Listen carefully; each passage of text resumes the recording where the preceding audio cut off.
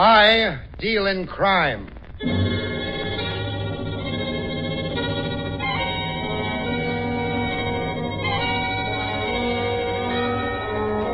The American Broadcasting Company presents I Deal in Crime, starring William Gargan as Ross Dolan. This is Ross Dolan speaking from one of the ringside tables at the Rose Room Dance Palace. Yeah, you guessed it. 50 beautiful hostesses. Count them, 50. If you're wondering what I'm doing in a spot where they tap you a dime for a two-time whirl around a small floor, it's because somebody gave me a lifetime pass. Also because a man named William Davis came to see me. William A. Davis, if you please. He was one of those stuffy little fuss budgets, about 50 years old, and tried to cling to a dull youth by brushing his thin hair over a rapidly spreading bald spot. He walked into my office one bright afternoon and said... Mr. Dolan, you're a detective. I want you to find my daughter for me. Sure, Mr. Sit down. I haven't time. My name is Davis. William Davis. William A. Davis. Well, glad to meet you. My name is Dolan. Ross Dolan. The only second name my father gave me I got when I broke the mirror in the front parlor. I have no time for levity, Mr. Dolan. Oh. Naturally, since my daughter has disappeared, I've been quite concerned, even a trifle distraught, if I may say so. Oh, say anything you want. I live up in Mission Valley. Lived there for 20 years. And one day last week, my daughter simply disappeared. How old is your daughter, Mr. Davis? She's 17. A dangerous age. Yeah. Also, you'll find her self-willed. You may have trouble bringing her back. Uh-huh. Any boyfriends, Mr. Davis? I know of none. I've prepared a sort of brochure on Jacqueline.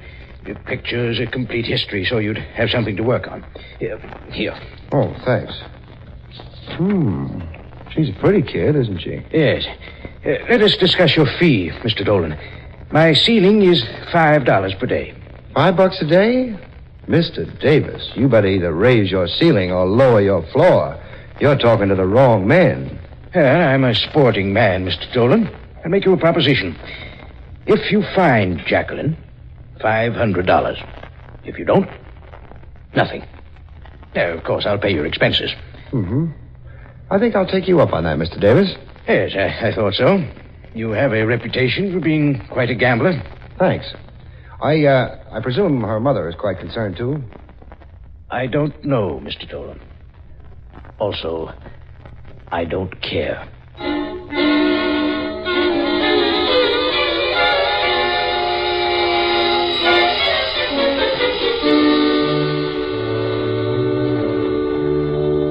William A. Davis hiked out of there like an upstate Napoleon on his way to Josephine. I settled down to the more serious job of finding a 17-year-old girl in a big city, and it turned out to be tough. The Missing Persons Bureau gave me no leads. Neither did the hospitals. I called and asked more questions than a quizmaster at a lawn party, and finally wound up with a pretty, nice, round goose egg. I decided to beat it down the street. But the minute I left the building, I got that uncomfortable feeling around the collar. I walked a block and looked around. I had a tail. I kept going towards the next corner. I rounded the corner and stopped. My pal was close behind me.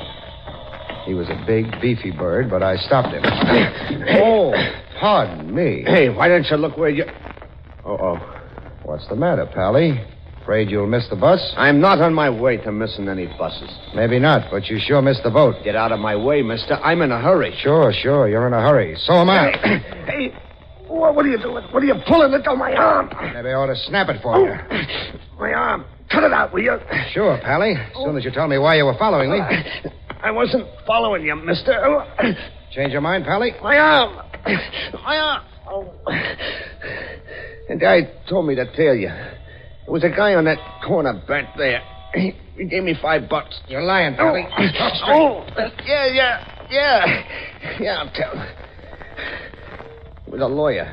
His name was Clemson. He's in the Ryan building. Uh-huh. What do you want? I don't know. Just wanted me to follow you. Tell him where you went, that's all. Can I, go now? Yeah, you're going, Pally. With me.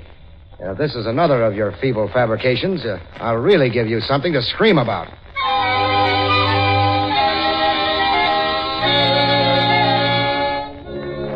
The character and I walked over to the Ryan building a couple of blocks away, rode up to the offices of Edgar Clemson, attorney at law. We walked right past a cute little secretary who was busy hiking her nylons up to sea level. Just a moment, sir. You can't go in there. Who said so, sister? Come on, you. Okay. You, Clemson? How did you get in here? Who are you? I got in through the door. My name's Dolan. I brought you something. What do you want? I'm busy. I brought your tail back, Clemson. Next time, get a guy who's a little smaller than a two-car garage and a little smarter than a Ubangi. Really, Mr. Dolan, I don't know what you're talking about. Don't go spreading that around, Clemson, because I know better. You hired this mug here to follow me. He says so. Follow you? Really, Dolan, I'm engaged in the practice of law, not a scavenger hunt. One more crack like that, mouthpiece, and I'll twist your trumpet. The next time you put this dumb lug on my tail, I'll mail you back his arm. Now, listen here, Dolan. I got Quiet. You're under the impression you're pretty tough, aren't you, Dolan? Suppose I am. Just remember that I'm a lawyer, Dolan. You get tough with me, and I'll tenderize you like a $2 ham. Now get out of here.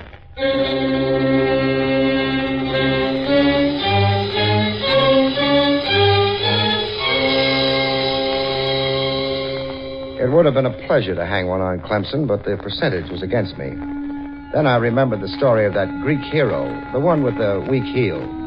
I figured Clemson might have a weak heel, too. He did, and I was kind of sorry about calling her a heel. It was Charlotte Crandall, Clemson's secretary.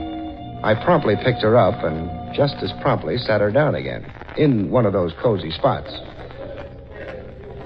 It sure was nice of you to take me out for cocktails, Mr. Dolan. Oh, don't mention it, Charlotte. When I saw those nylons, I was a gone gosling. Oh, I'll bet you say that to all the girls. All the girls I know don't have nylons. They don't? Gee, it sure is swell in here, Mr. Dolan. I've never been here before. Where do your boyfriends usually take you? Well, lately they've all been taking me home. That's so. I guess because they don't make much money. Or else they're smarter than... Say, how's your boss? Boy, was he mad at Butch, the guy who followed you. I can imagine. Butch do a lot of work for Clemson? Just where Lucky Maxwell's concerned. Lucky Maxwell. Don't remember him. Lucky isn't a he, Mr. Dolan. He's a she. No. She's one of Mr. Clemson's best clients. And you know something? No, why? She runs a diamond dance place. It's called the Rose Room. Must take it in some evening. Oh, I don't think you'd like it. It costs a dime every time you dance with a girl. Besides, I dance with you free. Maybe you got something, Charlotte. Have another... One of my boyfriends is coming over. Well, don't worry, Charlotte. One night this week, you and I'll go out. I'll show you the sights. Okay. Make it anything but the zoo. I've seen that 7 times this month. Anything but the zoo. Hey, okay. Hey, Miss Crandall, Mr. Clemson wants you right away. He sent me to look for you. Isn't it kind of funny you came to exactly the same place? Mr. Clemson said I couldn't talk to you, Dolan. Come on, Miss Crandall. Mr. Clemson is kind of mad. Okay, I'm going. Goodbye, Mr. Dolan. See you later. Yeah, kid. Well, I guess I better beat it, too. The boss sent for me to tell you something, Dolan. Yeah, what? Lay off his secretary, or he'll nail your hide to your own front door.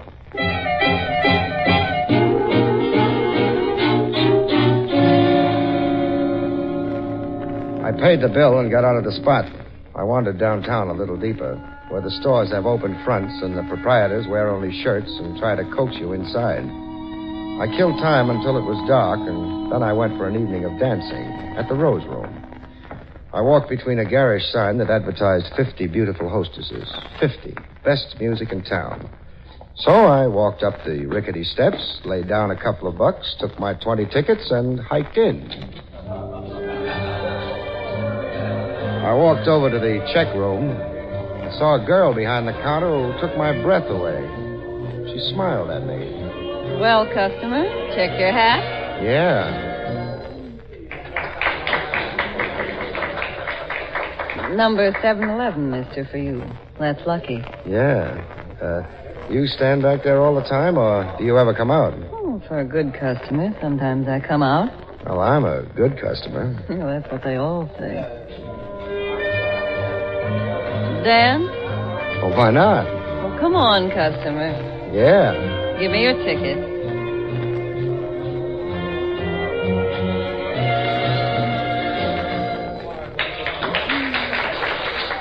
I'll have to have another ticket. That was a dance? Why, I only got a chance to do 3 steps. Well, up here, mister, you gotta be quick. You said it. How about sitting at one of those tables? Sure.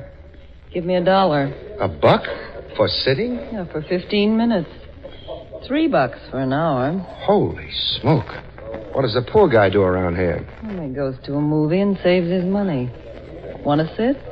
Yeah, and at that price, those chairs better be upholstered in platinum. Oh, how's this? Swell. Have something? Management says no. You can, though. Oh, thanks.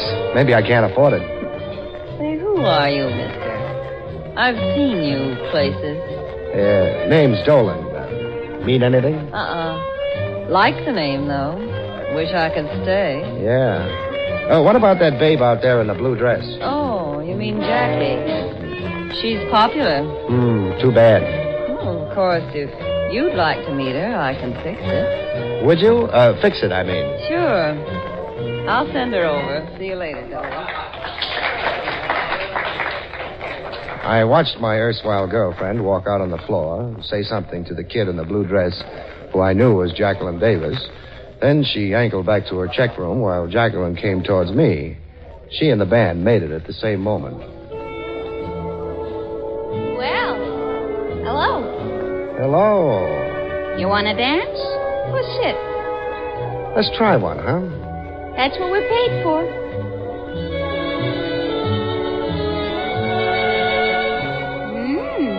You're pretty good. Thanks, Jackie. Oh, you know my name. Who told you? The doll in the check room. She did? Yeah. Why are we dancing toward the door? It's crowded over there. We're going places, kid. You got me wrong, mister. I don't leave the place. Oh, yes, I think you do. You're Jacqueline Davis, aren't you? So what? So your old man's looking for you. He's playing me a nice fat fee to bring you home. So we're walking over to the door. We're leaving, you and me. I won't go, and you can't make me. You're 17. Either you go with me now, or I'll be back with a writ and shut this place up. I'm 18. Cut it out, kid. I know better. Come on, and don't say anything to anybody. Just a minute, mister. What goes? The girl. I'm taking her out. Oh, no, you're not. We don't permit girls to leave with the customers. You're in the wrong place. I'm in the right place. The kid's only 17. Her old man's looking for her. So? You want any more than that? No, beat it. And mister, don't come back. Okay. What makes you think you can get away with this? I don't think. Hustle it, kid. Your old man's waiting. I won't go back, and you can't make me. If you were my kid and you talked that way, I'd paddle you until you put on your stocking standing up for a week. Here's a cab. Get in. Okay. In, kid. Hey, Jackie, what goes? Mike, my father sent him. He's after me. Get in here, mister. The dame stays out. What do you think you're pulling? I'll get your license for this. Don't make me laugh. I don't have a license for a gun. Get in. Okay. Get upstairs, Jackie, and get Sammy. I don't have to. Here he comes now. Sit still, Dick. As soon as Sammy gets here, we're leaving. Oh, is Sammy going along? I see you caught him. Get going, Mike, out the post road. I got something for this monkey. Why, Sammy, are you talking about me? Shut up.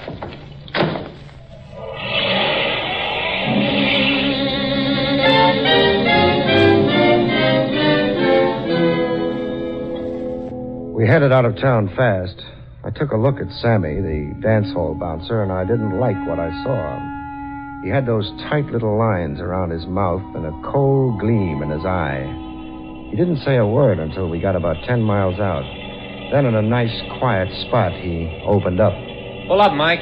This is it. Okay, Sammy. I suppose this is where you make with the bang-bang and the body in the bushes? No, we're just taking you for this little jaunt to teach you a lesson. How nice of you, Pally. Do I get a diploma? Just be happy you don't get a hit in the head, Dolan. You're mixed up in something that doesn't concern you. Stay out of it. Who's going to make me? Several people. Next time we have to ride you out of town, you'll be a lot unhappier. Now get out. Oh, wait a minute. You mean you took me for this nice ride and now I have to walk home? You sure do, Dolan. And the next time I have to take you for a ride, you won't have to walk. How nice. They'll bring you back in a basket.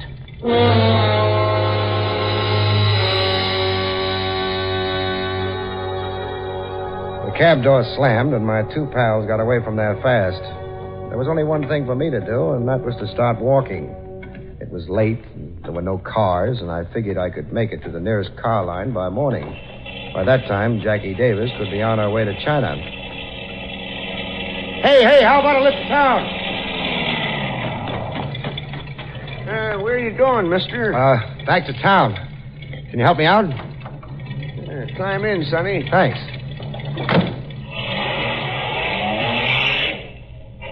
Hey, what are you doing way out here this time of night, Sonny? My doctor told me to take long walks, only tonight I overdid it.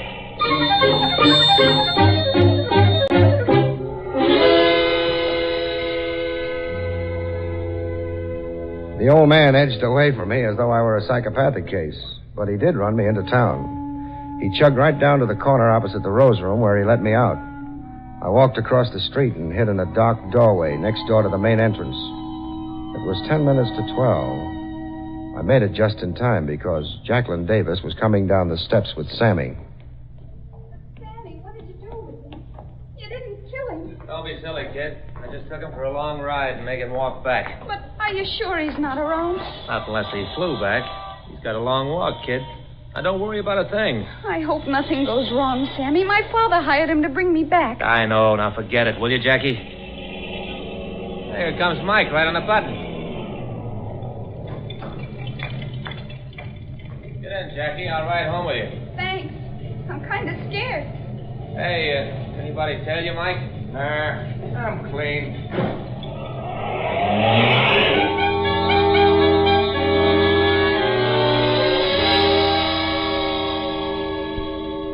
Jackie, Sammy, and the driver drove out of there in a hurry. I got a cab and followed. They pulled up in an apartment house. I watched while the girl got out and ran in. Sammy and Mike drove off. I left my cab and walked to the apartment house door. I was surprised to see the name Maxwell on the mailbox. I pushed the button, and half a minute later, I was knocking on the door. Come on in, Sammy. You sure got back fast, Sammy. I sure hope. Oh. Not old kid. The name's Dolan. Come on, you're leaving. I won't go. I'll yell for help. Go ahead. I'll explain that I'm taking a 17-year-old kid back to her old man. Yes, and you don't know what you're doing. If Sammy was here, he'd show you. If Sammy was here, I'd give him a nut on the head. Now, drop the talk, kid, and let's get out of here. I wasted enough time on you. Mr. Dolan, please, can't I stay here? No, come on. Uh-oh. Here comes trouble. Oh, hiya, Jackie. Mr. Clemson sent me over to keep an eye on you, so I am. I'm glad you came, Butch. Look, it's him. I know, but I can't talk to him. Mr. Clemson says so. Thanks, pal. Now, get out of the way. We're in a hurry. No, Butch, he wants to take me back to my father. Oh, you can't do that, Dolan. Mr. Clemson says for her to wait. Out of the way, Dopey. I don't like being called a dope, see? For the second time, out of the way, Dopey. I just remembered I don't like you very much, Dolan. That's too bad. Now, come on, kid. We got things to do. We went back downtown for two reasons. One, to get my car, and two, to tell old Davis I had found his daughter. I called Davis on the phone. You've got her? You've actually found her? Sure, Mr. Davis. What now? Bring her up here. At this hour of the night? How soon can you leave? In about 10 minutes. Good. You can make it in an hour. Take the post road. The post road? Yes, it's faster that way.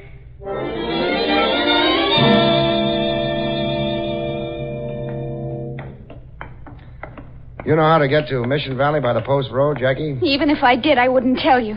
Okay, kid. Here's my car. I'll find the way. Wait a second, Dolan.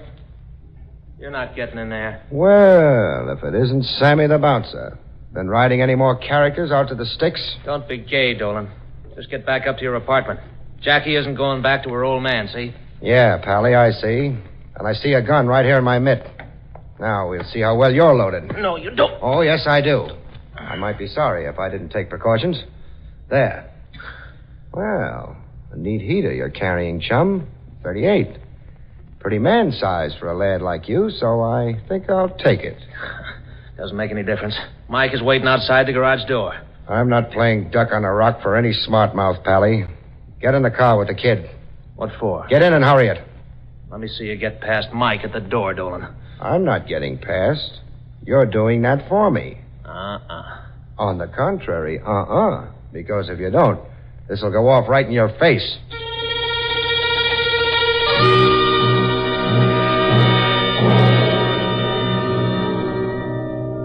Sammy had a lot of nerve, but the gun scared him. We drove out the door. Sammy said the correct thing, and I waved gaily at Mike and beat it out of town. I remembered how kind Sammy had been to me, so exactly 10 miles out, I dumped him off to hoof it back to town. I don't think he liked it. We'll be there in 10 minutes, kid. I'm sorry I had to let Sammy out so far back. You think you're so smart. You just wait. Hey, look at that chump coming up behind us without lights. Hey, you turn on your lights.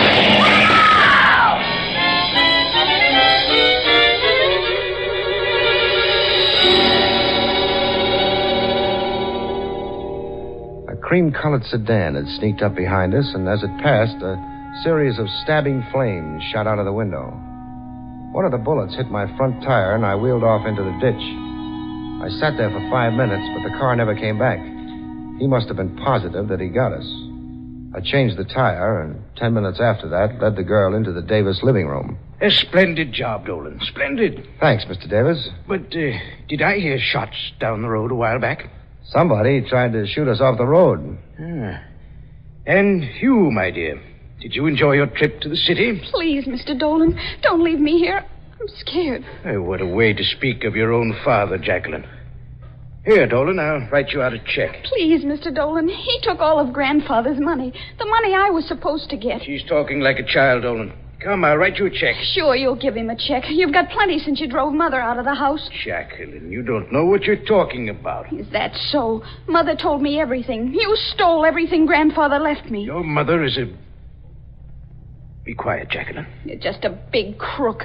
You've always wanted everything for yourself. Come, Dolan, I'll make you out your check. Just a minute, Davis. Jackie, is your mother, does she work down at that joint, kid? She owns it, Mr. Smarty. She's Lucky Maxwell. Jacqueline, I'll teach you to run off to the city and blab to your mother. That'll teach you a few things. That'll be enough of that, Davis. If you want to beat your kid, do it when I'm not around. This is my affair. You keep out of it. I'll get your check. Please don't leave, Mr. Dolan. He'll kill me. Honest, he will. You be quiet, Jacqueline. Maybe I ought to hang around, Davis. You'll get your check and get out. That's what you'll do. Jackie, what kind of a car does your father drive? Why, Jacqueline? It's a cream-colored sedan. Mr. Dolan, you don't think... Uh-huh. You know, Davis, I've made a mistake. I've been working for the wrong person. You drove that car tonight. You asked me to drive the post road so you could knock us off. You were playing a little murder game on the safe side. Put up your hands, Dolan. That's what it is. You hired me to get the kid out in the open so you could knock her off. Too bad you ever learned to think, Dolan. Yeah. Now you'll have to get rid of both of us, won't you? I told you he brought her up here, Mr. Clemson. See? Yes, we thought we'd find you here, Dolan. Mother, what are you doing here? Drop it, Davis. Drop the gun. Haven't you done enough? Yeah, Mr. Davis. You're in enough trouble now. No, you don't. This is my house, and I've got a right to defend myself against all of you. Even you, my dear. You'd really shoot, wouldn't you? Of course I would. No, he won't. Give me that gun, old-timer. I said, give me that gun. Oh, keep away. Keep away. I'll shoot again. No, you won't, old-timer. Now, Mr. Dolan, I got something for you, too. I owe you. That'll be enough of that, Butch. But, boss... That'll be enough, I said. Thanks, Clemson. Don't thank me, Dolan. You're in trouble. I'm going to charge you with assault. That's for hitting Butch. And for kidnapping Sammy as well as Jackie. That'll cool you off. Yeah, and I don't blame you. For once, I was on the wrong side of the fence. Well, nevertheless, Dolan, we heard you outside the door.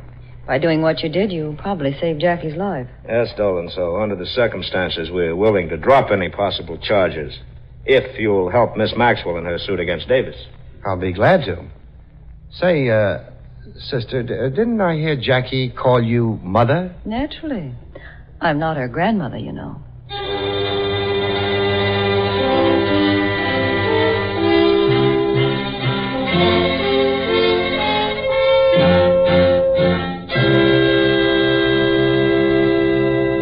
The whole story came out then. Jackie was to be 18 in 2 days. In spite of the fact that her mother was to have her, old man Davis wanted to keep her. Then he could cover up the fact that he'd stolen most of the money left her by her grandfather. Clemson forgave me, and so did Butch. The kid, Jackie, kissed me for sticking up for her. Lucky Maxwell? Well, I talked to her a couple of days later at the Rose Room. You look surprised, Dolan. I could have a 17-year-old daughter. You could, sure, but you're not over 30 yourself. Oh, thanks, Dolan. Only I'm 35. Sister, the years rest on you like a feather. But what about this Maxwell business? Well, Maxwell is my maiden name. He threw me out because he thought it'd make it easier for him to get his hands on the money my father left Jackie. And all the time I thought he was on the level. Well, naturally you would. But do you know that for a long time, even I was a virtual prisoner? When Jackie grew older, she sneaked down to see me after I'd left him. But a joint like this? Oh, why not? That way I could keep an eye on her. Oh, by the way, Dolan, he promised to pay you. He can't. But I can. Here, it's a check. Oh, thanks, Lucky. You know, you should get married again. You're young. Am I? Oh, and you're beautiful. Like a rose. You're breathtaking. Am I?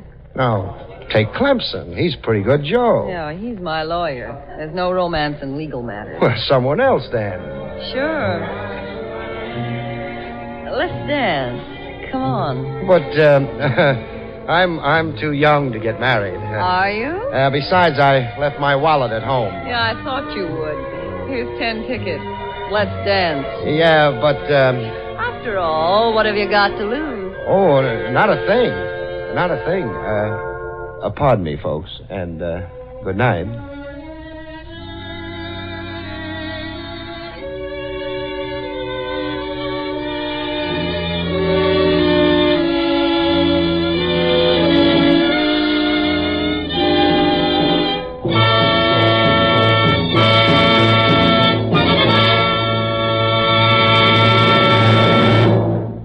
Don't forget to listen again next week, same time, when you will hear William Gargan say, I deal in crime.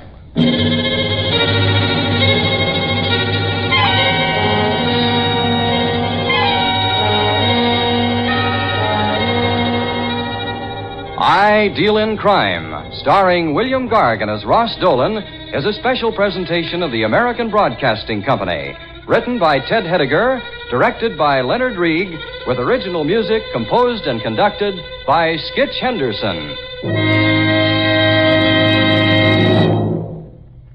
All characters and incidents used on this program are fictitious. Any resemblance to actual persons or incidents is purely coincidental. I Deal in Crime came to you from Hollywood. This is ABC, the American Broadcasting Company. American Broadcasting Company. American Broadcasting Company. American Broadcasting Company. The Amazing Mr. Malone.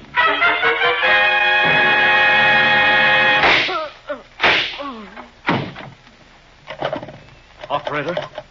Operator. Get me the office of John J. Malone.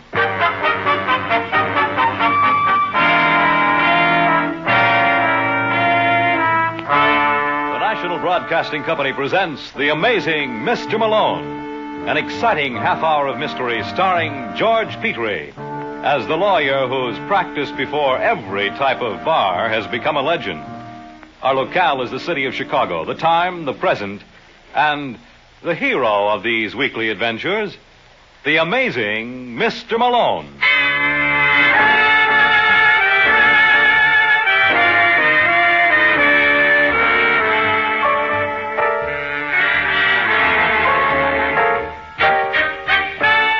Malone's the name, John J. Malone, attorney and counselor at law. Tonight, in our study of the cliche, let's take a gander at hard work never killed anyone. You can never prove that by Danny Braden. Danny is the dark-haired boy in the small furnished apartment on Chicago's South Side. Danny is what is known in the trade as a solitary drinker, and he's just made an amazing discovery. Your liquor goes a lot further that way.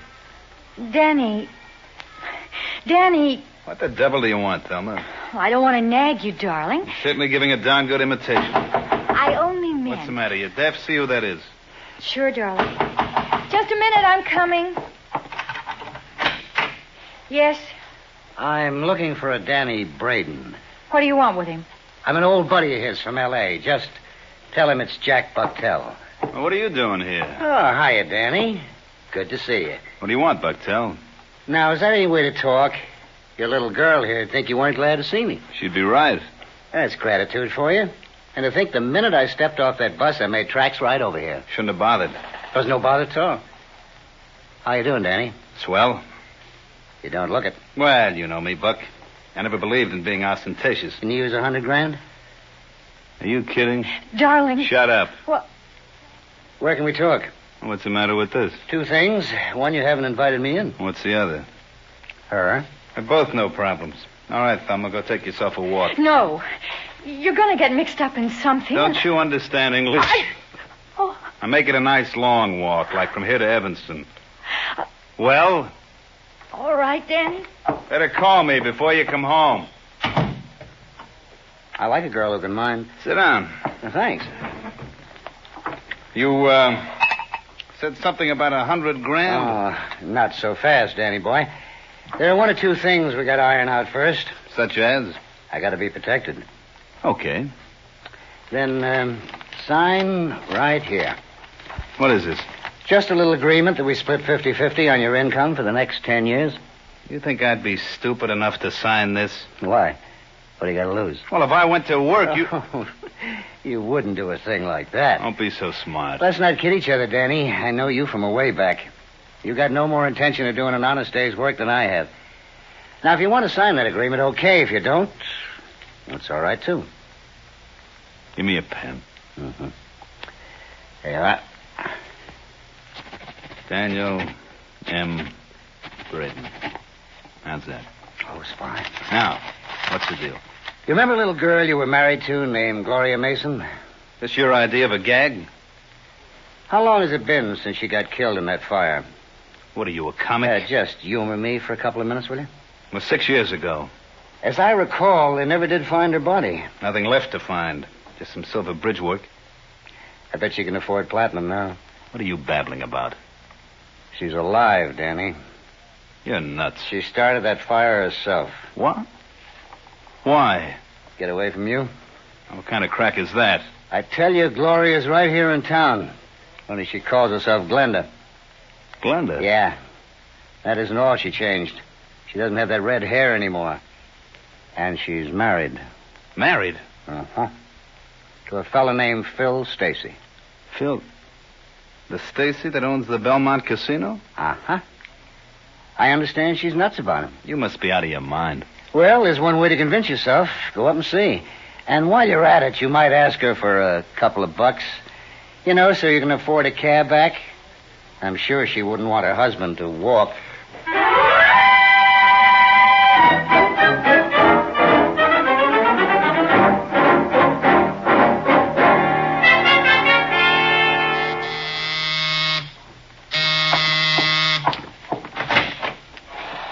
Yes? Well, what do you know? What? I never would have believed it if I hadn't seen it with my own eyes. Look, mister. What's the matter, Gloria?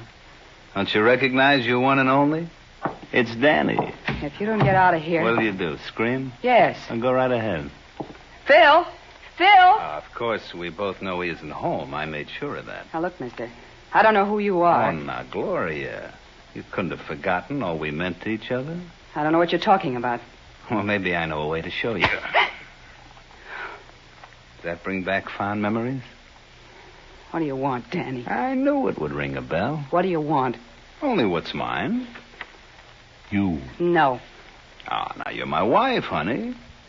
You don't know how I missed you. I'm sure you found someone else to beat up. Oh, now, Gloria. Oh, I beg your pardon, Glenda. There never was anyone like you. Well, what do you say you pack your bags and I'll take you home? Let me go. Oh, come on, sweetie. You'll love it. Once you get used to the bugs. What are you after? I told you. You. I only hope Phil won't be disappointed. You're not going to say a word to him. I'll kill you if you do. Well, he's bound to find out. After all, he thinks he's married to you. How much do you want? Now, you think I came here for money? How much do you want? I never thought of it like that. But, if you'd rather stick with Phil, why, far be it from me to interfere with your happiness. Let's make it $5,000. That's a nice round figure. Don't be a fool. Where would I get it? Oh, it doesn't have to be cash, honey. I'll take your check. I'm sure you wouldn't stop payment. How do I know you won't be back again? Of course I will, Glenda. You're my wife. Now, what kind of husband would I be not to drop by when I'm in the neighborhood? And I intend to be around real often.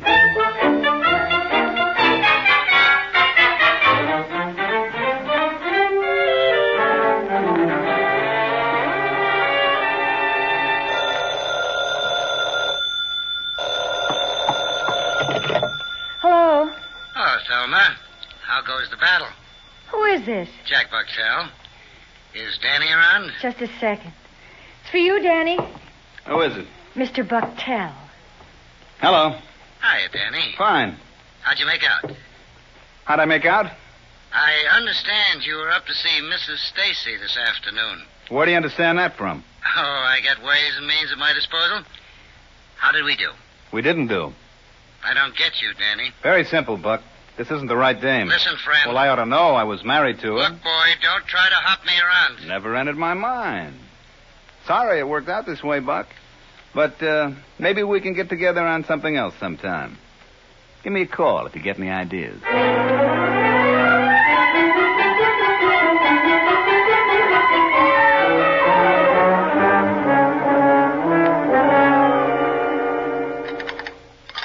Some more coffee, Glenda?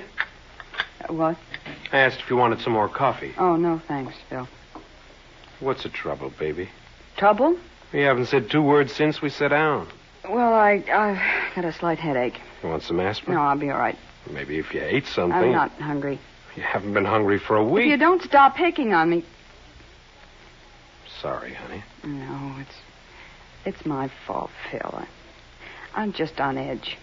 Well, I'm going to call Doc Wilburn and ask him. No, I don't want you to. I tell you, I'm perfectly all right. Then what's bothering you? Nothing. Absolutely nothing. I swear. Look, Glenda. I promised when we got married I'd never ask any questions. I know that, Phil, and I appreciate it. But if something's worrying you and you want to tell Papa, he'll always be ready to listen. Remember that.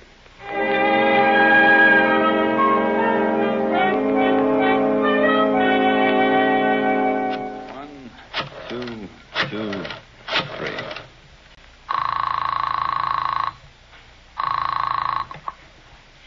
Hello? Hello, Doris. This is Danny Braden. Oh, hiya, Danny. My missus there? Huh, what? Thelma. No, she ain't. Oh. I just got in to find a note saying she's gone over to see you. Well, she left here 10 minutes ago. I think she had an appointment with John J. Malone. Who? You know, that lawyer fella. What does she want with Malone? Well, I don't know, Dan. Oh, gee. I shouldn't have told you. You won't say nothing. Don't you worry, Doris. I won't breathe it to a... Danny!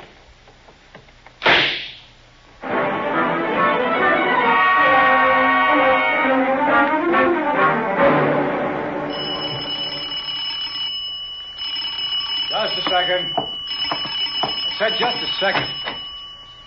Yeah? I'm looking for John J. Malone. Have you tried the Prescott building? I understand he's got an office there. His secretary told me he's never in. Oh. And then she said if it was real important, I could find him here. She's just a great big blabbermouth, ain't she? Uh-huh. Skip it. Come on in, Mrs. Oh, Braden. Thelma Braden. Sit down. Well, You don't have to worry. I won't bite. I left my uppers in my other head. what? Hey, don't try to figure it out. It's not worth it. What's your problem? Problem? There must be an echo in here. Well, I'm sorry, Mr. Malone. It's just that I'm nervous. Why? Well, I've never done anything like this before. Danny would kill me if he knew. Danny, I take it, is your husband. Yes. Want a divorce? Oh, no. Then what is it? Well, you see, I married Danny 3 years ago after his first wife died in a fire. Well? Well, just for the sake of argument, suppose she didn't die. Suppose she was still alive. Well, then she's still his wife. It doesn't matter. Oh, don't stop on my account, Malone. Didn't your mother ever teach you to knock, Lieutenant? She also taught me not to be noisy. Sit down, Lieutenant. Thanks, I will. Look, Brooks, I happen to be very busy. And you're going to be a lot busier before the day is over. Pay no attention to him, Thelma. I'm afraid she's going to have to. I'm with the police, Mrs. Braden. What? How did you know her name was Braden? Oh, you'd be surprised what I know about her. She's 31, blonde, and recently widowed. Widowed? All right, Sidney, what are you getting at? Her husband was murdered an hour ago. No. Yes. You're lying. You're making this all up. Ah, you know better. Are you accusing her? Uh-huh. Oh, no. Oh, I wouldn't worry, Thelma. Didn't they tell you Malone was amazing? Why, with him on your side, all you can possibly lose is your life. Ain't that a comforting thought?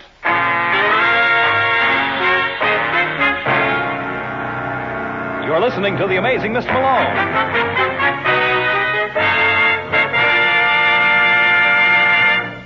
It's the Silver Jubilee on NBC. East and West meet as Mr. Moto moves swiftly against those who would corrupt and destroy freedom-loving people everywhere. On the national front, Martin Caine, Private Eye, will find himself involved in plenty of action as he becomes involved in whirlwind adventures beginning July 1st. Mr. Moto and Martin Caine, 2 invitations to suspense, intrigue, and mystery over your favorite NBC station. And now, back to the amazing Mr. Malone.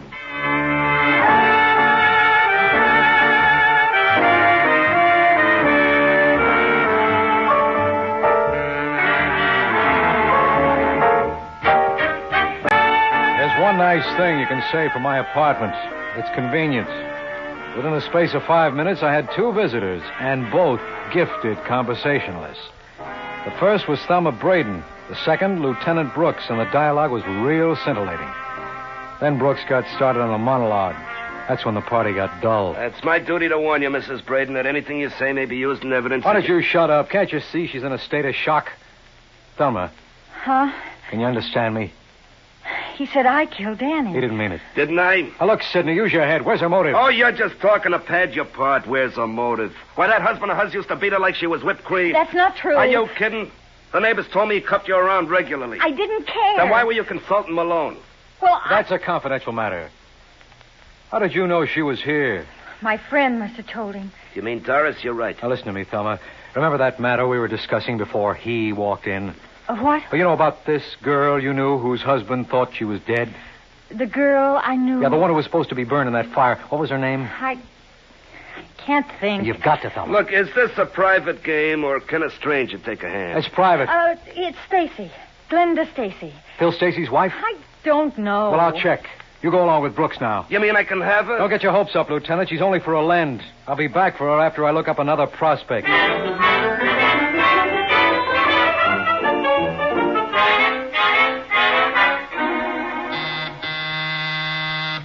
Come in. Hello, Phil. Well, if it isn't the amazing Mr. Malone. Come on in. Thanks. Hey, it's quite a place. You know, I've never been up here. Like it? Why shouldn't I? Didn't I furnish it? What are you talking about? Well, I figure with the dough I dropped at your club, I must have at least bought the drapes. Sit down. Thanks. Drink? What do you got? Scotch? That's my boy. Say when. Just one of them things. Just one. Whoop. Yeah. What about you? No, I'll sit this one out. Well, like they say, here's to crime. All right, Malone, what's in your mind?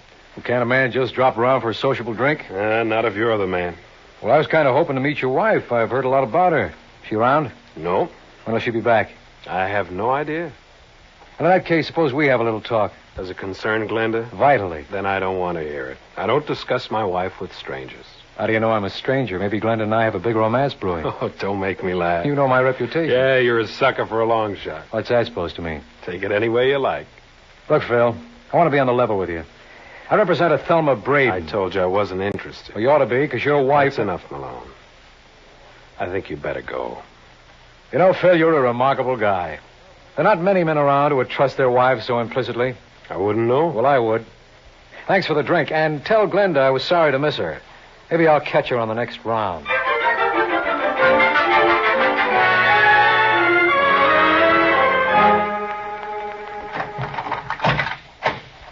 That you, Glenda? Yes, Bill. Oh, here. Let me help you with those packages. Oh, thanks, darling. How do you feel? Oh, much better. Good. Would you like a drink? I'd love it. You sit down right over here and Pop will take care of it. Did you bring the evening papers? Oh, I forgot. Oh, it doesn't matter. All the news is bad. Which reminds me, John J. Malone was up to see you this afternoon. Who? You know, a lawyer. But he's representing Thelma. What did he want? I didn't give him a chance to say. Hey, don't you want your drink? What did he say, Phil? I told you I wouldn't listen to him, but I will to you. I don't understand. Look, baby, you know our deal. I never asked you about anything, but if you're in a jam, I want to know about it. I tell you, everything's fine, darling. All right, Glenda. Let it be like you say, everything's fine. And Malone or no Malone, Papa's going to keep it that way.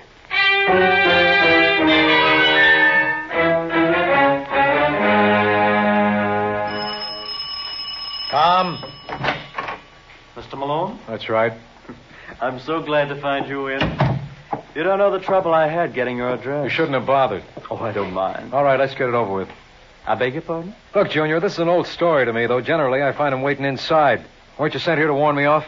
How in the world did you know that? I'm amazing. Besides, that bulge in your pocket gave you away. Oh, you mean this old thing.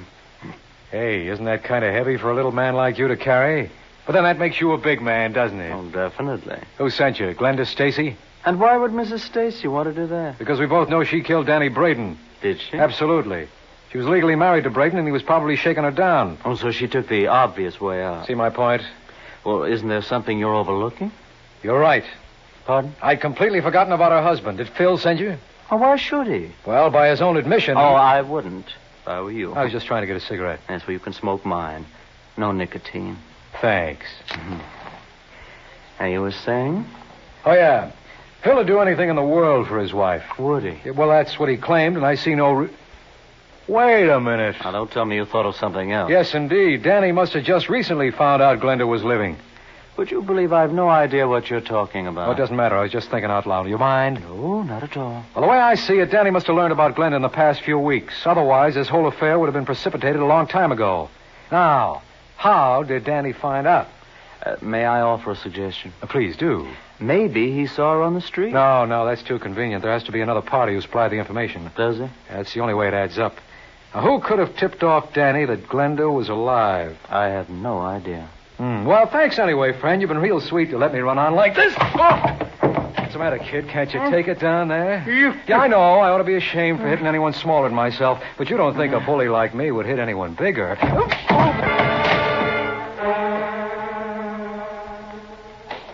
C-O-N-C. Hey, Sussman, how do you spell consensus? Don't tell him, Hank. You're no stool pigeon. Oh, no. Make for the hills, man. That man's here again. Look, you idiot, I want to talk to you. No speaker to English. I'm not kidding, Lieutenant. I got the whole thing figured out. When haven't you? I'm serious. Thelma Braden didn't kill her husband. Well, naturally you'd say that. Naturally, and I've just been with the boy who can prove it. Well, why didn't you bring him with you? He was in no condition to travel. He had a gun, and I saw no point in letting him use it. Coward. Who sent him? Well, he wouldn't say, but I'd be willing to hazard a guess. All right, let's hear it. Try and stay with me. Now, Danny Braden was blackmailing Phil Stacy's wife. Why? Because she was really Danny's wife. She was never legally married to Phil. Now, this couldn't possibly be as confusing as you make it sound. Well, if you think it's rough, wait till you hear the rest. Danny thought she was dead. Recently, he learned she was alive. Now, that information had to come from someone. Who was it? Well, you tell me. I'm the schlemiel, remember? Okay. It came from the same guy who sent that punk junior grade around to knock me off. And who's that? Phil Stacy. Are you out of your mind? Well, who'd be in a better position to know all about Glenda's background? Well, why would Phil want to blackmail his own wife? That's what I keep telling you. She's not his wife. All right, why'd he want to blackmail Glenda? He's in the chips. Where do you suppose that bankroll came from originally? Glenda? Sure. She must be the one who's loaded. Phil's past is a mystery. And when Glenda left Danny, she must have waltzed off with all of Danny's dough. This assumes he had money at one time. Yeah. Now, let's see if I understand you. It's your theory Phil was blackmailing Glenda through Danny. Hooray, you caught on. Yeah. Well, I'll have to give you credit, Malone. You were right on one count. The information that Glenda was alive did come through a third party, only it wasn't Phil Stacy. It came from a fella named Jack Bucktel. But if Phil wasn't the one who supplied the information... Then you were wrong on count two. Yeah, but don't feel too badly. You were 50% right, and for you, that's a 49% improvement. Keep it up, Counselor. You're doing fine.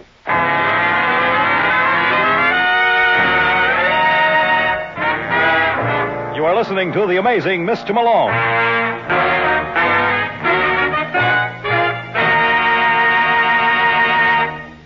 It's the Silver Jubilee on NBC. They say there's a thin line between the real and the unreal. A place where time stands still. A land of silent mystery. We bring you excursions into the unknown. Journeys into the future and through the shadow-filled corridors of the minds of men. On Dimension X. A program designed to bring you the unusual. Tom Conway brings us back to reality as the debonair gentleman adventurer Simon Templar, who finds suspense and mystery awaiting him as the Saint. And here's another program note. Be sure to hear Martin Caine, Private Eye, beginning on this station July 1st, and featuring the well-known screen star Lloyd Nolan. Dimension X, The Saint, and Martin Caine, 3 top programs designed for your summer entertainment over NBC, where the chimes are. And now, back to the amazing Mr. Malone.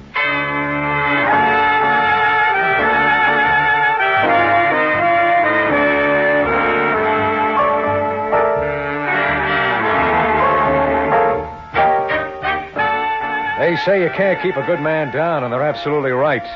Where if Lieutenant Brooks thought he had knocked me out with his haymaker that Jack Bucktel supplied the information to blackmail Glenda, he was wrong.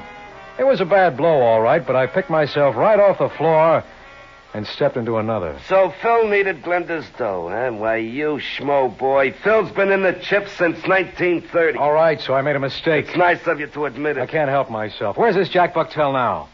You know, I had a hunch you'd ask that, and I happen to be prepared with an answer. Sussman, show in Mr. Bucktel. Never mind, I can make it myself. Listen, Lieutenant, if you know what's good for you... Don't be silly. If I knew what's good for me, I never would have been a cop.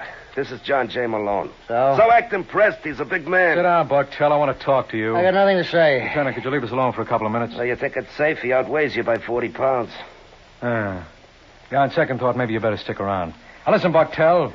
How much did Danny give you? What do you mean, how much did he give me? Of the money he blackmailed from Glenda. No, he didn't get a dime from her. So he held out on you? No, he didn't. You just admitted there was no split? That's because there was nothing to split. He told me Glenda wasn't the right girl. But you knew better. I knew nothing of the kind. And when you learned Danny double-crossed you, you killed him. No. You went to his apartment and you shot him in the back. Oh, you're crazy. All right, Brooks. What are you waiting for? Did you hear him confess? No. Well, he practically admitted... I didn't hear him. You just haven't been reading between the lines. And all the reading you've done must have strained your eyes. He couldn't have killed Danny. Why not? Because at the time of the murder, he was in Detroit. He what? You heard me. Had to fly Sussman there this morning to pick him up. Well, that doesn't make sense. If he didn't kill Danny... Then it's barely possible your client did. Well, thanks for helping us out, Malone. I don't know what I'd do without you.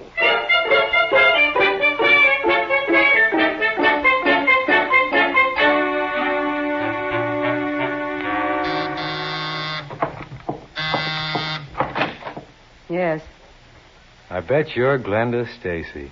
I beg your pardon? My name's John J. Malone. Didn't your husband tell you I was around earlier today? No, he didn't. Well, I was. Unfortunately, I missed you. Well, what can I do for you, Mr. Malone? Well, you can invite me in. I think that'd be a mistake. Oh, hi, Phil. I didn't see you. It's pretty obvious. What do you want, Malone? Well, I just dropped by to apologize. Apologize? Yeah. Can I come in? All right. Thanks. This lovely place you have here, Glenda. Glenda? Well, I feel I know you so well. After all, I've heard so much about you. All right, Malone, what do you want? You were much more hospitable this afternoon. You invited me to have a drink, remember? What do you want? I guess I'll have to buy my own. I don't know where the money's going to come from. Gee, get to the point. Well, as I started to tell you, I represent a Thelma Braden. I think you better leave us alone, Glenda. No, I want to hear this. I don't blame you, lover. It's pretty good yarn. You see, Thelma was married to a boy named Danny. You don't have to go into that. We read it in all the papers. Not all, Phil. You see, Thelma wasn't really married to him. Legally, he was still Glenda's husband. What? That's a lie. You should have told him, lover. Look, Malone, what are you trying to hand me? You folks have nothing to worry about. With Danny dead, there's nothing to prevent you from getting remarried. I don't like those kind of jokes. It's no joke, Phil. But I did do you an injustice. Some gunzel came up to my apartment early this afternoon, and like a fool, I jumped to two conclusions. One, that you sent him. Now, look, Malone. Just hear me out. I also came up with a weird theory that you were behind a blackmail plot to shake down Glenda. Are you out of your mind? I must have been. Lieutenant Brooks told me you were the one with the money. I didn't take his word for it, so I checked with your bank. He was right. Where do you get I know, I got my nerve. They told me something else. That in the last month, Glenda here issued 4 checks to Danny Braden. I know about that. No. Sure I did, baby. He's telling the truth, lover. He saw the endorsement. So, being the kind of man you are, naturally you took steps. And all of them in the direction of Danny Braden's apartment. No. Then later you sent that punk around to scare me off when you thought I was going to hang Danny's murder on Glenda. Are you trying to say I killed him? I thought I did. Why, you know... Lieutenant! He wants to slug me. I wish I hadn't come in so fast. Go on, you're too big a ham to miss a cue. Now fool the public and act like a policeman.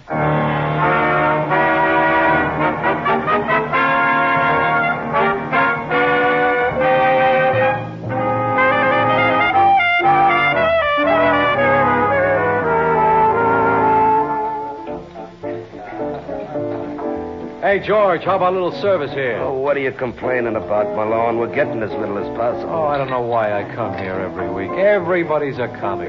Listen, Malone. What do you want? How did you know Phil killed Danny Braden?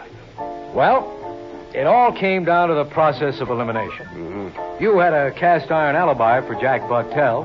So that took care of him.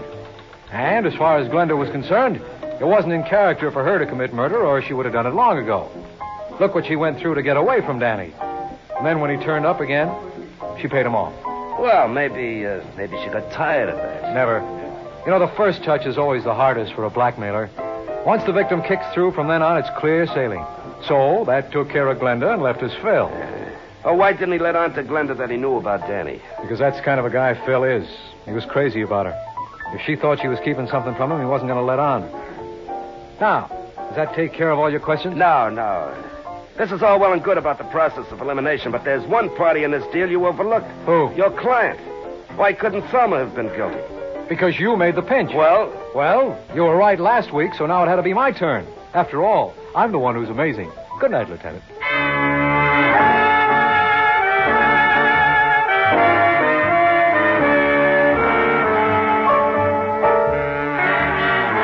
The story of a man who came up with an interesting theory about life.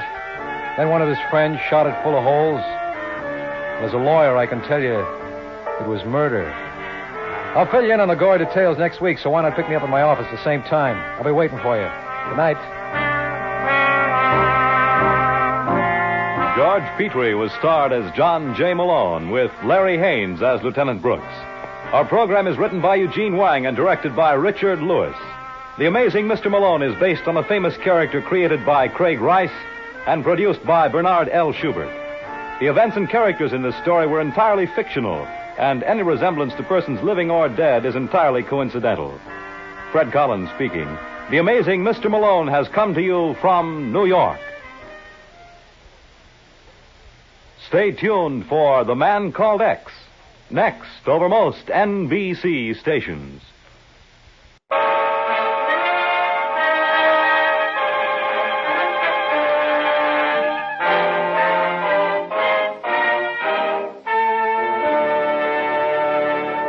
Kreml Hair Tonic and Kreml Shampoo present the new adventures of Sherlock Holmes, starring Nigel Bruce as Dr. Watson and Tom Conway as Sherlock Holmes.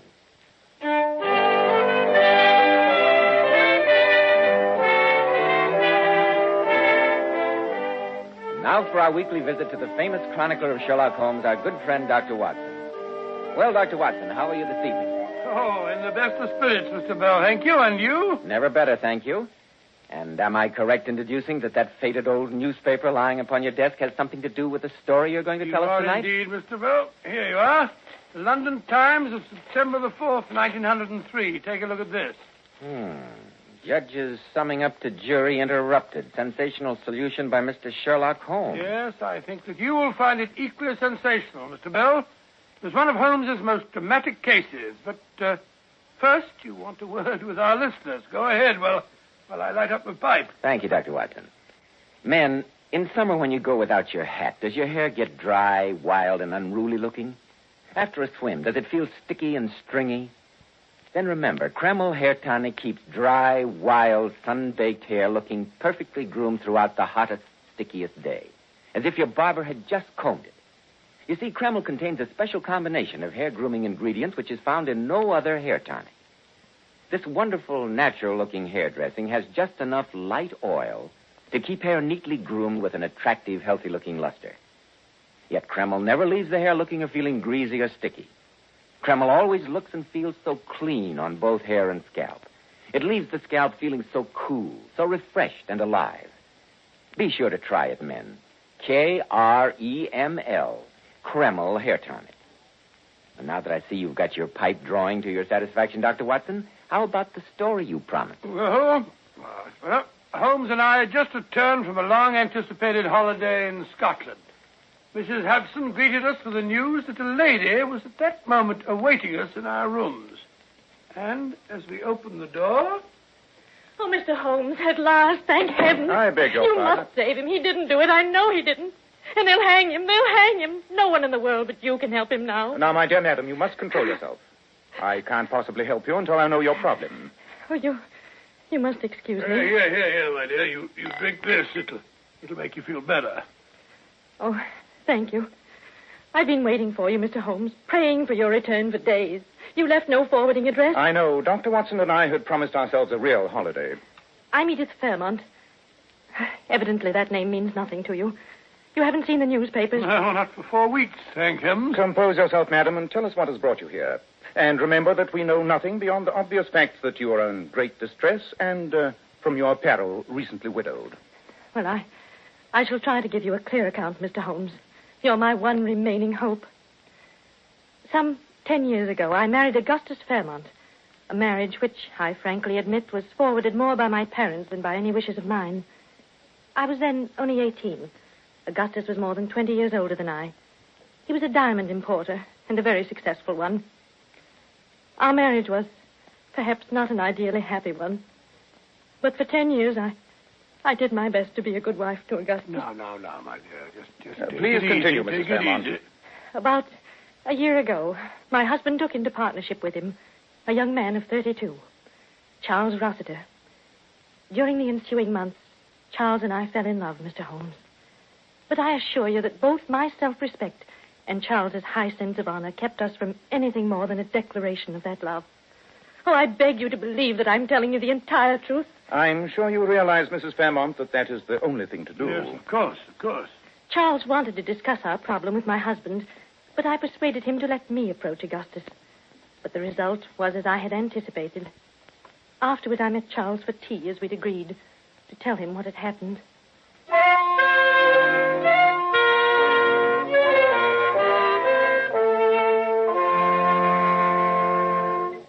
Edith, my dear, I thought you'd never get here. Oh, it was difficult, Charles. Even more difficult than we expected. I hate to tell you this, my dearest. You don't have to tell me. I knew as soon as I saw you. Augustus refused even to discuss the possibility of giving me a divorce.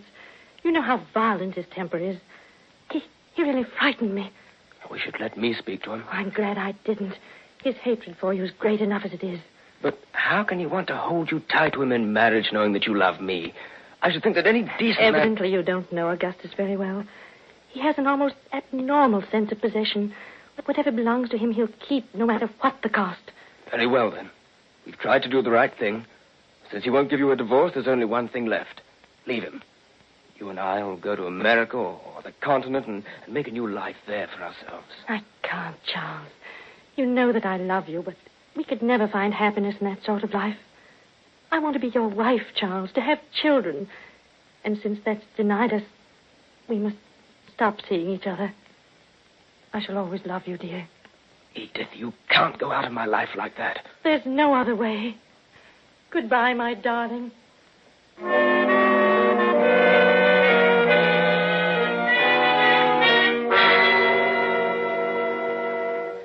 That was the last meeting I had with Charles, Mr. Holmes. I see. Go on, Mrs. Fairmont. Well, my husband and Charles were, under the circumstances, equally anxious to dissolve their partnership. They agreed to make a final trip to Amsterdam to complete a transaction which they'd previously arranged, after which the business was to be dissolved. How long ago was this? A little more than a month ago. The day before they left, my husband, telling me that he was unable to find the revolver which he always carried when transporting valuable shipments of diamonds, asked me to buy him a new one. I did so, and he took it with him when he sailed. 2 days later, having completed their business in Amsterdam, Charles and my husband started back to England aboard the night boat from Flushing. My husband had with him over 10,000 pounds worth of unset diamonds which they'd purchased. I assume, Mrs. Fairmont, that this part of your narrative is all hearsay. What I'm telling you now, I've learned from the police. Charles and my husband had adjoining cabins on the boat. It was a foggy night in the North Sea, and about midnight, a German gentleman in the cabin adjoining my husband's, on the other side from Charles's, heard the sounds of a violent quarrel between Charles and Augustus.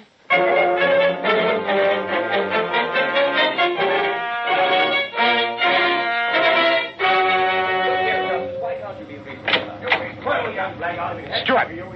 Stuart! Yes, Mr. Smith? What can I do for you? Listen to that bellowing in there. Is this a cattle boat? How can I sleep with such a verfluchte noise going on? Oh, I'm very sorry, sir. The gentleman do seem a bit agitated, like. I'll knock on the door. I'm sorry, sir, but there's been a complaint from some of the passengers regarding the noise. Oh, all right. There you are, Mr. Smith. If there's any more disturbance, just ring for me. If there is any more disturbance, I go to the captain. For an hour now I have been trying to get to sleep. What was that? That was a shot, you Dummkopf. Come. It's locked. Well, why get down? Oh, good heavens. That man is dead. Dead as a doornail. It's Augustus. What's happened? You ask what has happened? With that man dead on the floor and you in the doorway between your cabins?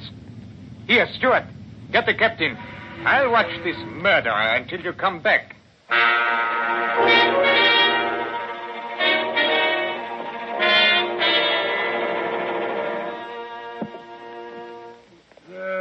There, Mrs. Fairmont. I can understand what a strain it must be for you to tell all this. Let me get you some aromatic... Oh, I'm all right, Dr. Watson. Thank you. Your husband had died instantly, Mrs. Fairmont? So the police said, Mr. Holmes. Apparently the revolver had been fired at very close range, directly into his head. They said he must have fallen dead on the instant. And the revolver? Well, it was gone, Mr. Holmes. The porthole which gave onto the sea was wide open. The police, of course, say that Charles threw the revolver out of the porthole after shooting Augustus. The bullet was a .32 caliber, the same as the one I had purchased at my husband's request. And what has Mr. Charles Rossiter to say? Well, what is there for him to say? Oh, quiet, Watson. Oh, I don't blame you for thinking that Charles is guilty, Dr. Watson. Everyone in the world thinks so. But I know that he isn't. He's sworn to me that it's a complete mystery to him, and I believe him. If I didn't believe him, there'd be nothing left to live for. The police arrested him, of course. Oh, naturally. He goes to trial at the Old Bailey tomorrow. Oh, Mr. Holmes, you must save him. You must. You're my only hope. No one else can do it. Say that you will. I cannot promise that, Mrs. Fairmont. I'll undertake the case, but you must understand that anything I discover, even though it may be evidence damning to Mr. Rossiter, will be turned over to the police. That's all I ask. I know he's innocent, and I have faith that you'll prove it. I beg you not to indulge in any false hopes, Mrs. Fairmont. I shall do my best to uncover the truth, but we have little time at our disposal. You omitted to mention what had happened to the diamonds. Were they found on your husband's person? Oh, I almost forgot. They seemed so unimportant. The diamonds were missing, Mr. Holmes. Huh? Missing? Oh. How do you account for that? The police think that Charles was going to steal them, and that suddenly realizing the impossibility of the idea, he threw both them and the revolver out of the porthole. Odd. Well, with the trial starting tomorrow, Mrs. Fairmont, Watson and I have much to do. Our first task must be a complete examination of the police records of the case. I know you'll excuse us if we hurry off, Mrs. Fairmont. Our first call must be on Mr. Charles Rossiter in prison.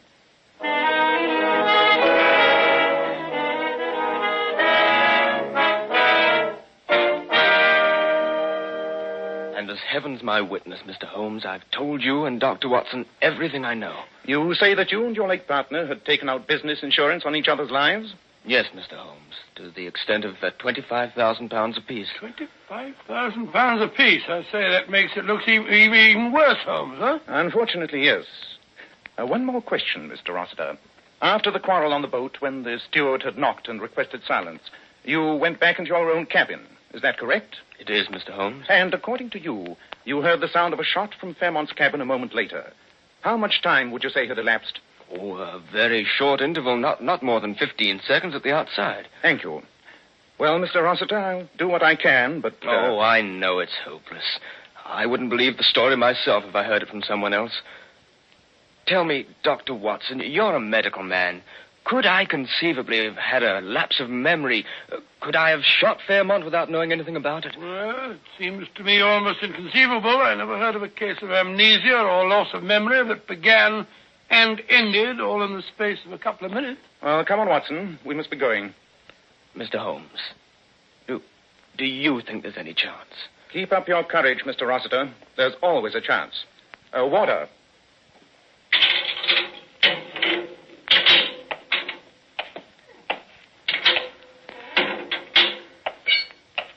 I say, Holmes, I grant you that Mrs. Fairmont's a lovely woman and that young Rossiter had a lot of provocation. But why did you tell him that there was a chance? It hardly seems cricket to me. I told him that there was a chance, Watson, for the excellent reason that there is. Chance of what? Of acquitting Rossiter of a crime which he very obviously did not commit. What do you mean to say? Come along, Watson. We've no time to stand about arguing. Rossiter's trial opens tomorrow morning. And if we're to secure the evidence we need, you and I have our work cut out for us. Evidence? Evidence of what? Evidence to convince a jury.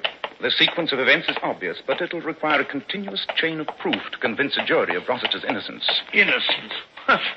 On my soul, Holmes, I think you must be mad. Prosecution has an absolutely clear-cut case, and you go on practicing about Rossiter's innocence. If Rossiter didn't shoot Augustus Fairmont, somebody must have. Somebody did, Watson. And a devilishly clever plot he invented, too. But if we're to save Rossiter from hanging, it's up to us to prove it.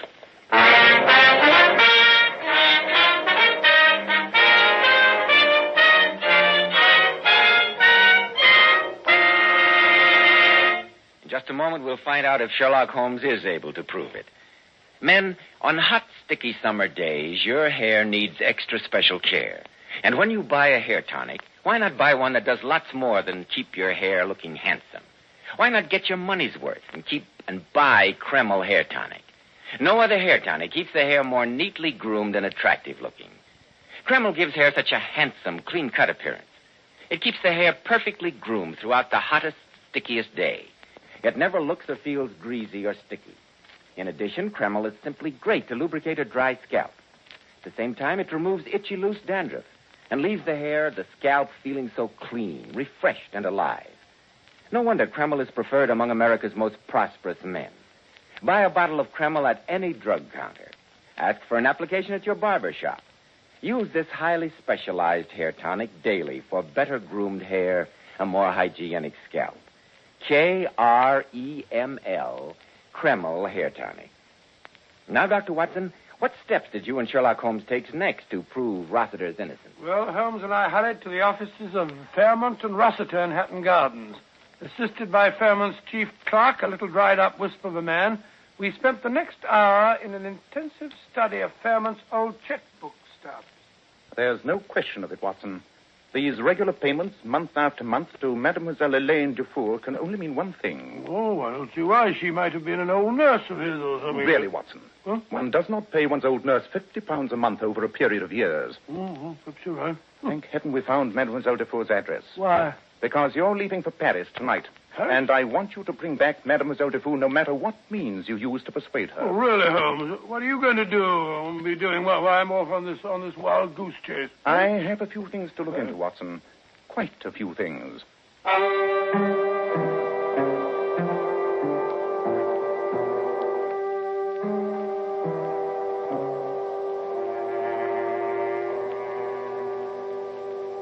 And you performed the post-mortem yourself, Dr. Macpherson? I did, Mr. Holmes. And I'm prepared to stake my professional reputation that Augustus Fairmont would have been dead within a year, no matter what had been done. The disease had progressed too far for surgery to have been any use whatsoever. You told the police this, of course. Oh, naturally. They weren't interested. All they cared about was the bullet which finished the fellow off.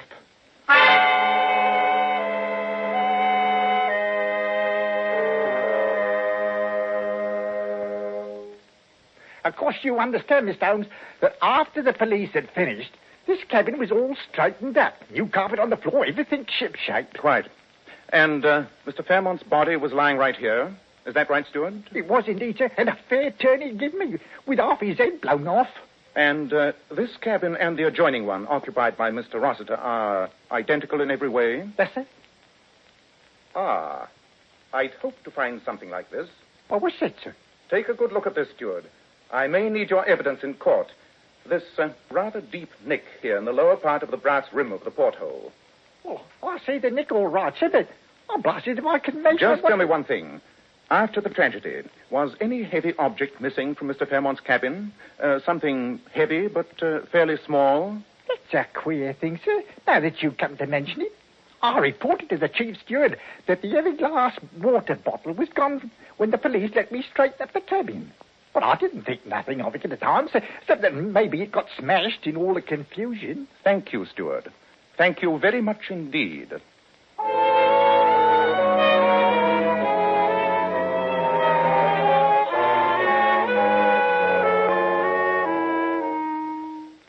And you asked me to come back to England with you, Dr. Watson? Yeah, I do indeed, Mademoiselle Dufour.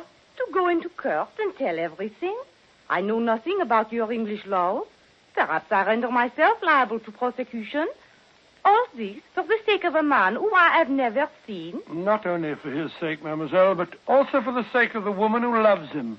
And, most important of all, for the sake of right and justice. To save a man from hanging for a crime that he did not commit. There's no way in which I can force you to come with me. I can only most earnestly beg you to do what we both know is the right thing.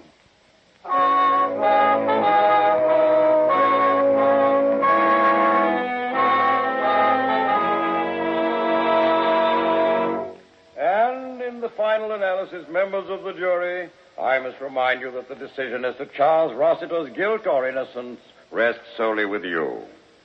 Under the law, my province as judge is merely to assist you in reaching a just verdict. And this I have endeavored to do by summing up for you the evidence to which we have been listening during these last 3 days. The prosecution has endeavored to prove to you that this man, who has not denied his love for Mrs. Fairmont, knew that they could never be together so long as her husband should live. You have heard the evidence of their quarrel on the boat, of the shooting, and of the scene found by Mr. Schmidt, the steward, and the other witnesses when the door to the cabin was broken down. You have heard the suggestion of premeditation in the purchase of the weapon by Mrs. Fairmont, a weapon which, though missing, was of identical caliber with the bullet which killed her husband. You have heard the prisoner's protestations of innocence and his own inability to offer any logical explanation of the tragedy. Under these circumstances... My lord, I beg leave to interrupt. Well, Sir Aubrey, what is it you want to say? During the entire trial, my lord, my client and I have put our hopes in an investigation being conducted by the eminent criminologist, Mr. Sherlock Holmes. Mr. Holmes has just arrived in court, together with his colleague, Dr. Watson, who has brought with him from Paris a witness whose evidence is vital to the defense. I respectfully beg your lordship's permission, and that of the prosecution, to allow Mr. Holmes to tell us what he has discovered. It is most irregular, Sir Aubrey, but the primary concern of this court is that justice be done. In view of Mr. Sherlock Holmes' distinguished record and many services to the law, I see no objection to granting your request. Thank you, my lord. I assure you that we would not have waited till so late in this trial to present our evidence had it not been for the fact that Dr. Watson has only at this moment arrived from Paris, escorting a lady who is the final link in that chain of evidence. Proceed, Mr. Holmes. The late Augustus Fairmont, married to a woman more than 20 years his junior, was a man with a very great sense of possession. Whether or not he loved his wife, he was determined that no one else should have her. And when his wife freely and honestly confronted him with her admission that she loved another man, Fairmont could think of nothing but revenge. I'm willing to allow you a fair amount of latitude, Mr. Holmes, but this seems to have no bearing on the case. With your lordship's permission, I hope to establish its bearing in just a moment. I have here in court Dr. Macpherson, who conducted the post-mortem upon the late Mr. Fairmont. Dr. Macpherson will testify that Augustus Fairmont was suffering from an incurable disease which would unquestionably have killed him within another year. Silence in the court.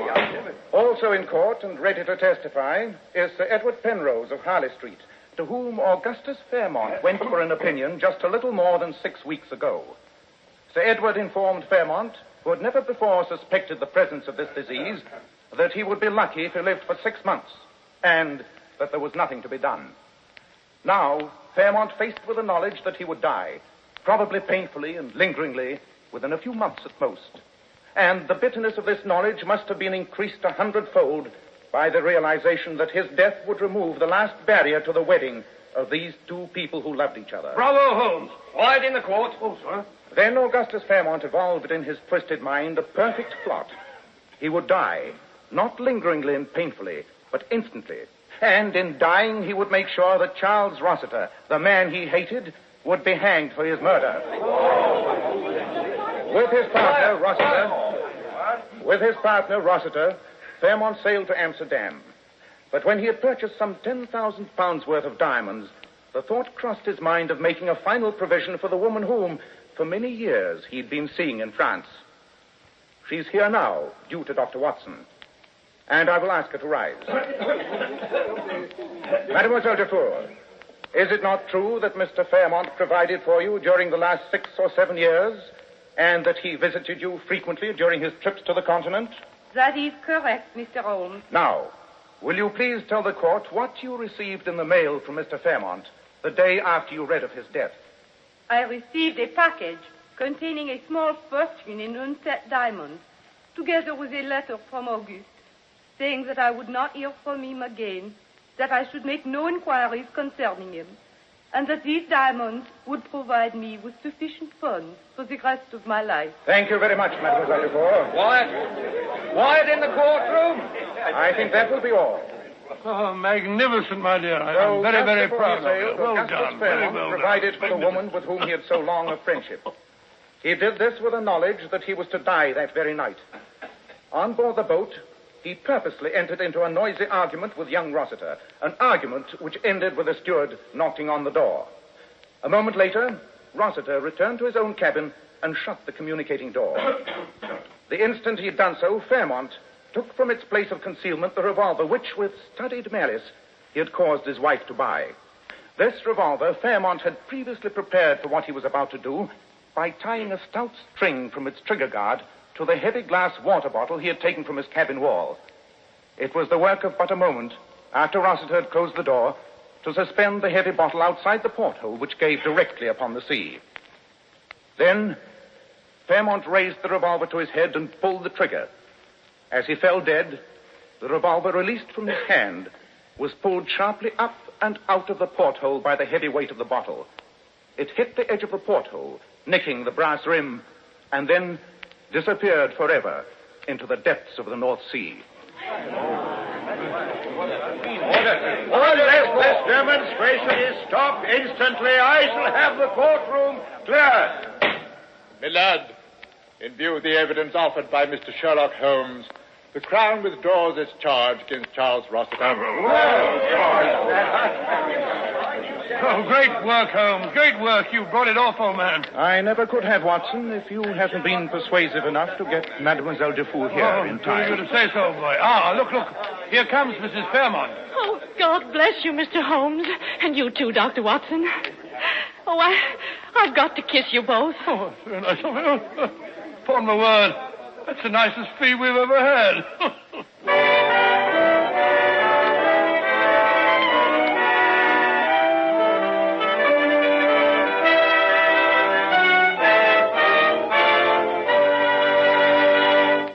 Now, friends, our guest star, one of the greatest authorities on feminine beauty, that king of glamour, John Robert Powers. And you know Mr. Powers is famous for his $1 million Powers models. Gorgeous girls you often see on magazine covers, in the movies, in exclusive fashion shows. Ladies and gentlemen, by special transcription, Mr. John Robert Powers.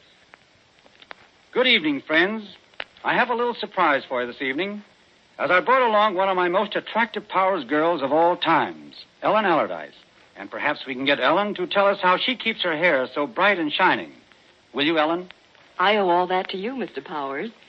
Do you remember how you told me to always wash my hair with Kreml shampoo? I certainly do, Ellen. I tell all my Powers girls to use Kreml shampoo. I'm thoroughly convinced that no other shampoo leaves the hair more radiant with such natural, brilliant luster. And Kreml shampoo keeps it that way for days. What I like about Kreml shampoo is that it never dries the hair. That's right, Ellen, because Kreml shampoo has a built-in oil base. This oil base actually helps keep the hair from becoming dry and brittle. I know it. Kreml shampoo always leaves the hair so much silkier with a lovely natural satin sheen. And I love the way Kreml shampoo whips up just lots and lots of luxuriant active foam, even in the hardest water. Ellen, I think every girl owes it to herself to try Kreml shampoo. I feel certain she'll be in for one of the greatest beauty thrills of her life. Because, without a doubt, in all my years spent in helping women become more attractive, I've never come across a more beautifying shampoo than Kreml shampoo. Many, many thanks to you, Mr. Powers, and to your very lovely Powers model, Miss Ellen Allardyce. Now, Dr. Watson, what about next week? Well, now, let me see here. Next week, in answer to many requests, I think I shall tell you about the most gruesome and most horrifying experience that Holmes and I ever had. It concerns the frightening happenings at Stoke Moran, the home of Dr. Grimesby Roylott, and tells how Holmes solved the mystery of the death of one of Dr. Roylott's two daughters and prevented the murder of the other. I call it The Adventure of the Speckled Band.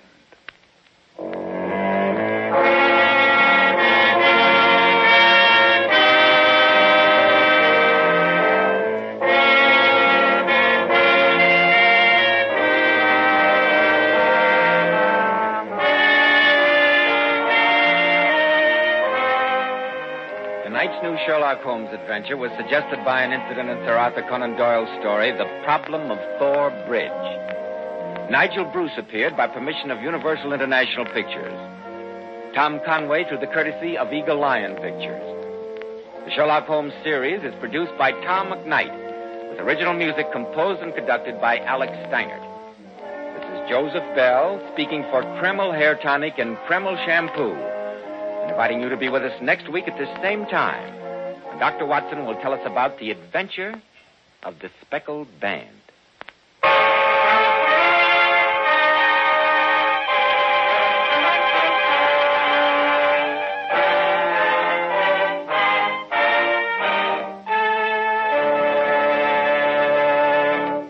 ABC, the American Broadcasting Company. If you succeed, you'll get no thanks.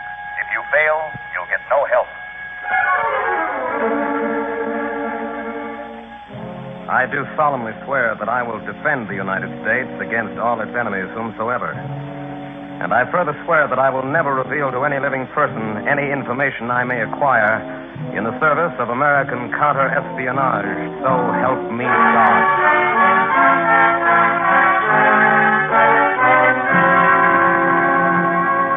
That's quite an oath. And with it a man binds himself to the loneliest service on earth, the service of counter-espionage. What follows is pure fiction. It has to be. But it is intended as a long overdue tribute to all the lonely men and women who have laid down their lives that you and I may enjoy the American way of life. The men and women who have protected America from her most deadly enemy, the foreign spy. The men and women who bear the title of Security Agent, USA.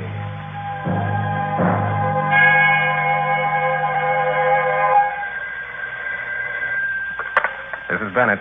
Hello, Tom. Jack Walker. Hi, Jack. How's everything out in Chicago? Nothing to it, Tom. I'm ready to come back to Washington. Well, what about Mueller? That's a clean bill of health. I haven't actually talked to him, but I I've done a lot of snooping. He's a harmless and sort of charming old duck, plus which he's working on a phase that can't give him too much. And the niece? Does that answer your question? All right. Can we vouch for him to the general? You there, Jack? Yeah. Just lighting a cigarette, sorry. I think we can clear them, Tom. I went through their apartment while they were at the lab, and I really went through it. Nothing there, but nothing. Okay, that jives with the other information. You can come home, Jack. All's forgiven. Wish the niece could... Sorry, friend, I'm using this... Hey! Hey, Jack. Jack, what's wrong? Hey, Jack, what is this, a gag? Jack!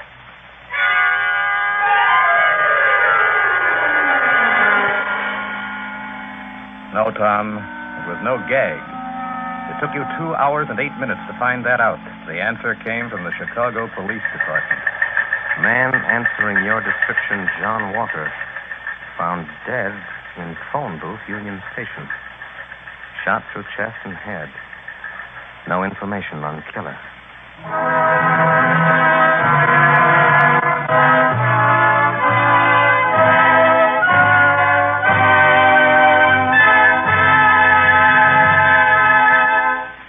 As far as you're concerned, that's where it all started. You're Tom Bennett, Special Agent, American Counterespionage. You sent your pal, Jack Walker, to Chicago to investigate a Dr. Walter Mueller, German refugee, who's working in a top-secret laboratory. Jack's dead now, and you're responsible. You see, Tom, what you didn't know when you sent Walker to Chicago was that about 3 months ago, in the headquarters of German intelligence in Berlin, something happened. Something like this. I have sent for you to give you your orders. You are to proceed to the United States. You will travel by submarine. Very good, Herr Admiral. Our reports indicate the Americans are experimenting with atomic energy at a spot called Oak Ridge in the state of Tennessee. They also have a laboratory in Chicago where much of the research is probably conducted. I understand. We will have to pass over Oak Ridge. It is at this time impenetrable. But in Chicago, you should be able to get the information we must have. We must know what progress the Americans are making, and if they are successful, how they are proceeding. This is a race between their scientists and ours, which may well decide the war. Understand, Herr Neiman?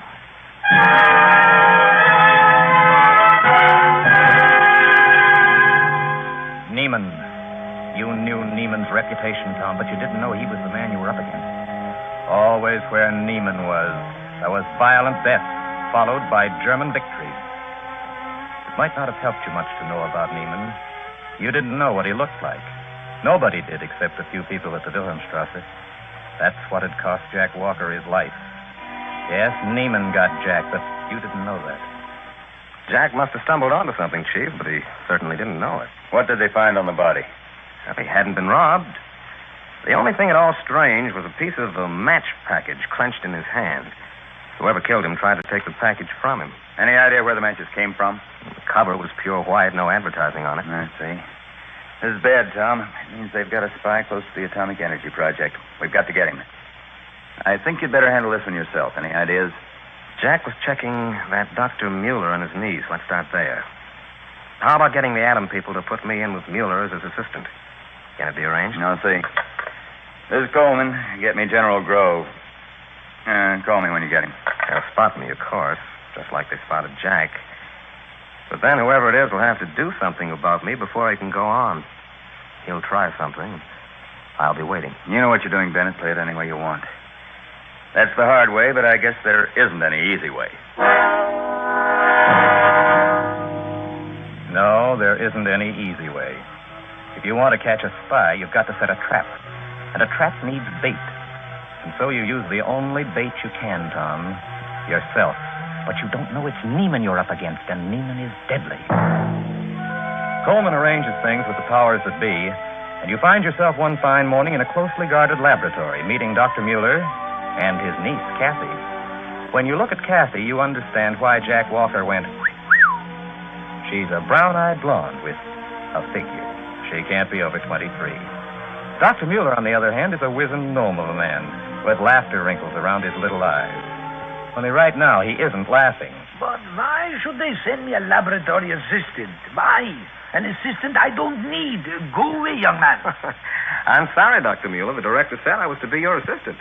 You're doing a lot of work for one man. Enough work to tax a child I'm not doing. Kathy, make him go away. Now, Uncle Walter, don't get yourself all worked up. Mr. Bennett's just doing as he's told. I think it'll be nice to have someone around to talk to. Then to him you talk. Me, I go about my work. I have no time. Don't mind him, Mr. Bennett. He's really an old dear. In a day or so, he'll be eating out of your hand. He acted more like he was going to chew it off. It's almost lunchtime. Why don't we go down to the cafeteria? It'll give Uncle Walter a chance to cool off.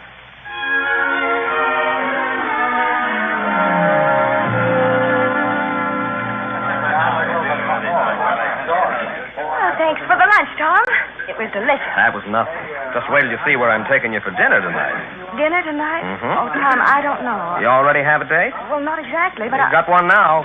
I know a spot on Randolph. Kathy, where have you been? I've been looking for you everywhere. Hello, George. I've been right here. George, this is Tom Bennett, Uncle Walter's new assistant. Tom, this is George Hudson. How do you do? Hello. Kathy, can you come over to the apartment this evening? I was just talking to Alfred, and he's finally got hold of that Sibelius album. We'll play it tonight. Well, I don't see how I can, George. I have a date. A date? Who with? Afraid I beat you to it, Hudson. Better luck next time. Oh, you. But, Kathy, I thought... Maybe we could both come if it's really special. Well, Alfred thought... Alfred's always thinking. Would you like to hear some records, Tom? George has a wonderful collection. Why, I suppose so, if you would. Fine, if it's all right with you. I guess we'll be there about 9, George. All right. See you then. Bye, Kathy. Bye. Oh, nice to have met you, Mr. Hudson. Oh, Tom, don't. George isn't so bad. He just can't get it out of his head that he owns me. Hey, have you got a cigarette? Sure, here you are. Darn it, I'm all out of matches. Do you have any?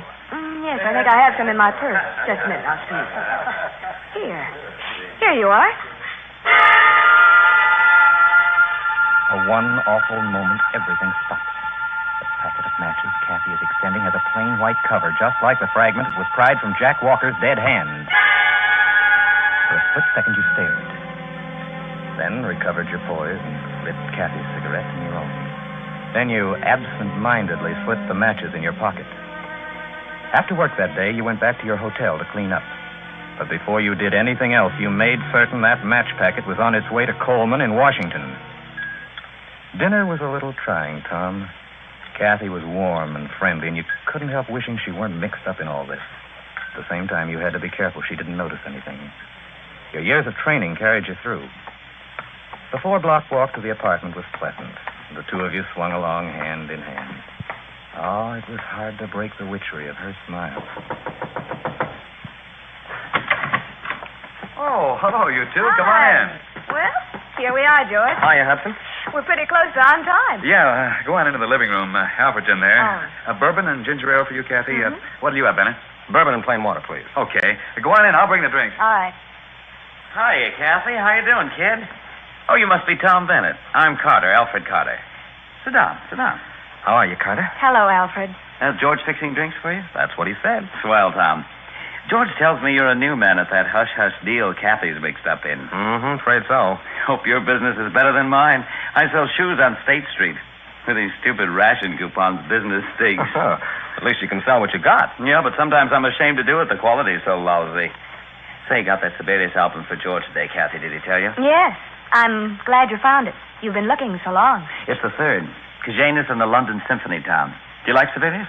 I don't know too much about him, Alfred, except, of course, I've heard his Finlandia. Oh, he's great. Say, Kathy, my folks are through today on their way up to Manitowoc for a month. They stopped in at the store between trains. Tom, you ought to see my mom and dad, both over 70, and you wouldn't guess it by 20 years. Wait till I get their pictures. I'll show you. Oh, here we go again. Mama's boy never quits. After Mom and Dad come the brothers and sisters. It's very interesting. Here you are, Kathy. Bennett? Thanks. Where's Alfred? He went to get his mother's and father's pictures. Oh, yes, he's very fond of them. I've never met them, but they must be remarkable. They must be. Here we are. Oh, good, George. Everybody's got drinks. Got to show you my family, Tom. They're really great. So, for the next hour, you learned about the Carter family in Kodachrome. Alfred's mom and dad were interesting. Like so many people who've been married a long time, they looked alike. Dark hair, dark eyes, firm jaws, and the same lines about the mouth. Alfred looked like them both. Then came brothers, sisters, cousins, uncles, and aunts. Then the snapshots, funny poses, swimming, camping, hunting, and so on. A never-ending stream of tasteless snaps that only an enthusiastic and completely untalented amateur camera bug can accumulate. But finally came the last one. And that one you liked, Tom. It was a shot of Kathy, Dr. Mueller, George, and Alfred at a resort at Beaver Lake, Wisconsin, taken 2 weeks before. Kathy was wearing a brief bathing suit. She looked good, and you looked at the picture too long.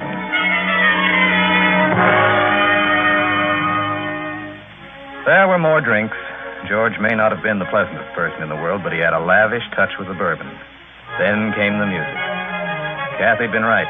George and Alfred had a magnificent collection. As the deeply moving strains of the fourth movement of Brahms first filled the apartment, you studied the others covertly. Kathy's eyes were half closed and filmy as she leaned back in her chair. George's head was down, the eyes squeezed shut as though in pain, while Alfred sat erect and stared at the wall. His blue eyes popped and glazed. No one spoke.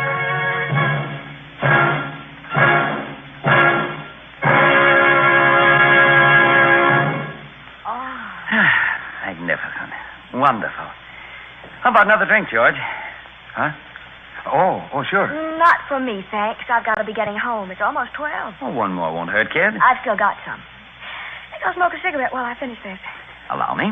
I've got everything right here, Alfred. Oh, at least allow me to strike the match for you. There.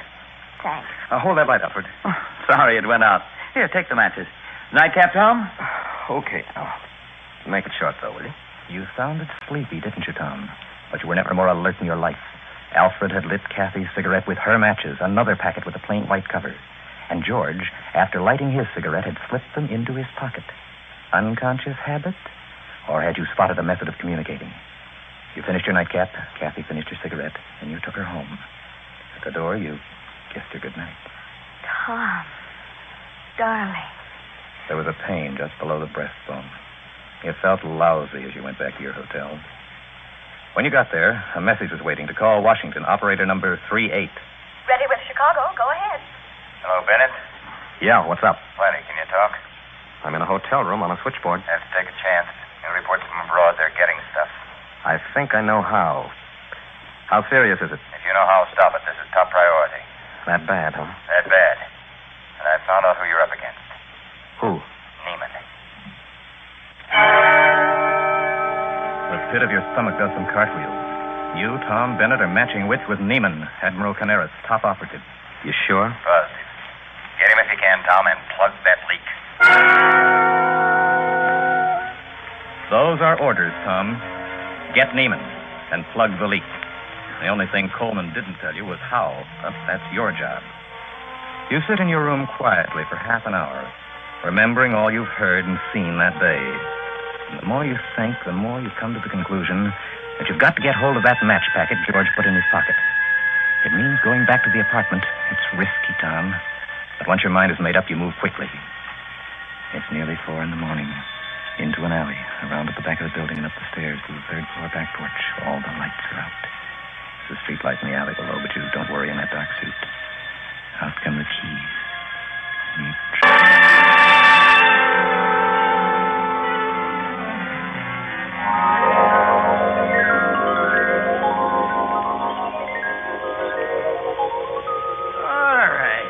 Wake up. Come on, snap out of it. Oh. Never mind the act. Wake up. That's better. What happened? You got caught, that's what. Now, don't make any funny moves. You're covered. I hope he gets the chair for this, officer. The chair? What are you talking about? Guess you knocked him silly, Mr. Carter. Or are you going to say you didn't kill him, Bud? I don't know what you're talking about. I didn't shoot anybody. I know. You're as innocent as a newborn babe. And he just dropped dead from listening to the night ball game. Then you looked around. George Hudson was lying in the middle of the floor in a pool of blood. He was very dead, and your gun was nearby. The cop had a police positive aimed right at you. And Alfred was holding a poker. By the way, Tom, that's what he hit you with. Your head was splitting, but even that couldn't keep you from admiring Neiman's boldness and resourcefulness. Oh, yes, you knew who Neiman was then. And you began to appreciate how good he really was. You couldn't have done better yourself. Framed for murder. You could get out of it in time, probably, but time was the one thing you didn't have. If Neiman was pulling stunts like this, he must be near the end of his job. Probably in a matter of hours he'd be gone, and it looked like you'd be spending those precious hours communing with the Chicago Homicide Squad. Think fast, Tom. Give me your hand up, will you? Just stay put, pal. You got no reason to get up. I'm going to be sick. Where's the bathroom? Oh, here. Up you come. Come on, in here. And don't try anything funny. The funny part of it is that it wouldn't be hard for you to be sick, Tom. Alfred has a heavy hand with a poker. As you reel across the living room, the policeman takes your arm so you won't fall. Deep inside, you gather all your strength. If this doesn't work, it's curtains. Then suddenly you straighten up and shove. Hey!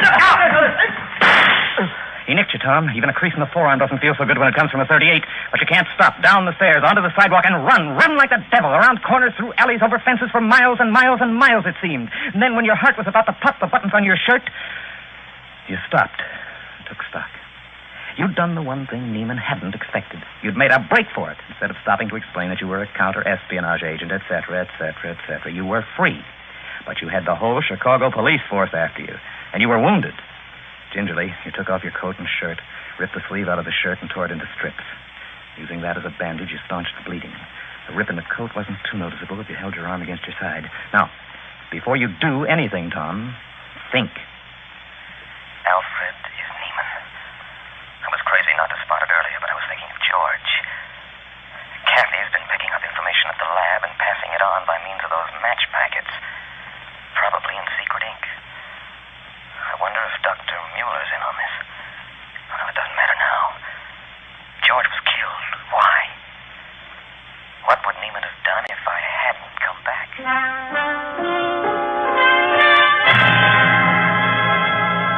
Then you understood. Neiman had made sure you'd come back. That match business was a plant. You were meant to see it. With George dead and you in jail, Neiman would be completely unwatched for a little while. Which meant all the time he needed was a few hours. If that was all the time he needed, his work must be finished and only the getaway remained. A few hours to get to a hideout, change clothes, get new papers, a little disguised as Joe Doe, he'd disappear in the crowd. You had to find that hideout fast. Maybe there was a clue to it in the apartment. Maybe Neiman hadn't left yet. It was the best place to start, and it was the one place in Chicago the police would not expect to find you. Cautiously, you made your way back. The apartment was dark. A policeman walked up and down in front. You circled the block, came down the alley to the back. Hugging the shadows, you crept close to the steps. There was no guard in sight. Quick as a flash, you go for those steps and race soundlessly to the third floor. You try the kitchen door. Praise will be it's unlocked. What's that? That's funny. I thought I heard something. Don't move or I'll blast you. That's a gun in your back. Now get your hands up and keep them up there. Now I'll take that gun. There. You won't get away with this, pal. Maybe not, but I got a better chance now that I got a real gun. Now, what do you... Don't move. I've got your gun now. I can put my pen away. Why, you... Shut up and get walking.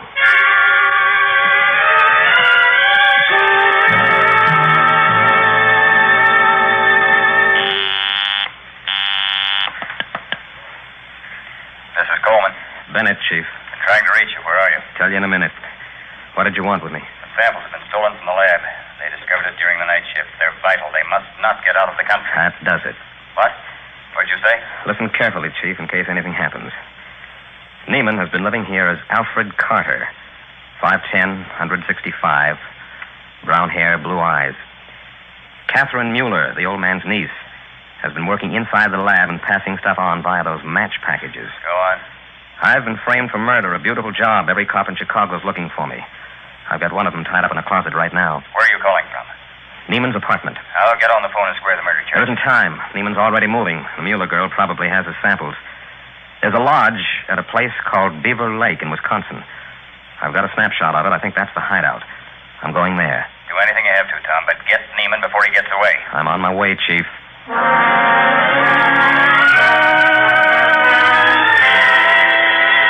Up to the roof, wearing one of George's suits and carrying an empty suitcase. It was tricky going from roof to roof, Tom, but you made it unobserved as dawn was breaking. Then a cab, in Union Station. Carry your bag, sir? Yeah, here. Would you bring it into the restroom? I want to change my shirt before I go. Certainly, sir.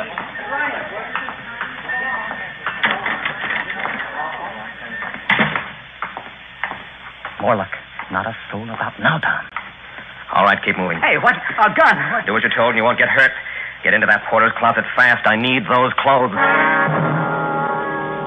Now you're a red cap, Tom. You can walk right by the police who are watching for you. Carry that suitcase right on a train, any train. There's one leaving for Pittsburgh in 10 minutes. Stops at Englewood. Find an empty compartment, Tom. There's one there. Beneath us, no one notices a red cap on a train. Close the door. Pull the shades. Now, out of the red cap's outfit and back into George's suit. Put the uniform in the suitcase and leave it on the rack. Step out. And walk casually back to the club car and sit down.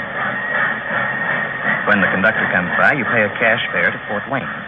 But when the train stops at Englewood, you just get off and walk away. No cops waiting. They haven't found the red cap yet. Now, to rent a car. Just cut for Beaver Lake fast. Thanks to Neiman's blunder in leaving that snapshot, the lodge isn't too hard to locate.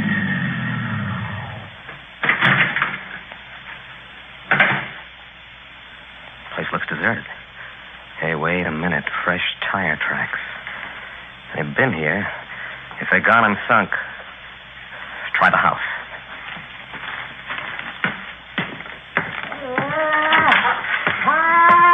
What the? Dr. Mueller. Wait a minute, I'll get you loose. Here, get rid of that gag first. There you are. Oh, me, they're tied up. That Nazi Kathy and that Neiman. Where are they now? Kathy went for food, and Neiman is around somewhere. Spies they are. And Kathy, my own flesh and blood. What are you, Bennett? Special Agent, American counter-espionage. There you are, Doctor. Rub those wrists and ankles a little. I do that. Don't bother, Uncle. And don't move, Bennett. You're covered. Kathy, you don't know what you're mixed up in. Where's Neiman? Stand still. I know what I'm doing. Put down that gun, Catherine. Shut up, Uncle. You were clever, Bennett. Lucky I spotted you in town. I've been waiting for you. Put down that gun, I said. You filthy Nazi. Stay where you are, Uncle. Come one step closer and I'll shoot. Go ahead and shoot. I'm an old man. America is good to me, and you are not going to betray us. Dr. Mueller, stop. Stop, you old fool. Stop, I tell you. Give me that gun. Drop it, you little... Drop it. There. Now for you, Kathy. Oh, did you kill her? I don't know. I don't care. Neiman, you must get him. Do you know where he is now? There is a little shack in the woods. I think he sends messages. That is where he was going. How do you get to it? There. There's a little path down to the left there, about 200 meters. Down that path is the shack. Yes. But be careful. It's dangerous. This is Tom. Yeah, you be careful. As careful as your job will let you. You start down the path into the heavy woods. It's dark in there. You can't see much. I'm waiting for you, Bennett. Come and get me. I'm coming, Neiman. If you can't get away, why don't you give up and save your life? And give you the pleasure of hanging me? You missed, Bennett. I didn't expect you to get through the Chicago police lines. Why did you kill George Hudson? Just to frame me? He was getting too nosy. Did he know about the matches? No, he was a fool. It was stupid of you to fall for that match gag at the apartment. It was a good trick. It brought me back all right. I thought it would. By the way, how'd you find this place? From the snapshot of all of you in that phony picture album of yours. That was careless of me, Bennett.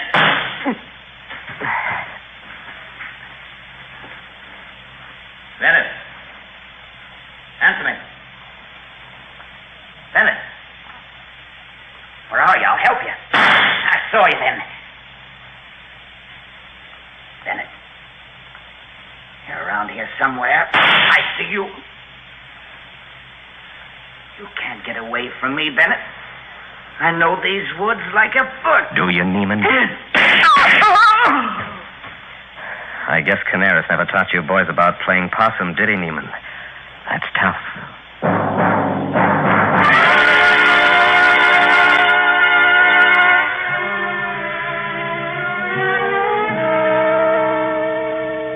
And that was the story of Tom Bennett. Neiman made a couple of blunders. His mom and pop were the worst. They both had brown eyes. The phony Alfreds were blue. That almost never happens. Poor George Hudson was an innocent bystander. Kathy planted Neiman on him as a roommate, then slipped the matches with secret ink messages into his pocket for Neiman to recover at night and read. Jack Walker had picked up the wrong matches when he searched Kathy's room, and Neiman had got them back, killing Walker in the process. Complicated, you say? Maybe so, but it's all in a day's work for a security agent, USA.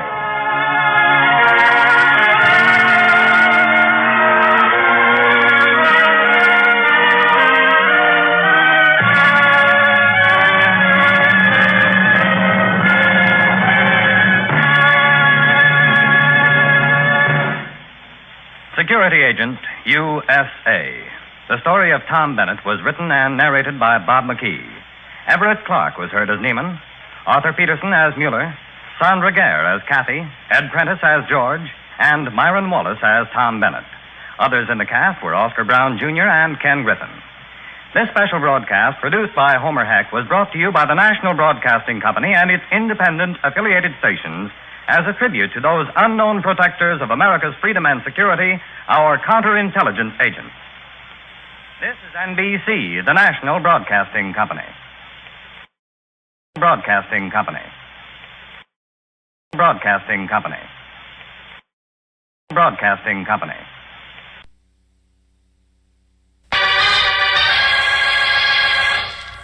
Stand by for crime.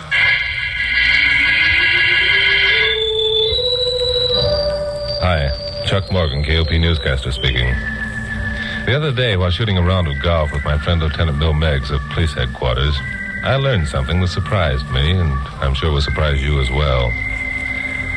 That is that the Mafia, or Black Hand, is still actively operating in this and other countries. You know, the Mafia originated in Sicily several hundred years ago. It was originally designed to protect the common people against the tyranny of landowners and royalty. But today, members of the Mafia are a bunch of gangsters, thugs, murderers, and lesser criminals who use it to further their own ends. The most effective weapon they have is fear, instilling fear in the hearts of their victims. Well, the story I'd like to tell you about tonight is a good example of how the Mafia works. Carol Curtis, my blonde secretary, and I were having dinner at Nick Adele's following my 7 o'clock broadcast. And we're wondering what kind of a feature yarn I could use on the 11 o'clock show. How about those two jokers who think they're going to race their hot rods up Mount Wilson? Maybe you could build that into something. They're both war veterans and... Chuck? What were you saying, Glamourpuss? What was I saying, Glamourpuss? For heaven's sakes, why can't you pay attention when I beat my brains out trying to... What in the world are you staring at? That man talking to Nick. I think he wants to see me. Yeah. Nick just pointed this way and he's coming over. He looks scared to death. Do you know him? No, total stranger. There's something wrong with him, that's for sure. You Mr. Chuck Morgan? Yeah, that's right. I'm Morgan. Can I talk to you a minute? Sure. Sit down. Alone. Oh, pardon me. Sit still, Glamourpuss. This is my secretary, Carol Curtis. She's harmless. Thanks, pal. I'm sorry, Miss Curtis. I didn't mean to be rude. Sit down. Tell us what's on your mind. Oh, yes, well, thank you. My name's Frank Dawson. You've never heard of me. I'm just an ordinary person, clothing store clerk. What's on your mind, Frank? Well, it's taken me a long time to work up enough courage to tell somebody this. You see, I'm a very frightened man. Well, that's easy to see. Is it as obvious as that? I try to cover it up, but it's no use. You sound like a man whose conscience has been bothering you and you can't take it any longer. Yes, that's it exactly. You see, 4 nights ago, I witnessed a murder. I saw Elmer Hatfield shot to death. Elmer Hatfield? Well, he's the councilman who was murdered for cracking down on rackets around town. Yeah, and the police have been in a sweat trying to find out who did it. Did you recognize the man who fired the shots, Frank? No, but I recognized the man who was driving the getaway car. Who was that? Jack Stone.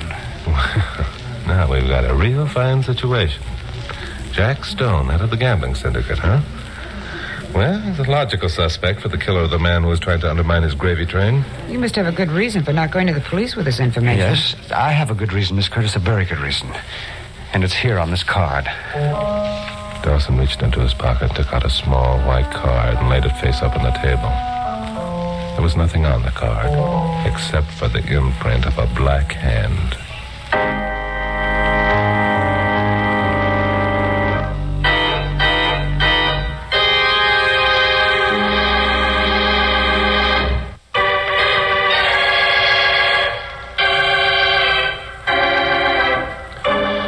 Bill Meggs hadn't told me that story about the Mafia or Black Hand, I would have thought this was some corny routine being played by a practical joker. But Bill had told me the story, and had showed me facts and figures. And here was this Frank Dawson looking dead serious and scared to death. And there was that white square of card with the imprint of the Black Hand on it lying between us on the table. Well, that's nothing but a picture of Black Hand. Does it mean something? Means plenty, Glamourpuss. Haven't you ever heard of the Mafia? No. Have you? Certainly. When? Last week. Oh, last week. Yeah. Well, how about that?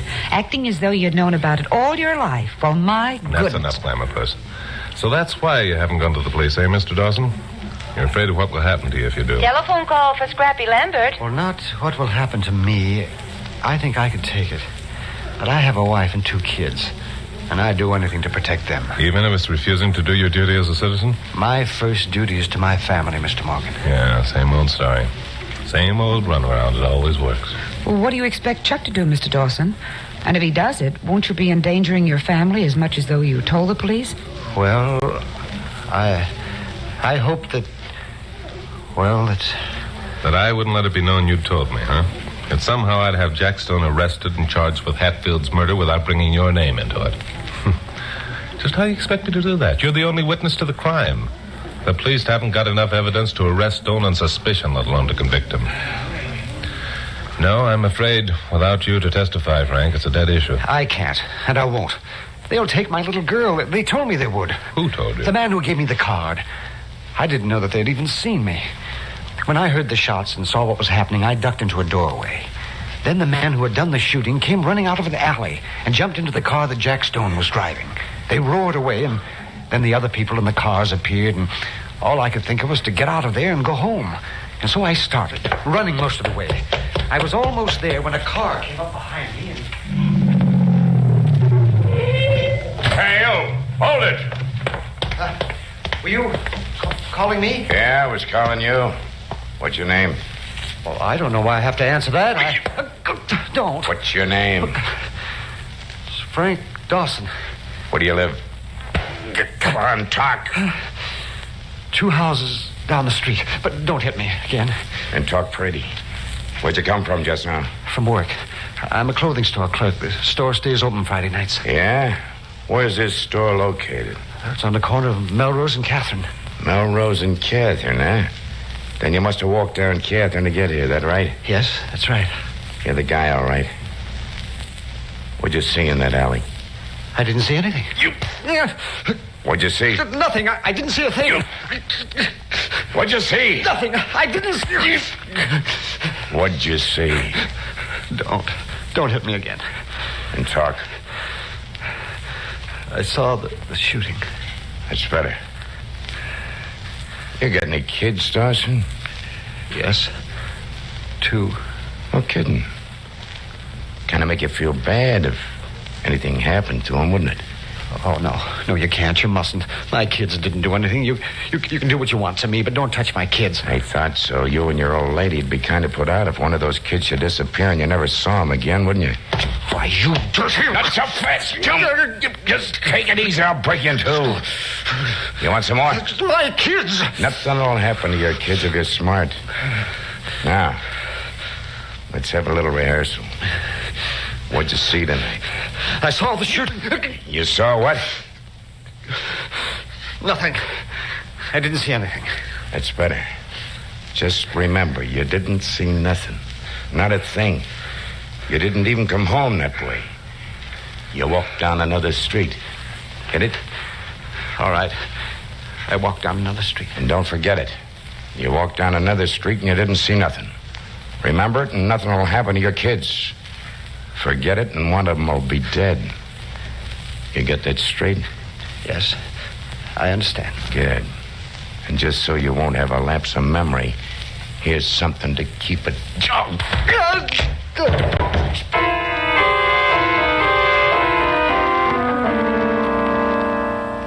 What did this character look like, Frank? He was a big man with sandy hair and kind of a flat nose.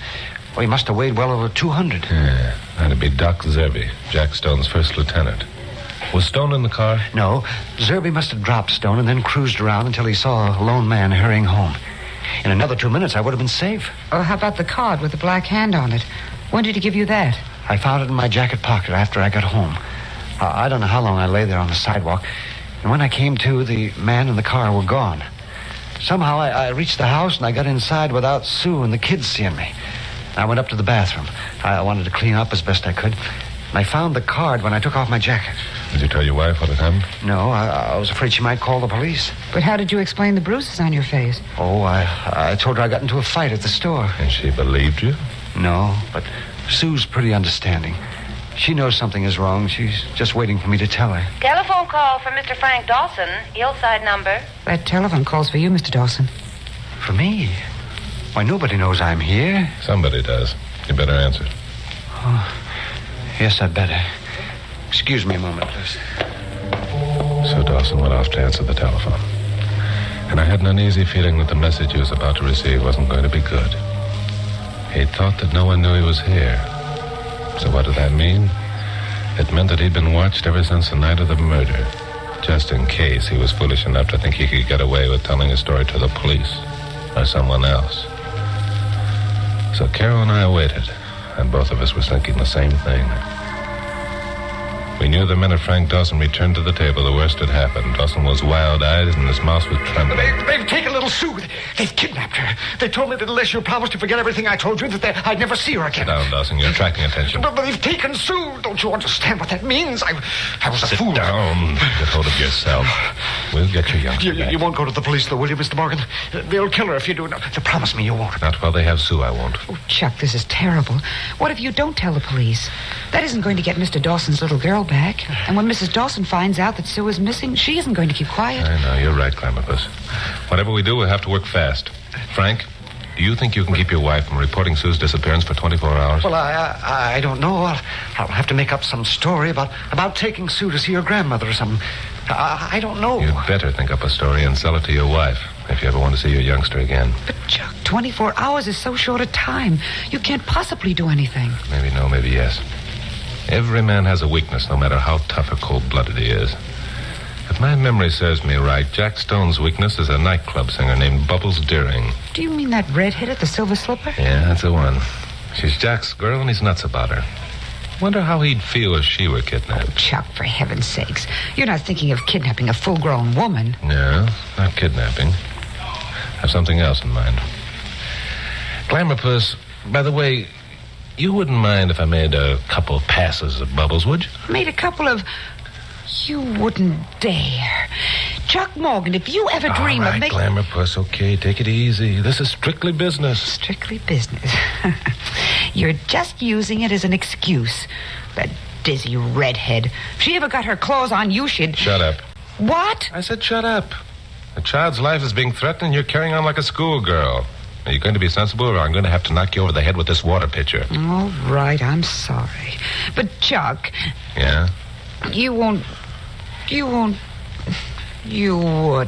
Only if it's absolutely necessary will I ask Bubbles for her autograph, Glamorpus.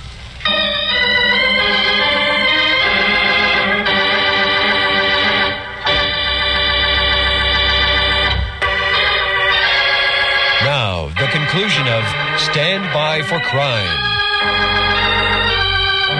I haven't any illusions about my personal charm, but as a news reporter, it's my business to know all I can about what goes on in the underworld. The story about Jack Stone and his girl, Bubbles Deering, was common gossip. He'd imported her from New York about a year ago. And she hadn't been working at the Silver Slipper a month before he let it become known that Bubbles was his private property. A couple of guys had argued the point, but now they're in no position to argue or do anything else. So Jack Stone's chain of armor developed a weak link, huh? Well, if it was weak as I hoped, I might be able to cash in on it. So I sent Carol back to KOP with instructions to have a sub do my 11 o'clock broadcast if I didn't show up. And then drove out to the Strip where the Silver Slipper was located. I caught the tail end of the first floor show, which featured Bubbles doing her song and dance routine. And sitting alone on the edge of the dance floor, I did my best to let her know her act was being appreciated. I had the feeling she was aware of my presence. Afterward, I went backstage and found a door with a star on it. Yeah, who is Hello, Bubbles. What? Hey, what are you doing here? Oh, I just thought I'd drop around and tell you how much I enjoyed your act. Yeah? Well, now you told me, get out. Wait a minute. I've got a proposition to make. I ain't interested in no proposition. Hey, does Jack know you're here? Jack? Who? Jack Stone, the guy who owns this place. Ain't you never heard of him? Well, now that you mention his name, I guess I have. Huh. You better had. The last guy who came prancing in here is dead. Sure, it's like that, huh? Yeah. Yeah, it's like that. Now, if you're smart, you'll beat it. Well, I appreciate the warning, but first I've got to state my proposition. How about coming to work up in San Francisco for me at twice your present salary? Huh? Say, who are you? My name's Jones. Bill Jones. I own the High Tide Club in San Francisco. Never heard of it. Ever been to San Francisco? No. Yeah, that explains it. Okay, so all right, I ain't been around. And I ain't interested in getting around. What's the matter, Bubbles? Scared? Scared me? Huh? What? Jack Stone. Jack Stone? It's a laugh. Hey, listen, Buster, I got news for you. I'm Jack Stone's girl. He's in love with me, see? Are you in love with him, Bubbles? Or do you just hang around here because you're scared of what will happen if you leave? I ain't scared of nothing. I tell you nothing. How do you like being someone's personal property, Bubbles? Not being able to even talk to another man. Only going out when Jack Stone says so. And then only to the places he chooses. You can't call your soul your own, can you, Bubbles? You're crazy. You're talking yourself right into a dose of lead poisoning. Pretty dull routine for a girl as young and pretty as yourself. What you need is freedom to move around without the knowledge that you're being spied on, without being afraid all the time. Yeah? You think I'll get that freedom in San Francisco? Jack's got connections up there, too. Not as good as mine. Stone may be a big shot down here, but up there he's small fry. You mean I wouldn't have to go around looking over my shoulder all the time? You mean I'd have protection? Plenty. He'd be as free as the breezes. Huh? I don't know. The guy's got me pegged. He'd follow me no matter where I went. He'd kill me. He said so. No, I ain't taking the risk. Well, you better think it over, Bubbles. It's probably the only chance you'll have to get out of this trap. Trap? Yeah, that's it. I'm trapped in this stinking club till Jack Stone gets tired of me and throws me aside. I can't go no place. I can't talk to nobody but Jack Stone and a couple of old biddies who wait on me. I hate it. Of course you do, Bubbles. Any normal girl would. Now, up in San Francisco, you'd be... How am I going to get up there? How am I going to get out of here? Look, he's got guys watching me all the time. Yeah? Well, then they're pretty lax. No one saw me coming in here. Now, look. There's a plane for the north leaving Burbank in an hour. That'll give you time to go home and pack and get over to Lockheed. I'll meet you in the St. Francis Hotel tomorrow afternoon at 3 o'clock. Yeah, and... Well, suppose one of Jack's boys asked me where I'm going. Jack's out of town in San Diego. I checked that before coming in here. If anyone asks you questions, tell him you had a phone call from him. He wants you to join him in San Diego. Yeah. Hey, yeah, you know, it might work at that. Sure. Well, it just might. Hey, Jonesy, you made yourself a deal. Well, see you at the St. Francis tomorrow.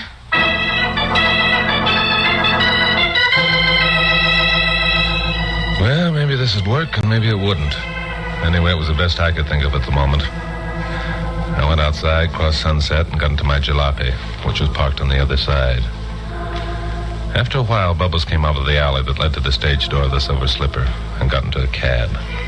The cab started west. A sedan pulled away from the curb and followed. I made a U-turn and followed the sedan. Both cab and sedan turned left on Doheny, then made a right turn. The cab stopped in front of an apartment house, and Bubbles went inside. The sedan parked about a half a block up the street. I parked about 50 yards this side. A light came on in the upstairs apartment window. I caught a glimpse of Bubbles as she came over to draw the shade. 15 minutes later, the light went out. I got out and strolled up toward the sedan. Reaching it just as Bubbles came from the apartment house and headed for the cab. The guy in the sedan started to get out. Hello there. You got a match? Huh? Oh, yeah, sure. Yeah. Wait a minute. Oh, yeah? These won't work. They're wet. They probably got that way from the clam who's been holding them. Hey, what is this? Let go my arm. Sure, Mac. There you are. Now, here's something else.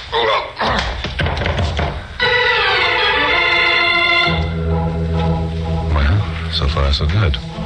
Bubbles was on her way up north, and no one knew where she was going but me. I went back to KOP and found Frank Dawson in the waiting room of my office with Carol. Any luck, Chuck? Yeah? I'm doing all right, I think. Did Bubbles fall for that winning smile of yours? Oh, never mind that. Go find Pappy and tell him to put on a sub for my 11 o'clock show. Well, where are you going to be at 11 o'clock? At the Silver Slipper, picking up Sue. Now get going. And remember, both of you, not a word to anyone, not even Pappy. It would ruin everything. So I went into my private office and called Lockheed Airport in Burbank and asked if Flight 183 had gotten off all right. They said it was just leaving the ground. So that was that. The gorgeous Bubbles was out of reach for at least an hour and 3/4. So then I began dialing the Silver Slipper. Silver Slipper. I want to talk to Doc Zerby. This is Zerby. Who's calling? Chuck Morgan, KOP newscaster. Oh, yeah? What's on your mind, Morgan? Going to give us a little publicity for a change? Yeah, that's exactly what I have in mind, Doc. I don't suppose you have a guest over there named Sue Dawson. Never heard of her. Why? She's somebody important? Yeah, she is. You know, we've a guest over here named Bubbles Deering. Thought you might like to know. What the devil are you talking about? Just what you think, Doc. Shall we make a deal? You're nuts. Bubbles is on the floor right now doing her turn. That's so. Well, suppose you take a look and see. Hang on. Sure. So Doc took a look. I could hear a door bang and loud voices at the other end of the wire. Then Doc was back on the phone again. Morgan, you dirty rat. If you snatch that babe, you'll get a bullet through your head. You know that, don't you? And if Bubbles isn't at the Silver Slipper when Stone gets back from Dago, you'll get a bullet through your head. You know that, don't you, Doc? What's the deal? Bring the kid to that office where you are right now. I'll be over and pick her up in 15 minutes. What about Bubbles? As soon as Sue's safe at home, I'll give you a ring and tell you where Bubbles is. How do I know it won't be a double cross? You don't. But the way I look at it, you haven't got much choice in the matter, have you, Doc? Okay. Be here in 15 minutes. We'll have the kid.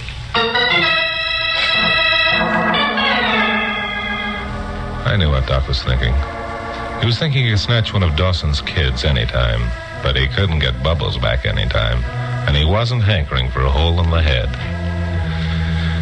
So I told Carol and Frank Dawson to sit tight, and I drove out to the Silver Slipper again.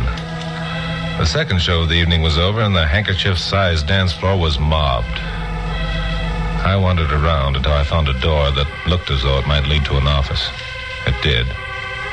Inside, Doc Zerby and a couple of his strong-arm boys were sprawled out in chairs. There wasn't any youngster in evidence, and I didn't like the sneering expression on Doc Zerby's face. I started to say something. And just then, a door across the room opened, and Bubbles Deering walked in.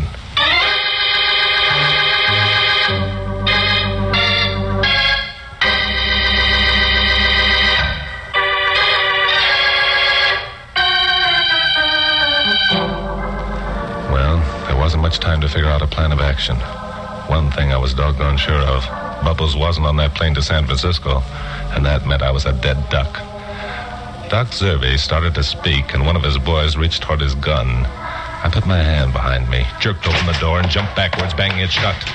But instead of trying to lose myself in the crowded room, I flattened against the wall behind the door. The door banged open, and Zerby, his two boys, and Bubbles came pouring out.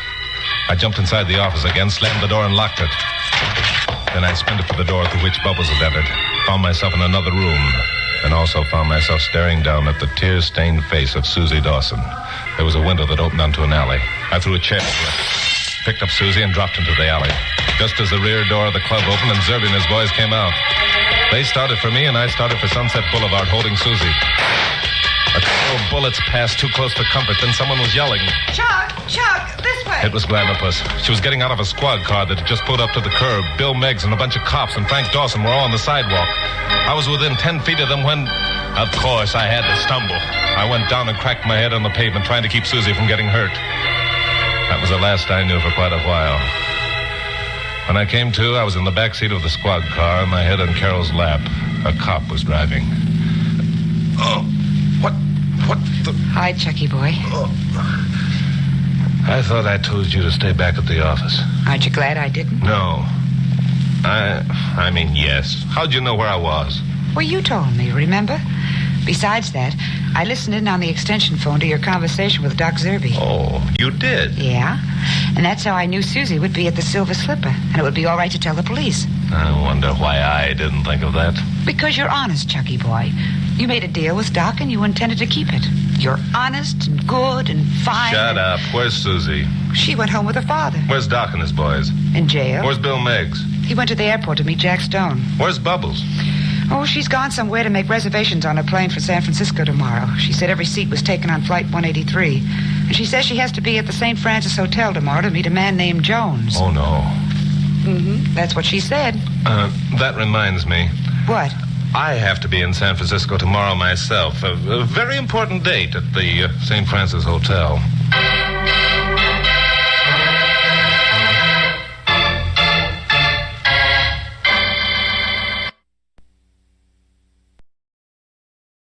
Man from Homicide in a moment. You can play a part in your country's defense and at the same time help your dreams come true. How? With United States Defense Bonds. By buying bonds, you lend your purchasing power to the government and at the same time set money aside for your own future. In 10 years, each $3 you invest will bring you $4 in return. Save with defense bonds. Buy them on the payroll savings plan or the bond-a-month plan. If you are unable to participate in either of these automatic plans, buy extra bonds as you can. Remember, United States savings bonds are now defense bonds. Buy them regularly. The Man from Homicide. According to Webster's dictionary, homicide is the killing of one human being by another. According to Lieutenant Lou Dana, it's the beginning of a dirty, dangerous job that doesn't end until the killer is found. I don't like killers.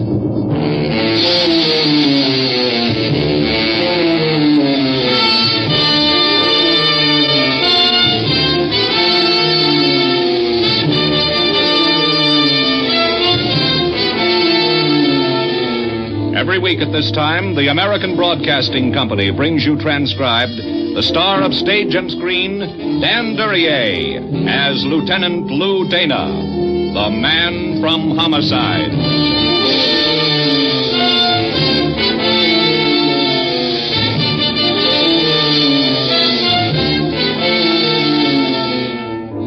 Most men spend their lives building walls around themselves.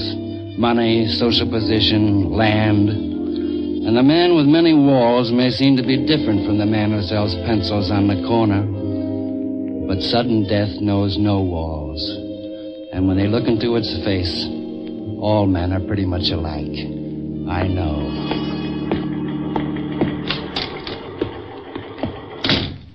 What's up, Inspector? Something hot, Lou. Just took a call from old man Kelso. He's scared. Scared to death, Lou. What's he got to be scared of? Falling off his money? Claims someone is threatening to kill him. Stick of gum, Inspector? Huh? Oh, no. He asked for you, Lou. Right away. Yeah. Well, you better get on it, Lou. Inspector, what happens if we get a call from a fruit peddler who thinks someone is trying to kill him? Oh, I know, Lou. I know. We ignore it 9 chances out of 10. Why is this so different? He sounded really scared, Lou, for one reason. And, well, you know the other. $9 million. And I bet he can't sleep nights thinking how to make it 10. Better get out there, Lou. Sure. I'll go out and hold Kelso's hand, and maybe some of what he's got will rub off on me.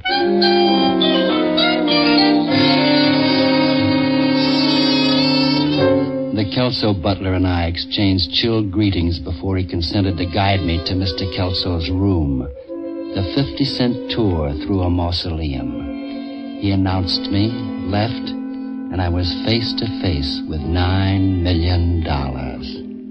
Come in, Lieutenant Dana. Come in. Sit down.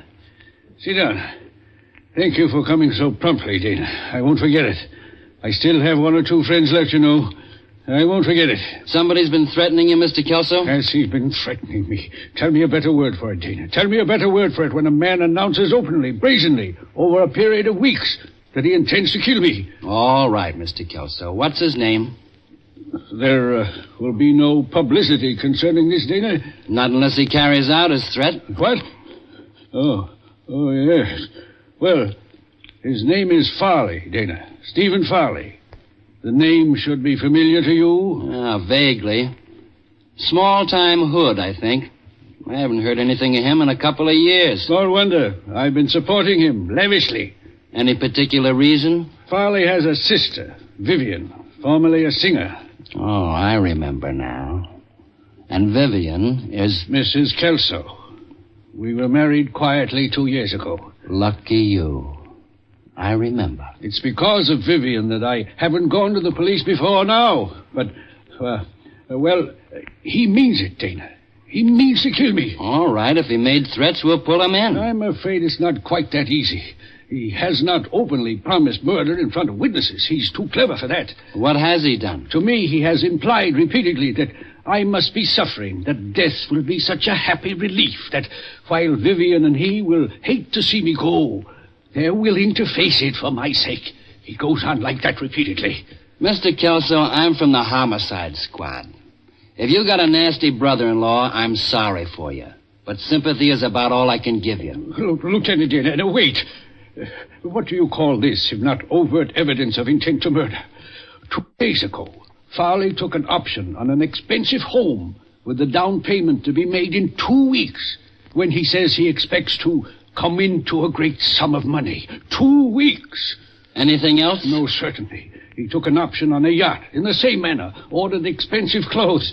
He even consulted a mortician about funeral arrangements. I ask you, Dana, for the taxes I pay, I'm not entitled to protection from a thing like this. Am I to be murdered in my own bed with no one turning a hand to save me? What's this country coming to? I'll look into it, Mr. Kelso. Where's Stephen Farley living? Gramercy Apartments on South Garden. I've maintained a residence for him, supported him, given him a car, and now... I'll look into it. Your, wife around, Mr. Kelso? I believe Vivian is in the pool. Right? I'll find her. What have I worked for all my life? What security have I obtained? What... Mr. Kelso, tell me, what's it like to have $9 million? It's not what you'd expect, Tina. It's not what you'd expect at all. Mr. Kelso was shivering in the warmth of the day as I left him. And on guard outside his door was an empty suit of armor with a spear. A multi-millionaire defended only by a tin soldier. I found the pool, and arching off the board in a front jackknife was Vivian. I wanted her to come up and out of the water fast, so I could see if it was true. Hi. It was. Oh, water's wonderful today. You want to join us? Almost any other time, Mrs. Kelso. Lieutenant Lou Dana, Homicide Squad. Oh, you're looking for my husband, Lieutenant Dana? I've seen him. But didn't believe him, I hope. Oh, this is Gordon Elliott, my husband's business manager. Oh, how are you, Dana? Excuse my wet hand. Sure. Just don't drip on my suit. Dana, believe me, I'm sorry you had this trip out here for nothing. I tried to stop Mr. Kelso from phoning the police. It's all right. I don't mind. Gordon was just going to dress and go into town unless you want him for anything, Lieutenant. I guess you can take care of everything, Mrs. Kelso. So long, Elliot. Bye, Dana. See you at dinner, Vivian. Huh? Right, Gordon. Gordon's got a wonderful tan, hasn't he? He must go over the books under a sun lamp. The bitter Lieutenant Dana. I've heard of you. What about your husband, Mrs. Kelso? And your brother? Sit down, Lieutenant. Oh, no, that one's wet over here. I'll stretch out if you don't mind. I'd be silly if I did mind. Thank you. You didn't take my husband seriously, did you, Lieutenant? Well, he seemed pretty serious about it. He did. Well, you know how it is with someone that old. No. How is it? Would you like to rub some sun oil on my back? I'd love to, but I won't. What about your brother? Anything to it? Steve's not very much good. Never could take care of himself. He's one of the reasons I married Franklin. What are the others? Obvious. I like the reasons why he married you better. Well, I got a response. And there's nothing in your brother's threats. No, I'm sure of it. Maybe I better ask brother. Then are you coming back and rub my back? There won't be much sun by then. Well? I know the pay is good being Mrs. Franklin Kelso. But tell me, is it hard work?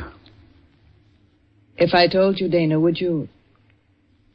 No, you wouldn't. Oh, I guess I wouldn't. Goodbye, Mrs. Kelso.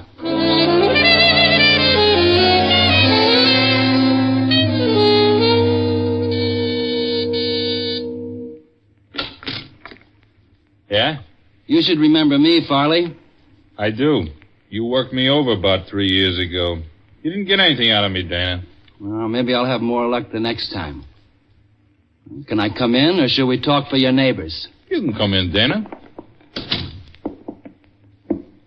Nice apartment. Thanks. I know your decorator. He does calendars for pool rooms. Same old Dana, same jokes. Sit down. Drink? Not with you. Old man Kelso says you've been shooting off your mouth about killing him, Farley. He's in his second childhood. I saw his second childhood. She says there's nothing to it either. Then why bother me? How about that house you took an option on? I've been looking for a place, yeah. What's with the yacht? Nothing serious. Nothing serious. Come here, punk. Lay off me, Dana. This smells like a game, and I don't like anybody playing games with me. In particular, a cheap hood living off his sister. Here's a string around your finger to remind you. I don't have to take that anymore, Dana. Then don't reach in your pockets when I talk to you. What your sister married don't build you up with me at all, Farley. If you didn't have that badge, you wouldn't be so easy with your hands, tough guy. If I'm tough, it's because crime and guys like you have made me tough. I don't like your apartment, Farley. Don't give me any cause to come back.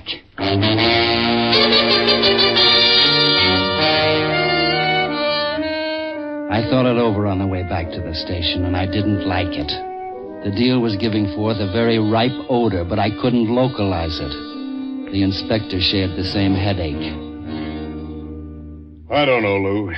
Use your own judgment, I guess. What do you think? I don't know either. We haven't got enough to be sure.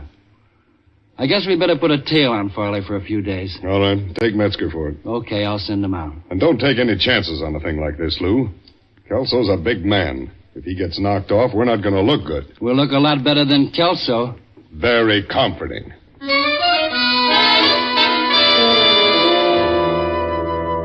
I sent Metzger out to stay with Farley and tried to forget about the Kelso family. The old man was easy, but at midnight that night, in my room, I was still having trouble with Vivian. Yeah? Oh, Metzger. You what? You lost Farley? How long ago? 2 hours? Well, why didn't you call me before, you... All right. No. Go on into the station, if you can find it. I'll go out to the Kelso place.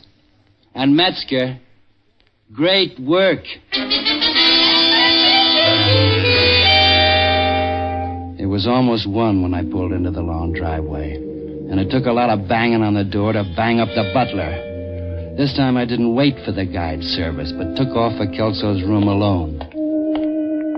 Did I mention that Kelso's room was an overnight hike from the front entrance? Well, it was, and I didn't encounter any of the settlers along the way. I paused outside the door of the man guarded by a tin suit of armor.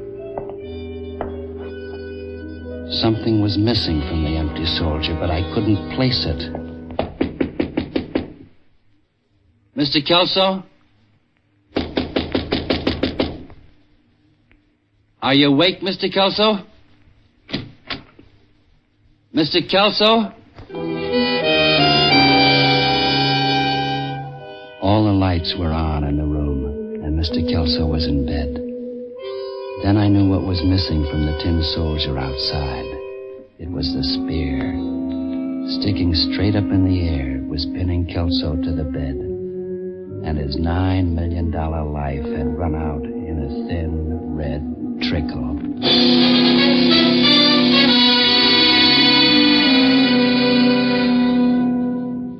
Technicians all through upstairs, Lou? Just about, Inspector. They got some very pretty pictures, but not much else. No prints on the murder weapon? Too smeared to be any good for anything.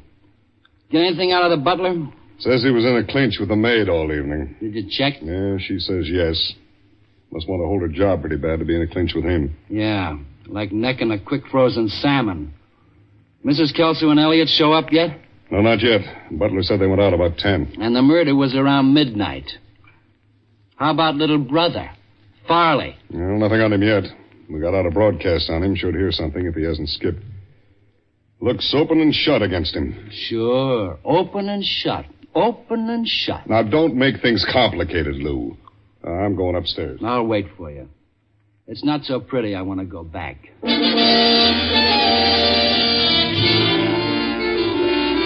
I prowled around downstairs. The library with the expensive first editions that Kelso had never read and never would. The dining hall with the Italian masters on the walls that Kelso had never really seen and never would. The whole huge place for entertaining the friends he had never really had and never would. Then I heard someone at the front entrance. Hello? Who's here? What's happened? How are you, Elliot? Oh, Lieutenant. Dana. Mrs. Kelso? Have a bright and gay evening? We saw the police cars outside. What's wrong? One thing at a time. There's nothing wrong that you can do anything about. Care to tell me where you both were this evening? Oh, of course not. We went to a drive-in movie. Mr. Kelso didn't feel up to it, so I took Vivian. And how long were you there, Elliot? Why, it was a little after 10 when we got there. After 12 when we left. Isn't that about it, Vivian? Yes. What is this, Dana? Somebody saw you when you drove in and when you left? I think so, yes. The movie is close to here? Fairly close. Walking distance? What is this? You can both give me the plot of the movie? Well, I think so. It was the one about the talking mule. Francis goes to the races. You want a resume? It's after 2 now. You left the movie at 12? We had a few drinks. And people saw you having the drink? Yes. Look, Dana... I imagine you both can hazard a guess as to what this concerns. My husband? Somebody threw him a spear. He caught it. You're now the sole possessor of $9 million. So he did do it. Who did do what? Nobody. You'd have trouble convincing the late Mr. Kelso. Can I see him? He's not very nice to look at. How bad do you want to see him? Not very. Dana, can I take her into the study? If that's the best place you can think of, go ahead. Come on, Vivian. Mrs. Kelso. What, Dana? This new job, managing $9 million, it may be tougher than the last one. It's possible. But, Dana, don't let it keep you up nights. I was standing there wondering how it'd be to have Vivian Kelso keep me up nights when someone came down the stairs on very flat feet. Inspector Eddie Sherman. I got something, Lou. What? One of the prowl cars outside just picked up a flash. They grabbed Steve Farley trying to get on a bus for out of town. That's handy. Makes you look good, Inspector. Yeah. But Lou, if it ever gets out that Farley ventilated his brother-in-law after Kelso asked us for protection... I was just given some sound advice. Yeah? Don't let it keep you up nights. Let's go.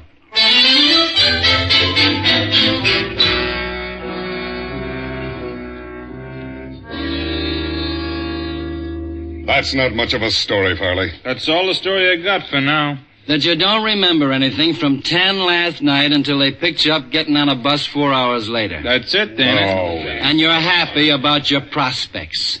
Inspector, take the boys out and give me some time alone with them, huh? Well, I don't know, Lou. There's going to be some expensive lawyers in this case. Just quiet conversation, Inspector. I'm warning you, Inspector. Dana's stuff don't go with me anymore. You're not fooling with some kid. I know my... Shut up. All right, come on, boys. Oh, Lou, quiet conversation. You don't remember anything. I told you, Dana, and if you think that you can... What are you going to do? Quiet conversation. Reminiscence. I knew a real smart head a few years back got picked up on a murder rap. He was innocent, had an airtight alibi, but he waited until his trial to spring it. What happened? In the meantime, his alibi got hit by a car. They burned the real smart head. What's that got to do with me? Another case. Real shrewd operator went on trial for a murder his partner committed, just to throw the cops so far off the trail they'd never catch up. He had an airtight alibi, too. What happened? His partner shot the alibi. The shrewd operator got 10,000 volts. I guess you think you're scaring me. You're pretty stupid if I'm not. Now listen, Dana, I told you that... Come on, talk. Where were you tonight? If you got an alibi, spill it. You're 10,000 miles out on a limb, Buster. What happens when it gets sawed off? Please let me alone, Dana. Let me think. Let you think? That could be days. Where were you tonight? All right. Just let go of me. Give. I was in a Turkish bath tonight from 10 to around 1. The guy that owns it left town right after. He's coming back for the trial. Yeah. Yeah, I thought so. Yeah. What are you going to do with me? Bait a trap. Oh, Lou. Yeah, Inspector? The Kelso lawyer is on the phone. Wants to know what the charge is on Farley here. Tell him no charge. We're sending him home. Lou! Tell him, will you, Inspector? I'll give you the reasons in a minute. You know what you're doing, Lou? I think so, Inspector. I think so. I got a nose for these things. Inspector Sherman took some more persuading. But in the end, we let Steve Farley go home. I figured to give him a half an hour and then go after him. I did. But when I got to Farley's place at the Gramercy, I'd figured it too close. I got to Farley's door fast and put my shoulder to it. That was my mistake. Oh. The gun butt didn't catch me square, and I've got a hard head. I went down, but not out. There was no hurry. I knew where I could find the one that slugged me. I crawled over on the floor to Steve Farley. There was no hurry about him at all. He was dead.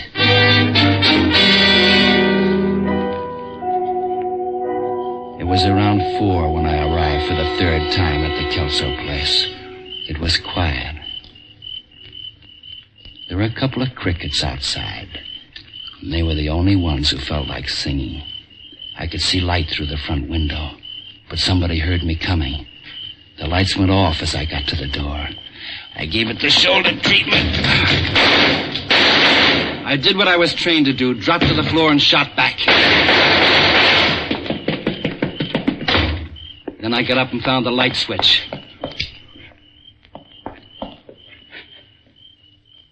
You're late, Lou Dana. How is it? Bad? As bad as he could make it. Don't let him get away, don't. I'll be right back. I'll call a doctor as soon as I get him. Don't bother, just get him. I'll get him.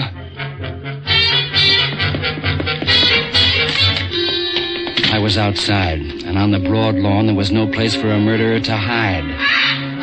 Then I heard something. Old man Kelso had a huge aviary at one corner of the house. Something had disturbed the birds. Elliot? Not a very good place to hide, Elliot. Too noisy. There's no home for a killer, Elliot. Not even in a cage. Come on out. Come in and get me. Sure. Only I haven't got much time, Elliot. There's a girl needs a doctor because you shot holes in her. That wasn't very smart, Elliot. You must be about out of bullets. Try again. No bullets? I've still got plenty. And there's no one I'd rather use them on. Have one.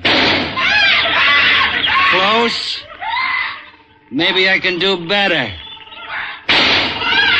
Now I've got the range. I think this one has your name on it, Elliot.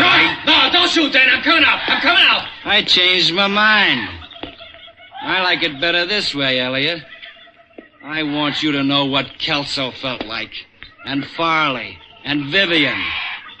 Hold still, Elliot. No, don't, Dana, don't! You're not going anyplace. Let go of me! You should have stuck up bookkeeping, Elliot. It suits you better. That'll keep you quiet till I get back. I know. I wouldn't want to share the same cage with him either.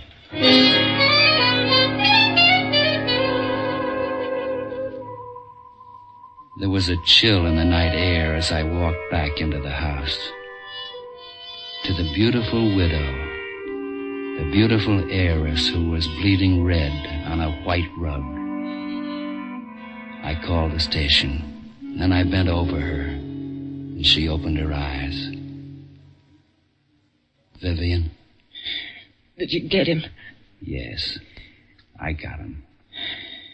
You're good at that. That's my trade. Dana. Yes, Vivian? I wonder what my trade was.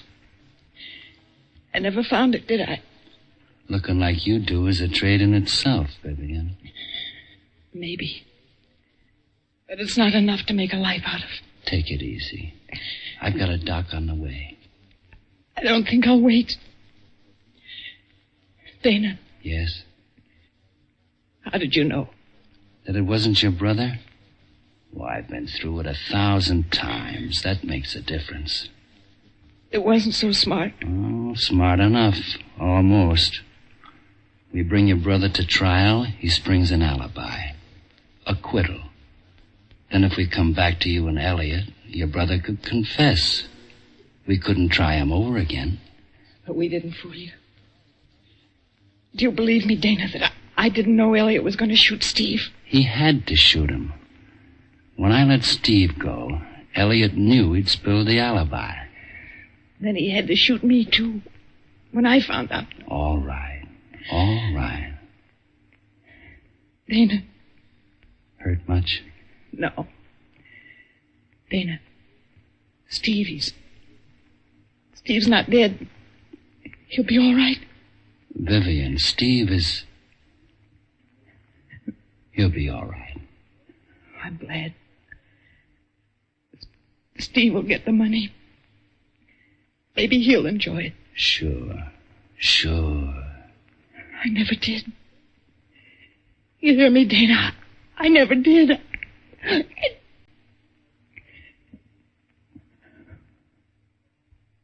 Vivian.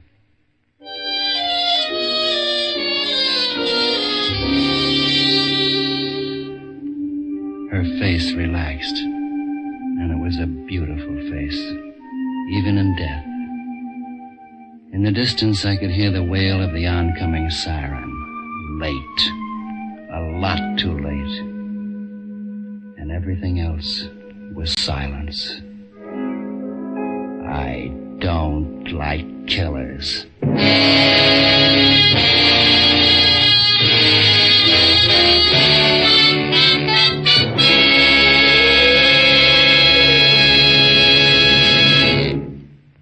You have just heard another in a series starring Dan Duryea as the Man from Homicide.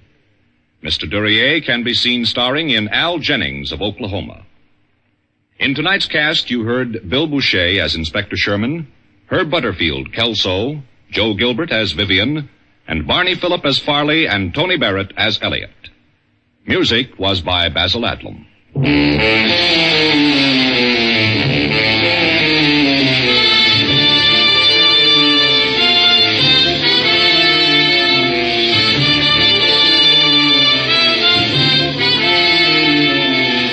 The Man from Homicide is transcribed. Tonight's story was written by Dick Powell, directed by Dwight Hauser. Be with us again next week, same time over most of these same ABC stations to hear Dan Duryea as the Man from Homicide. Orville Anderson speaking. This program came to you from Hollywood. Preceding transcribed, America is sold on ABC, the American Broadcasting Company.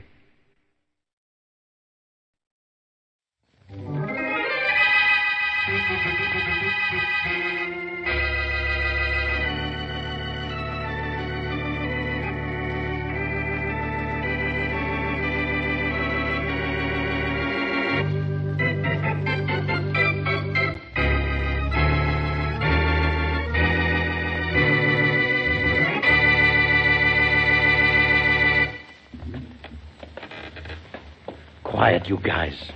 You want to send him a telegram that we're coming after him? Yeah, sorry, Inspector Faraday. The stairs creaked. Yeah, your brain would be creaking if you had one. Those two mugs we're after are killers. Yeah, I know that, Inspector. I don't think they hurt us.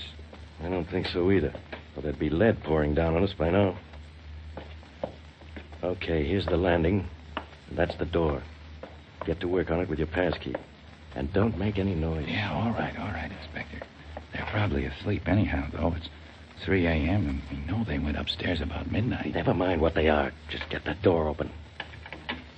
You sure you've got the right key? Yes. It'll work, Inspector Faraday. I tried it this afternoon while Dawson and Murdoch were out.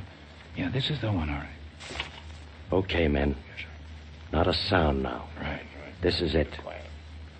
As soon as the door is open, make a beeline for that bed. Remember, the two men in it will shoot if they get a chance. See that they don't get the chance. Go to Exmouth. Right. There. The lock turned, Inspector. I'll open the door.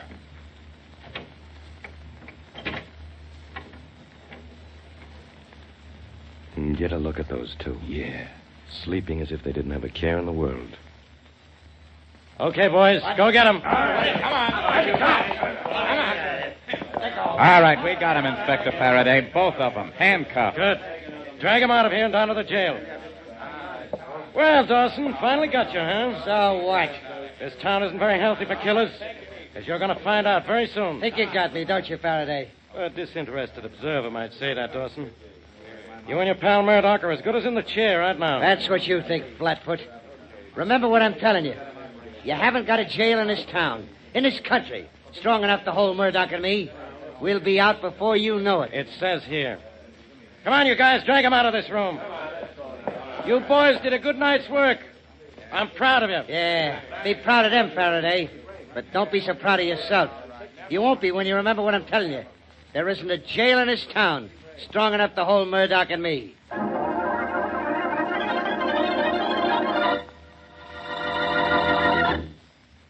And now meet Dick Calmer as Boston Blackie.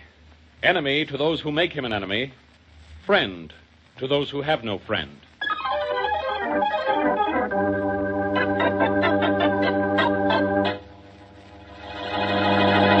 Listen to this, Blackie.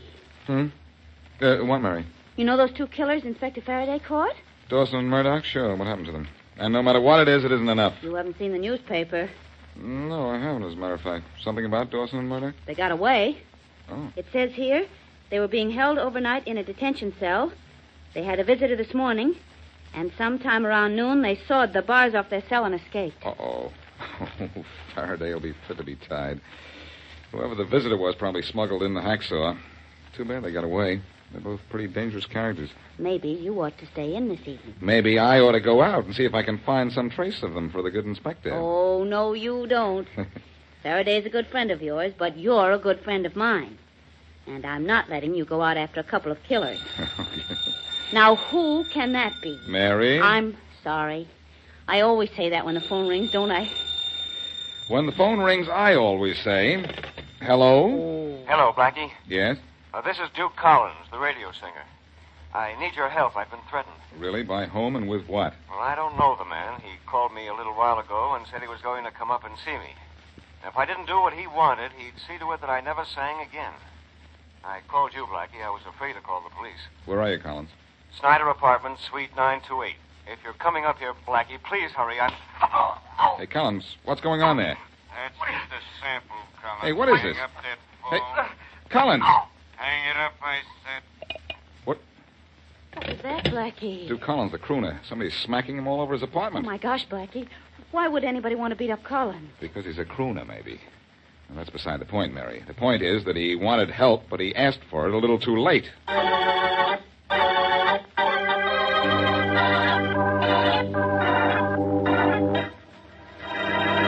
Okay, Professor. Run it over. I want to hear it. Must I? To be vague about the answer, yes, you must. And hurry up. Get over to that piano. But I'm very tired, young man. Get over there. There's no need to push me. I was going over. Here are the words of the song you wanted. Worked out just the way you wanted. It better be right, Professor. That's all I got to tell you. It better be right. I followed your instructions. I'm sure I followed them. Well, let's hear.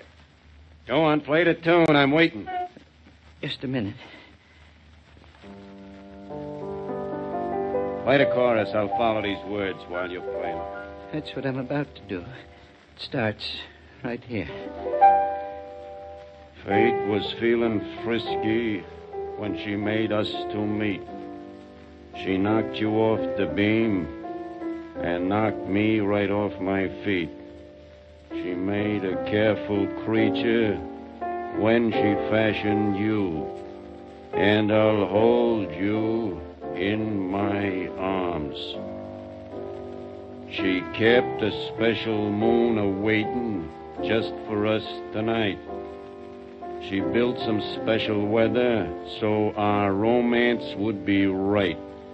She had a special reason, and the reason in the main was to hold you in my arms. Lady, I'm telling you, I know what you're worth.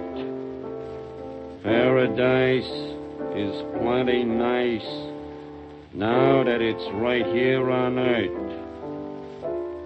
So, darling, if you can't wait, why, just count up to 10, and I'll hold you in my arms. Well, young man, do you like it? I think it stinks. It was rather difficult to compose. You wanted so many different things in it, and you said it had to sound like a song. Sure, I said that. It sounds like a song, all right. That's all I can say for it. Do you know what this thing that sounds like a song is going to do? Of course not. I just followed your instructions. You've been a good boy. You followed instructions. So maybe I won't clip you too hard. No, please. Please don't hit me, Doll. Please. I'm an old man. Don't worry, Pop. Maybe you aren't going to be much older.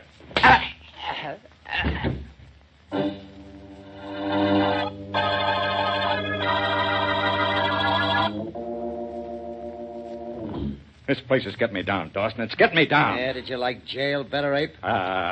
Sorry I had those saws smuggled in so you and I could break out.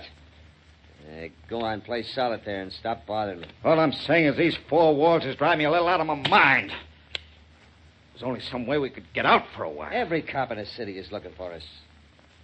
Turn on the radio if you want something to do. I'm sick of the radio. I'm sick of everything in this broken-down room. You ought to be glad we have it, Ape. There ain't no green door at the end of this hall. Remember that. I don't know what's at the end of this hall. All I know is I'm getting jittery. When is the message going to come through? That's what I want to know. It'll come through when Sam and the boys are ready to move us. They don't even know where we are. They wouldn't let me phone them. That's right. The cops will be listening. We'll trace the call. They know our boys. Relax, Abe. Yeah, The relax. kids will get a message to us. That radio is going to give it to us. Sure. You say so I'm supposed to think it's true. It's all arranged. That little radio over there is going to tell us when Sam thinks it's okay for us to blow and where we're to meet him so that we can get away nice and clean and safe with nobody knowing a thing about it except us.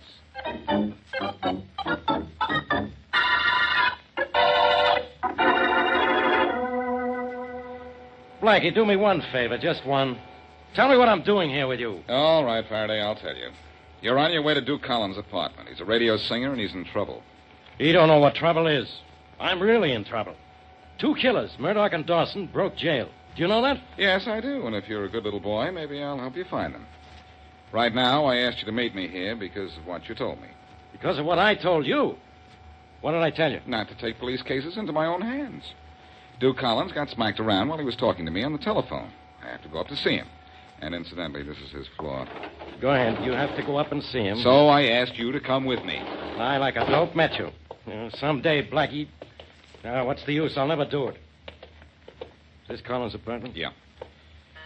You help me clean up this mystery, and then I'll help you with Murdoch and Dawson. You'll help me? When did you ever help me? Let's take 2 or 3 days off sometime, and I'll list the cases for you, Inspector. Yes? I'm Boston Blackie. This is Inspector Faraday of the police. Are you Collins? Well, yes. Where'd you get the shiner, Collins? Oh, this eye, I had an accident. Sure did. Collins, you called me and said you needed help. What's going on? Oh, nothing really, Blackie. I thought I was going to have trouble, but it's all okay now. I'm sorry I put you any bother. Goodbye. Hey, wait a minute. Goodbye, Inspector. Nice to have met you. Now, what was that all about? What did we come up here for? That Collins seems to be a nice boy. Nice and scared. Maybe I ought to stick around. Maybe you ought to do anything you want, but without me. I'm going back to headquarters. Faraday, I'd like to help you track down Dawson and Murdoch, now that apparently I can't help Mr. Collins. If I only had a place to start. I'll tell you where to start. In this city somewhere.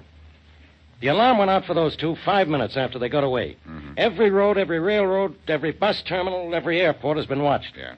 They never left this city. Well, if I were you, I'd watch their friends.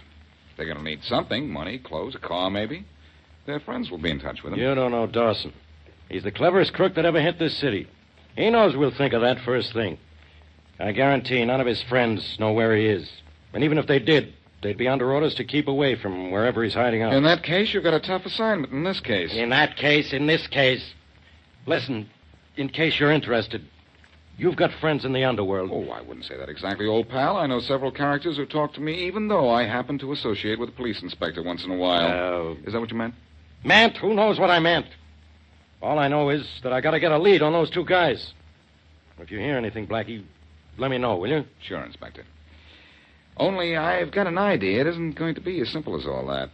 Those 2 mugs got out of jail pretty easily. Maybe they'll get out of town just as easily.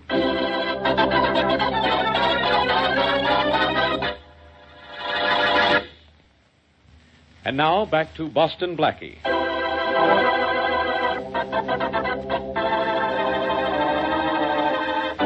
Dawson and Murdoch, 2 criminals, have escaped from detention cells and are holing out in the city. Inspector Faraday is certain that their gang will try to get in touch with them, but so far no attempt has been made. However, Duke Collins, a radio singer, complains that he's been threatened, and while there's no apparent connection between that and the escaped killers, Boston Blackie has an idea the 2 might be tied up. He and Mary Wesley are in his apartment listening to the radio just before it's time for Collins to sing. Blackie. Wait a minute, Mary. I want to hear the end of this program. Oh, I'm sorry. Hey, you got me, Copper. You got me.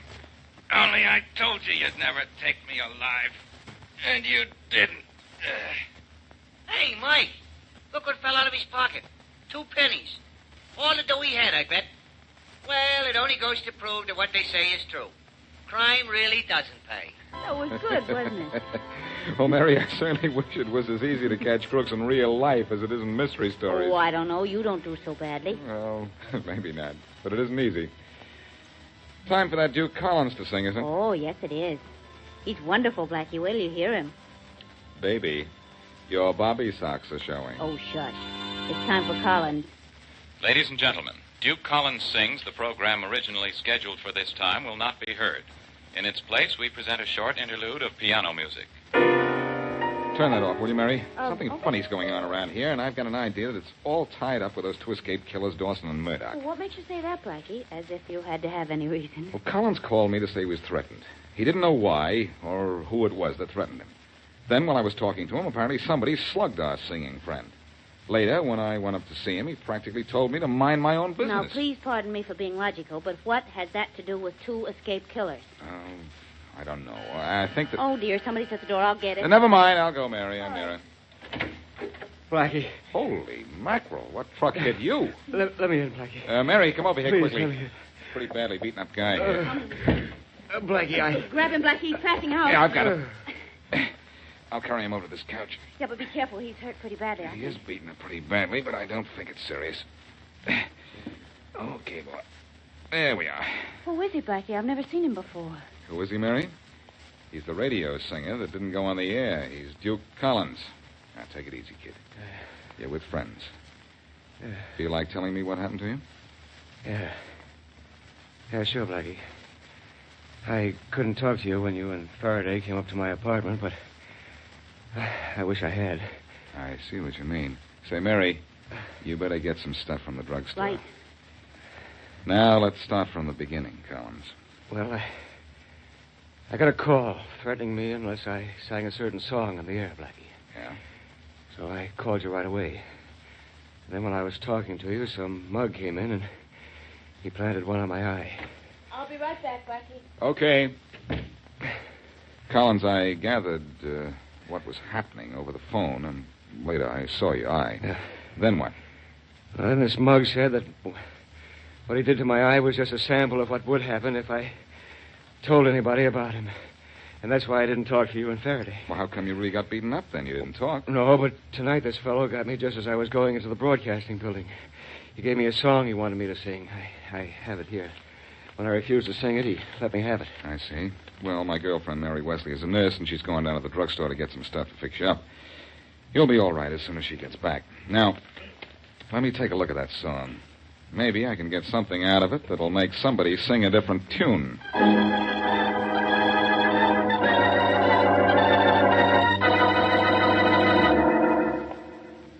I gotta get out, Dawson. I tell you, I gotta get out. Shut up. I can't. Cooped up in here, nothing happens. I gotta get out. You'll get out. That's what you say. How? Who's gonna get us out? The boys. Boys don't even know where we are. They'll contact us. How? It's 2 days. I gotta get out of here. Shut up or I'll clip you. You'll clip who? You. You're blowing your top, Ape. Now cut it out or I'll give you...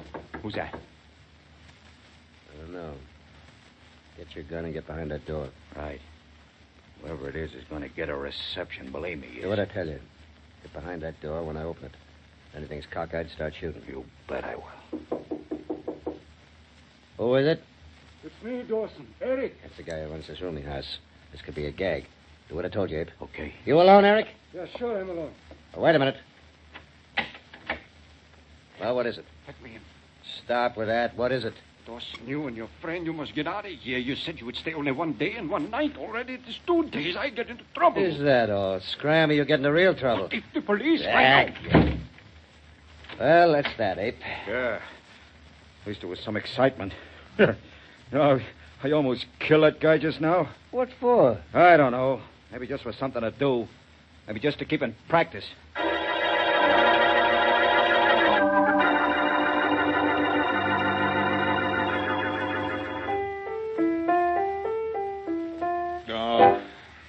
Oh, Mary, I give up. Well, all right, Blackie, only it might be nice if you told me what it is you're giving up. Trying to find something in this song that mug wanted Duke Collins to sing. I thought it might have a code or something in it. But if it has, I can't find it. All I know is it's an awful song. Well, that much I know. I thought it was a message of some kind. Maybe a message to Murdoch and Dawson, for all we know.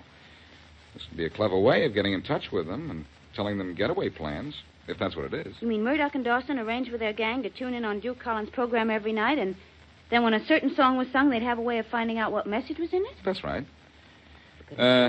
Say the words over again while I play this, will you, Mary? Oh, sure. Go ahead. Fate was feeling frisky when she made us two meet. She knocked you off the beam and knocked me right off my feet. She made a careful creature when she fashioned you, and I'll hold you in my arms. She kept... Hold it a second, Mary. Oh, what's the matter? Mary, I've got it. That song does have a message, and I know what it is now.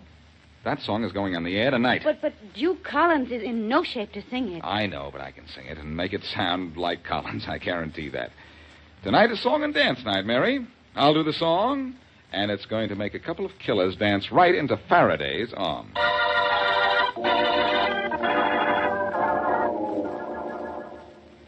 Coming up, Blackie. 5 seconds.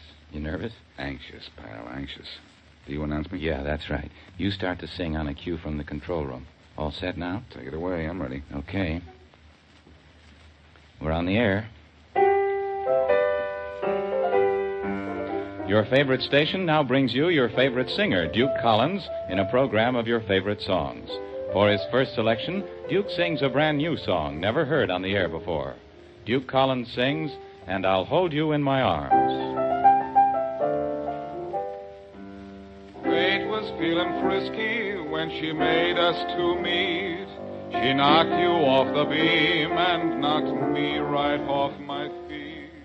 She made a careful creature when she fashioned you, and I'll hold you. Nice voice that guy's got, huh, Inspector Faraday? That's Blackie, you dope. He's singing in Duke Collins' place. You call that good? Well, yeah, sure, as good as any of them guys. I'd rather listen to the motor in this police car. Yeah. Say, when do we get started after Murdoch and Dawson, Inspector? We get started when Blackie gets finished.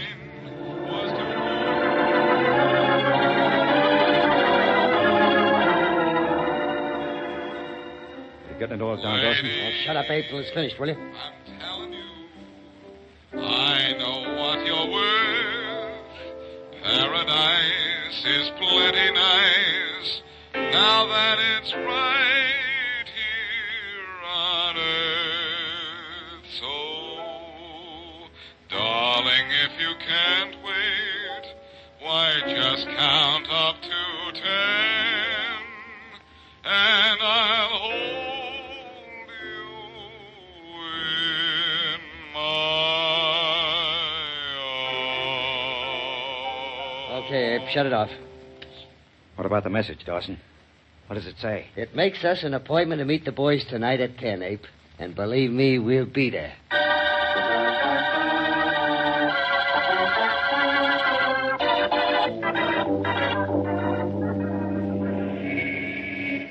Keep in the shadows, Abe. You don't want to get picked up by any cop now. We're too close to the payoff. I'll be careful. Clever idea, that song, Dawson.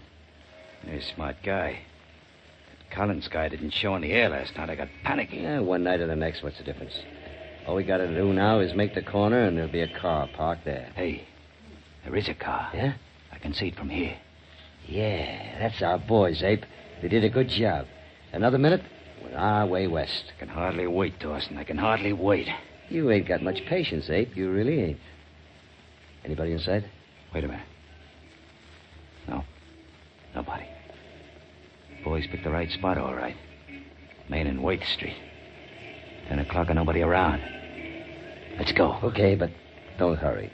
Just walk over to the car easy like me. You ready? Right. Nice work. Hey! Hey, Abe, it's the cops. Let him have it, Abe. Okay, that's what I've been waiting for. I'll get them. All right, boys, they want to shoot it up. Open up with that Tommy gun, Mike. They got him, Faraday. I'm proud of you, boy. You didn't do bad, Blackie. Thanks for your help. No trouble. Come on, let's go and see if Murdoch and Dawson are knocked off the keeps. I'll get out of the car first. Go ahead. Right.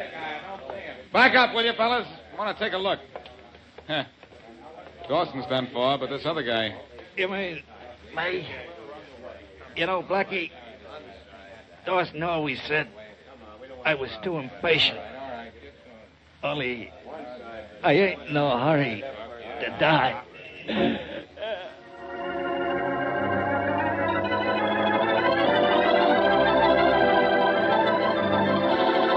Okay, Blackie, you did it. I know you did it. Now tell me how. What was the code in that song you sang over the radio? Take it easy, Inspector. You know, I want to know the answer to that, too. Well, both of you will find out at the same time, and that same time happens to be right now. The code in that song was the last word in every other line of it. The complete message was, meet you tonight, Maine and Worth, 10. That meant 10 o'clock. And you knew that that was a message to Dawson and Murdoch from their boys and that they would keep the date, huh? That's right. My boys took care of Dawson and Murdoch's guys before they showed up. When the two killers got there, we took care of them, too. You certainly did, Faraday. Congratulations. Now, it's a funny thing. Dawson and Murdoch ordered a love song, and it turned out to be a funeral march.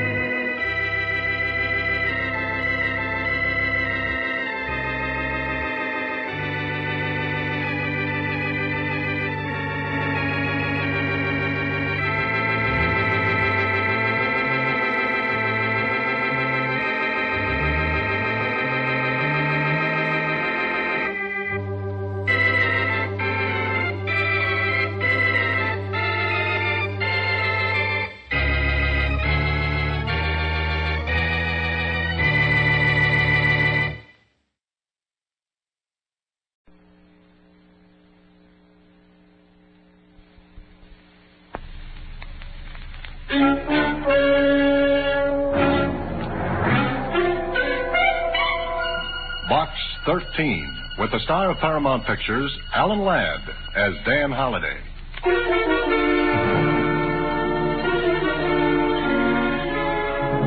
To Box 13, care of Star Times. Dear Dan, if this is the way you want it, okay. If a pal and buddy has to reach you the hard way, all right.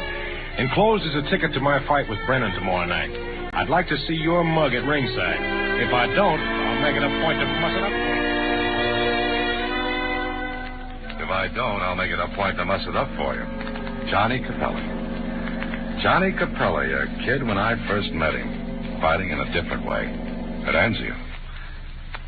And maybe, just maybe, Anzio wasn't as hard for him to take as what happened right here.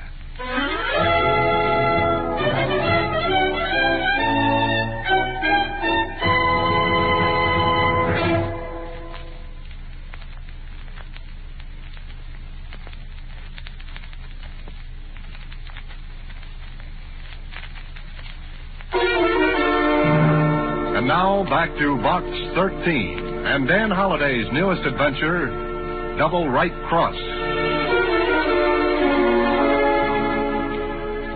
Johnny Capelli, contender for the middleweight crown. A big, overgrown kid with a smile full of white teeth and a heart full of kindness for everybody. Johnny Capelli? I never heard of him, Mr. Holliday. Well, you don't read the sport pages, Susie. But you know him, huh? We played duck on a rock on the beach at Anzio for keeps. I saw him a little while ago. Told him my Box 13 idea, and I guess he saw the ad in the Star-Time. And you're going to fight, huh? Yes, that's it, Susie. Did he send you a bedside seat? There's nothing I can do with that one. So long, Susie. In the driving rain, I headed for the stadium, and my cab ran fenders first into a traffic jam. There was no use trying to get through, so I paid off the cabbie and started to plow the rest of the way to the stadium. I looked at my watch 2 minutes after 10. The first round of the fight was underway. By the time I hit ringside, people were already on their feet leaving. There was booing and talk. Capelli knocked out. Capelli acted like a fourth-rater. Johnny Capelli laid down. I pushed my way back to the dressing rooms with a little knot of people around one door, and a girl was rattling the knob and calling, Johnny, please open the door. Johnny.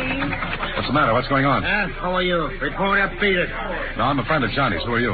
His manager. I was, but not after tonight. He loses one fight and you're quitting. Yeah, like he did. When he comes out of there, tell him he can take this contract and tell him. You're Helen, aren't you? Yes. Please go away. Johnny can't see any reporters now. Please go, will you? I looked at her. So this was Helen. The girl Johnny dreamed about, talked about, raved about, and talked some more about. All the while he and I were trying to miss the casualty list in Italy. The girl he sent a diamond brooch bought with a year's pay he hoarded like a miser. Well, if looks counted, she was worth it. She rattled the knob again and... Please, Johnny, it's Helen. Johnny. May I try? Johnny, this is Dan. Dan Holliday. Dan Holliday. Oh, yes, you recognize the name? Oh, yes, Johnny spoke of you. He said that... What's the matter with Johnny? He won't come out, Holliday. Oh? Who are you? Helen's brother. You see if you can get Johnny out of there, Holliday. Johnny Capelli. It's Dan, Johnny. Is there any other way out of this dressing room? Yeah, the window. This is the ground floor. He could have got out of the window. Look, both of you, Helen and... Name's Eddie. Yeah, all right, Eddie. Get somebody with a key to open this door. Go ahead, Eddie. Step on it. Okay, be back in a minute. Now, what's all this about, Helen? Oh, I don't know. As soon as the fight was over, he came... He was conscious? Yes, he walked, but we got the door here, and he broke ahead of me and ran in and locked the door, and I just... All right, Helen. All right. Now, take it easy. We'll find out what's happened.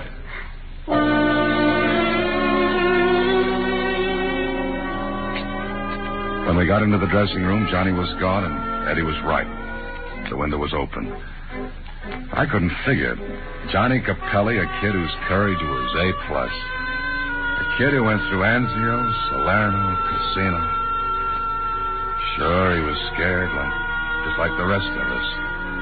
But he didn't whimper. And he didn't run out, ever. It just didn't figure, and Helen didn't make it any more clear. No, I don't know. I don't know why he ran away. Well, take it easy, sis. Johnny must have had a reason. Yes, he must have. Now, listen, where'd he go? Well, if he's not at his hotel, I don't know. Well, he called there. That's no good. Any other place, think. I don't know of any. All right. Where can I get in touch with you later? 387 Christopher Place. Good. You wait there. I'll find Johnny.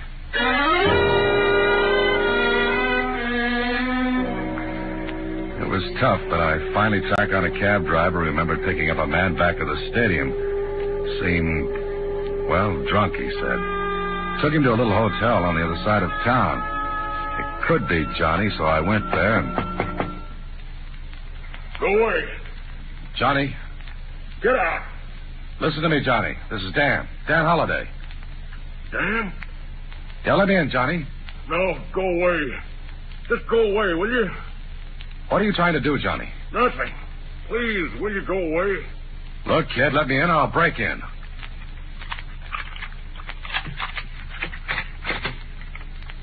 Johnny, Hiya, Dan.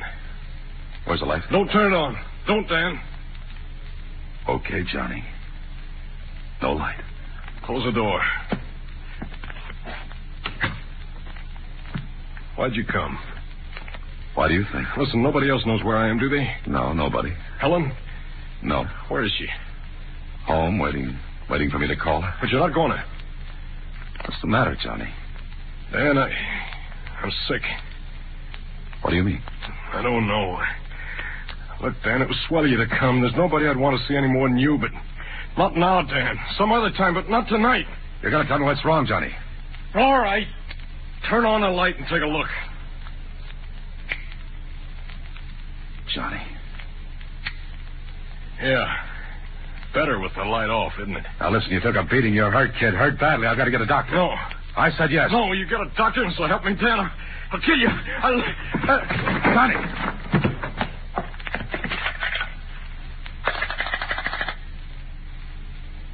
Hello, desk clerk. Listen, get a doctor to room 10 right away.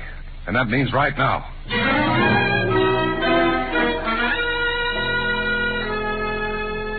All right, Mr. Holliday. He'll sleep for a while now. How long before he wakes up, Doctor? 5, 6 hours, maybe longer. How badly is he hurt? Well, that's hard to tell. He took quite a beating.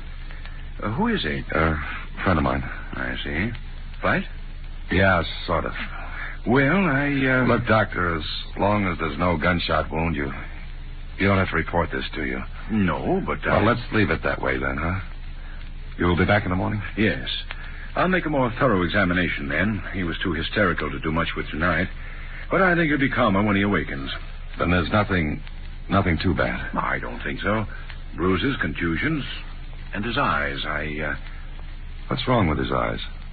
I'll see you in the morning. Good night, Miss Holliday. Good night. Thanks, Doctor. I sat by Johnny's bed and watched. I didn't call Helen because, well, for some reason, Johnny didn't want anybody to know. To know what? Maybe I'd find out when Johnny came to. Maybe he wouldn't tell me.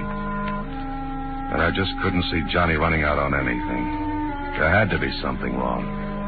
Something big. I sat in a chair alongside the bed and thought about it, and I guess I fell asleep because the next thing I knew, Huh? Oh, just a minute.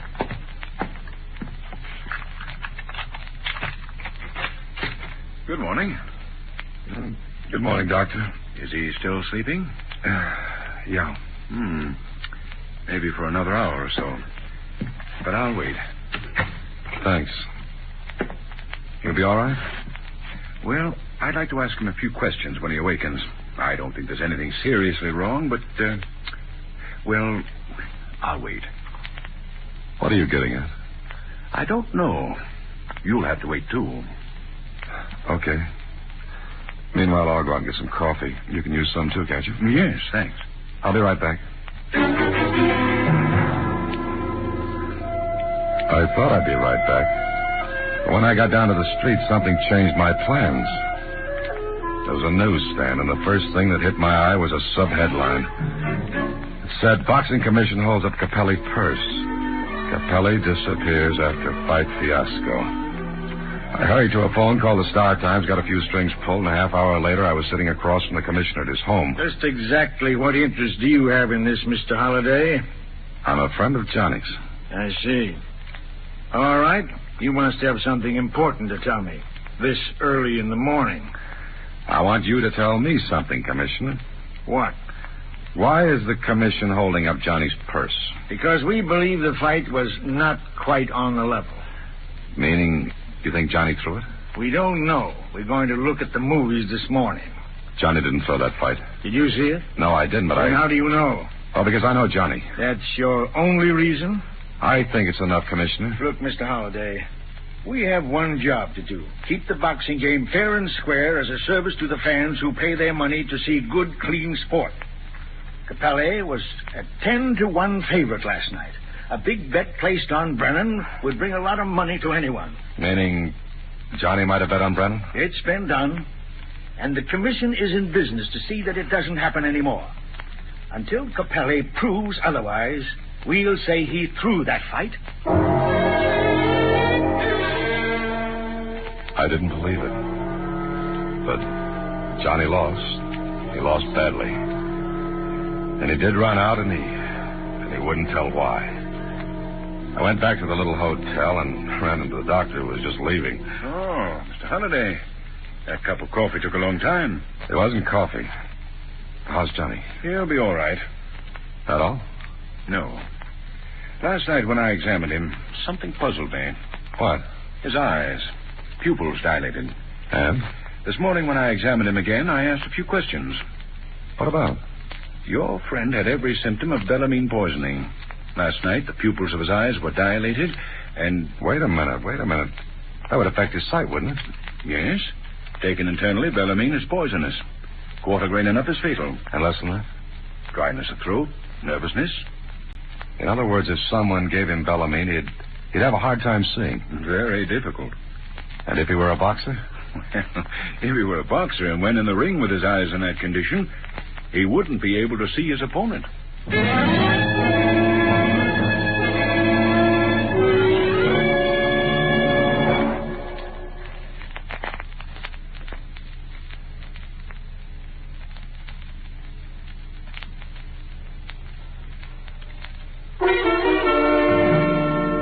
Back to Box 13 and Double Right Cross with Alan Ladd as Dan Holliday.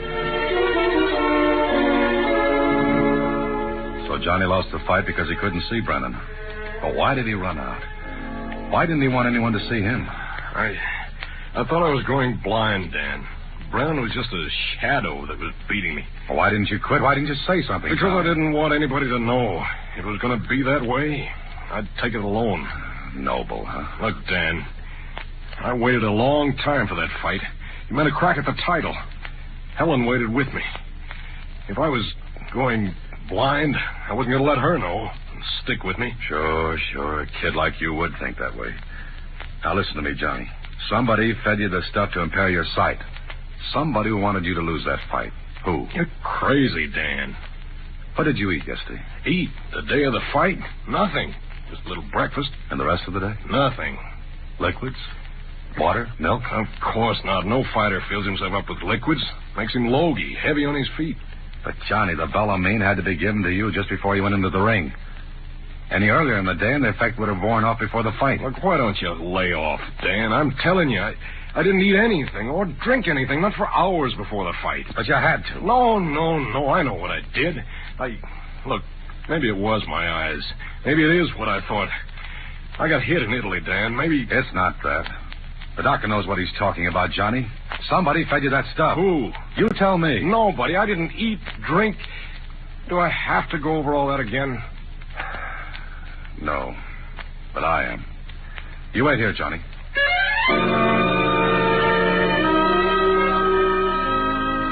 Johnny was a 10-1 favorite over Brennan. And somebody played that for all it was worth. And it looked like it was worth a lot of money if the bet was big enough. A little while later, I was talking to Brennan. You're crazy, Holliday.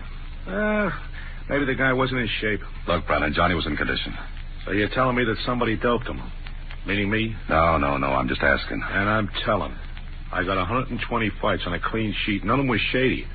I don't play that way. I'm not saying that. I'm only trying to find out who could have given Johnny that drug. Well, I wasn't near his dressing room. I didn't even see him after we weighed in that afternoon. All right, it had to be in his food. Food? No fighter's going to eat right before a match. I'll drink water? He just rinses his mouth, that's all. What else, Brennan? If he's training right, nothing else.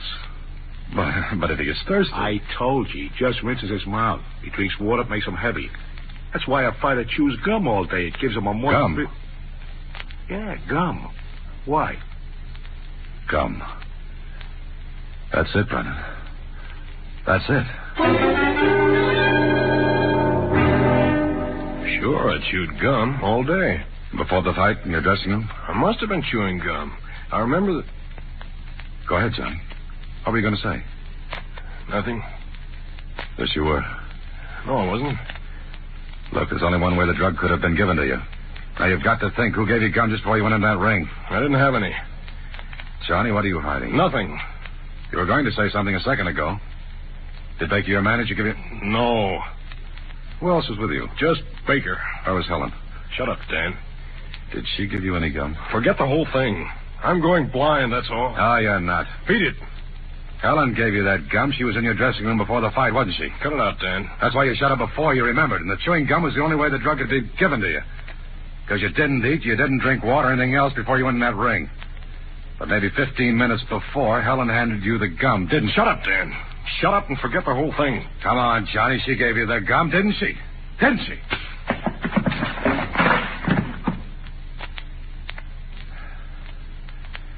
You still got a good right, Johnny. I'm sorry, Dan. Sure. Sure, let's forget it.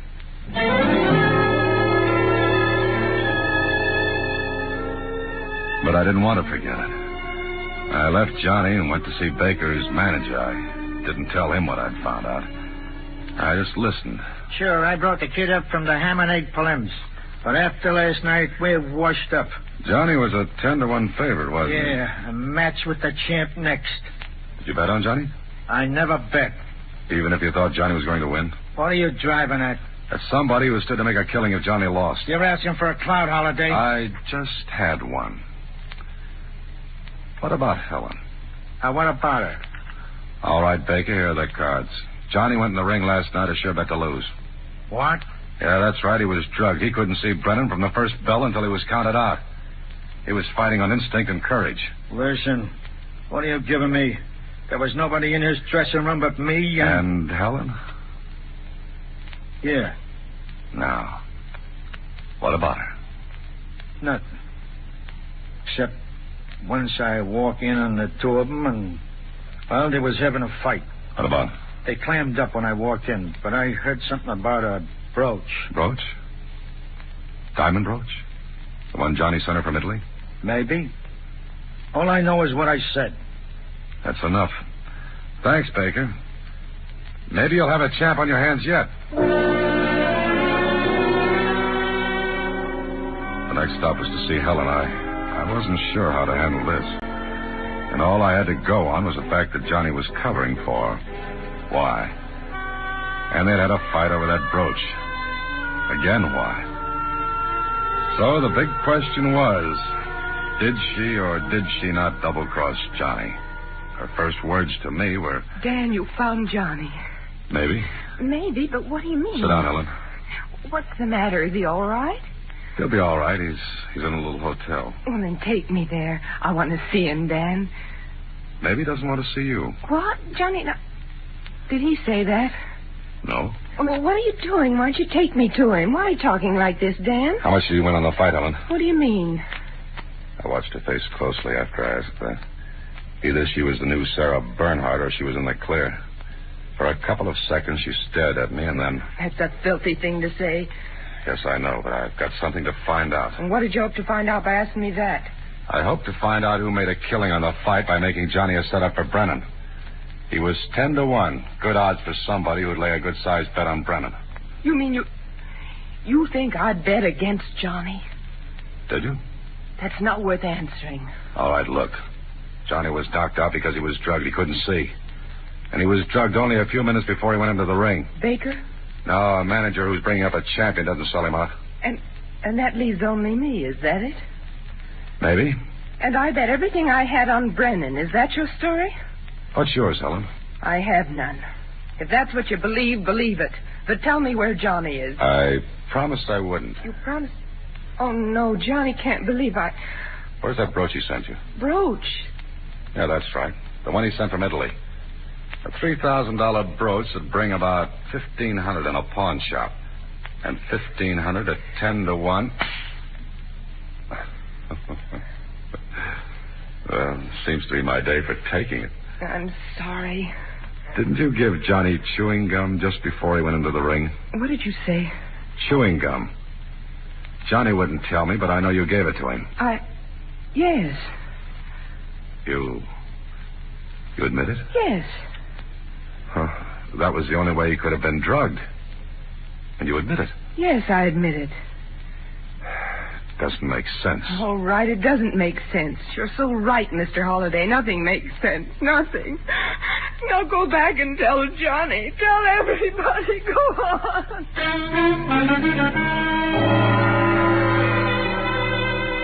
Well, this I couldn't get. Two of them. Johnny and Helen knowing it must have been the gum and Johnny not wanting to tell me. Then Helen coming right out and saying she gave it to him. Okay, there was one answer, and I hunted for it in the shape of that brooch. I called Lieutenant Kling at headquarters and got him to do me a favor. It took almost the rest of the day, but late that afternoon. Brooch?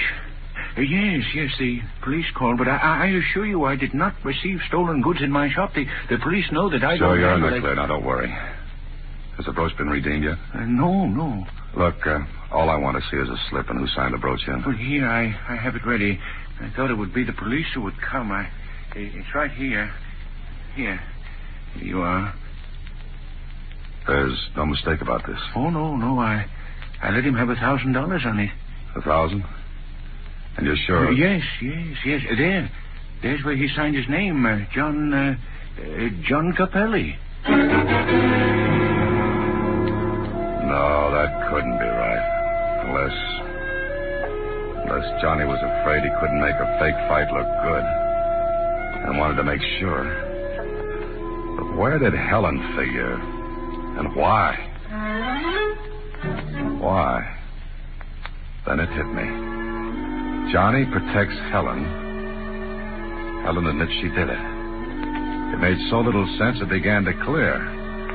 I checked with betting agents and found one who took a bet on Brennan, a bet of $1,000 at 10-1.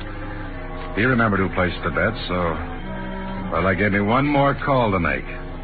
Back I went to Helen's apartment.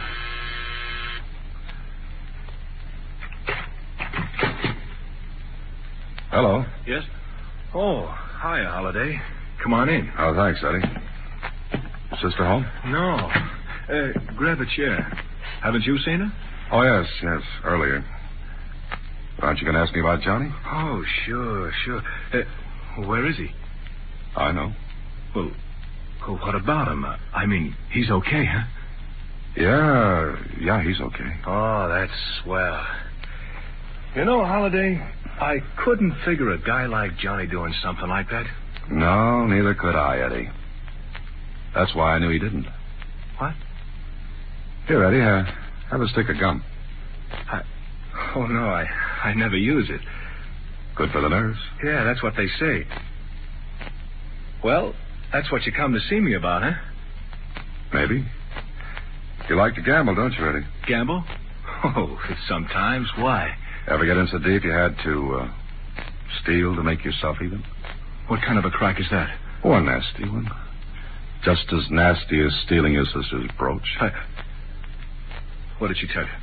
Nothing. She had a fight with Johnny. Maybe he noticed she didn't have the brooch. Asked her about it. Maybe she had her ideas about where it was. Yeah? So what? So she knew and gave you a break. But you had different ideas, Eddie.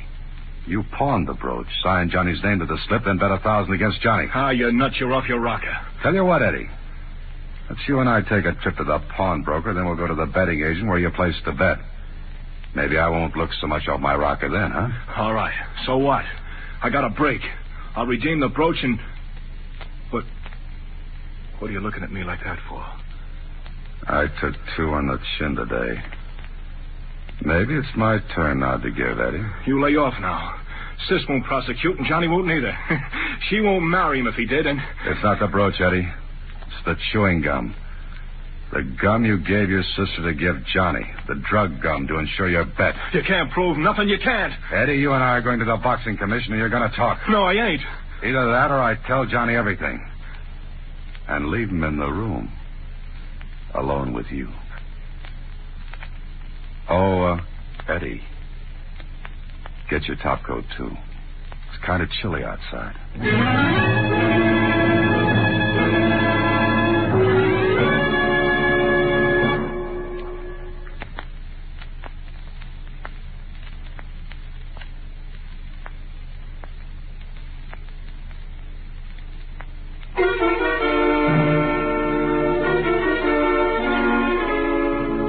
Well, Susie, as they say in the books, all's well that ends well. Gee, it's so romantic. Johnny and Helen getting married, Johnny getting another crack at the championship, and I... What's the matter? What's the matter, Mr. Holliday? Oh, Susie, my jaw is really sore. Johnny hung a nice right cross on me. What's a right cross? Huh? Well, it's, here, look, put up your hands. This way? Yeah. Mm-hmm. Now, look, I leaded my left like this, and you... Like that? Oh, I'm sorry. Mr. Holliday. Mr. Holliday, Oh, good night, Mr. Holliday. Next week, same time, Alan Ladd stars as Dan Holliday in Box 13.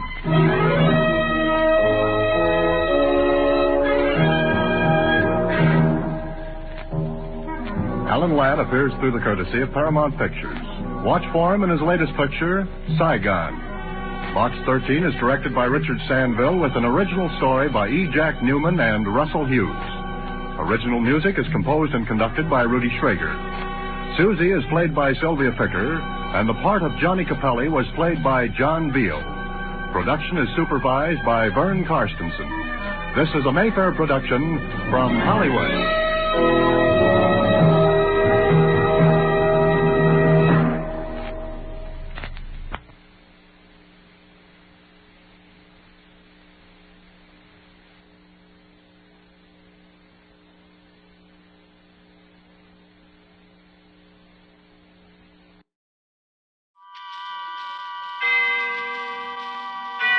Autolite and its 98,000 dealers bring you Mr. Victor Mature in tonight's presentation of Suspense.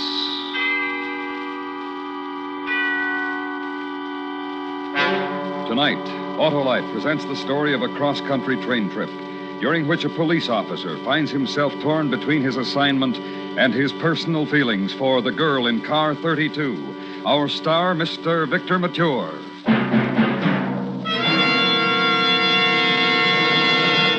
This is Harlow Wilcox. Would you like to be responsible for your local church or hospital getting a big share of $100,000 in cash? Well, that's the total which will go to the recognized charities chosen by the 25 persons selected in the Autolite family charity drawing. The top award is $50,000, with 24 others from $1,000 to $20,000 each. To enter is as simple as signing your name and address, and that's all you do. Now, it's our privilege to have you hear what the head of one of America's finest organizations says about this great event. Here is Mr. E. Roland Harriman, chairman of the American Red Cross. Thank you. The spirit of the Autolite Family Charity Plan is a fine example of the simple slogan of the Red Cross, people helping people. Just a slight effort to register may qualify you to be the benefactor of thousands who look to you for assistance through your Red Cross. Fill out a registration form at any of the following Autolite family car dealers: DeSoto, Hudson, Plymouth, Studebaker, Dodge, Willis, Nash, Packard, Kaiser, or Chrysler. Remember, there's no obligation, but your favorite recognized charity may thank you for a large part of $100,000. Sign up tomorrow. And now, Autolite presents transcribed The Girl in Car 32, starring Mr. Victor Mature, hoping once again to keep you in suspense.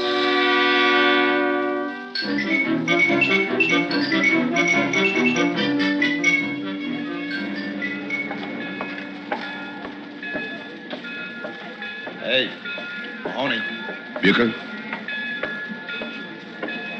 I can see better from here. How do you feel, kiddo? Okay, I guess. Flying out here from New York last night and taking a train back this morning isn't my idea of fun, though. Yeah, well, we'll show you L.A. next trip, baby. We got about 2 minutes. You better tell me what this is all about. We got a dame who's been living with Fritzie Hollister's sweetheart for the past couple of weeks. You know Fritzie. Yeah. He's got a trunk full of hot jewelry I'd like to get my hands on. Well, this is your chance, Mahoney. Now, we figure Fritzie's ducked the old girlfriend and made a connection with a new one. And her name is Genevieve Josephine Johnson. Now, here's the angle. She's heading east on this streamliner today, probably to wherever Fritzie's hanging around. It's a sit-up train. You're right across the aisle from her. So you work yourself in with her. And when you get a chance, check her luggage, find out where she's going to meet him. I know. Don't look so sad, kiddo. It's an easy job sitting on a train with a doll. Hey. Oh, that one? Yeah. Genevieve Josephine Johnson. Uh-huh. In the flesh. I don't know. And I don't mean to argue with you. But to me, she just isn't the type for Fritzie Hollister. Oh, stop your kidding. No job, for one thing. No family or background we can check. An apartment in Hollywood that rented for $450 a month. Part of the act, huh? Everything else set? All set. All good? Well, so long, kid. So long. All good? Bye. Good. Have a nice trip. Bye, Charlie. Bye.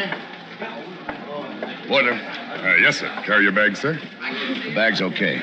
My ticket says 32. Car 32. Yes, sir. That'd be the next car down, sir. You can board right here. All reserved seats. Yes, sir. Thanks. Pardon me. Pardon me, please. Oh, excuse me. Yeah, sure.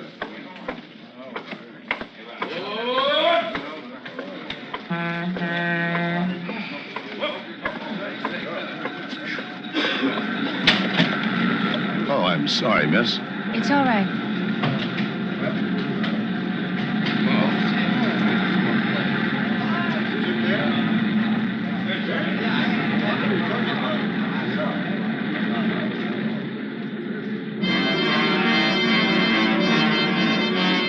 Now, careful now. Don't look at her sitting there in her little brown suit and white blouse. Just take off your hat, lay it on the seat, pick up your magazine. But don't look over there. No. Don't reach over and offer to light a cigarette. She can do it. She's okay. Don't lean across the aisle. Got plenty of time. It'll happen soon enough. So just relax and just let it happen. You know what you're doing, boy. That old Mahoney technique.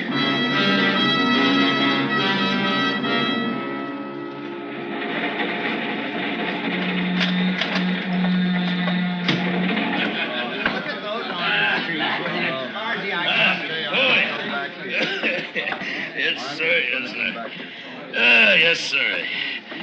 Oh, hi, Bud. Hi. Yes, sir. Well, sir. Hello there, little lady. How are you, huh? Hey, you mind if I take your seat for a minute? I'm on my way to the club car. It's a long walk. Well, that's one way to sit down, huh? Now, what's the matter? Ain't I even human? Ain't I even looked at, huh? Hey, you. Little Miss Hi-Hat. Hey. Please go wherever you were going and leave me alone. Ah, come on, little lady. Have a nice friendly drink with old Frank Tars. How about it, huh? Pardon me, miss. Hey, you. Hey, we... Now, just what's the idea, Buster? What are you doing in this car, anyway? And what are you looking for? A good punch in the mouth, maybe? Oh, No, he's bothering me, yes, but I don't want any trouble about this. Oh, it's a hassle about, pal. I get off in a couple of minutes to send for doing. I didn't mean to insult anybody. All I thought to... Yeah, all you thought. Then who asked you to sit down with the young lady, huh? Who wanted you? Why, I ought to... Please, it's all right. It's perfectly all right. Just don't hit him more. Where's your car? Back there. Come on, I'll take you. I said, come on. Just a minute. Please, Come on. Don't Get hurt moving. him. Don't hurt him. It's all right, miss. Don't you worry. Come on, move on. Hey, now, wait just a minute. You know who I am? Yeah, I know who you are.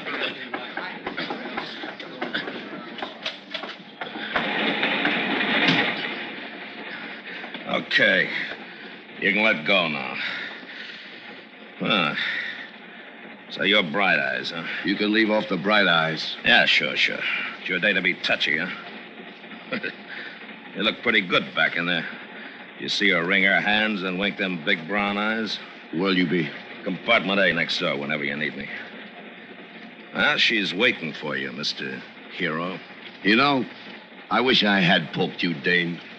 You're a nice big New York copper, Mahoney. You got the jaw and you got the shoulders. I heard all about you. You look like you could do it. Well, I'm just a beefy blot working out of L.A.'s Central Division, but I could whip you, boy. So easy. I'd better get back. Yeah, sure. I envy you, Bright Eyes. You two will make a nice couple.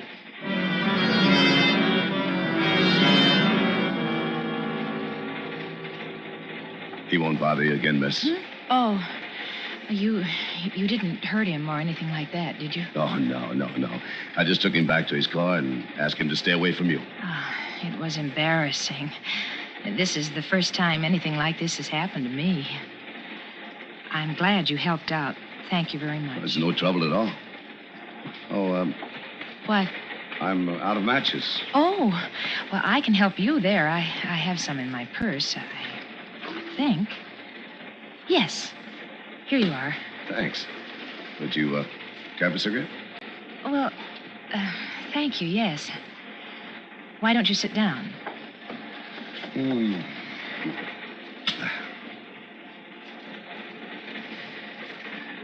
Thank you. Thank you very much. Sure. What? My goodness, it was kind of funny, wasn't it? He was so tight. Yes, it was funny.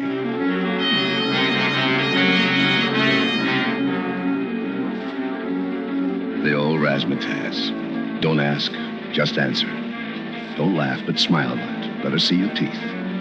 Don't move close, but let her know that you've got shoulders there, boy. And the other trick. Keep your hands open, spread out. Talk. Then stop. Look a while. Watch the orange groves go by. Watch the houses go by. Watch your life go by. What? Oh, my goodness. You must have money in the bank. You're talking to yourself. What's the trouble? I think I'll stop looking around out there. It's beginning to worry me. Too big or too empty or too something, I don't know. You, like it, do you? Oh, it's lovely. The most beautiful country I've ever seen in my life. It's breathtaking. Oh, and people call me Jenny. Jenny for Genevieve, huh? Yep, Jenny Johnson. Well, they call me Mahoney. And some other things sometimes. My name's Harry. Oh, where are you heading anyway? All the way east? All the way and more. Bayside Hills, Pennsylvania. I work in a dentist's office there. Now, that's funny. Maybe the suntan threw me. You know, I kind of thought you lived in L.A. And mostly that you didn't work. Oh, dear. Well, I did live there for 3 weeks in a simply marvelous garden apartment in Hollywood, right off Sunset Boulevard. Mm-hmm. They had a heated pool. Oh, it was wonderful. It sounds expensive. Oh, it was. Terribly. But I shared it with a couple of other girls off and on. Advertised in the papers, you know. Only... Only? Well, go on. Something happened? Only... Maybe I'm funny in some ways. Maybe I'm old-fashioned. But some things I just... Well, there's not much point in going into that part. I get it. You got stuck with a cute little blonde who always wore your clothes or something. Cute? Oh, not for my money, thank you. What happened, anyway, was that she got out last week after one of her parties. When I said what I had to say, she got out pretty darn fast, believe you me. My goodness, did I say something? Why are you staring at me? Who? What? Oh, staring at you. Well, I'm sorry. I didn't mean to. Oh, now, that's all right. My goodness. For some reason, it seemed like you were looking at me for the first time.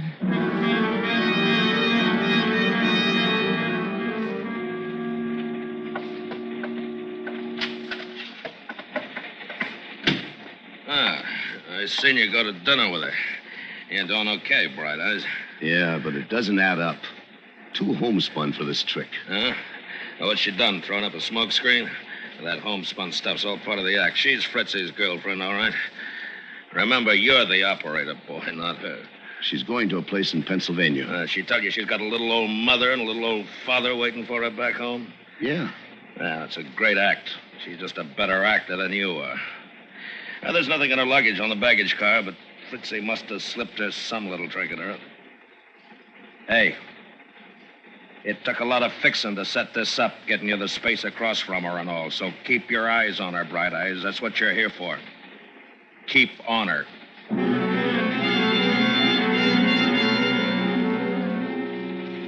Hi. Did you get your glass of water? Yeah. Well, it seems to be getting pretty late, doesn't it? Hadn't we better call it a night? Oh, What? Why... Well, couldn't we sit here another half hour and just talk about things? Why couldn't we? Oh, I suppose we could. That is, if you don't expect... Oh, I don't expect anything. Well, we'll talk about what? We'll talk about you. Oh, no, we won't. There's nothing to talk about. That isn't the way I heard it. Oh, you didn't hear anything about me. You'd be surprised, sister. What? Nothing. I don't think you want to talk very much, do you? No, I want to find out something. Harry, no. Oh, anything the matter? No, please. I don't care for that sort of thing. You promised. You said... Oh. Please? Well, I'm sorry. I just... That's quite all right. The first minute it got dark, though, you had to try it. I told you I'm sorry. Forget it. You know, I'd like to tell you something. I'm not that kind of a guy. I never was. I've had so much of that stupid messing around. Oh, so much of it? I see. Well, I haven't. And I don't think I'm sorry either. I want it to mean something with me, and it won't be stupid. But that's silly, isn't it? No, it isn't. It's awfully late, really it is. I'll see you tomorrow.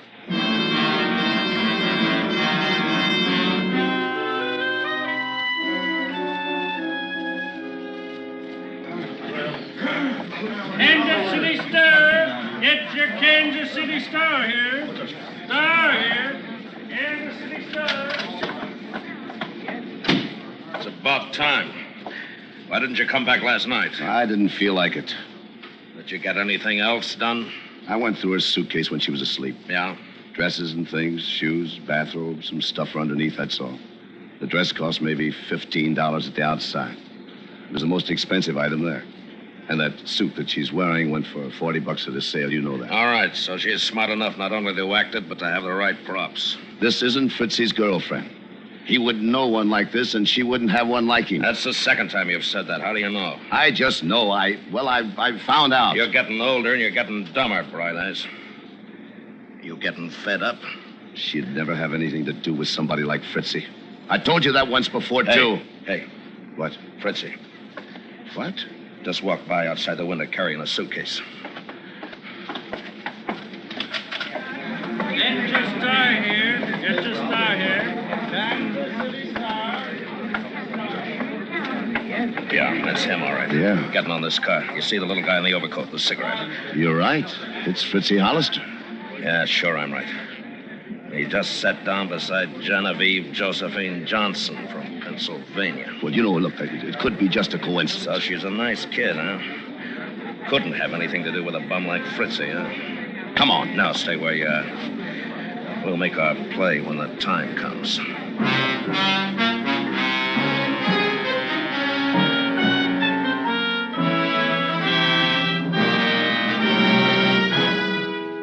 Autolite is bringing you Mr. Victor Mature as star of The Girl in Car 32. Tonight's presentation in radio's outstanding theater of thrills, Suspense.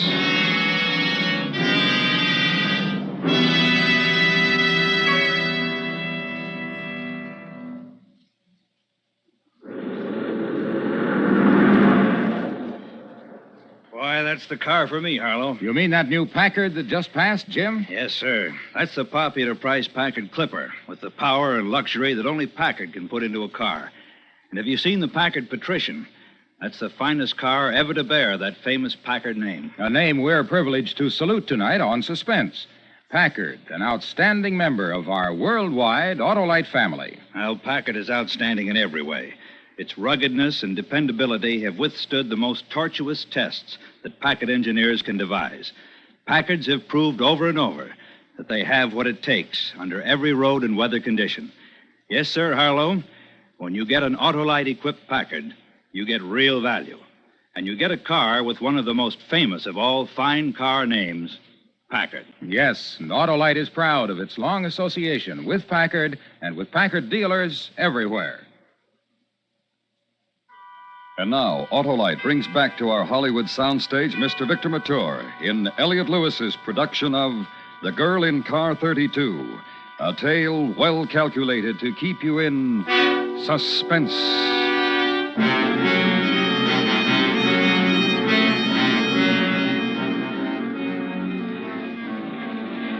Now use your head, Bright Eyes. It's no mistake, no crazy coincidence. Even if she sat there all day and hasn't talked to him once. The little bird in the blue overcoat is Fretzy Hollister. And you were trying to steal his girl. Use your head. She was fast enough and smart enough to spot you right off for what you were. And she handled you last night like a schoolboy. She couldn't warn him from the train. But she's given him a poke in the ribs or an elbow or something so he'll play it straight here. Sure. She's Fritzy's one chance. She'll work on you again, Bright Eyes. And watch that. Because you don't want to let either one of them slip off the hook. Asleep? No. Cup of water? No. I'll drink it myself. I can't sleep. Not with that strange man over there. What's so strange about him? What? Skip it. Do you feel like talking? Sure, let's talk. Why not? Sit down. Thank you. Well, I wonder what this stop is going to be. I'm glad you wanted to talk. But suppose you drop the Rube girl routine, huh? My goodness. You're all right in the daytime, but at night you come out with the silliest things. Say, what do you mean by that? Big laugh. Big laugh for you. What? For a couple of minutes last night, I was stupid enough to believe you, sister. What? Not now, though, and don't you forget it. What on earth are you talking about? I said cut the act. Well, I don't have to have anyone to talk to me like that. I think you're crazy. You must be. You must have something all twisted up in your head, or you wouldn't say things like this. Oh, darn.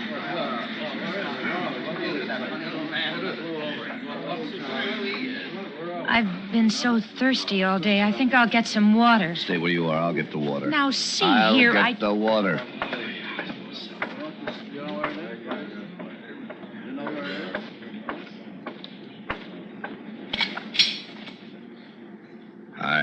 Hi. What's the idea of leaving them together when we come in a station? I'm sick of it. It happens here or else. Now, look. Shut up. Hey, Fritzy jumped over in your seat. Yeah. And he's talking to her. Yeah, he had to sooner or later. Right now, she's telling him I'm a cop and they'd better scram out while the scramming's good. You hit it on the head, boy. There he goes, heading for the door. He won't make it. Hey. Come on. Hey, Fritzy. What? I've been waiting for you to try something like this. Your girlfriend's pretty smart. Look out, Bright Eyes. He's got a gun. No, you don't. You stay away from me. Stay away from me. No good, Fritzy. No good. Are you okay? Yeah, here. Hold on to it. All right. Hey, where you going? To get his girlfriend. I want to attend to her personally. All right, stand back. Stand back. Get out of the way. Say, what's all this? What's... Police officers, keep these people back. Oh, yes, sir. Yes, sir. I'll do that, sir. What on earth is it? Stow that, baby. This is a pinch. What? come on. Up on your feet. We've got Fritzy in a huddle. Oh, you're hurting me. And you're killing me with those big brown eyes. Why, you just... Pretty smart you were, only you forgot one little thing. You forgot the first rule of Broadway. Never hustle a hustler. Just who do you think you had anyway? Some clown on a train or Bright Eyes Mahoney? Cut up the tears. Come on.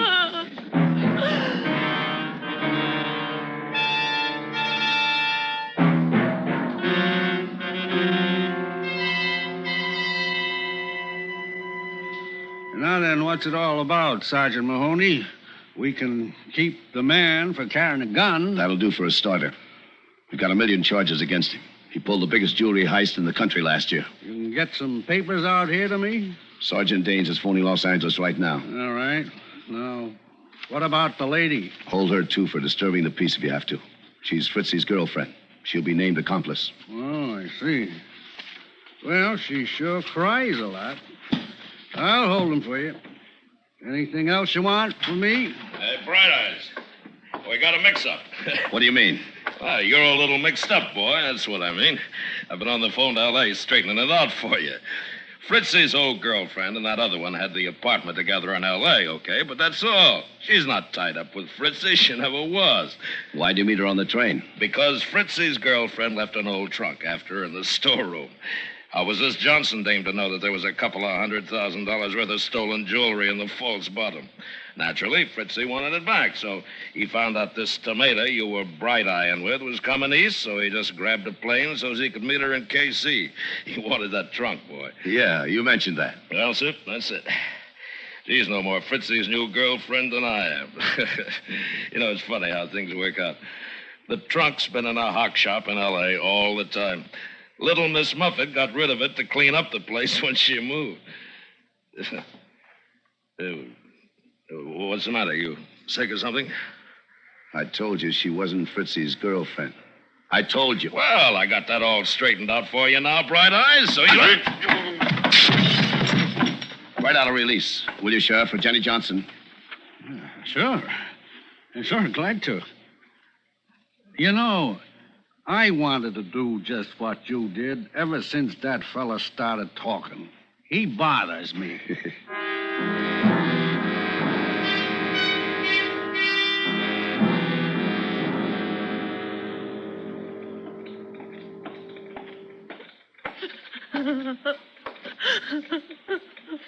The next one will be through tomorrow morning, Jenny.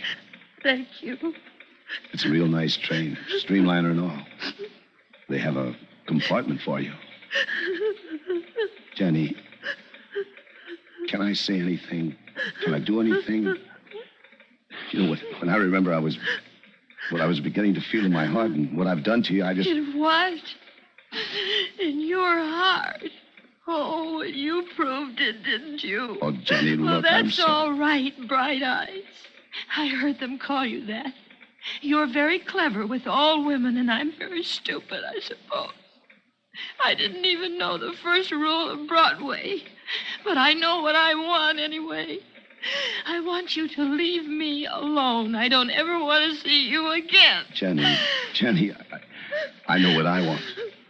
I found out sitting in that seat beside you. You just get away from me, the things you said to me and the way you act. Because what? Because you cared for me, I suppose. Because I cared for you, Jenny. You know something? I'm going to be on that train with you tomorrow morning. Yes, sir, Jenny. I'm going to be on that train with you.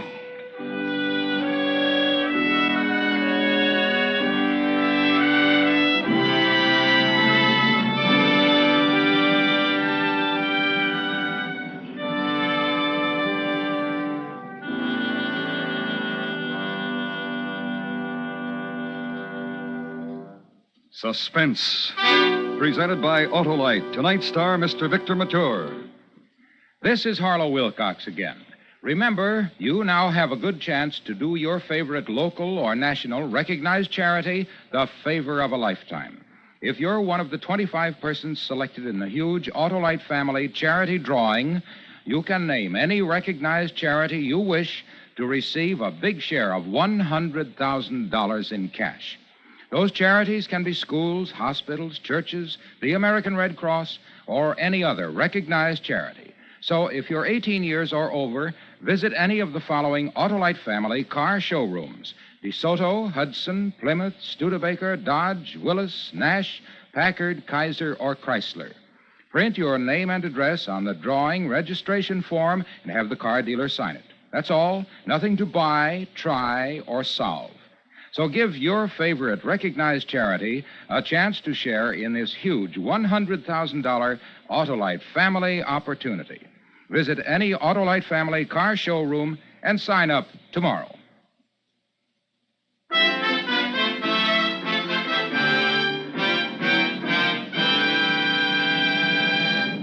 Next week, the story of a man who found that everything was against him.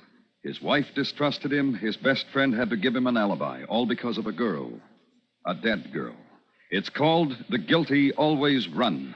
Our star, Mr. Tyrone Power. That's next week on Suspense.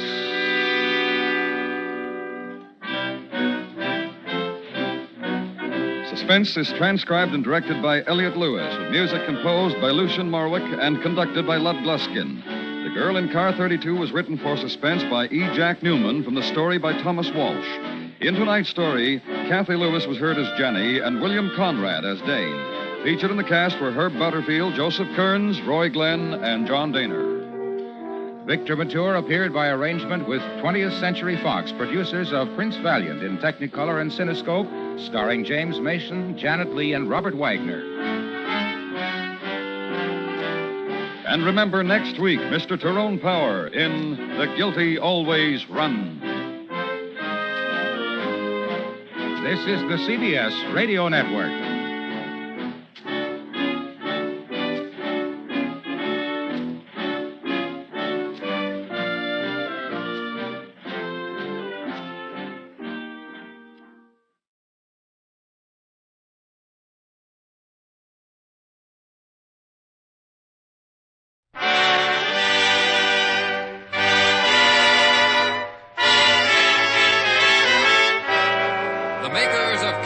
Cigarettes present Dick Powell as Richard Diamond, Private Detective.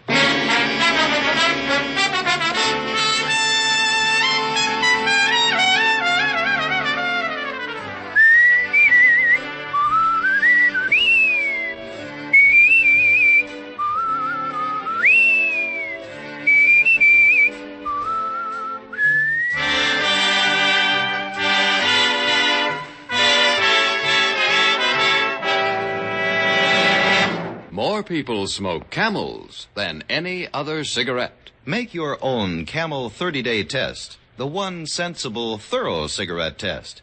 You'll enjoy the rich, full flavor of Camel's costly tobaccos. You'll see just how mild a cigarette can be day after day, pack after pack. And you'll know why more people smoke Camels than any other cigarette.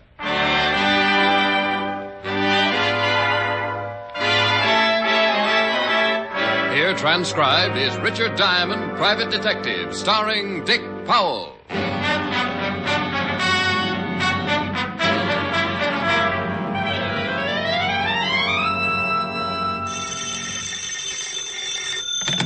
Diamond Detective Agency, the Ham and Mayhem.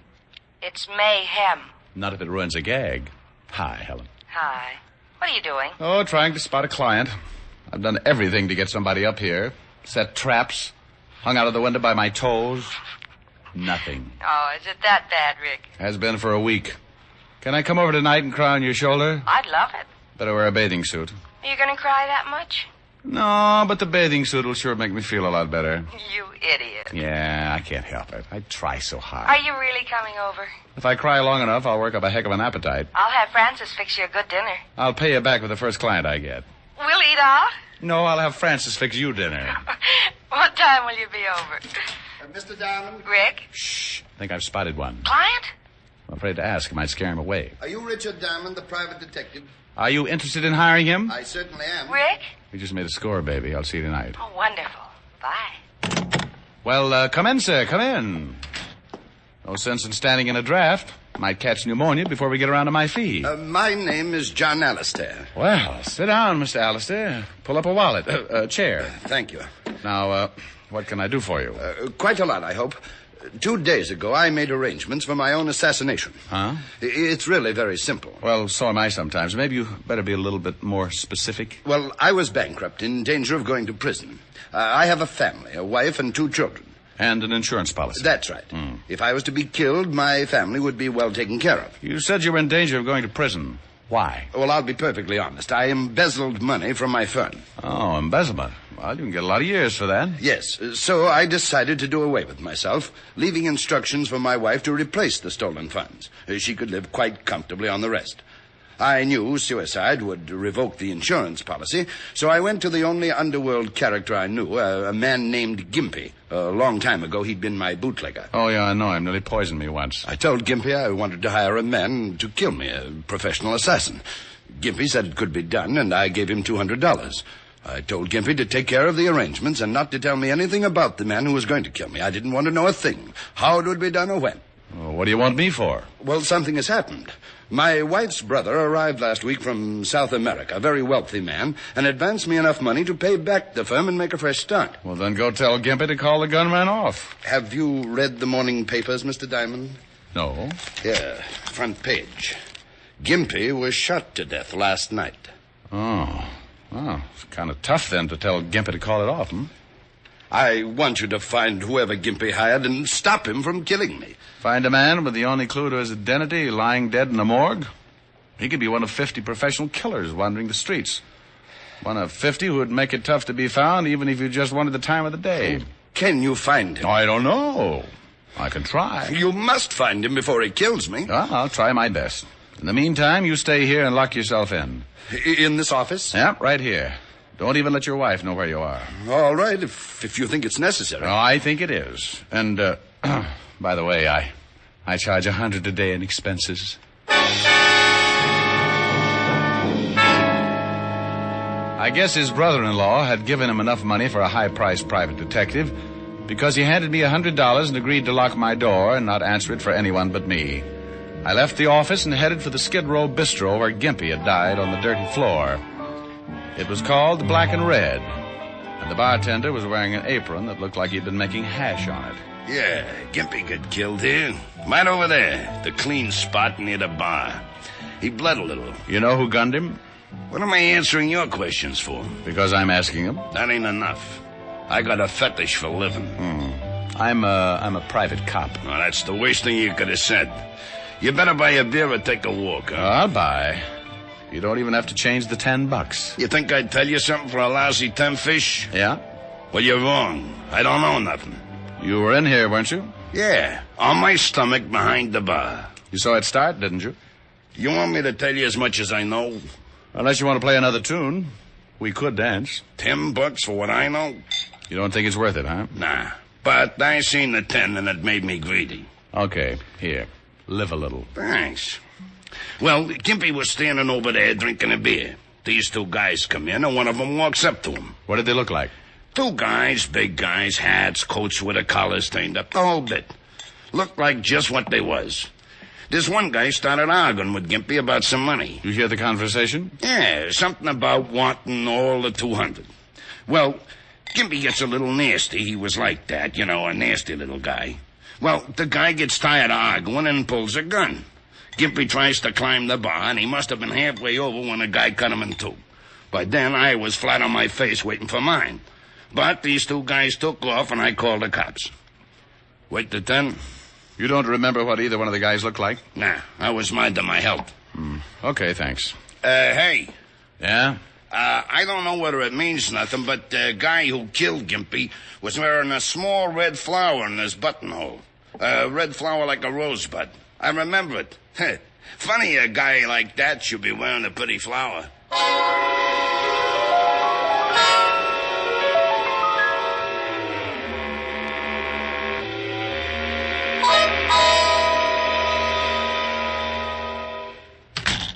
Oh, what do you want? Why, Sergeant Otis, you've been taking your ugly pills again. Can't you ever do anything without the department's help?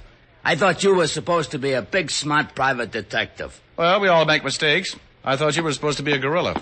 Oh, you did, huh? Yeah, but gorillas get bigger. Oh. Hello, Walt. Hello, Rick. What can I do for you? I got a little problem.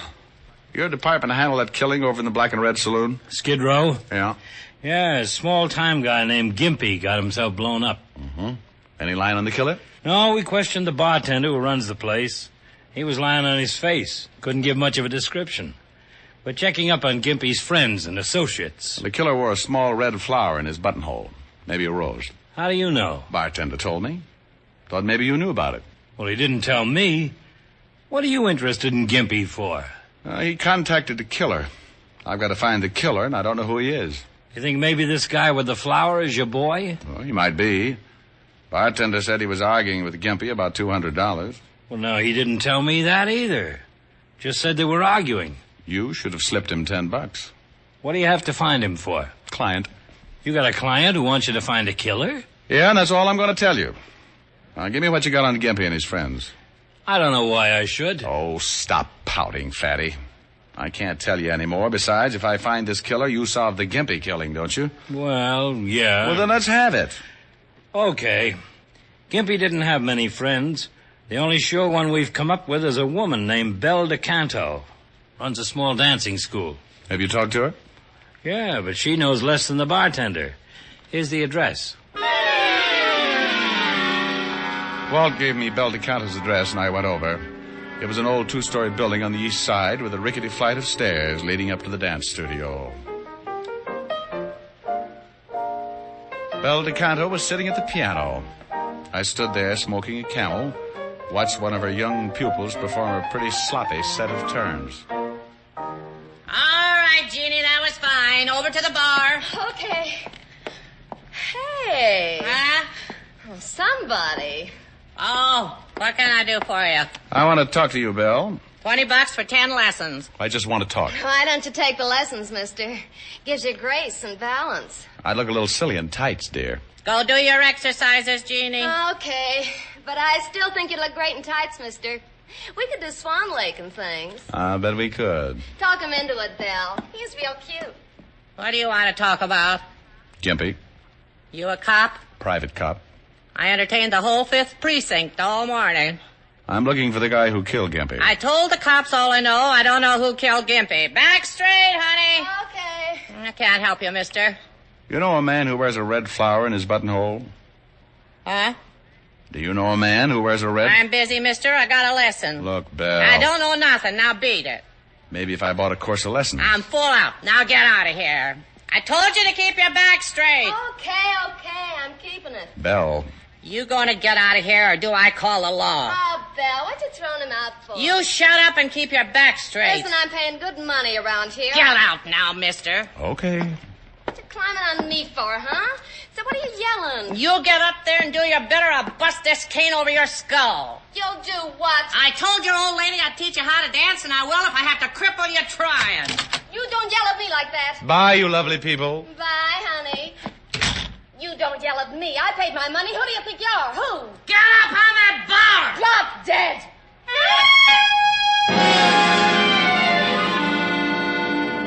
It was pretty obvious my mention of the man with the red flower had set off Belle DeCanto's charming temper. And it was even more obvious that to Belle, the man with the red flower spelled some kind of trouble. The third and most obvious point was that I wouldn't get anything out of Belle even if I dropped her in a pit full of enraged mice. I started down the steps of the dance studio, heading for the street, and I stopped cold. Something on the third step set off little bells in the space in my head reserved for danger. There, on the third step, was a small red rose, and it hadn't been there when I went in. I stopped and thought about it. Maybe the man I wanted was in the building. I looked around. Only one other door besides the studio, and that led to Belle's apartment above. I went up there and looked around. Nothing. Then I got a pretty scary thought. Maybe the man with the red rose had tailed me, waited around listening at the door. If he'd found me, maybe he'd found my client. I spent the next 20 minutes making myself hard to follow, and when I was satisfied no one was tailing me, went back to my office. Alistair. Mr. Alistair. Who is it? Diamond, open up. How do I know it's Diamond? Well, you are being cautious. You gave me a $100 retainer. I told you to lock yourself in my office and not to answer to anybody but me. Did you find out anything? Close it and lock it. Is something wrong? Well, the man who killed Gimpy was wearing a red flower in his buttonhole.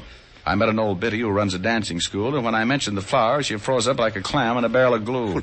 Who is this man with the flower? I don't know, but before he killed Gimpy, he argued with him about some money. $200. Well, that's the amount I paid Gimpy to hire the assassin. Yeah. I think the man with the flower is probably your killer. And when I left the dance studio, I found this. A red rose? Uh-huh. I think maybe he's tailing me. He knows I came to see you. I don't know.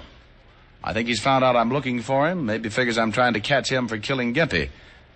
Anyway, you're not the only one on the spot now. But what'll we do? If he's looking for me, there's no sense in letting him find you, too. You got to get out of here. But where? Well, an out-of-the-way hotel I know. Manager's a friend of mine. But what if this killer finds you? That's a good question. I hustled John Alistair out on the fire escape, and we climbed down to the floor below, just in case our boy with the red rose was waiting outside my office. We climbed into the 7th floor hall, made our way to the service elevator and down to the alley. A half an hour later, I'd deposited Alistair in room number 11 of the Bunker Hill Hotel in charge of the manager, a one-time safecracker named Herman Clipp. I'd done a lot of favors for Herman, and he assured me Alistair would be safe and that no one would be allowed to see him unless his name was Diamond and he had the bluest eyes in the private detective business. It was 6 o'clock by the time I left the hotel, and I kept to the side streets in case the man with the red rose might be close. It was certainly one way of finding him, letting him find me. But I wanted to be ready for it, and I didn't want to be around my client when it happened. I went back to my apartment on 51st Street.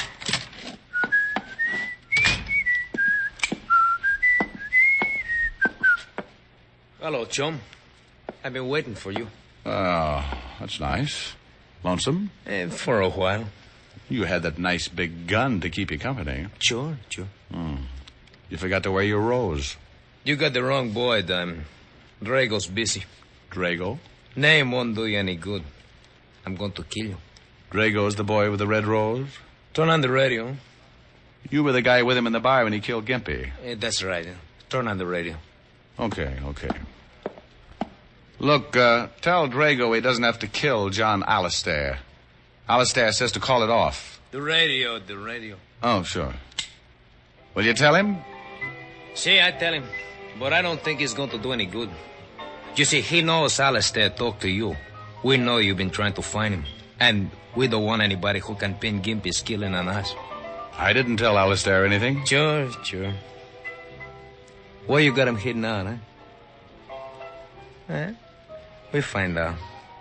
Drago should have knocked off Gimpy like that, but he gets excited.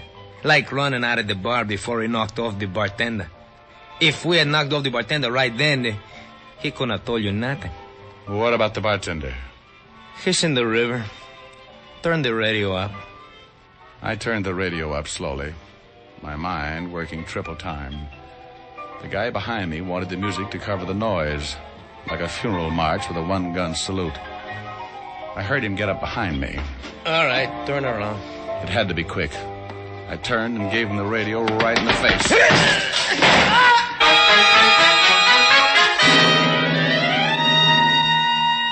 I had twisted his gun right into his stomach. He looked up at me like a kid who was going to bust out crying because somebody had dumped over his blocks. Then he slid down on his face and died without a sound.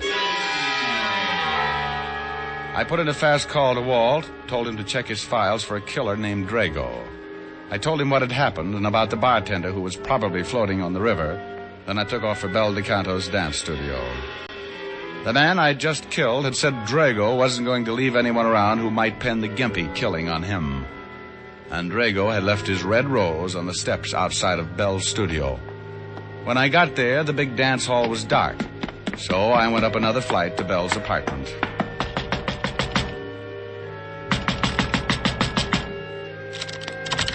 Well, here goes.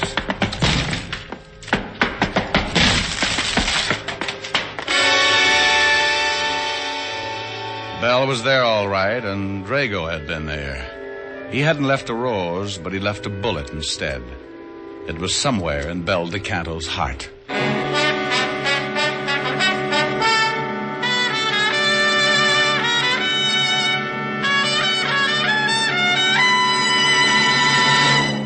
Before we continue with Richard Diamond, here's an important question. How mild can a cigarette be? One puff won't tell you. One sniff won't tell you. It takes day in, day out smoking to find out how well a cigarette agrees with your throat.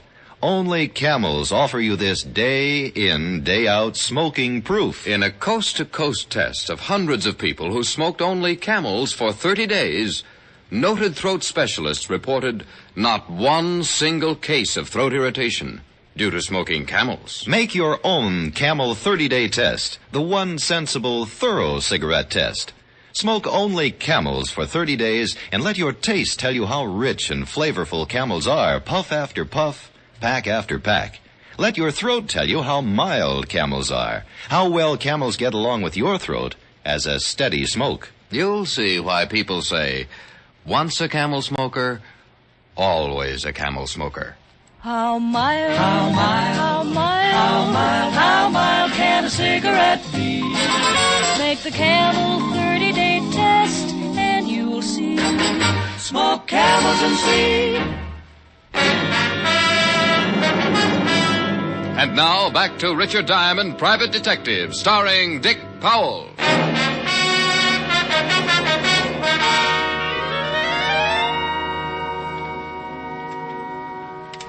Well, here's all the information, Rick. The only man we got on file named Drago is a well-known hood named Tommy Drago. 7 arrests, 2 convictions, assault and armed robbery. Can you find him all? Well, I put out an APB. Maybe we'll pick him up. You find the bartender? They're dragging the river now.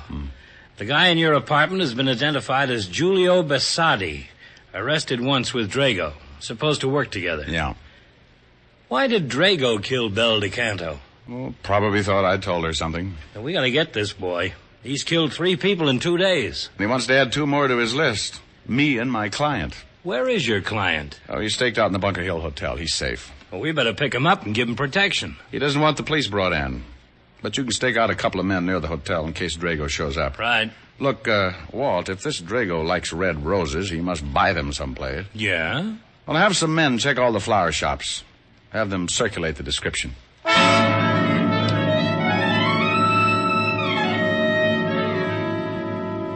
For the rest of the day and into the evening, the entire precinct turned out to look for Drago. Each man had a photograph, and they toured every flower store in the city, showing the photograph and asking questions. Walt and I even took one section, wore out a lot of pavement and several good inches of shoe leather, trying to find someone who might have been selling the roses to Drago.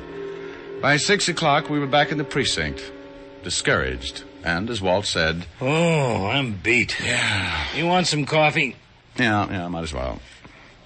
We took in 12 shops. Here. Thanks. Looks like the guy grows his own. Well, maybe he does. Swell. I'll put out a general to pick up every window box and flower pot in the city. We're bound to catch him in 10 or 12 years. Yeah, what do you want, Spikehead? Spikehead? Just thought it up. Oh. Well, did you just want to see if the buzzer works? No, I got an address on that guy Diamond shot. Giulio Bassadi? Yeah. Well, do you want us to hold a seance while you give it to us by telepathy? 456 River Street, apartment 7. And you sure are getting grouchy. Walt and I piled into the squad car and took off for 456 River Street. There was a chance that the man who wore the roses might live with his partner, Giulio Bassardi. We found the manager. He let us into the apartment, and after 15 minutes of pretty extensive house wrecking, both Walt and I came to the same conclusion. Giulio Bassardi lived alone and liked it. We hit the street pretty discouraged.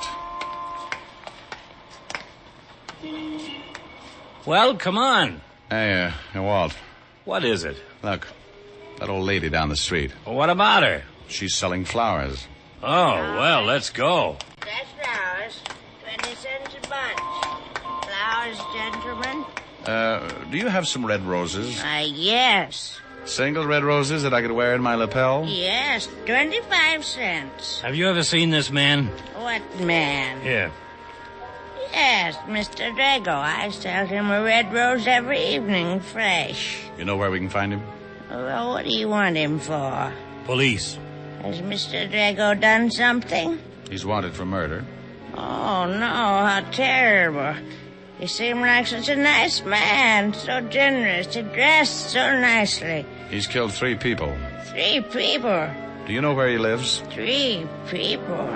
Yes, he lives in the next block. I don't know the number. I'll have to show you. Here, I'll take all the flowers you've got. The old flower woman showed us the building, and again we dragged another manager out to let us into Drago's apartment. This time we went in low, ready to shoot if Drago happened to be home. He wasn't. And once again, we tore another place apart. Find anything? No, not yet. Get a load of this closet. Drago really dresses. Hey, Walt. Yeah? You find something? Look at this telephone pad. What about it? The writing. Read it. Bunker Hill. Bunker Hill Hotel. That's where my client is. Drago's found him.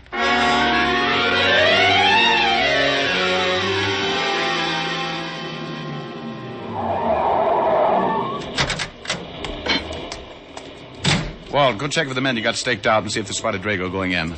I'll go in and see if my client's all right. Right.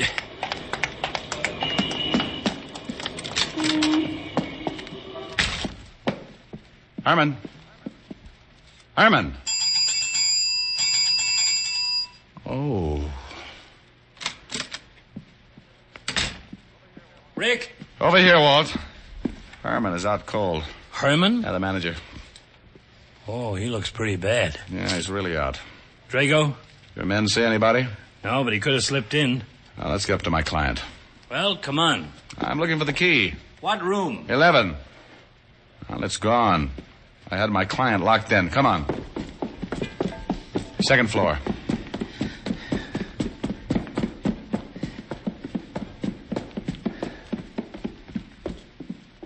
Here it is. Alistair.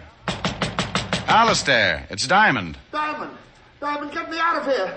He's been here. He's got a key. Where is he? He tried to get in, but I had the chain lock on. Then he tried to break it down. I pushed the furniture in front of the door. Get me out, please. Just take it easy. We'll try and break it down. The furniture's still there. Well, get it out of the way. Yes. I don't know where he went. Is there a fire escape? Fire escape? Yes. There's an escape right outside my window. Good heavens, Diamond. Just keep moving the furniture. But the fire escape... Just move the furniture. Walt. Yeah? You stay here. I'm going out on the fire escape. It figured. If Drago couldn't get past the furniture, he'd get in another way. I ran to the end of the hall and out on the escape. I turned the corner of the building and started for my client's room. He's on the escape. He's coming down. I can hear him. Get me out. Get me out. At first, I thought my client had heard just me. But then I saw him climbing down from the floor above, a gun in his hand, the polished barrel shining in the moonlight.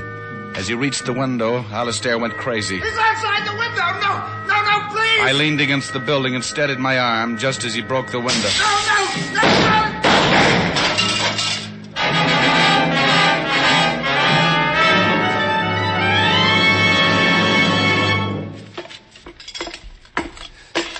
You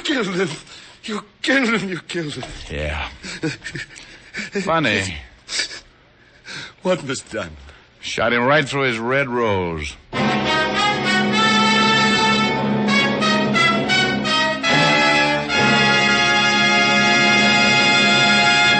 Dick Powell will return in just a minute. Across the nation, doctors in every branch of medicine have been asked this question. What cigarette do you smoke, Doctor? Again, the brand named most was Camel.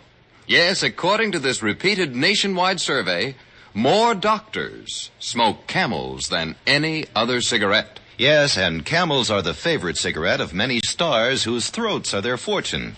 Risa Stevens, Mario Lanza, Martha Tilton are a few of the singing stars who choose Camels for mildness. How mild, how mild, how mild, how mild, how mild can a cigarette be? Make the Camel 30-day test and you'll see. Smoke Camels and see. Here's Dick Powell with a special message. Thank you. Ladies and gentlemen, this week we add a new name to the list of recipients of gift camels for hospitalized servicemen and veterans. It's the Military Air Transport Service, United States Air Force, which evacuates virtually all overseas wounded servicemen. Camels are also on the way to veterans hospitals, Lake City, Florida, and Nashville, Tennessee. U.S. Naval Hospital ship Haven. Now, until next week, enjoy camels. I always do.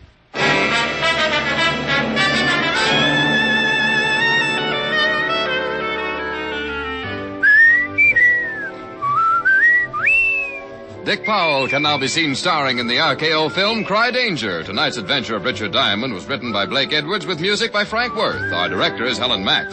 Featured in the cast were Virginia Gregg, Wilms Herbert, and Arthur Q. Bryan. PA stands for two things, Pipe Appeal and Prince Albert. They go hand in hand. For Prince Albert's Choice Tobacco has a rich flavor and a delightful natural aroma. PA is crimp cut for smooth, even burning, and it's specially treated to ensure against tongue bite.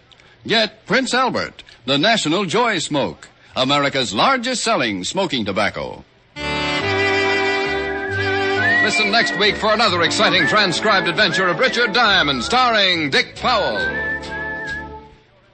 This is Your FBI, the official broadcast from the files of the FBI. Follows immediately. Stay tuned. This program came to you from Hollywood. This is the American Broadcasting Company.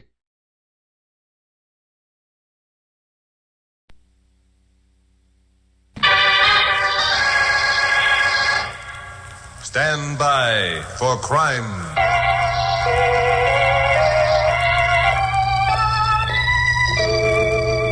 Hi, Chuck Morgan, KOP newscaster speaking. You know, for the most part, people associate deeds of crime with the male of the species. Unfortunately, that isn't always the case. The story you're about to hear concerns a woman, one of the most ruthless and cunning of any of the hardened gangsters I've ever run afoul of during all my years as a reporter here in L.A. The opening incident of the story took place in a deserted warehouse some weeks ago.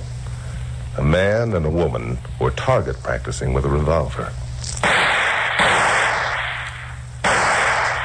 Okay, Nick. Wait a minute. We'll take a look at the target.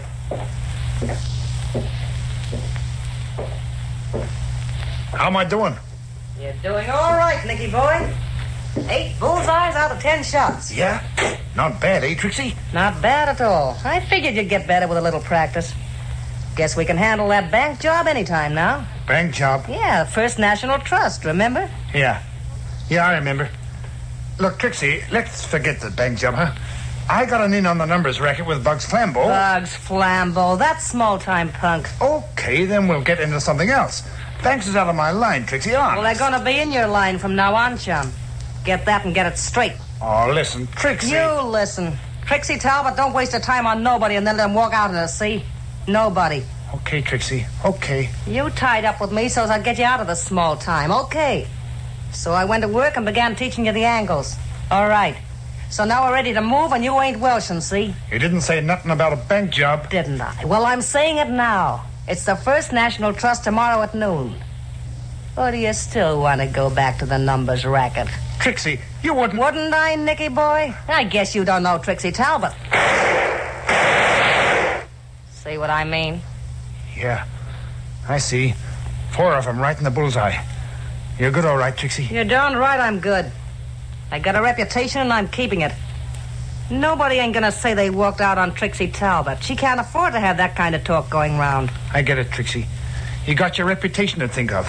I like you, Nicky boy. I figured you were smart. I figured we could go places together. That's why I let you come in with me. Sure, Trixie. You give me a chance, all right. I ain't forgetting it. Come here, Nicky boy. Yeah, Trixie. Put your arms around me. Yeah. See what I mean, Nicky boy? Yeah. You're all right, Trixie. I'm crazy about you. That's better. We'll get along. Sure, Trixie. We'll get along all right. Tomorrow at noon, we begin moving in on the big time. We start going places. You and me. Tomorrow at noon.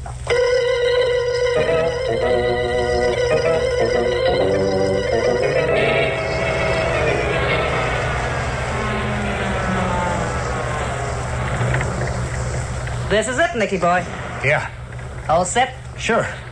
Sure, I'm all set. Let's get going. Take it easy. Don't get nervous. Remember what you're supposed to do? Yeah. We've been through it enough times. What are we waiting for? All right, Nicky boy. Relax now. Hold the bank book in your left hand like you was going to make a deposit. Keep the other hand on the heater in your pocket. I know. Okay, let's go.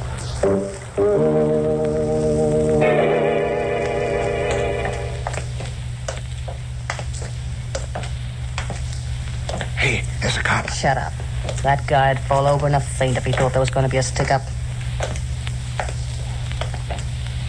Here we are, dear. Give the man your book. Yeah. Okay, pal. This is a stick-up. Don't move or you get it. Yes, sir. What do you want? What do you think we want, chump? Shove that folding green stuff this way. Yes, ma'am. Okay. Now go into the vault and bring out everything you can carry. Forget that, Trixie. We got all we can take. Go on, you. Yes, ma'am. And don't forget there's a gun pointing at your back. Trixie, look. That cop. Forget the cop, I said. He ain't... He's onto us. All right, you two, drop those guns. Why, you dumb flatfoot. Trixie, don't. Grab that door and let's get out of here. Why, these dumb punks. Let him have it, Nick. No, we shouldn't. Give it to him, Nick. Give it to him. We'll show him. Dirty punks.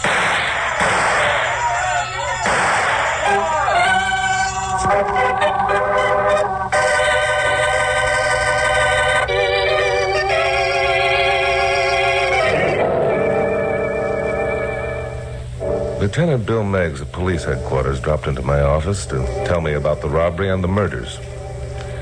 Now, Cal Curtis, my secretary, and I have known Bill a long time. We both suspected the purpose of his visit was more than to just give me a good news story. Well, that's the story in a hole-up, Chuck. You got any ideas? Chuck's always got ideas. What we want to know is, what idea have you got up your sleeve? Never mind, Glamourpuss. What does your file record show, Bill? I've checked the files and records in every daylight bank robber in the country. This pair didn't follow the customary pattern at all. More than a week, my boys have been bringing in and questioning every known daylight hold-up man in the city. So far, they haven't even made first base. Now, the way I see it, they've been looking in the wrong places for the wrong kind of guy. That makes sense. Yesterday, a young trooper, Sidney Richards, in an upstate town, he noticed some smoke and some signs of life coming from what he supposed was an abandoned house. Went up to investigate and hasn't been heard from since. Wait a minute. If he hasn't been heard from since, how do you know he saw signs of life? And how do you know he went up to investigate? Stands to reason. We found the tire marks of his motorcycle in the lane that leads to the house, but none returning. So you figure that whoever was living in the house prevented him from returning, huh? Mm-hmm. That's exactly what we think. Well, why don't you go up there and find out, for heaven's sake? If you use your head, GP, you wouldn't ask such a nutty question. It's like this, Carol. Suppose the people who are occupying the house are our bank robbers, and that they've taken Trooper Richards prisoner and are holding him as hostage. Well, suppose they are. They can't hold him forever. What are you going to do? Just sit around and wait for... The life of one state trooper, Carol, is worth the lives of a dozen criminals. Now, we have a plan whereby we can keep young Richards alive. Here it comes. Let's have it, Bill. 2 days ago, the San Francisco police captured one of the most ruthless killers this country's ever known. Yeah? Now, you've probably heard of him. He's called the Professor. The Professor? Yeah. I did a story on him a while ago. Well, now, the Professor's being held incommunicado by the San Francisco police. Chuck, we want you to go up there and look him over. What's the gimmick? I'll bet you wish you'd never asked. Well, assuming that the people in the abandoned house are our bank robbers and that they're holding Trooper Richards, there's only one person who could get to him without arousing their suspicions. I get it. You want me to assume the identity of the Professor and make a call on the fugitives, huh? No. That's it, Chuck. You look a little bit like the Professor, and I think you could get away with it. No, I said. You stop getting in a sweat, Glamourpuss. There won't be any danger. No danger? Are you out of your mind? The first thing those two are going to ask is, how did you know they were hiding in the house? We've taken care of that, Carol. 2 days from now, there'll be a daylight holdup in the neighboring town of Bolton. Crime will be laid to the professor. The professor? But you said... Crime will only be attributed to the professor. Newspaper, radio broadcasts will attest to that fact. Yeah, that's a good idea. I could use the story myself. Uh-huh. You see, Glamourpuss, it'll be only natural for the professor to take refuge in the abandoned house. That's it. Now, these two fugitives did, and why not the professor? I still say it's crazy. What if they've met the professor before? What if It isn't likely that any small-time operators would know a big shot like the professor by sight. He'd be careful not to let him. No, I won't buy that. Chuck can't go. Listen to her. Now, listen, GP. Don't you realize a man's life's at stake? Yours will be, too, if you're sucker enough to agree to this plan. Anyway, your birds might have flown by the time you got there. Not a chance. The house has been watched night and day. You're outvoted, GP. Suppose you pipe down. Okay, go ahead. Get yourself murdered. See if I care. If I don't go, Trooper Richards will be murdered. Well, then, I'm going too. Isn't that bright? You sit down at that typewriter and get to work. Chuck Morgan, don't you manhandle me. I haven't touched you. Come on, Bill. Let's catch a plane for San Francisco. Right. Chuck! No, come back here. So long, GP. Take it out on the typewriter. Oh, that dizzy idiot. If he thinks that I... Well, I'm not, but I won't. And he'll wish he hadn't.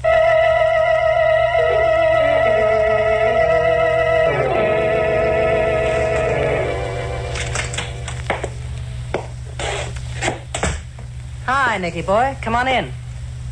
How's Trooper Richards this morning? Okay, I guess. Look, Trixie, do we have to keep that guy tied up all the time? Do we have to keep him tied up? Nicky boy, sometimes I think you got softening of the brain. Okay, maybe I have. Maybe having to stay here cooped up in this lousy dump's driving me nuts. Maybe... Shut up. No, I want to get out of here. I was a sucker to listen to you in the first place. You got anything else to say, Nicky boy? Oh, Trixie, put that gun away. Yeah, I'll put it away. One more crack out of you, chum, and the next time I won't miss. Okay, Trixie. Okay. You don't need to worry about me. I better not need to worry about you, you dumb punk. Why, if it wasn't for me, you'd be cooling your heels in a cell right now. I know it, Trixie. You're right. Forget I said anything, will you? If we could only get out of here. We'll get out when the heat's off, not until. But suppose they find us. Don't be a dope. I've had this hideaway case for weeks. Nobody won't find us here. The motor cop did. All right, so the motor cop found us. Why? Because you were dumb enough to light a fire. Why, just for that I ought to shoot your ears off. Okay. I already admitted it was my fault, didn't I? That's a big help, admitting it. How do I know you won't pull some other dumb trick? I won't, Trixie, so help me. You wouldn't want to. How long do we have to stay here anyway? Well, maybe tomorrow, maybe the next day. Depends on how things look. 2 more days. Look, Trixie, that cop's going to be missed. They'll come looking for him. Let him. We're in the driver's seat no matter which way you figure it. Anybody comes here looking for that cop, we make a deal with him. His life for ours. Now quit worrying, will you? We're doing okay. I guess you're right. Besides, if they was looking for the cop, we'd have heard it on the portable radio. Sure we would. Turn it on. Let's have some music. Okay, Trixie. And it has now become definitely established that the lone bandit who shot and killed the paymaster at the Roberts oil fields was the gangster known as the Professor. State police are making an intensive search of the countryside near Bolton. Well, how do you like that? The professor's operating again. And in Bolton, too. The professor? I thought he was laying low after the Chicago job. Looks like he got tired of laying low. Huh. Them dumb cops thinking they can catch the professor. Nicky boy, there's a character I'd like to meet. Him and me could go places together. Yes, sir. There's a guy who's got what it takes. You ain't never met him, Trixie? Of course I ain't, and there's few that have. He's a smart operator, that lad. Nicky boy, you ought to study the professor's technique. Maybe you'd get someplace. Oh, Trixie, ain't I doing all right? That professor. Yes, sir. Him and me could really go places together. Hey, Trixie, listen. It's an automobile. Look, it's coming up the lane. It's the cops. I knew they'd... Shut up. They'll get us. We ain't got a chance. I knew they... Shut up, I said. You dumb cluck. That ain't no cop. What do you mean? It ain't the cops? Because there's only one of them. You think a cop would come driving up here in broad daylight like that? A trooper did. Nuts. This is some punk who's lost his way or maybe wants a drink of water or something.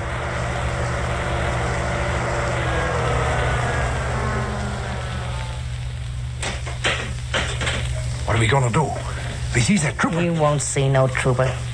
Go on over and open the door. What are you gonna do? What's the idea of the gun? Never mind. Go on and do as I say.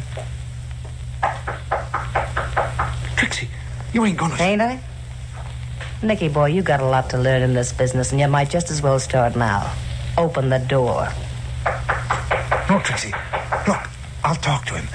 Maybe I can send him away. Only don't... You jerk, you do like I say, or I blast you too.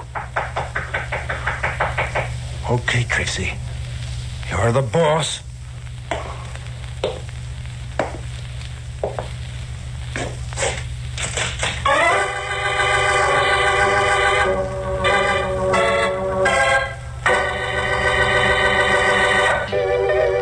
Now, the conclusion of Stand By for Crime.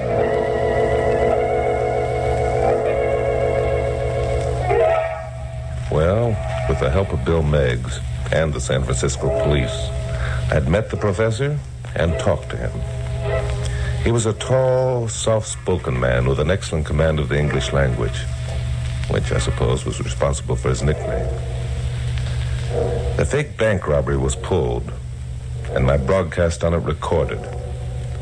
I was then given a black bag full of money, which I was still carrying when I knocked at the door of the deserted house. Yeah? What do you want? Oh, for a moment you rather startled me. I thought there was no one at home. What do you want? I was wondering if I could use your telephone. You see... Tell him to come in. Come on in. Of course. Thank you. Oh, I beg your pardon. I didn't know there was a lady here. You guessed right, there ain't. Okay, who sent you? Sent me? I don't believe I understand. You see, I was on my way Come on, quit stalling. Before I bump you off, I want the answers to a few questions. Bump me off? Do you mean you intend shooting me? You catch on fast, copper. Copper? My dear young lady, are you referring to me as a police officer? Busty, you sure put on a smooth act. Hey, Nick. Yeah, Trixie? See what he's got in that bag. Okay. Give me the bag, bud. No, just a moment. Give him the bag. But... Very well. Here you are, my man. Thanks. What's in it, Nick? Jeepers. Well, what is it? What is it? Take a look. Well, I'm... Greenbacks, bundles of them. Oh, come. There isn't so much there. I call that my small change purse. Small change? Say, who are you, anyway? Trixie, I know. That radio broadcast. The professor. Wait a minute. Let me look this lug over. Did the radio broadcast give a detailed description of the professor, Trixie? How do you know my name? My dear girl, your associate here has called you Trixie at least 3 times since I entered the house. Oh, he did? And you referred to him as Nick. Trixie and Nick. Could it be... No. Trixie Talbot would never allow herself to become involved with... Forgive me, I've said too much. You ain't said nothing. What's the matter with Trixie Talbot? There's nothing the matter with Trixie Talbot. Oh, I get it. Hey, Nick. Yeah, Trixie? Go on outside and take a look around. Oh, look, ain't I here? Go on, quit arguing. Okay, Trixie. You don't have to get sore. That's better. Now shall I finish what I was about to say, Trixie? You don't need to. I know. So you're the professor, huh? At your service, my dear. I like that. At your service, he says. Yes, sir. Professor, you're just like they said, a real gentleman. Thank you, my dear. Sit down, Professor. Over here. Thank you. We got a lot to talk about. Yes, sir. We got to get acquainted.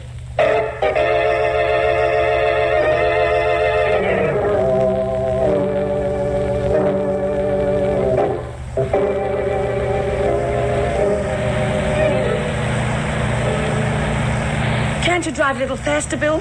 Chuck may be dead by now. If he's dead, then there's no need of driving faster. Very funny. You cops are all alike, cold-blooded. Now, take it easy, Carol. Your boyfriend can take care of himself. I'm worried.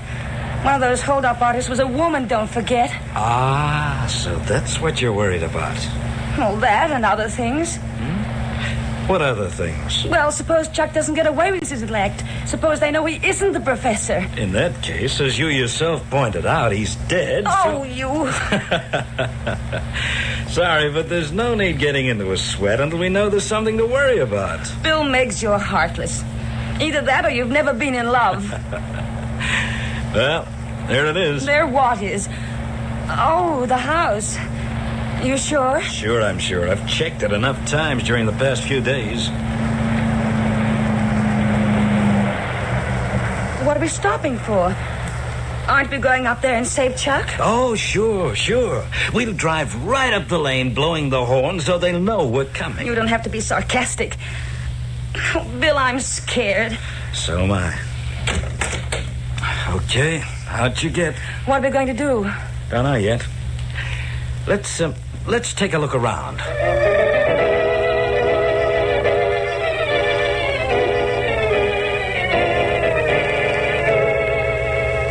Professor, I gotta hand it to you. You done all right for yourself. You flatter me, Trixie. And now, about the proposition you mentioned a few minutes ago. Yeah, the proposition. Professor, how much dough is in the small change purse of yours? Possibly $10,000. Just like that, huh? 10 G's and you don't bat an eye. Brother, you kill me. Now look, see that bag sticking out from under the couch? Not unlike my own. It's just like it. And what's in it is just like what's in yours, too. Only there's more. More? Yeah. There's more than 15 grand in that satchel, Professor. You don't say. Yeah, I'm saying it. You add that 15 to the 10 you got, and it makes a pretty good stake, don't it? Indeed it does. Yes, a very good stake, Trixie. You get it, then? We start out with 25 grand, see? You and me together. But, my dear girl, I have only 10. Sure, so I chip in 5 more than you, okay. You got brains, you got fancy talk. You're a smart operator. I need a guy like you. We could go places together. Is it a deal? It seems fair enough, but there's one tiny item I'm afraid you've forgotten. Yeah? Yes. Nick. Nick? Oh, don't be a dope, Professor. You and me know how to handle guys like Nick. Why, when someone gets in our way, we just... Trixie, there's a guy in a base sneaking up through the woods. What? They're coming here. Cops. Let me see. Hey, Professor, come here. You see something, Trixie?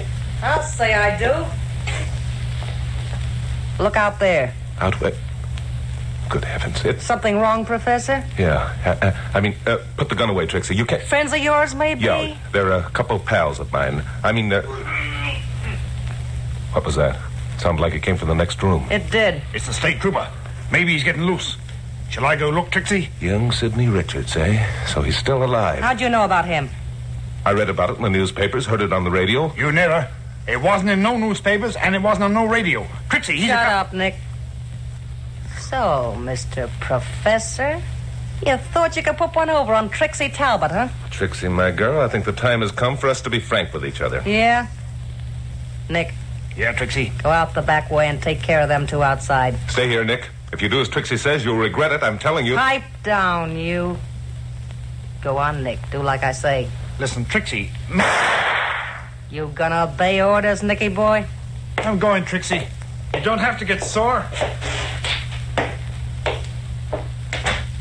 Now, Professor, this is going to be a pleasure. You'll get twice as much pleasure if you let me explain who I am. For a guy who's going to be rubbed out, you got a nerve, mister. Who are you, anyway? The name is Morgan. Chuck Morgan, the newscaster. Chuck Morgan? Well, what do you know? I thought that voice sounded familiar, but it didn't... Well, that takes care of your friends, Mr. Morgan. You got any prayers you want to say before you join them? I've got a lot of things up. That you, Nick? Come on in. I want you to watch this. Tough, Trixie. That guy behind you isn't Nick. No. Don't try to kid me, pal. All right, Nick, speak up. The name isn't Nick, lady. Drop the gun. Why, you... Too bad, Trixie.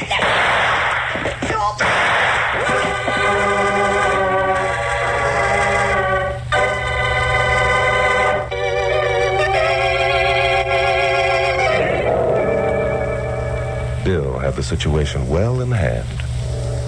Trixie was considerably messed up in the fracas that followed. Nick was no problem at all. We found Trooper Richards uncomfortable but unharmed. Carol and I got back to the office with only an hour to go before my late broadcast. So I started dictating the facts at once. Wait a minute, Chucky boy. Well? You don't expect your listeners to believe that stuff, do you? What stuff? That it was a woman who influenced Nick to turn bank robber? I certainly do. If it hadn't been for Trixie's influence, Nick never would have. Nuts. How was that? I said nuts. I thought you said. Women never influence men to do anything. Men are stubborn and self-centered and absolute... Come over here, Glamour Puss.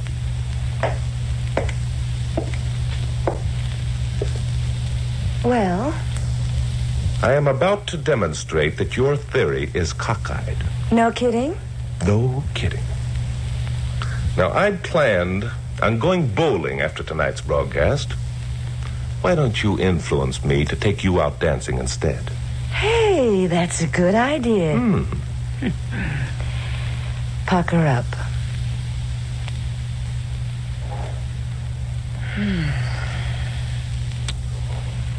Influenced? I'm influenced. We go dancing.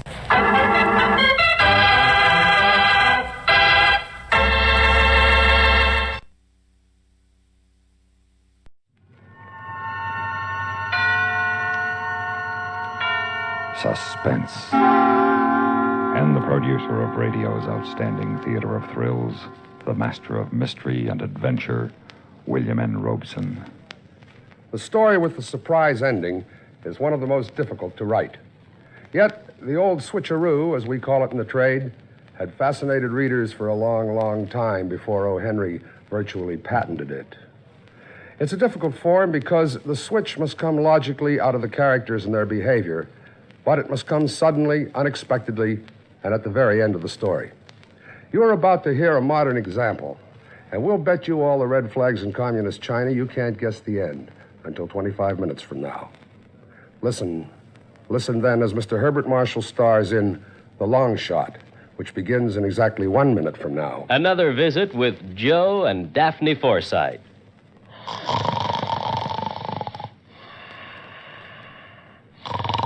Joe. Joe. Joe. Joseph! Yeah, I'm up. Pour the coffee. I'll be right in. Relax. It's 3 in the morning. Huh? I said relax. It's 3 in the morning. I was relaxed. Daphne, why did you wake me up? Well, I was just wondering what happened to our savings bonds. You were what? I had a dream.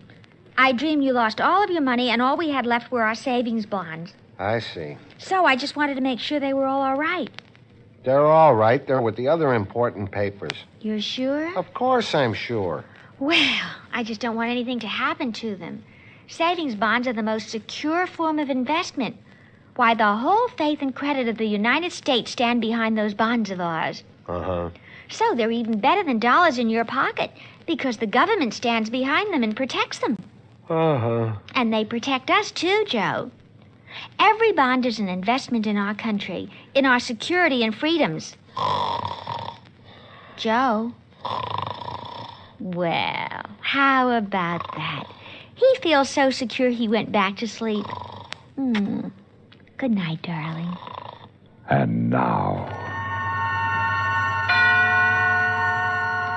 The Long Shot, starring Herbert Marshall. A tale well calculated to keep you in suspense.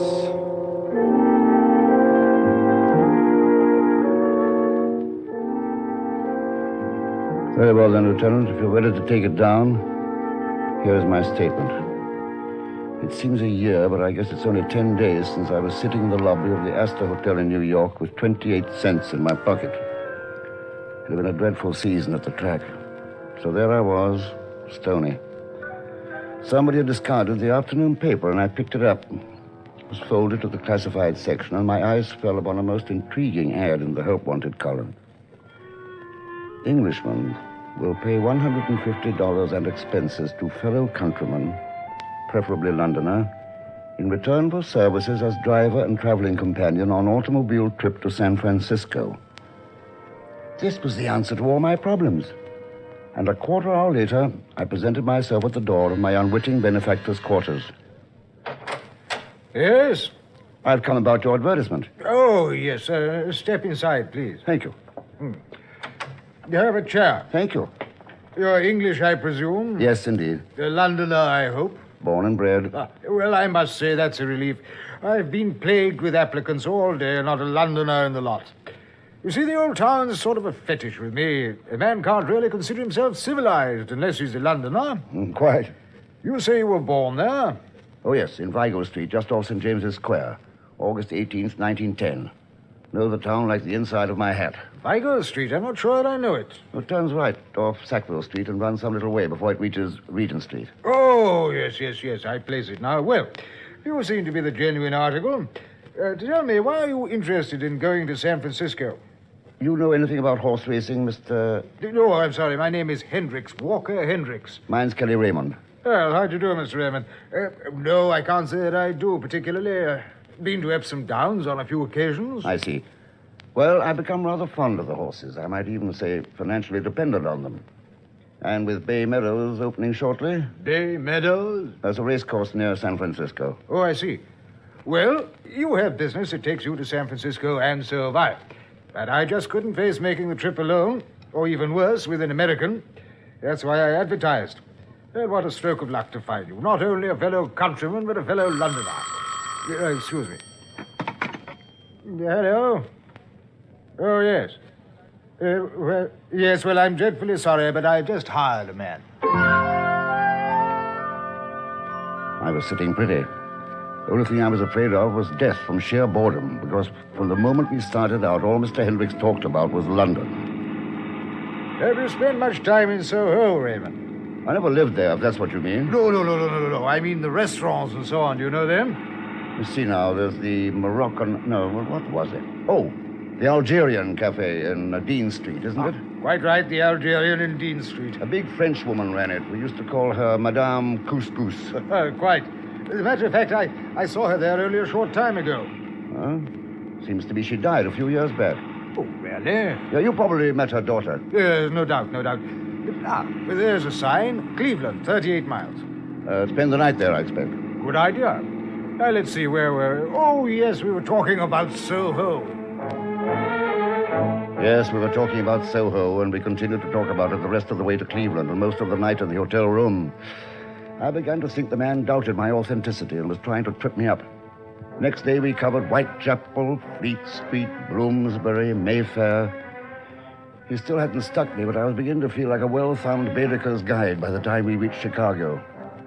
As soon as we checked into our hotel room, I tried to get away from him for a while. Say, Mr. Hendricks, I wonder if I might have a small advance on my salary. Well, I suppose so. It's still rather early, and I thought I might look over the windy city. Yes, of course, Raymond. Here, let me open my valise. Now, this infernal lock is always acting up. There we are. 20 be enough? Fine, thanks. Look here, I believe I'll join you. Stretch the legs a bit, eh? There was a horse-choking wad of bills in that valise, but I was so burned at him tagging along, I didn't give it a thought then. My favorite joint was just around the corner from the hotel, a hangout for touts and bookies. But I didn't see anybody I knew at first. We had a club sandwich, and at Mr. Hendricks' request, I was expounding scholastically on the difference between Chicago and London bacon when... Kelly! Tommy! Good to see you, Kelly. I thought you were in Miami. Leaving in a couple of days. How about coming along? I can't. I'm on my way to San Francisco. Oh, this is Mr. Hendricks. Tommy DeWitt. How are you? How do you do? Listen, Kelly, I got to talk to you. I got a big deal cooking. I'm afraid You don't mind excusing us for a minute, do you, Mr. Hendricks? No, go on, please. Look, Kelly, I'll get right to the point. We bought us some jockeys. Uh-huh. It's coming up next week at Hialeah. 500 will get you 10 grand on the parlay. But I've got to drive that stiff to San Francisco. What if you just walked out? I suppose I could. But where'd I get 500? Has he got any money? No, I don't. Wait a minute. That valise. Huh? You're sure this can't lose? I'm positive. All right, listen. You go back to the booth and keep Hendricks busy for a few minutes. Tell him I have to make a phone call or something. I'll meet you at the IC station in half an hour. I stepped out through the kitchen, and in 2 minutes I was back in our room at the hotel. There was the valise, just as he'd left it. And to make things even easier, the faulty catch wasn't locked. There was $680 in $20 bills in the wallet and a sheaf of legal-looking documents in the portfolio next to it. I glanced at them idly as I pocketed the money. On top was a letter from a law firm in San Francisco. It was dated 2 months ago and addressed to Hendricks in Bedford Park, London. It said, "Since you are completely unknown personally to either relatives or legal counsel in the United States, it has been necessary to establish proof of your right to your uncle's estate entirely by documentary evidence, and we are happy to state that such proof is now thoroughly established.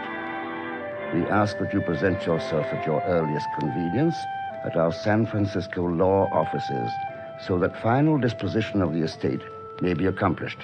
Birth certificate, affidavits from friends, notarized statement from the Department of Records, a sheaf of letters." It was a long shot. A long shot that would pay off at least $100,000. Everything. Every affidavit and statement was a guarantee of Walker Hendricks, the bearer.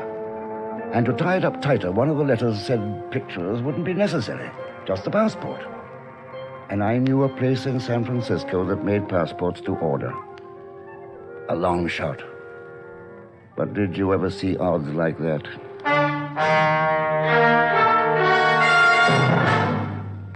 In a moment, we continue with the second act of Suspense.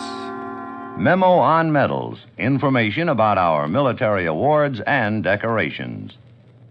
The highly honored Legion of Merit is a 5-pointed white star of heraldic form bordered by purple-red enamel.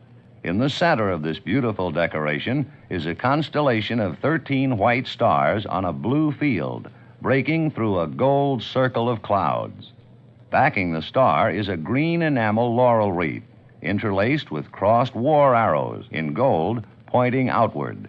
The ribbon is purple-red, edged with white. The Legion of Merit can be awarded to any personnel of the Armed Forces of the United States and of the government of the Philippines, and to personnel of the armed forces of friendly nations who have distinguished themselves by exceptionally meritorious conduct in the performance of outstanding services. When awarded to the military of other countries, the Legion of Merit is divided into 4 ranks: Chief Commander, Commander, Officer, and Legionnaire, depending upon the degree of the service we honor. Since its creation by Act of Congress in 1942, the Legion of Merit has become a highly honored symbol of our nation's acknowledgement of the bravery and dedication of free men.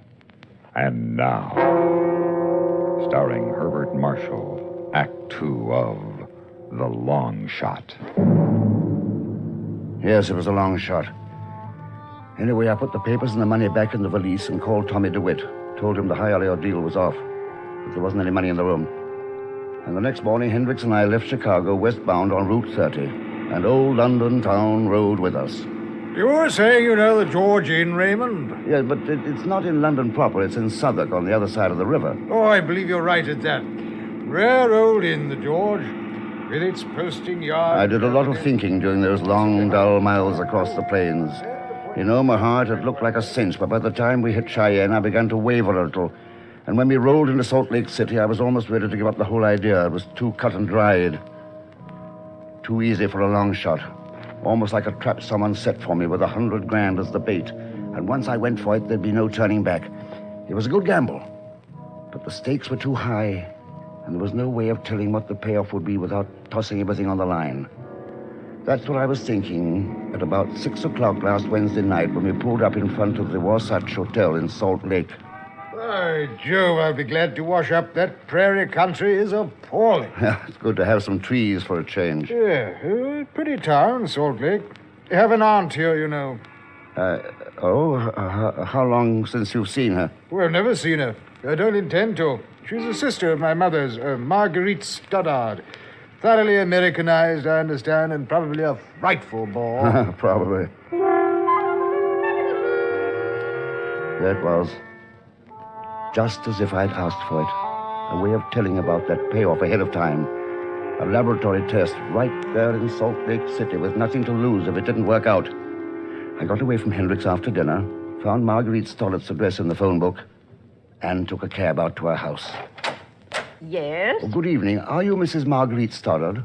Yes. I'm Walker Hendricks. Walker? I just can't believe it. Come in, come in. Please make yourself comfortable. Thank you. Well, you're a pleasant surprise, Walker. I suppose I am, Aunt... I may call you Aunt Marguerite, mayn't I? Of course you may. Well, I expected you to be a little more like, Like who? Well, perhaps I'd better not mention it. Oh, please do. I think we should discuss everything, don't you? Of course I do. You'll never know how much your Uncle Gerald regretted what he did. You mean the will? No, long before that. Your mother never told you, I suppose? No, she never mentioned her family. I don't suppose she would. After all, she loved your father, and your Uncle Gerald hated him. And so Uncle Gerald forced her to leave home? Yes. I know Gerald would have been the last to admit it, but I've always felt the will was his stubborn way of making it up to her. Perhaps. Well, I'm sure of it. But at least you will benefit, Walker, now that there's nothing any of us can do for your poor mother. If there was any doubt in my mind, it disappeared then and there. The American branch of the family knew absolutely nothing of Cecily Hendricks from the time she left home until her brother, Gerald, died, leaving her $100,000. At that point, they made a pretty thorough search, found both she and her husband had died in England, and their son, Walker, was the only heir. Everything I needed was back in the hotel in that valise. It's 521 miles from Salt Lake to Reno, but I convinced Hendricks we could make it in one jump. I had a special reason. We had to hit the desolate section of central Nevada about midnight. When you get right down to it, killing a man is a pretty tough job, even when it's as perfect as this was going to be. For once, I was thankful for London. It gave us something to talk about, and there was so much in my mind that I might have given myself away in silence.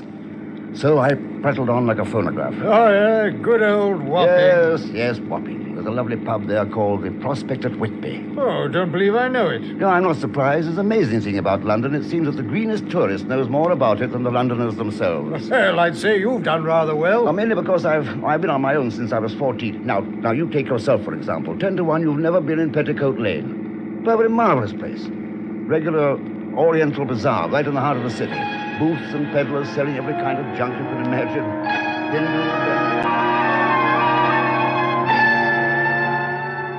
At midnight, we were somewhere between Winnemucca and Reno, passing through some barren hills. I knew the time had come, and my hands began to shake so much I had to grab the wheel with both of them. I felt beneath the cushion where I'd put the wrench. It was still there. Finally, I held my breath and pulled over on the shoulder. I say, what are you stopping for? Look, over there, the moonlight on that cliff. Oh, I say, yes, that is lovely. It was all over. Never knew what hit him. I turned up the lights and pulled the body out on the right-hand side. We hadn't passed a car for an hour, so I wasn't worried much about being seen. He was pretty heavy, but I managed to carry him over my shoulder. About a quarter of a mile from the road, I found a small cave at one side of the ravine. I shoved the body in and rolled a large rock over the opening. It started a small landslide which completely covered the hole. No one could possibly find it.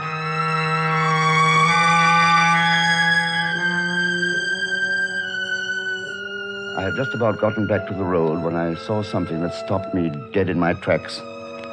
There, behind my car, was another one with a seal on the door. The seal of the state of Nevada.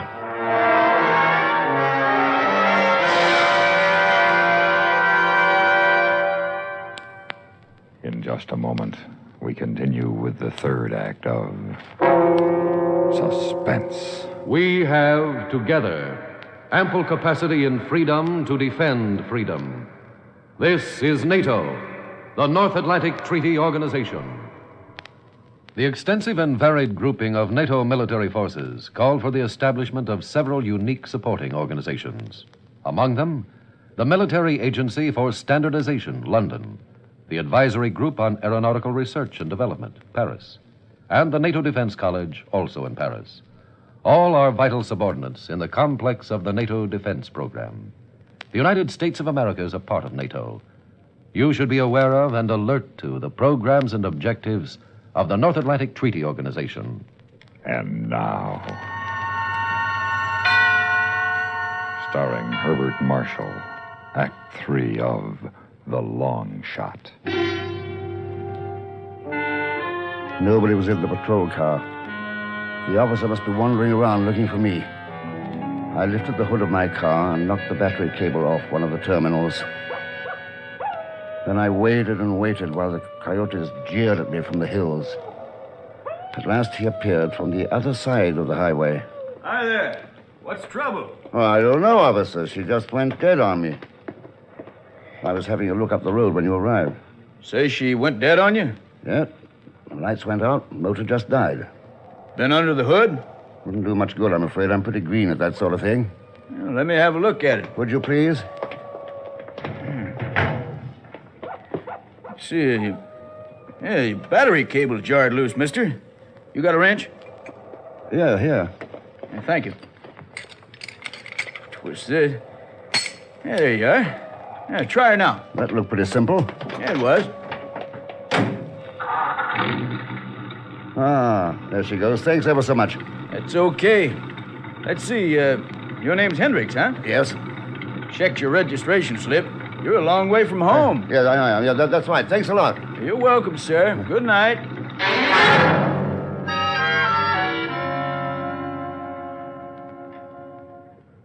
Well, there it is, Lieutenant. It was a long shot that was a sure thing until I found you waiting for me in the attorney's office.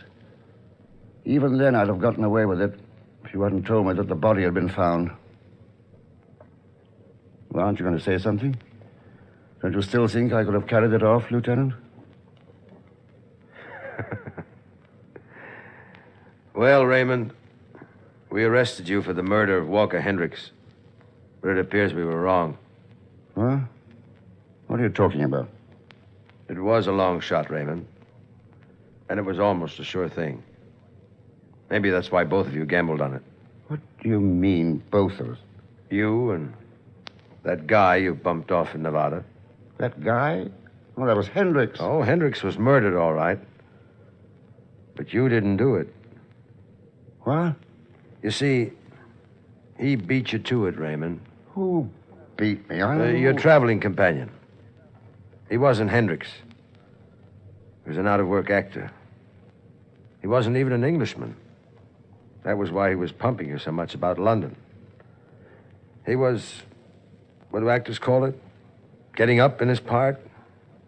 What are you talking about? I thought you found Hendricks' body in Nevada. We haven't found a body in Nevada yet. But one thing's sure. Hendricks was never in Nevada. Poor guy never left New York. The New York police turned up the real Hendricks in the East River the day after you left town, chauffeuring for the guy who killed him.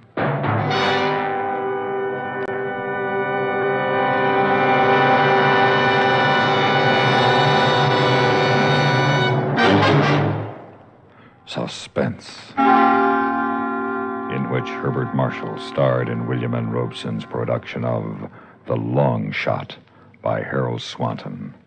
Supporting Mr. Marshall in The Long Shot were Florence Walcott, Ben Wright, Joe DeSantis, and Norm Alden. Listen.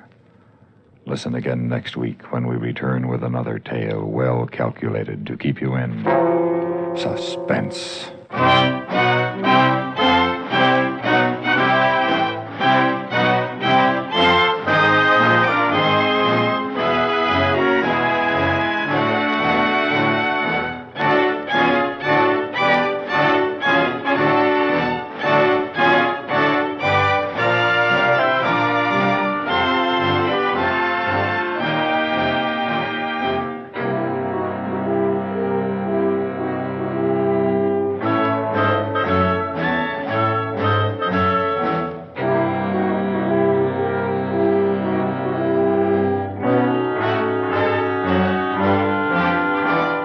Suspense has been brought to you through the worldwide facilities of the United States Armed Forces Radio and Television Service.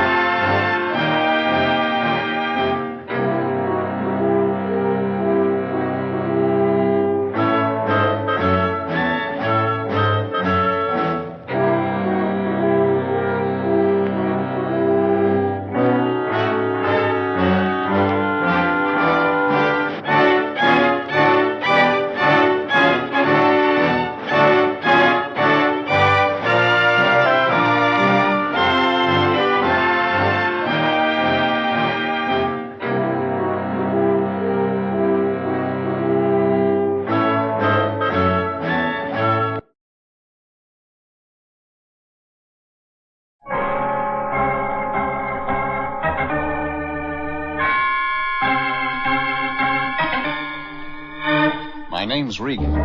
I work for Anthony J. Lyon, Detective Bureau. They call me the Lion's Eye.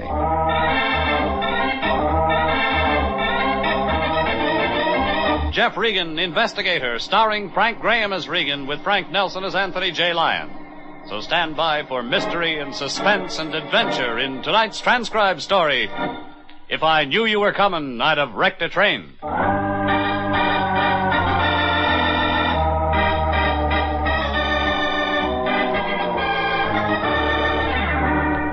The letterhead said, Hardingstone Railroads Associated, Fairfield Hardingstone III, President.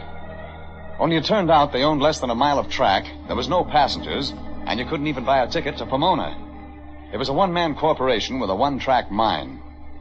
But before it was over with, all the competition was dead. I made the mistake of showing up at my boss, the Lion's office, too early on Tuesday.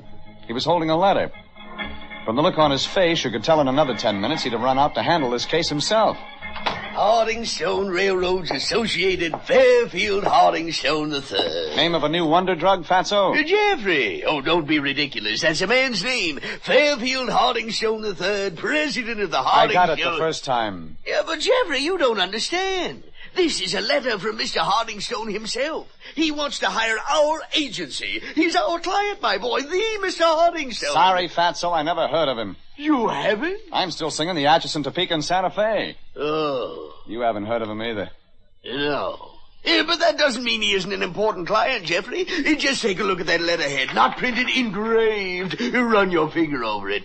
And with a name like that... Okay, Fatso, we got a client. We do what? For how much? Well, he doesn't say, Jeffrey. Mr. Hardingstone merely requests that we send an investigator to his home as soon as possible. He says it's urgent, and he encloses a check for $100. That helps. Helps, my boy. We're in clover. When a big industrialist like Hardingstone hires us, we're in. You handle this case right, and the next thing we know, we'll be hearing from General Motors. Matter of fact, I got a letter from him yesterday. You did? Yeah, something about, would I mind making another payment, please? All right, Regan, you make jokes about it, but I'm telling you this is our big chance. Now get out there and see Hardingstone. Tell him we guarantee our service. Convince him he hired the right agency. Oh, and, Something bothering you, Fatso? Well, as long as you're talking to him, Jeffrey. See if he has any good tips on the market.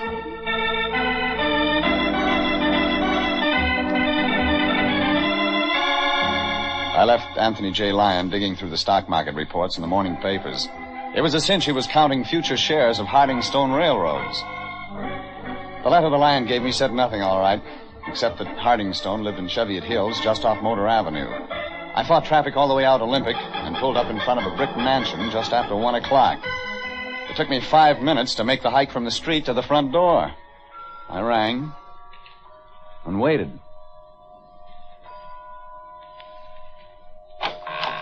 Yes, sir? Mr. Harding Stone in? I beg your pardon, sir? Fairfield Harding Stone III. Oh, yes, sir, of course. He's downstairs in the game room. You may go right down if you wish. Thanks. Sir, there's just one request. Huh? Treat him gently, sir. Mr. Hardingstone is in very poor humor today. Instead of getting better, it got worse. I followed the butler's nod and walked down the thickly carpeted stairs into the basement. Only it wasn't a basement the way you think of basements. It was mahogany-paneled walls, paintings in gilt frames, not copies, originals, and indirect lighting throughout. And over against the far end of the room stood a table the size of a tennis court. On it, trains, all kinds of trains, electric trains, all scale model stuff. And in front of a master switchboard, flashing 5 different colors of lights, stood Mr. Fairfield Harding Stone III. Age 12. What you are about to see is a duplication of the famous wreck of the Long Island Railroad, which occurred several years back. A step closer, please. If you will notice, the engineer of the train does not see the red warning signal up ahead. His approximate speed is 70 miles an hour, and he's approaching a dangerous curve. Now, he's coming closer. The signal flashes steadily, but he ignores it. The train nears the bend. The engineer moves the throttle up faster. The turn is coming. Now!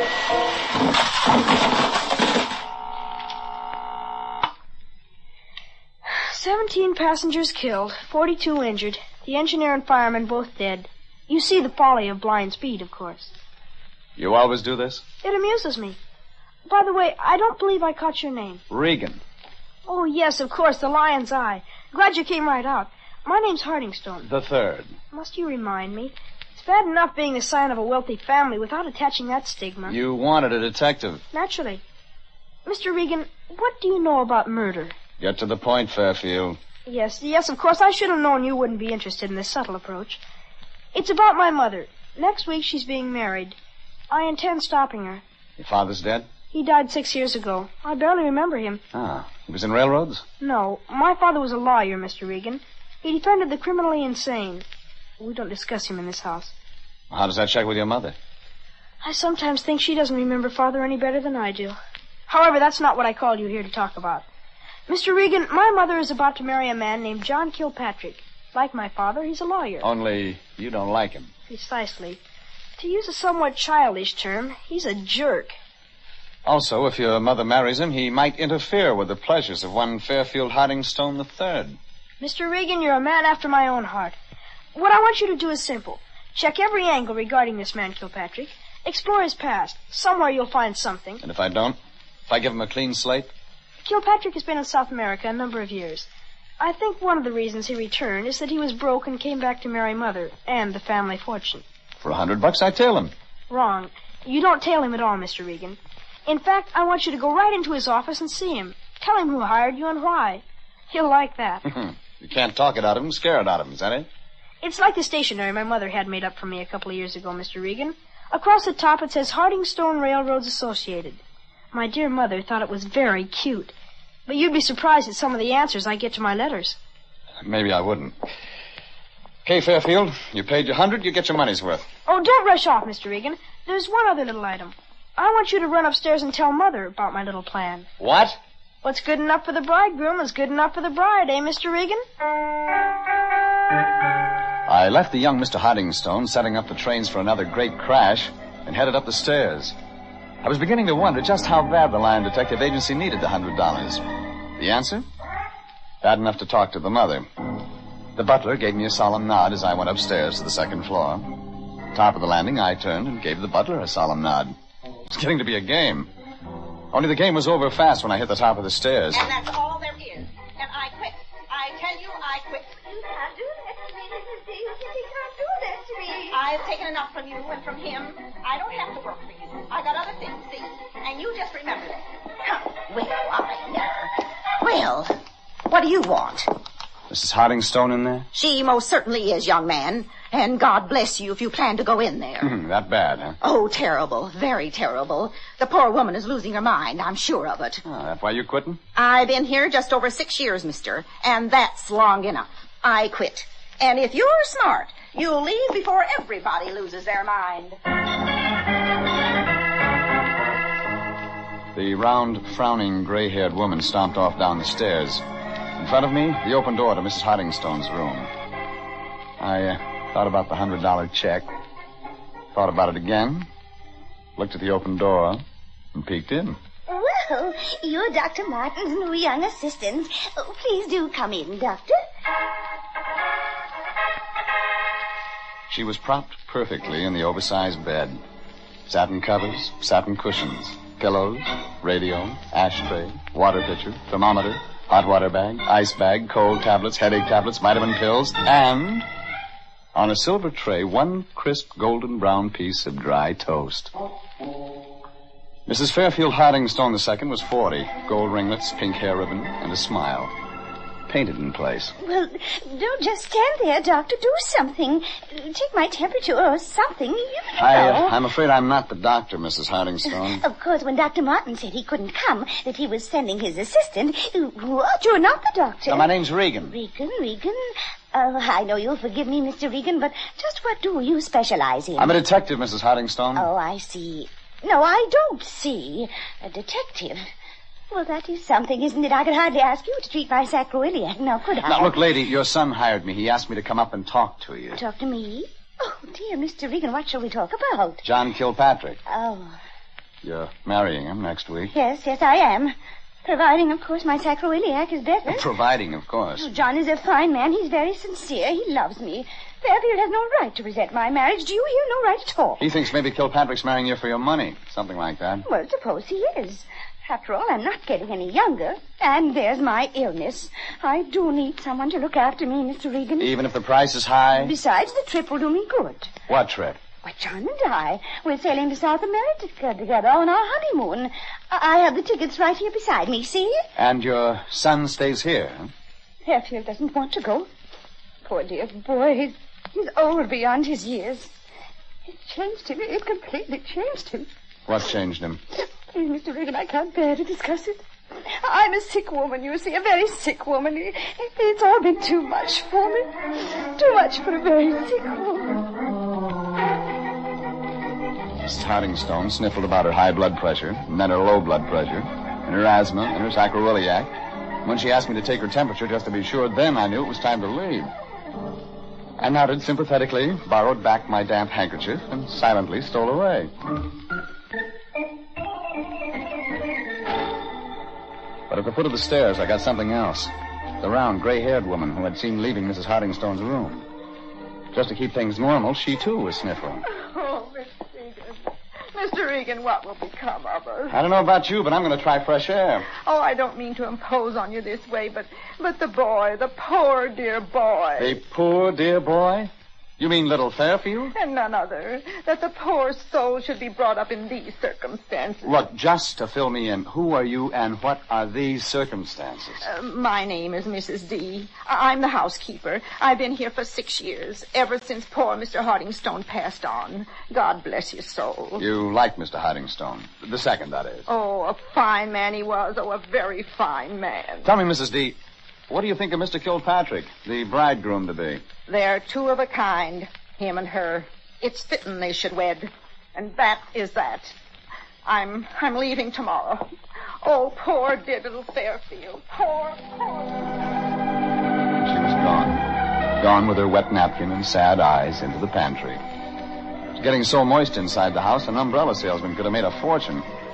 I got out fast, into my car, and drove down to Hollywood. A quick look at a phone book gave me John Kilpatrick, attorney at law, Taft Building. 10 minutes later, I'd waited through 3 secretaries and reached the inner sanctum. The man across the desk was tall, thin, mustached, beady-eyed. He was Kilpatrick. Sit down, Mr. Regan, do. Sit down. Thanks. I think I may as well be frank with you, Mr. Regan. I know why you're here. Mrs. Hardingston phoned you. Yes, she did. Well, why the sad look? Oh, it's about Fairfield, Mr. Regan, your client. The kid? Yes. Poor dear child. What's this poor dear child routine? Everybody treats him like an executive with ulcers. Mr. Regan, I suppose it's going to be my unpleasant duty to inform you. You see, we of the family don't like to think about it. About what? Fairfield Hardingstone killed his father. What? It's true. Oh, it was an accident, mind you. Fairfield had been given a chemistry set for Christmas. That was 6 years ago. Well, he was quite enthusiastic. He liked it a great deal, except that he mixed things. Poisons. Poison? And put some in his father's coffee. As a boyish prank, mind you, poor little fellow had no idea what he was doing. Neither did his father, is that it? Mr. Hardingstone died a few hours later. Kid took that pretty hard. Yes. Sorry. Colored his entire life. I'm sorry. Are you all right, Kilpatrick? Oh, yes, of course. Slight indigestion. Something they served for lunch. They? The Hardingstones. I lunched there. To continue, it was quite a tragedy for the family to face, and that's why I believe you ought to forget this case, Mr. Regan. Look, I'll get you some water. No. That won't be necessary. You see, Mr. Regan, poor little Fairfield simply has an overdeveloped imagination. He's simply... I'll be right back. I rushed out to the water cooler and filled a cup. John Kilpatrick looked worse than a case of indigestion. When I went back into his office, I found him slumped in his chair. But John Kilpatrick had water wouldn't cure. He was dead.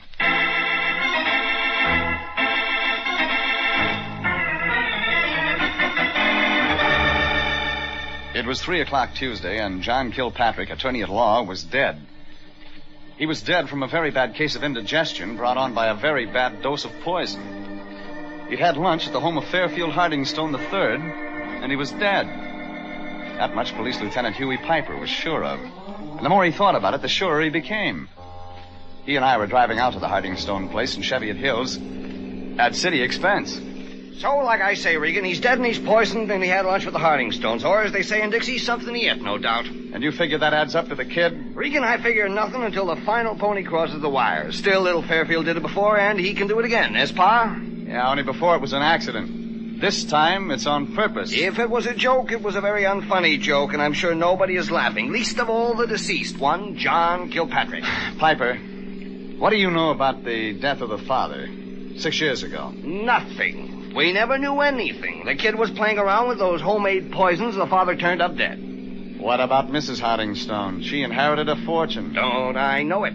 Still, what can you do with the dame who's half off her rocker? Besides, she was even out of town when it happened. No evidence, no proof, no arrest. And the kid took the rap. Correct. Oh, don't worry. It was an accident, all right? Nobody had a motive to knock off the old man, except if you want to count the wife. The kid loved him. The servants loved him. Everybody loved him. There we are, Regan. Stick around. Maybe we'll have things to talk about later. I'll be listening.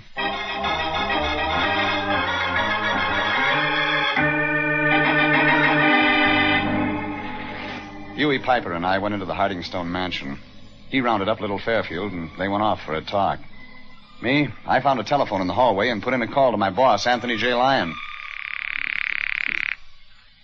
Yeah, Anthony J. Lyon, Detective Bureau. Me, Fatso, get a pencil. Jeffrey, I found you. Well, it shows what a sharp detective you are. Jeffrey, did you talk to our client, Mr. Hardingstone? Yeah, Fatso, as a matter of fact, I did. Well, did he have anything to say?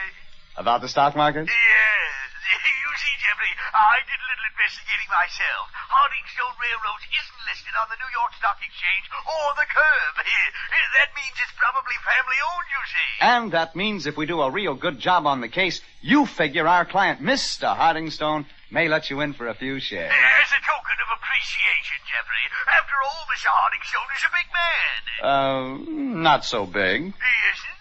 And I might as well tell you, Fatso, Mr. Hardingstone's railroad is a pretty small railroad, as railroads go. Oh, that's all right with me, Jeffrey. They say it's the little companies who make the money. Well, this one doesn't own a lot of tracks. Jeffrey, why quibble over a few miles of track? My boy, this isn't like you to pass up a golden opportunity. Look, Lion, before we invest, we got work to do. I want you to check the newspaper files. Everything you can find on Fairfield Hardingstone II, our client's father. Our client's father, Jeffrey. Check it, Fatso, and call me back with a complete bio. You got that? Yeah, but Jeffrey, our client's father? We're handling both of them? Never mind, Lion. Just check. I hung up and wandered around the huge silent house. I just made the living room when I stopped cold. Standing very close to a locked door stood the forgotten member of the Hardingstone clan, the butler. I went over. I beg your pardon, sir. What's your name? It's Timothy Richard Nesher, sir. But they call me Casey. Casey? The boy gave me that name, sir, while playing one day with the model trains. We were reenacting a disastrous crash, and I was... Casey Jones. Yes, sir. You served lunch today, Casey? Oh, no, sir. Who did? Why, Mrs. D, sir. Mrs. D always serves the luncheon meal. Yeah, maybe I ought to have a talk with Mrs. D. Where is she, Casey? Well, sir, I'd like to accommodate you, but the fact is Mrs. D took bag and baggage and departed less than an hour ago. Maybe the look on my face printed it. But when I turned around, Lieutenant Huey Piper of Homicide was standing at my elbow. Well, that's very interesting indeed. You have a way of getting very good answers very quick, Regan. I think maybe this man and I will talk together, huh, Mr. Butler? Let's you and me talk. Piper and Casey moved off into the hallway, and I looked around at the open door to the room Piper had been in. Fairfield Hardingstone III was in there now. I wanted to talk to him.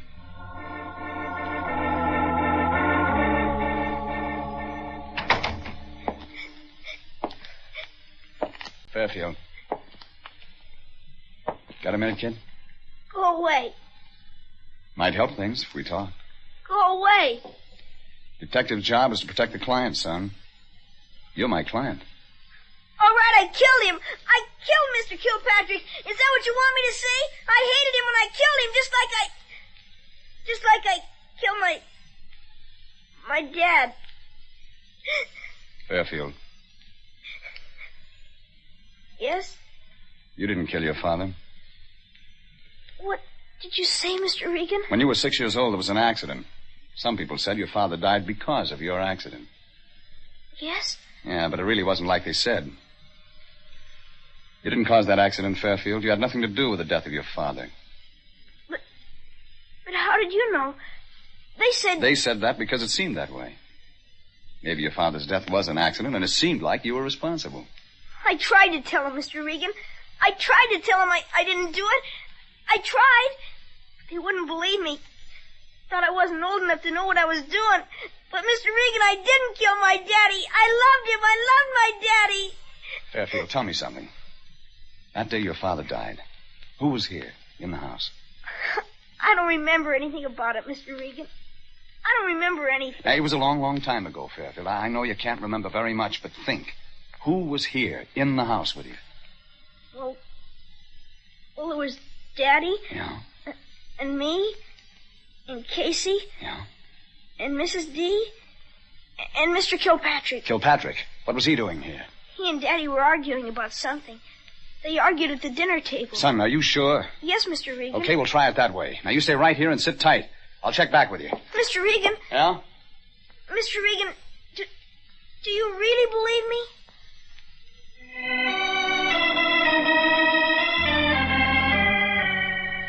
Yeah, I believed him. Now it was really beginning to make sense. Sense for the first time. Kilpatrick was there that day, and that meant plenty. And when I checked back with my boss, the Lion, it meant still more. All he could tell me was what I already knew. The father was a lawyer, a respected man. Everybody liked him.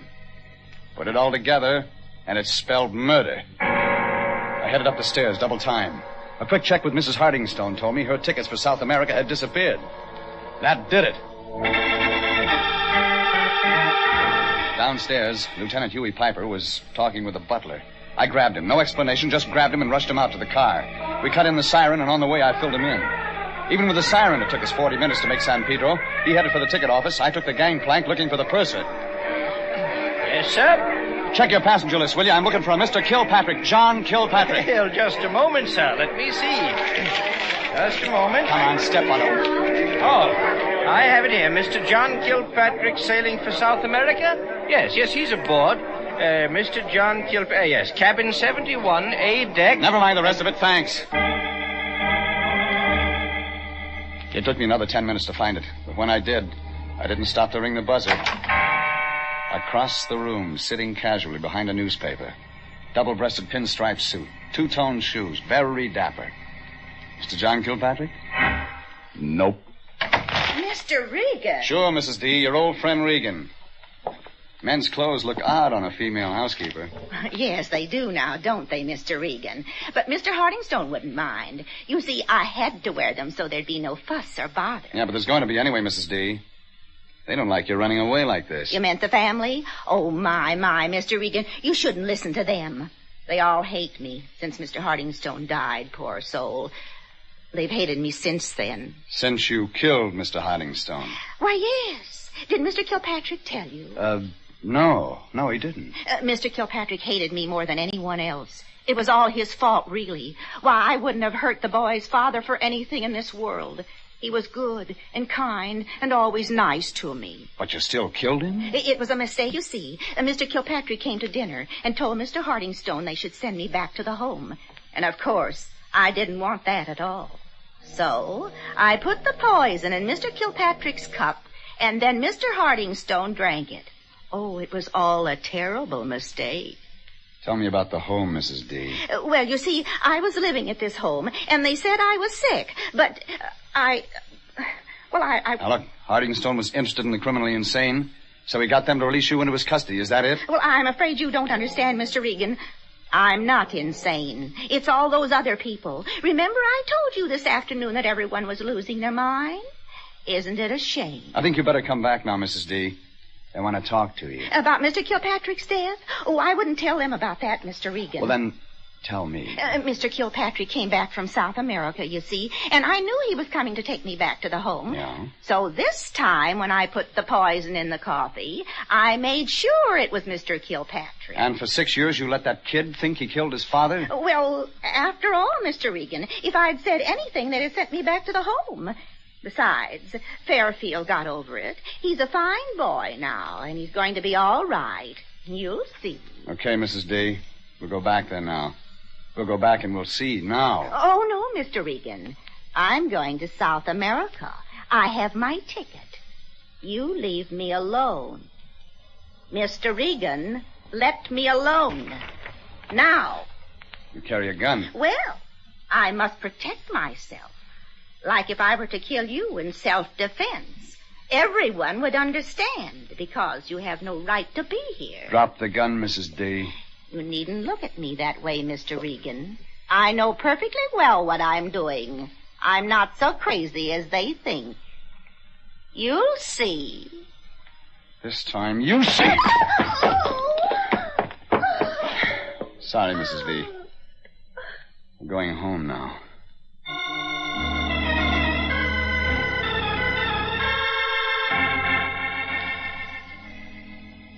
Lieutenant Piper showed up, and together we escorted the protesting Mrs. D back to police headquarters. Her next stop from there was the home, the official title of which turned out to be the L.A. County Home for the Mentally Infirm, the place she'd left just 6 years before. Well, the next morning I checked into the home for the tired and aged detectives, the office of Anthony J. Lyon. That turned out to be the worst mistake of all. Aha! So there you are, you faker, you imposter, Regan. Hey, what's eating you, fatso? You dirty, double-crossing scoundrel, Regan. You knew there was no such thing as Hardingstone Railroads. You knew we'd been hoodwinked. Not at all, Lyon. What do you mean standing there lying to my very face? It just so happens, Regan, I checked the newspapers on Hardingstone. I found out he had a son, that the son's age would be 12 years. Oh, you didn't fool me for long. But, Lyon, I tried to tell you over the phone. Swindled, robbed by a 12-year-old. An Al Capone in knee pants, a Dillinger in diapers. Hey, Lyon, slow down. Take it easy. I will not take it easy. This boy must be prosecuted, sending us a $100 check with his signature, a 12-year-old. Why, it's highway robbery. Except the check is good. I'll call the district attorney. I'll call... What did you say? Fairfield Hardingstone III has his own bank account and a special permission to write checks. Jeffrey, are you sure? Furthermore, since we cleared up 2 debts instead of 1, he gave me an additional check for $100. Here. Extra $100. Well. Sorry, Fatso. Looks like you just can't prosecute the boy. You prosecute? Prosecute, Jeffrey? Are you out of your mind? You know I wasn't going to prosecute that poor dear boy. Yeah. Why didn't you know, Jeffrey? Some of my best friends are children.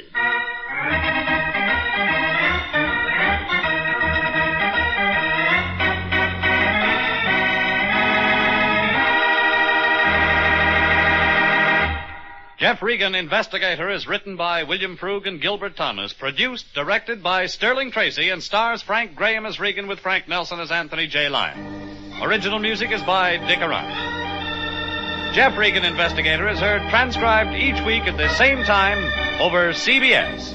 This is Bob Stevenson inviting you to be with us again for Jeff Regan, Investigator.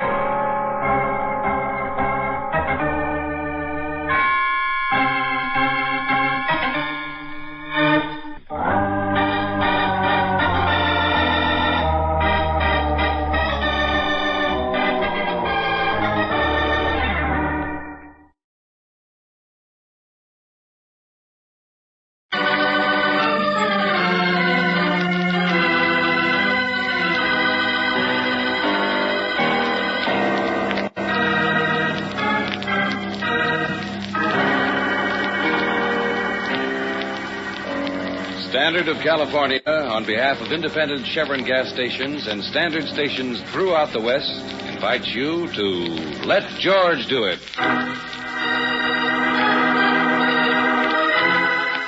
Vultures on the Wing, another adventure of George Valentine. Personal notice, danger's my stock and trade. If the future shapes up like a condolence card with a big black border, you got a job for me, George Valentine. Write full details.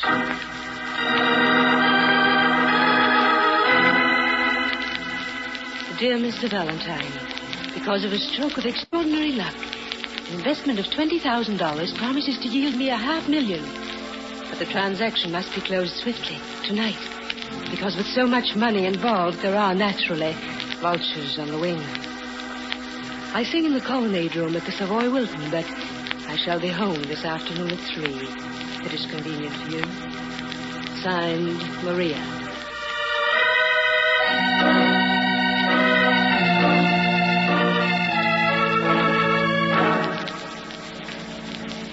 You're concerned that there's something questionable about the proposition. Is that it, Mr. Valentine? No, I guess I'm just a creature of habit, Mrs. Burnett, but...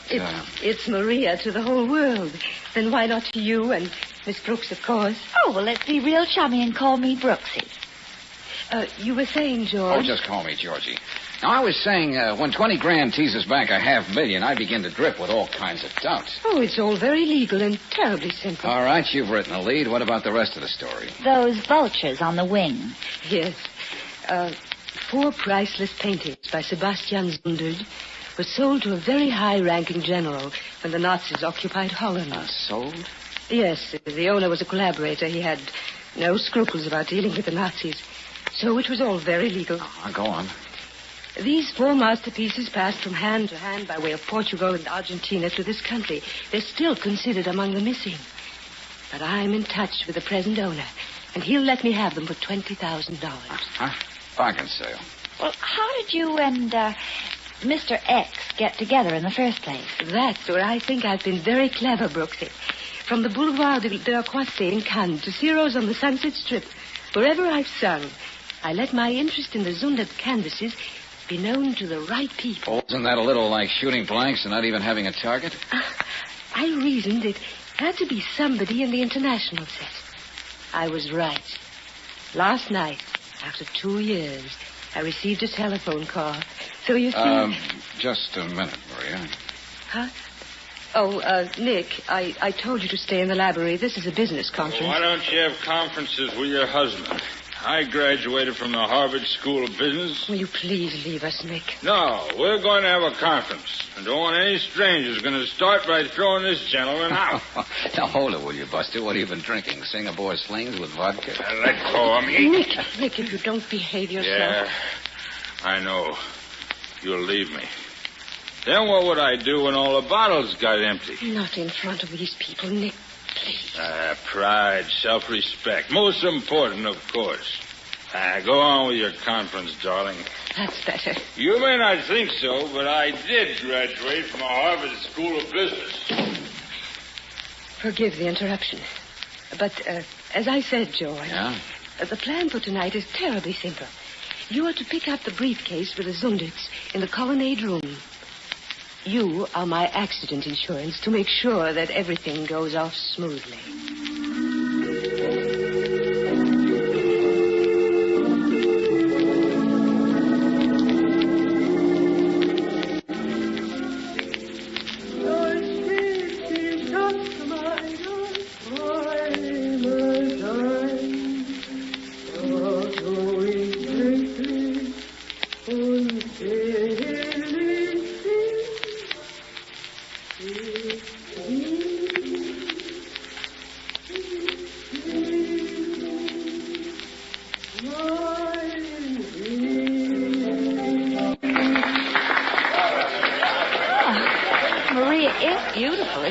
Oh, not any more than Hetty Lamar. Now, look, we have just about 10 minutes before you meet the man with the briefcase down in the lobby.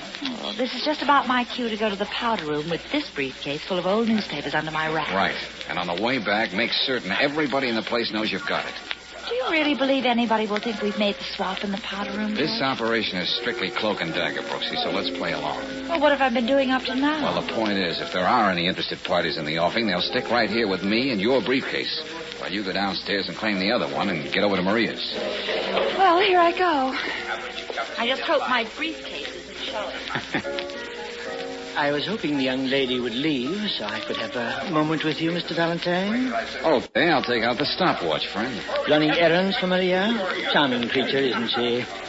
I'm Alfred Steger. Steger Art Galleries. Oh, so you know me. No, I've been lucky up till now. Maria, the darling, might very well become the proud owner of 4 perfectly breathtaking Zunderts tonight. You don't say. But the poor pet is always at such loose ends. She might very well lose these treasures. And if by some chance they found their way to me, you might very well find yourself $5,000 richer. How did you get hold of the information, Steger? Good heavens, man, you should know. Hasn't Maria even mentioned my name? I really believe I feel slighted. Oh, you'll bounce back. Just because I'm considering double-crossing her doesn't mean I don't think the world of the dear girl. However, what have you to say about being $5,000 richer? Scruples, awkward things, always getting in the way. But think it over, Valentine. Good evening, Steger. Oh, Van Brooklyn. Would you mind returning to your table so I could speak to Mr. Valentine? Now look here, old man. Oh, please, boys, don't fight over me. Please do not make me ask you again, Steger.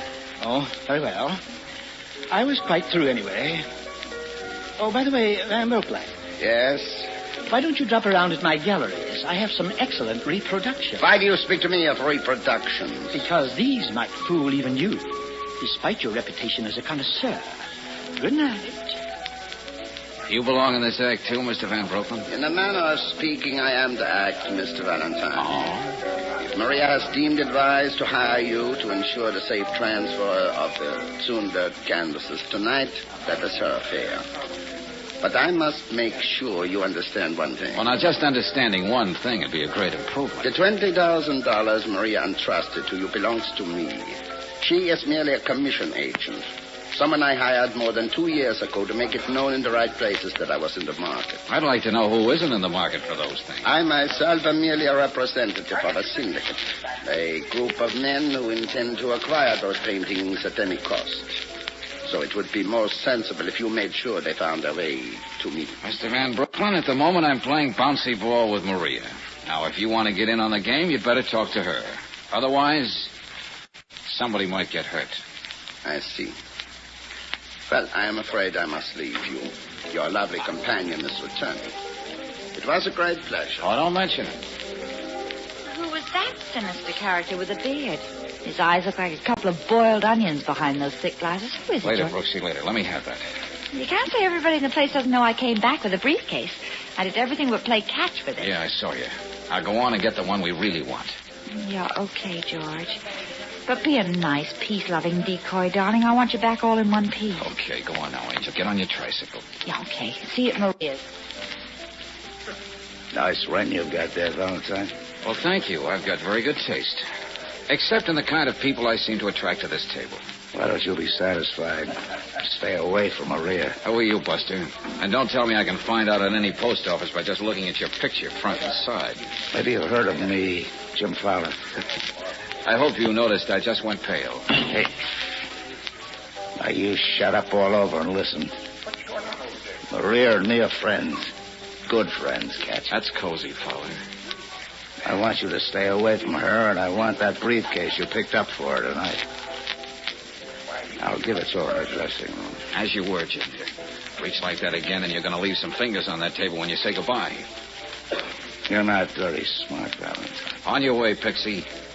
I got things to do.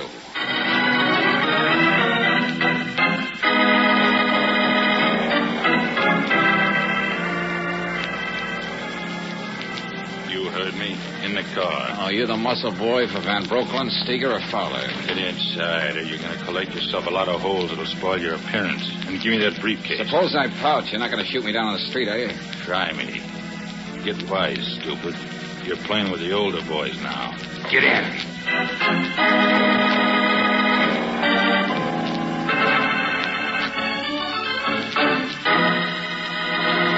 Hey, Brooksy, what happened? It's all pretty vague, George. I got here just before you, George. Hurried here after my last show. I found her on the floor. And the paintings she brought, they're gone. Yeah, well, we'll get to that in a minute. Hey, you sure you're feeling better now, Angel? Yes, darling, I think so. I came right here, just as you told me. Then when I opened the door, it was all dark. And somebody hit me. Hey, has your husband, Nick, been over there like that all the time? I don't know. I found him that way with his head down on the table. He's no good to anybody.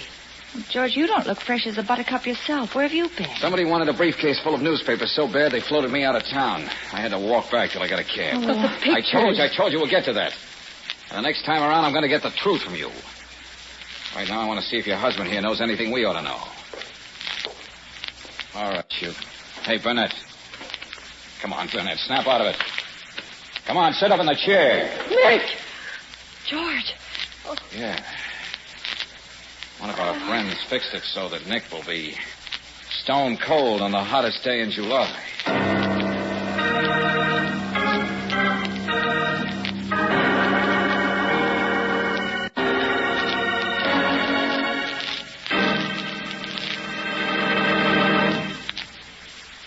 We'll return to tonight's adventure of George Valentine in just a moment. If you're driving a new car, you're probably getting a lot of pleasure out of its smooth performance. But wait until you try a tank full of new, improved Chevron Supreme gasoline. It gives car performance to delight the heart of every motorist. Thanks to special blending agents, new Chevron Supreme gives your car faster starts and faster warm-ups. It gives your car new alertness in traffic, ping-free power to lift your car over hills. In fact, for today's high-compression engines, you can't buy a better gasoline. And premium quality Chevron Supreme is climate-tailored. So wherever you drive in the West, no matter what the temperature or altitude, you'll agree new Chevron Supreme gets the best out of your car. Try a tank full tomorrow. Get it at standard stations and at independent Chevron gas stations where they say and mean, we take better care of your car.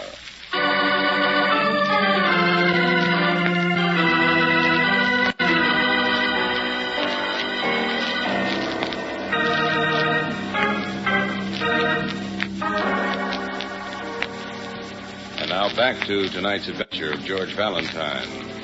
A glamorous lady known simply as Maria to the international smart set sends you on an errand, namely to drop off 20 grand and pick up 4 paintings. Then various and sundry personalities start double-crossing each other all around you to snare the above-mentioned canvases. And as an added fillip, Maria's husband is found stabbed to death. Momentarily, you bide your time, which, if you're anything like George Valentine, you devote to cerebral contortions while Lieutenant Riley does the talking. Mrs. Burnett, did your husband know all 3 of them? I mean Van Brooklyn, Steger, and Fowler? Yes, more or less. Uh-huh.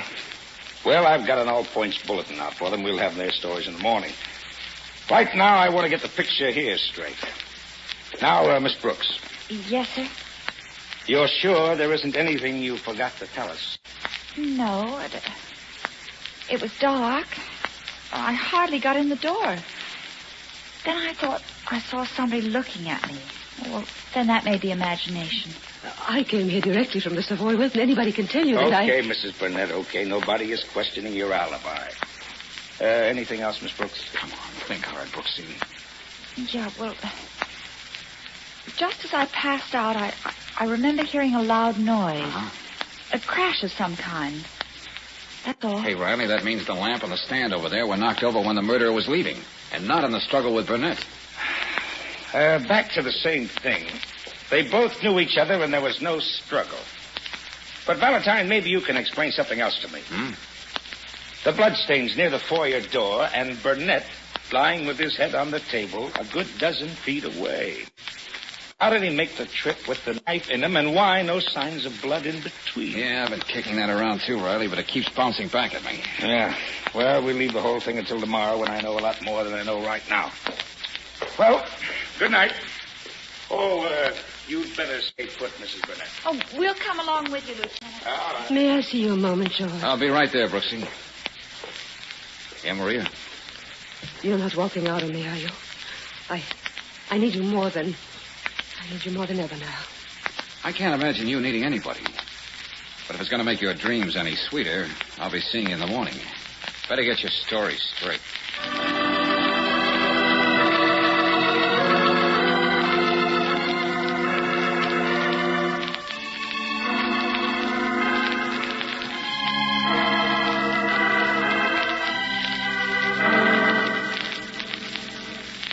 I know you are very anxious to speak with Maria Valentine, but I thought it would be wise if I talked to her first this morning, so there would be no misunderstanding. What does he mean, Maria? I'm sure Mr. Van Brooklyn intends to tell you that himself. But first, may I explain this patch of court plaster on my cheek? Ah, looks like somebody set out to make a veal cutlet out of your face. Unfortunately, the thugs who attacked me took my word that I do not have that Sundar, so I know where they are, which is true. Sounds like Fowler's boys on the job. The important thing is to restate the bargain I made with you, Maria. A liberal bonus if you located the paintings, and to consummate the deal, $20,000 at your disposal, for which I have a receipt. What have you got to say, Maria? Perhaps she will speak more freely after I leave. Just remember, Maria, I expect you to produce the money or the pictures. All right, sweetheart. Let's scrape off all the fine-fingered intrigue and see what we've got here. Oh, George. George, I've been so alone, so frightened. No fun getting caught in your own squeeze, is it? Come closer. Yeah. George, I'm in love with you.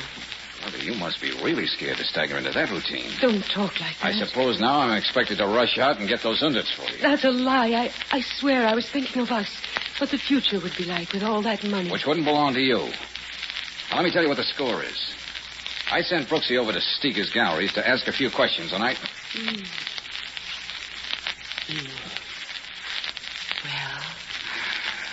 Well, don't give me that used-up smile. I'll admit that's one from my memory book. We're still in business. I'll let you know when I'm taking in my son. Now, you listen. I've measured all the angles, Maria, and I think I know the setup. Maybe even a little better than you do. I'm listening. About 2 years ago, Fowler slithered into your life. He was the kind of tough-minded male you liked. An exciting contrast to Nicky boy, who was always lit up like a busy switchboard. No character analysis, darling. Just the facts. What if I told you your boyfriend moved in on you, shoulder holster and all, after working out a deal with Van Brooklyn? What? But they don't even know each other. I'm guessing it was Fowler who sicked the Dutchman on you. To suggest you passed the word about the paintings to your friends. The former black marketeers, the run-down royalty, the professional sophisticates. You can't make me believe that. Those two had split the fancy fee Van Brooklyn's syndicate was willing to pay. That is, if one or the other wouldn't work a double cross. Oh, those two conniving... Makes sense, doesn't it? But then you and Brother Steger were going to pull a fast one, too.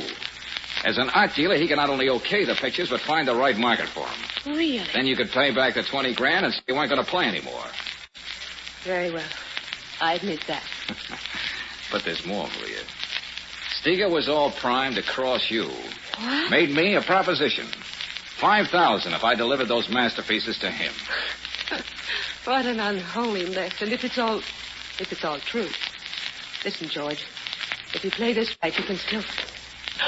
Well, hello, Fowler. I told you to stay away from her, Valentine. Bad memory. One of my worst faults. Go over him, Batsy. See if he's carrying a rod. Stand still while I fan you, bud. Never mind. Here. Jim, what are you going to do? We'll talk later. Hey, look at this fancy heater this guy cuts around, Mr. Fowler. Look at me. I'm the Green Hornet. I got a whole army coming at me. But I go... Where did you pick that up, Fowler? Well, Batsy is missing a couple of brain cells. He reads too many comic books. But he does what I tell him. And that's all that matters. Valentine, where are those pictures? I got the same story I gave your boys last night. I wouldn't know. Jim, is it true about you and Van Brooklyn? Sure. Like I said, we'll talk later. Batsy. Yeah, Mr. Fowler? Drag this peeper over to my hotel. Keep him there. He's got a lot of talking to do. If he doesn't, he's not going to walk back from this rag.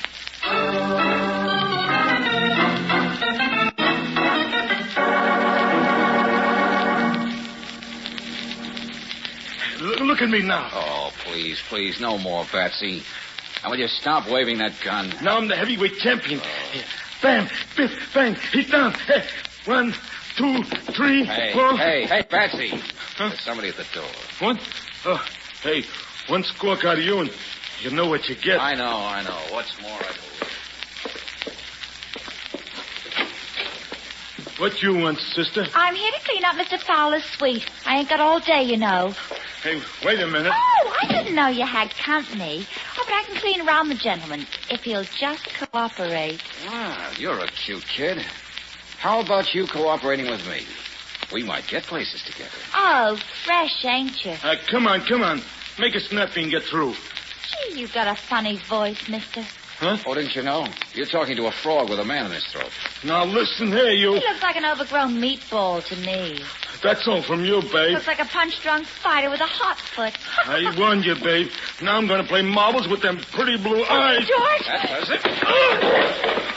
Impolite to turn your back on it. Yes! Jeepers. Did you see the size of his hands, Easy, George? Bugsy. Wait till I get his gun. Hey, you were terrific, Angel. What blessed little voice guided you from Steger's over here? Steger's own sweet falsetto. Huh?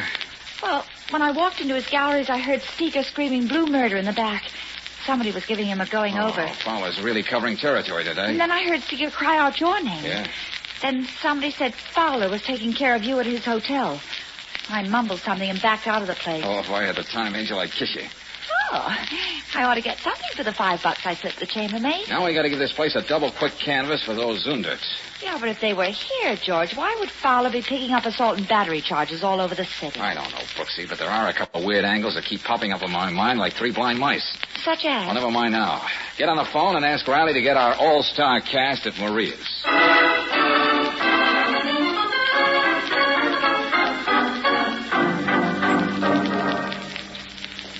Ladies and gentlemen, you will notice that one member of our little group is missing. Yes. Where's Mr. Steger? Why, in the morgue. What? Yes, your Gunsels put a little too much enthusiasm in their work, Fowler. You're not pinning this on me, Lieutenant. And I'm clamming up till I see my lawyer. That's your constitutional right. Let me have those paintings, Valentine. Here you are, Lieutenant. You found them. They're mine. I can produce a receipt for the money I advanced Maria. Where'd you find them? Where were they? In your place, Buster. Right under a neat pile of your monogrammed undies. Which adds up to this. Fowler, I'm holding you for the murder of Nick Burnett and Steger. Can I call my lawyer? I don't know what you were trying to get out of Steger, but that'll come out in time. Wait, Lieutenant. Yeah? Somebody planted those pictures in his apartment. What do you mean? But that sounds crazy, George. Why? Maybe mine here, Van Brooklyn, can tell us. I, who was willing to spend a fortune to secure those Zunderts? Yes, Valentine, that doesn't make much Oh, but it does, Lieutenant, it does. With Fowler framed for murder, you wouldn't have to split with him, Van Brooklyn. The paintings were bound to find their way back to you. You have legal ownership. Maria's receipt. Absurd. Mere speculation. When Miss Brooks walked in here last night, she thought she saw two eyes staring at her. They were the glint from those egg-sized lenses you use for glasses, Van Brooklyn. That's right, George. Oh, I'm sure. The noise Miss Brooks heard after she was hit was you crashing to the floor with the table and the vase. That's when you got that gash in the cheek. Nobody's been slamming you around. Then it was his blood in the foyer, not Burnett's. Yeah. The lab tests will prove that beyond any doubt, Riley. You're pinned down like a butterfly, Van Brooklyn. Well, what's the joke? These pictures. People have bought and sold them, degraded their souls and spilled blood for them ever since I first put them on the market in New York. What of it? Just this. They did it because these are masterpieces. Art in its most sublime form. I know all this because I have followed their trail across the world. There's no syndicate. No one but me. I want them back, and you know why? Because I painted them myself. Oh, listen. Yes, You yes. painted them? I fooled the entire art world. The greatest hoax in the history of art. With my failing eyesight, I knew I would never paint again. But I would have these as a tribute to my talents. Yes. And after I died, they would be accepted as the best things Zundert ever did. Please. Valentine, it would be possible for me to keep them with me until they... I don't know why not, Van Brooklyn. You've paid for them.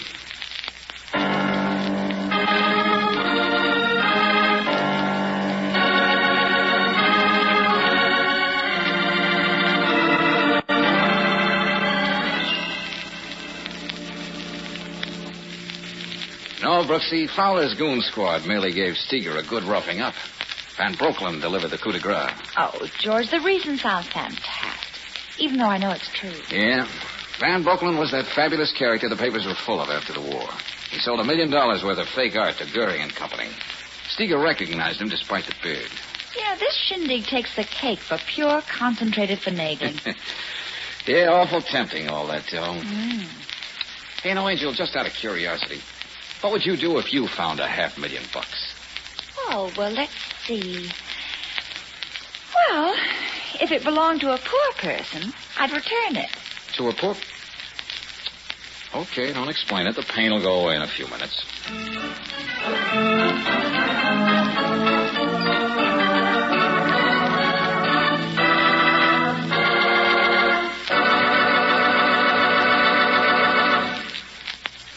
For the greatest motoring pleasure you've ever enjoyed, let me remind you again of new Chevron Supreme gasoline. For today's high-compression engines, you just can't buy a better gasoline. That's because new Chevron Supreme gives your car faster starts. It gives your car faster warm-ups, too. New pep in heavy traffic driving. Power to lift your car over the hills with never a ping. And it's a premium quality gasoline that's climate-tailored. That means it's specially blended for each different altitude and temperature zone in the West. So wherever you drive, try a tank full of new Chevron Supreme, and you'll agree it gets the best out of your car. Get it at independent Chevron gas stations and at standard stations, where they say and mean, we take better care of your car.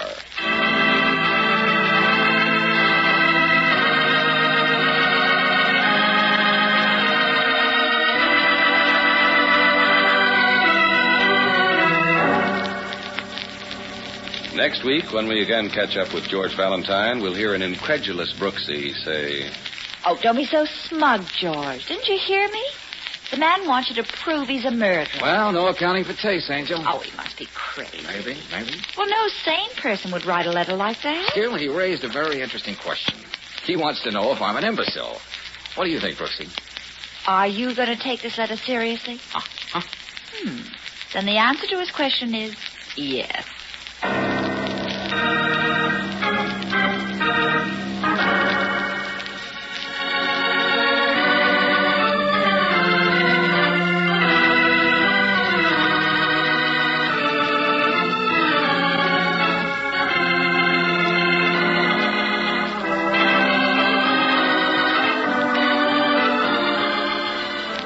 Tonight's Tonight's adventure of George Valentine has been brought to you by Standard of California on behalf of independent Chevron gas stations and Standard stations throughout the West. Robert Bailey is starred as George with Francis Robinson as Brooksy.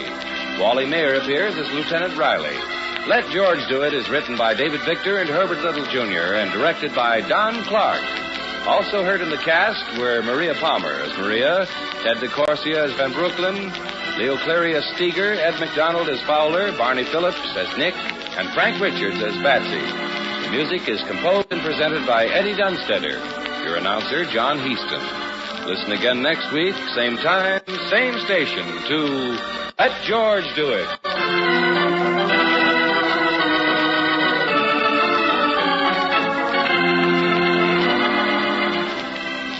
This is the Mutual Don Lee Broadcasting System.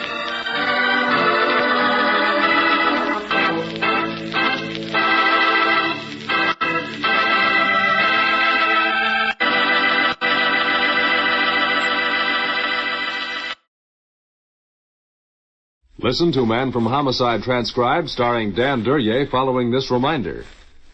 Henry J. Taylor, author, journalist, and ABC commentator, whose commentaries on world events are heard every Monday evening on ABC, is on a fact-finding tour of European countries. Periodically, Mr. Taylor takes trips abroad to examine activities at first hand and to get his own reactions. During the weeks he's in Europe, his Monday evening commentary, Your Land and Mine, will be broadcast each week from a different European capital. He'll speak tonight from Zurich, Switzerland. So listen for Henry J. Taylor's Your Land and Mine tonight on ABC. The Man from Homicide. According to Webster's dictionary, homicide is the killing of one human being by another. According to Lieutenant Lou Dana, it's the beginning of a dirty, dangerous job that doesn't end until the killer is found. I don't like killers.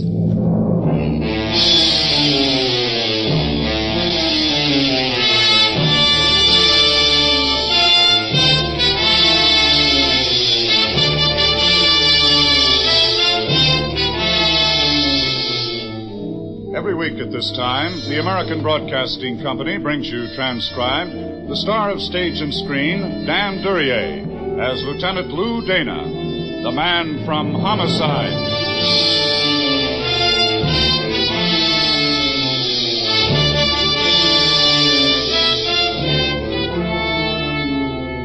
The job a man does leaves its mark on him.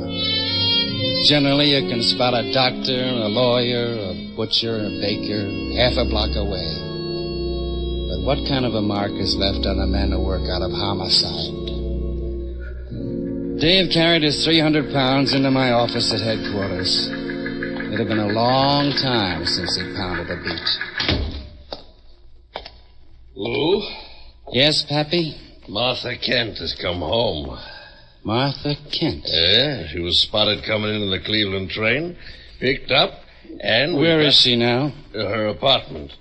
Couple of men are covering. Now all we gotta do is let a little time pass, and we've got Eddie Kent, Lieutenant. Like that? Well, he can't keep away from her, whatever it costs him. She must be, interesting. Oh, I seen her once a couple of years ago. I'm an old fat cop, Lou, but I'm glad she never smiled at me. Eddie Kent killed 3 men we know of. The last one was a bank job we can pin on him. Dave?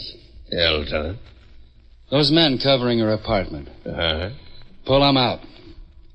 But, Lou... Do it right away. Okay, Lieutenant, only I don't... She came in by train. How much of an effort did she make to shake anyone off her tail? Well, not much, the way I got it.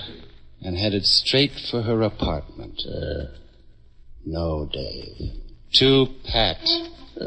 Well, I see what you mean a little, only what would she be after? Maybe she wants to be Mary. Huh? A merry widow. What's her address? 49 South Grover. 49 South Grover. If I'm not back in a little while, send my mail there. Maybe she'll smile at me.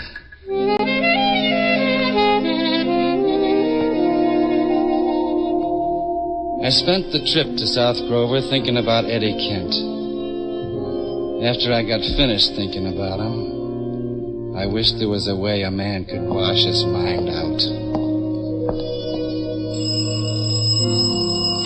Martha Kent would be what?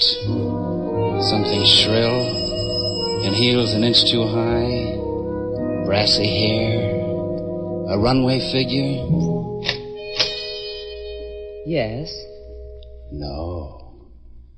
Something a lot more dangerous. What? Excuse me. Mind if I come in? Well, who are you? The name's Dana.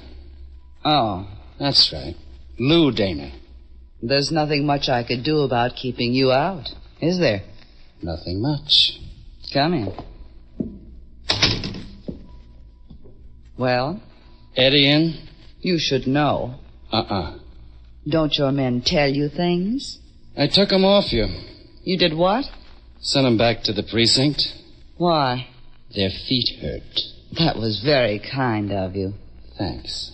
Eddie isn't in. That's too bad. Do you plan on waiting for him here? No. Do you? That's all, Lieutenant.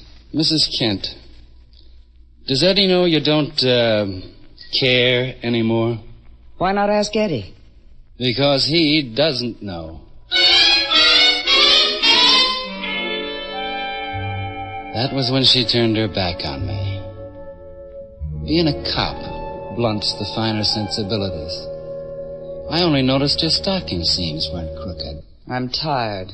I'm going to bed. If you like, you can tuck me in. There's probably a police regulation about it. You don't have to worry. I wouldn't like. Oh, you wouldn't. Good night, Mrs. Kent. Eddie should be along any time now, huh? Get out. Sure. She hadn't smiled at me once.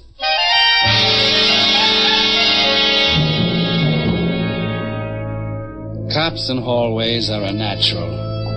I didn't enjoy it. I stayed with it an hour and then moved out. There'd be two of them, one for the front, one for the back. I took the back. He'd be the easier of the two.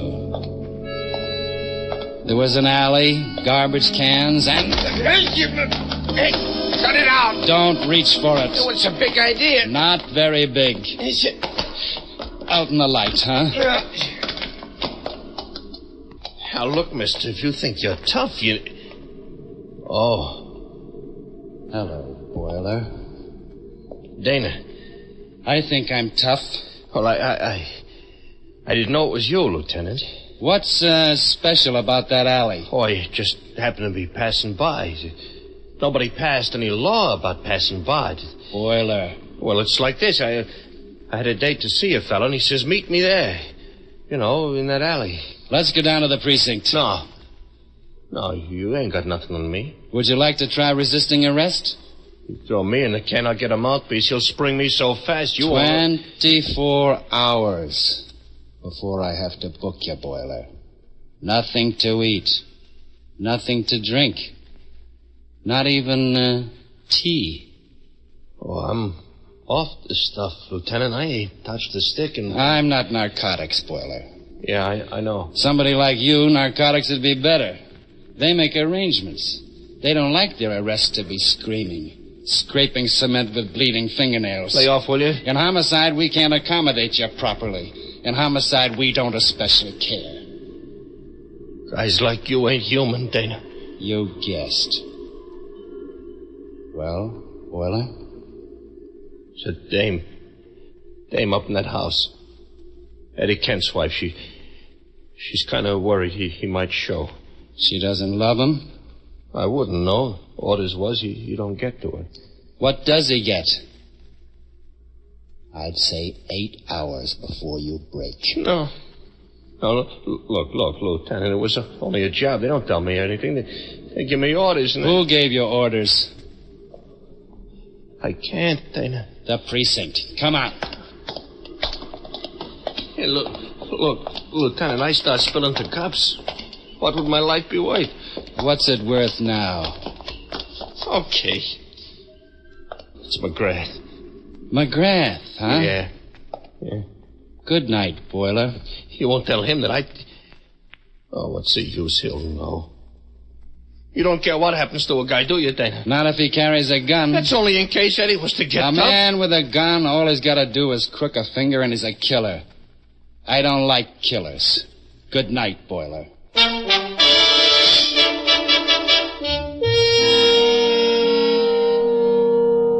Boiler went back to the alley and the garbage cans. I went to visit Mr. McGrath. Boiler had the best of it. Start with the kid stuff, snatch and run. Knock over a couple of small stores. Move up into hot cars and cold decks. Pick up a few houses, take over a few wheels, buy a few deaths, and you wind up Mr. McGrath. But you wear tailored suits by then, and handmade shoes. And you got a hood for a doorman. Hey, what's the idea of this, Copper? Copper? No, you don't. You got a paper, Copper? Turn around and go away. No warrant. You keep coming. I got a legal right to blast you. Sure. But have you got the guts? Okay. Come on. We'll find out. I'm coming. Max! Yeah, Mr. McGrath. What's the trouble? I'm having words with a cop. He wants in. He ain't got no paper. Put your gun away and let the fool in. Okay. It'll be a pleasure to have him thrown off the force. Hello, McGrath. Lieutenant Dana. Max, you've been rude. Huh? Lieutenant Dana isn't an ordinary policeman. He's a personality. My door's always open to him. Apologize to the lieutenant, Max. He's a cop. I said Forget it, McGrath. Very well. You may leave us, Max. Okay.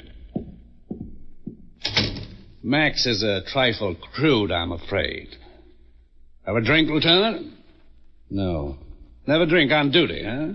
I wouldn't like your brand. Not raw enough, I suppose. I got work to do. Haven't we all? What's half of $80,000, McGrath? $40,000? That kind of money worth a death? I haven't seen the latest quotations. Eddie Kent knocked over a bank 2 months ago. Killed a guard and collected $80,000. He had help. Indeed. $40,000 for Kent. $40,000 for, the help. Seems equitable. How do you share the death?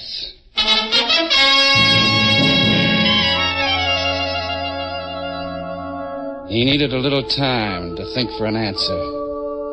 I looked around. It was a charming room. Mostly Chippendale pieces.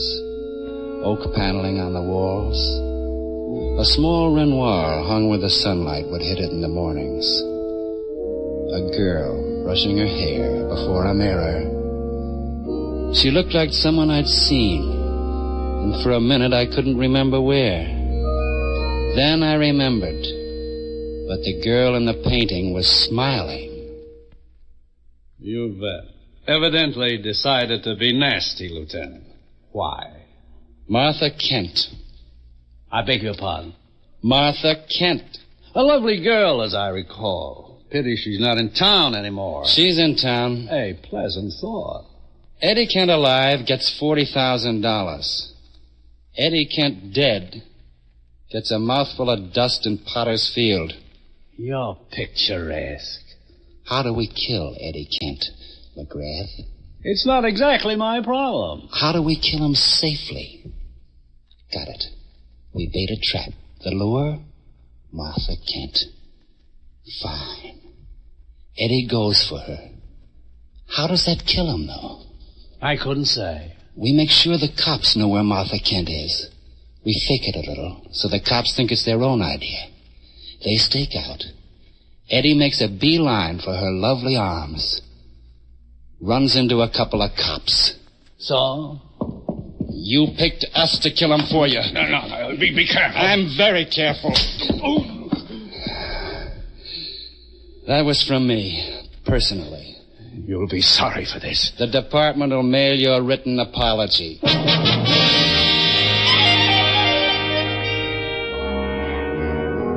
Headquarters was where I'd left it.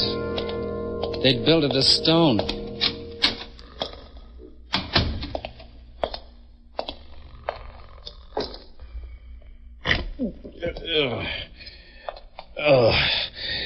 Hi, Lieutenant. You got out of that one fast. Who was asleep? I was. Go on back. It's cold out here. Yeah. How's it set up, Lou? Oh, stalemate, I guess. McGrath's got a couple of men covering for Mrs. Kent. They'll keep Eddie off. McGrath, huh? No good, Lou. He was in on the bank job with Kent. You got proof? No, but it has to be that way. He was the one set up Mrs. Kent as a decoy. When I pulled the cops out, his men moved in. Don't want to split with Eddie, huh? 40,000 reasons against it. Yeah. Lou, you look beat. Occupational disease, Dave. Yeah. Martha Kent do any smiling? Not in my direction. I'll be in my office for a while. Doing what? Waiting. I wouldn't know for what. Don't ask me, huh?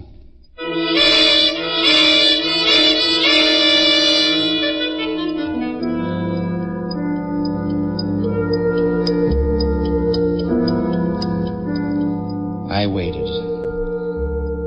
I thought it might be nice if I had a Renoir. It could be a small Renoir on the wall. I thought what Captain Kowaleski might have to say on the subject. I decided I'd settle for the dirty plaster. Why don't you go on home, Lou, huh? It's an idea. Nothing's gonna happen tonight. Oh, I suppose not. I feel restless. Did you slap McGrath around? Only once, Dave. Oh, you're improving. You could still find trouble that way. Well, he was trying to buy a killing from us. Yeah. You take it too hard, Lou. You'll never get fat like me. Too bad. I was looking forward to it. Go on home. I'm going. Lou. Yeah? 49 South Grover ain't on your way home. What makes you think I might be passing there? Bet you my pension against a peppermint lifesaver. Pappy, I don't like peppermint.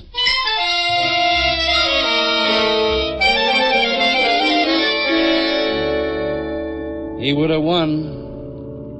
McGrath's man out front of her house was holding down the same tree. I drove around the block to see if Boiler was still holding down the back. Martha Kent was in on the deal with McGrath. The decoy had to be, and she was. The girl in the Renoir was smiling. Maybe she was too polite to laugh out loud at me. Renoir painted beautiful things. No sense of reality.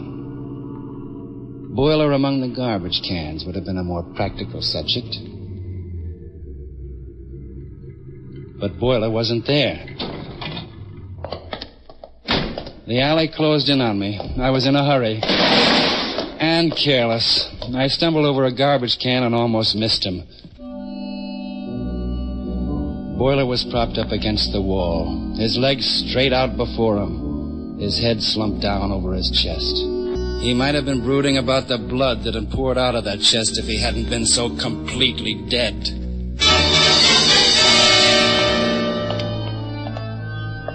I left him there. I wasn't in a hurry anymore. He'd been dead some little while.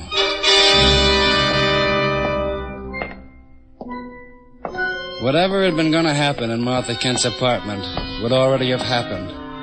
I didn't care too much about finding out.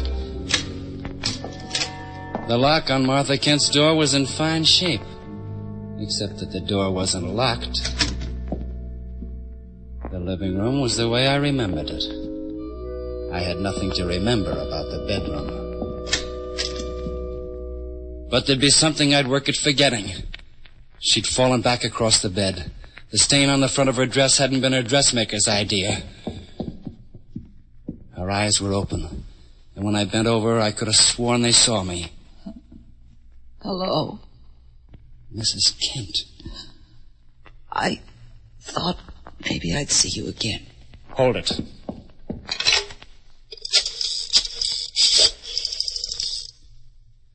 Operator, police emergency. Lieutenant Dana. Get a doctor to 49 South Grover, apartment 3C immediately. Got it? Yeah. Lieutenant. Better not talk. There'll be a doctor here in a couple of minutes. You've seen people like this before. I should be dead. Will you stop? No. What do you want me to do? Think about what my life has been. And what's happening. Do it now. There might be a chance. Are you trying to make me laugh? Lieutenant, you look funny. It's a habit my face has. You know who? Yeah. I'm tired. I want to go to sleep. You can tuck me in if you like. That's what I said when I was still alive. You said you wouldn't like. You lied, didn't you, Lieutenant? I lied. I do. Please. It's all going so fast now. Please. All right. I'll tuck you in. Thank.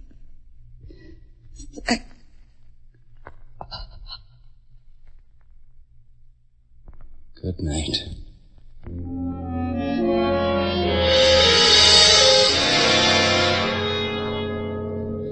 The doctor was a little late. The homicide squad arrived and made noises and was very busy. There was a guy named Shakespeare wrote a play. And when his character died, he said, "The rest is silence." In my line, the rest is routine. Go on, Sam. Get the cameras out of here. You ain't shooting a movie. Terry, rush that print over to the lab, huh? Take it easy, will you? Go get the lead out. Get the lead out. Dave was there, making like a sergeant. The men loved every pound of him. No reporters till later. Come on now, boys. Get rolling, huh? Lieutenant. Yeah, Dave? Snap out of it. Out of what? I'm feeling fine. Don't kid Pappy, huh? Sorry, Dave. Call it I'm tired and forget it. Okay. The boys have been through the building. Did they have fun? Dug up a couple of neighbors, heard the shots. Thought it was a car backfiring. That was bright of them. Well, it gives us the time she was shot. 1 hour and 11 minutes ago. That'll help. Not the girl, maybe, but the district attorney's going to need it. All right. He's got it. And Boiler must have been shot a few minutes before that. Gives you the pair of them. Pinned down close, too. Close enough. Eddie Kent's out in the open now.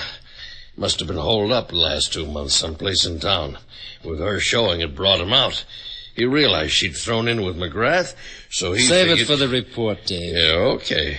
We'll get him pretty quick now. Sure. So long, Dave. Lou, where you going? Out. What for? I need a killer. There's the old one about the man who lost a horse, who said to himself, if I were a horse, where would I go? And then he went there. If I were Eddie Kent, I'd go to visit McGrath. I went.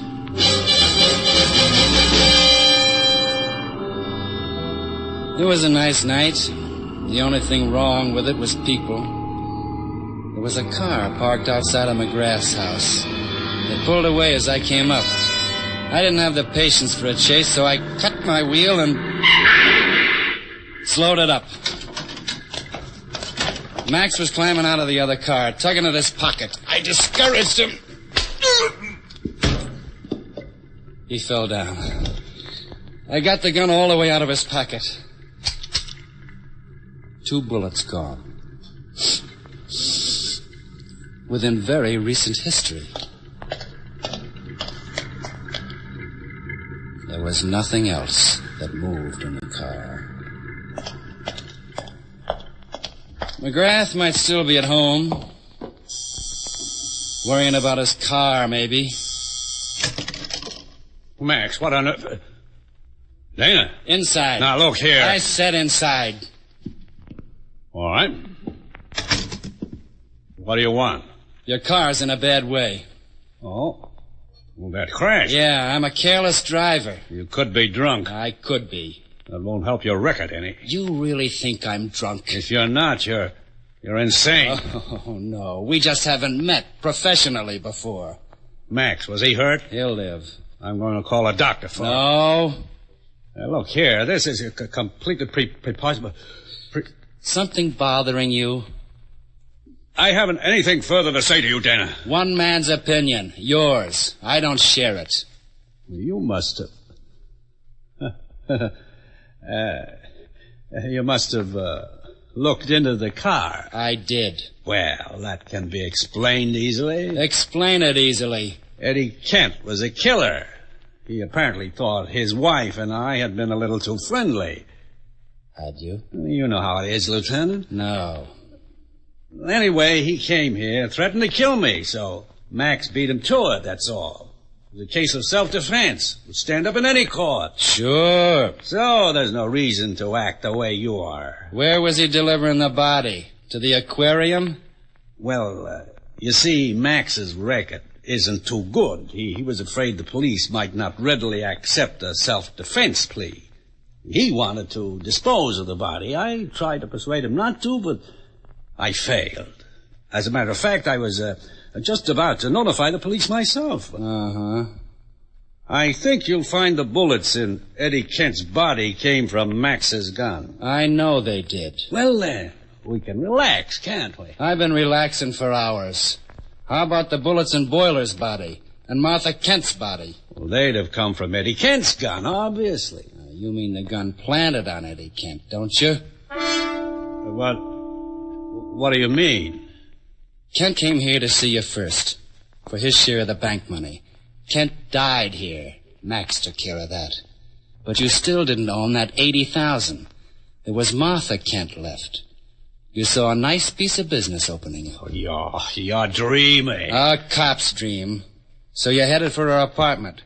You had to dispose of Boiler. He knew too much. You couldn't afford to have him around. And then you went upstairs and ended the partnership between you and Martha Kent.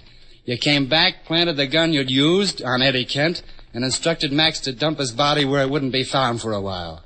That way, no medical examiner could prove Kent had died before his wife. Well, that's very ingenious. You've got nothing to base it on. I've got Kent's body. Good lawyer. I've got something else. An unlocked door. What does that mean? Martha Kent's door was unlocked when I got there. And the lock hadn't been tampered with. She wouldn't have opened that door to her husband. Not when she knew the trap she'd helped set for him. She'd have opened it for you, McGrath. You've been fumbling in that desk long enough. Bring the gun up. I'll let you have first shot. You can't do anything to me. First shot. Well?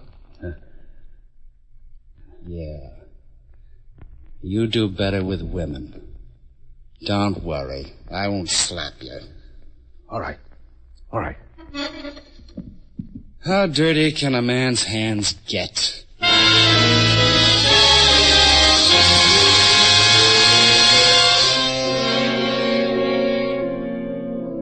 They train you to make out a report when you're a cop. You learn how to put all the facts down in proper order. The names and the times and the places. You do it, and you sign your name, and it's a job that's done. Except where would you mention the fact that a dying girl's last action had been to smile at you? I don't like killers.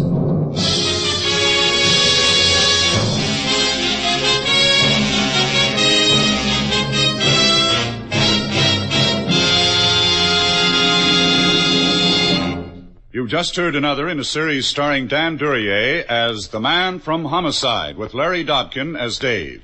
Mr. Duryea can be seen starring in Al Jennings of Oklahoma. In tonight's cast, you heard Gloria Blondell as Martha, Herb Butterfield as McGrath, and Barney Phillip as Max. Music was by Basil Adlam.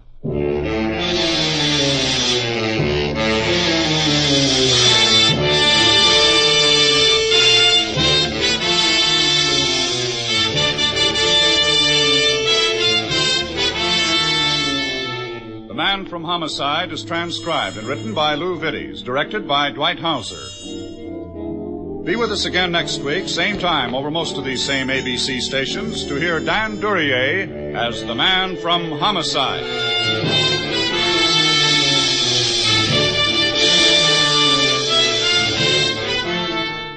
America is sold on ABC, the American Broadcasting Company.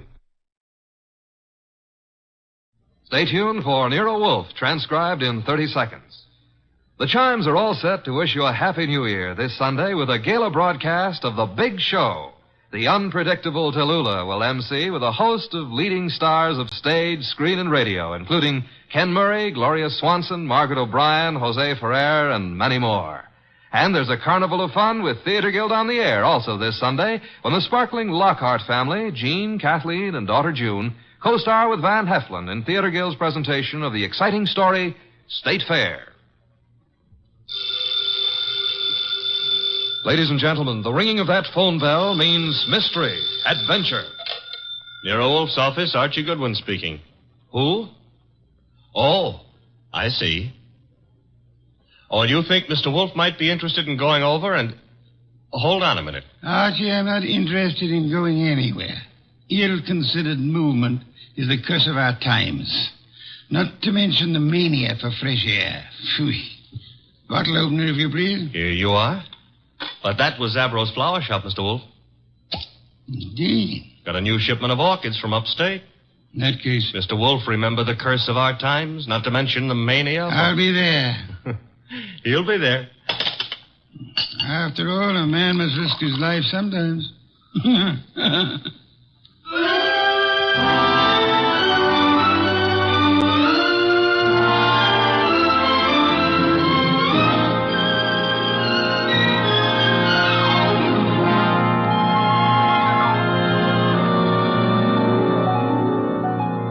Ladies and gentlemen, it's the bulkiest, balkiest, smartest, and most unpredictable detective in the world. That chairborne genius, Nero Wolfe.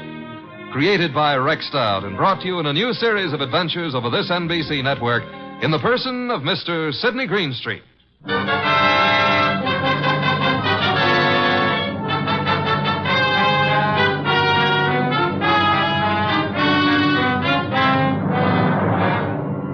Orchids don't grow up overnight. They have to be carefully planted, tended, watered, and watched. And the same thing goes for murder. Take Zabrow's flower shop minutes after we got that phone call. Zabrow! Mr. Hansen, I did not notice you are here. I'm here, and what's more... You like the way I display your orchids, hmm? I don't like the way you've been avoiding meeting your obligation. Please, it is better not to shout. It'd be still better if you paid me what you owe me. Mr. Hansen, business has not been so good. I will pay. You'd better. I intend to... My lawyers aren't going to be satisfied by intentions. Your lawyers? I've no particular desire to own a flower shop, but it looks as if I'm going to, unless you raise some money. Mr. Hansen, I have worked years. I have given of my blood to make a success of this establishment. You cannot take him from me. You are a rich man. I intend to stay rich, too. You've got 24 hours, Zabrow. A man can accomplish a lot in 24 hours. Yes, Mr. Hansen. Even maybe murder.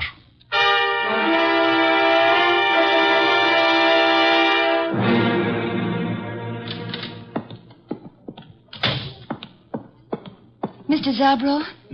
Oh, good afternoon, Miss Hansen. Is Uncle here? Yes, he is here. At the display, towards the back of the store. Thanks. How is he? Oh, He is the way he always is. Hard, vindictive. Mr. Zabrow. I am sorry. Excuse me now. Uncle? What is it, Enid? Have you seen my display? The lilies? Uh-huh. Yes, pretty. Oh, thank you. He's not here. Well, I didn't say... You didn't have to. John Arndt is not here. Why he is not here, I don't know. His job was to look after my display.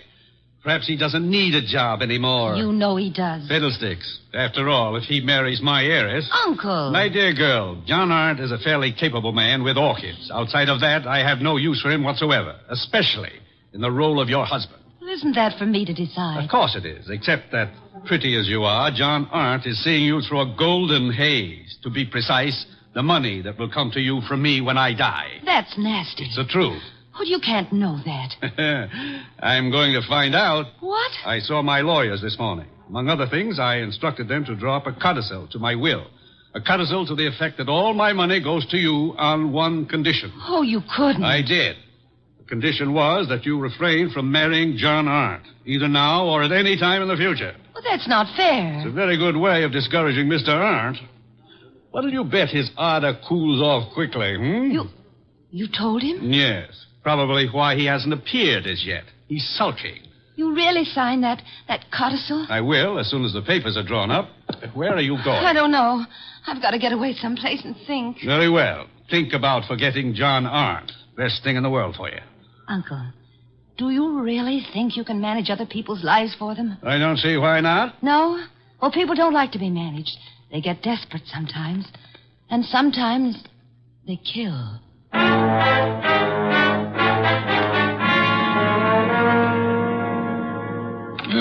Mr. Wolf, what are you doing? Getting up. I'm up. Well, that makes you eligible for the Explorers Club or something. My coat and muffler, Archie. I got him here. Thank you. You're really going out into that weather outside? Archie, must you try to be witty? It amuses me no end. Haven't you seen enough of those weeds yet? An orchid is not a weed. Another muffler, Archie, the woolen one. You've already got two on. Please, fresh air clogs the lungs, Archie. Sure, everybody knows that, but they won't admit it. Of course not. A conspiracy of silence. Archie, I'm ready. You sure? I can see a square inch of skin showing. Come. You're driving me to Zabras. Mm-hmm. All right, careful. And take a deep breath. I'm going to open the door. You ready? Yeah, very well. Open it. Be brave, Mr. Wolf. We'll keep the car window shut, and maybe you'll make it. Careful. The risks one takes. In you go.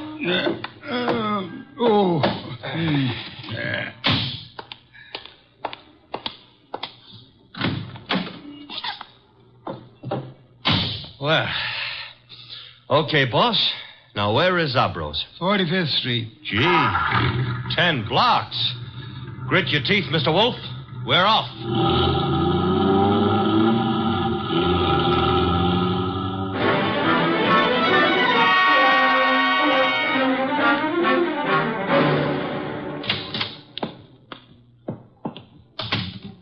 Oh, Mr. Wolf, I'm glad you are here. Those orchids you wrote me about had better be worth a trip. The trip? But I think you live only a little way from here. Don't forget it had to be made in the open air, Mr. Zabro. Where are the orchids? Towards the back. They are from Hansen's place. He is a fine grower. I have made an exhibit. Good. Oh, excuse me. Others are here. You go look for yourself, no? Very well. Archie. Oh, I was just noticing Did a girl just enter the store? A girl, a goddess, tall, graceful. Venus de Milo with arms. Arms that were made...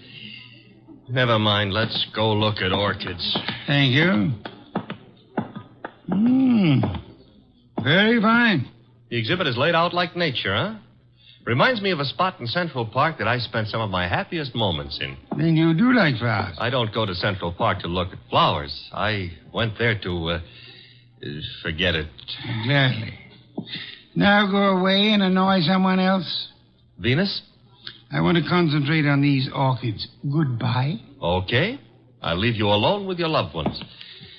Let's see, maybe I can arrange to be left alone with something I could very easily learn to love. Hey,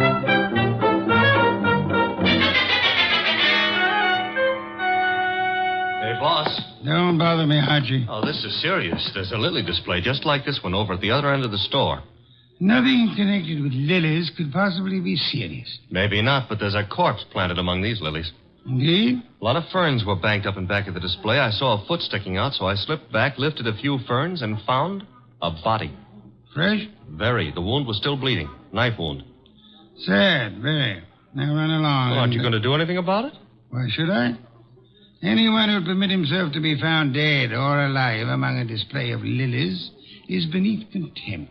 Well, maybe the poor guy didn't have a chance to crawl into an orchid display before he died. However, if that's the way you feel, I'll tell the police all about poor Mr. Hanson and let them... Who?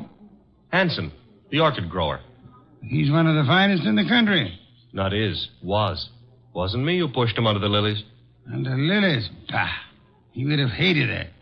Have you told Zabro? No. Zabro's been busy up front. Where is this display? Right along here. There's been a number of people in the store since we came. Someone else may have noticed that dead man's foot. I covered it. Satisfactory. At times you give the illusions of intelligence. Is this the display? Yep. Come around to the back. There's a little space between the back of the display and the wall. Yeah. Now here, right under this pile of ferns... ferns... Yes, Sergeant? Hey, that body. What about it? It got bashful. It's gone. Indeed. The corpse was dead. Corpse is off now. Confound you, Archie. Have you been drinking too much milk again? Now, look, boss, I saw him there. The blood's still coming out of his back, and I tell you that... Let me understand you. Are you suggesting the corpse rose and walked away? No, but somebody could have dragged it away. Somebody who put it here in the first place. Pictures, no doubt. Come along, Archie. If this is some half-witted trick to distract me from the orchid... Oh, no. I never come between a man and his love. Hey, wait a minute, Mr. Wolf. Yes? Do ferns bleed? Let me see. Oh. Indeed. Yes, there is blood. Fresh arterial blood on these ferns. Bright red color. Which means there was a wounded person among these lilies recently. Thanks for the late vote of confidence.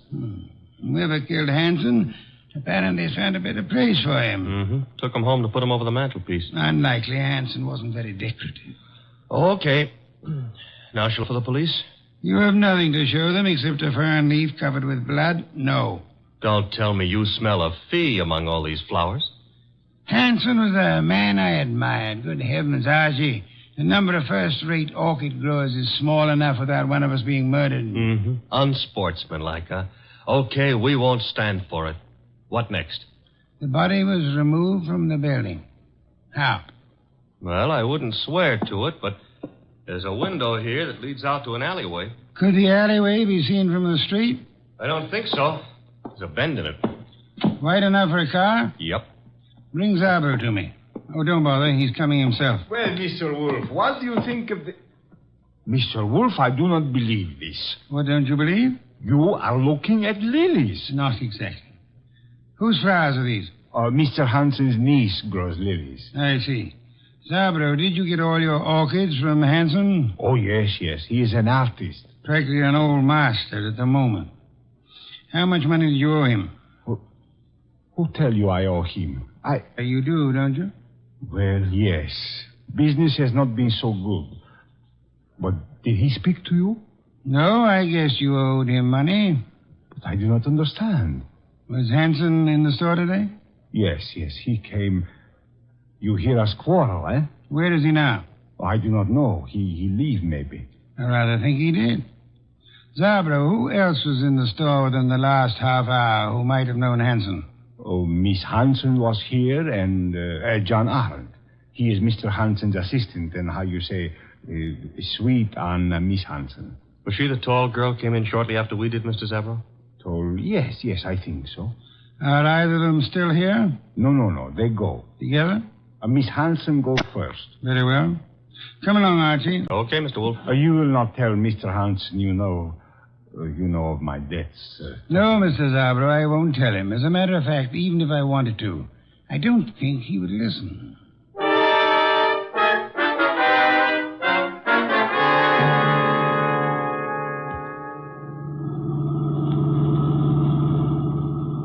I love these long drives in the country.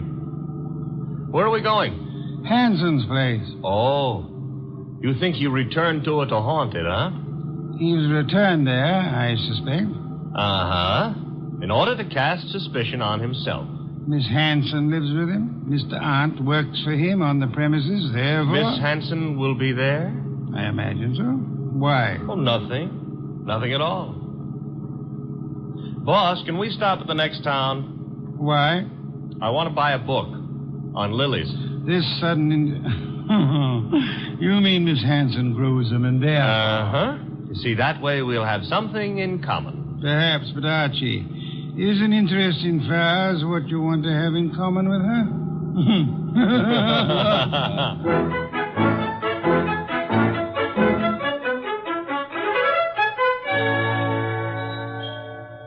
So this is the house that Orchid's built, huh?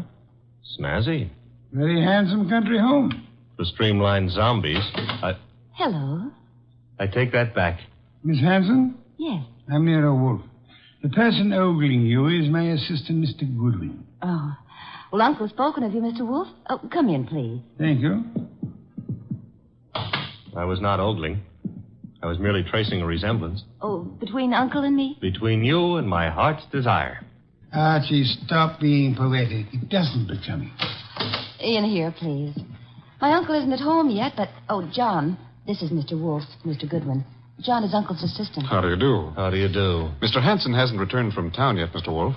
Are you quite sure? Oh, yes. Unless Enid saw him. No, I didn't, John. Indeed. In that case, if you don't mind, we'll wait for him. Well, of course, we'd be delighted. Sure. Excuse me, won't you? I've got some work to do. On orchids or lilies? The orchids. Well, then go right ahead. See you later. Oh, can I get you something to drink? Beer will do, thank you. I'd better help you bring the bottle in, Miss... Archie. On the other hand, maybe you can manage alone. Well, of course I can. I'm a big girl, Mr. Goodwin. I noticed. I mean, why not call me Archie? Takes less time. I'd like to, Archie. Swell. Remember what old Dr. Tidmouse said? I want a bottle of beer. Said, I want a bottle... Oh. No. Never mind, Enid. You better go gather some beer for Mr. Wolf. All right. I'll be back in a minute. So much of her and all so nice. Archie, are you forgetting why we're here? I don't care why you're here. We're waiting for Uncle. Uh-huh. Mr. Wolf, it's unlikely that Uncle is going to walk in through that front door. True. That is why you're sneaking out the back door to find him. How do you know he'll be around here? This is where he lives, isn't it, Archie? Yes, but if you'll remember, Uncle gave up living earlier this afternoon. You mean he was persuaded to? Nevertheless, I rather think he'll be around, body and all.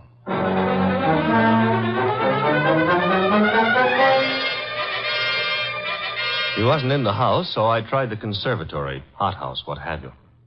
It was hot in that steam-heated orchid paradise. Also, it was full of orchids. Unfortunately, it wasn't full of Miss Hanson. I wandered hither and yon for a moment, dreaming of her, until I noticed a foot. Same foot I'd seen back at Zabro's, and peculiarly enough, the same corpse was attached to it. Uncle's. I was bending over to take a closer look when I felt a thud. I realized that thud was the sound of something hitting my head, and I began to realize, too, that I'd been knocked almost unconscious, which the second blow did.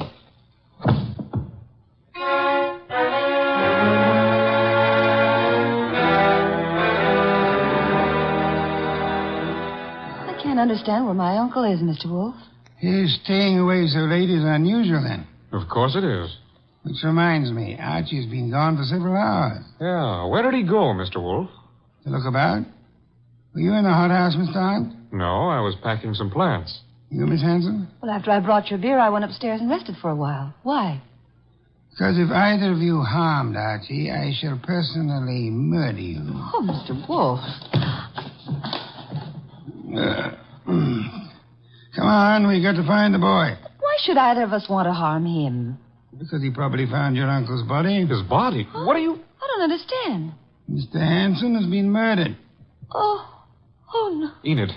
Oh, stop that, Miss Hanson. You're a perfectly healthy young woman. There's no reason for you to swoon. Now, look here, you. Besides, I rather suspect she lost no love for him. Am I right, Miss Hanson? He was my uncle. You're aware of the fact? He opposed your marriage to Miss Aunt here, huh? That's none of your business.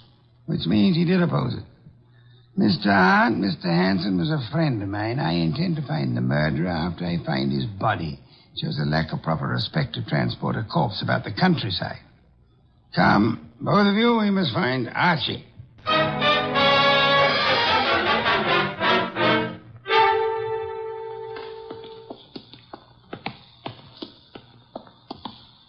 This whole thing's like a nightmare.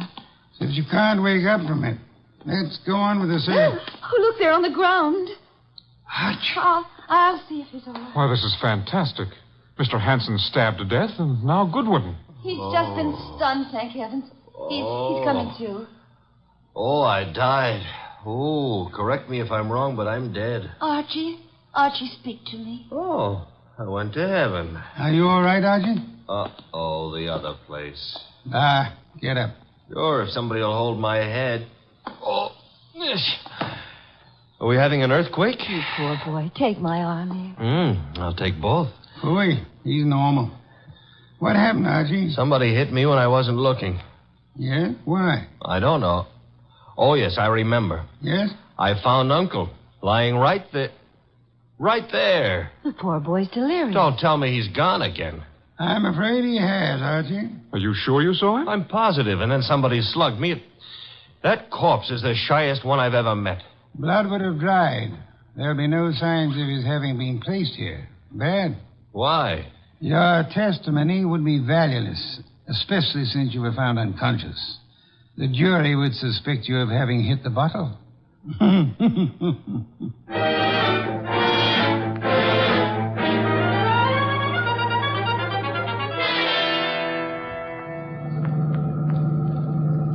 Why didn't we stay the night? I'm a sick man. Enid would have nursed me. You're not sick. And I won't have you taking advantage of that girl. In my condition, I couldn't have. But maybe she would have taken advantage of me. Hooey. Is that what they called it in your day? It's Zabro. Stop the car. Okay.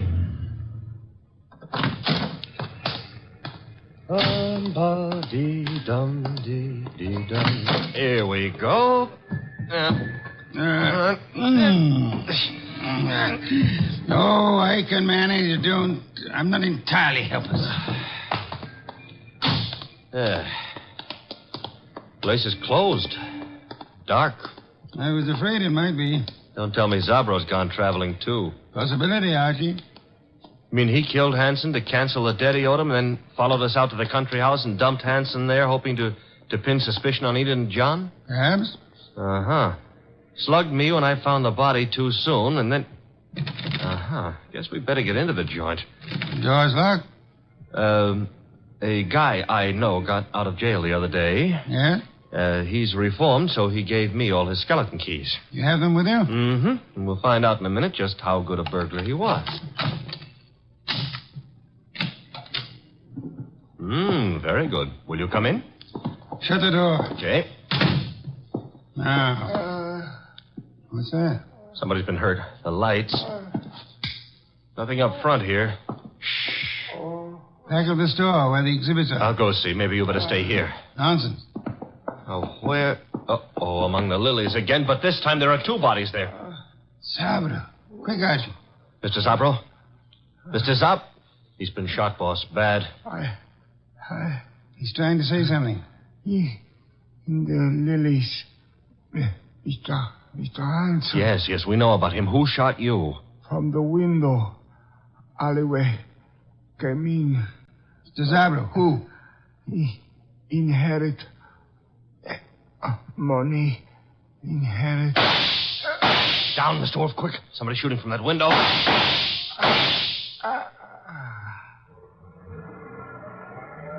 Archie. All in one piece. Are you all right? Yes, that car. It's gone. Brought the body here and... Zabro. He couldn't duck. He's dead. Yes. Police, boss, this time we've got more than a fern leaf smeared with blood to show them. Not yet, Archie. I'd prefer handing the murderer over to them along with the victims. I'm going home. Archie, get Miss Hanson and Mr. Arndt there as soon as you can. Well, suppose they don't want to come. Knock them unconscious and drag them there. Not Enid, boss. Enid's... Hey, what Zabro said about inheriting. Don't anticipate, Archie. When you get them to my office, we'll identify the murderer then.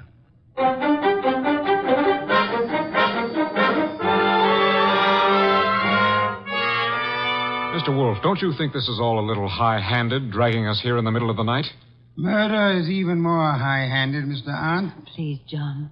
Miss Hanson, do you inherit? Well, I guess so. I'm Uncle's only relative, so I suppose. Wait a minute, Enid. Mr. Wolf, are you suggesting that she had anything to do with this invisible corpse? The corpse is no longer invisible, Mr. Arndt. You've seen Uncle? Yes, dead in Zarbro's establishment. Lying with a knife in his back in his own orchid display.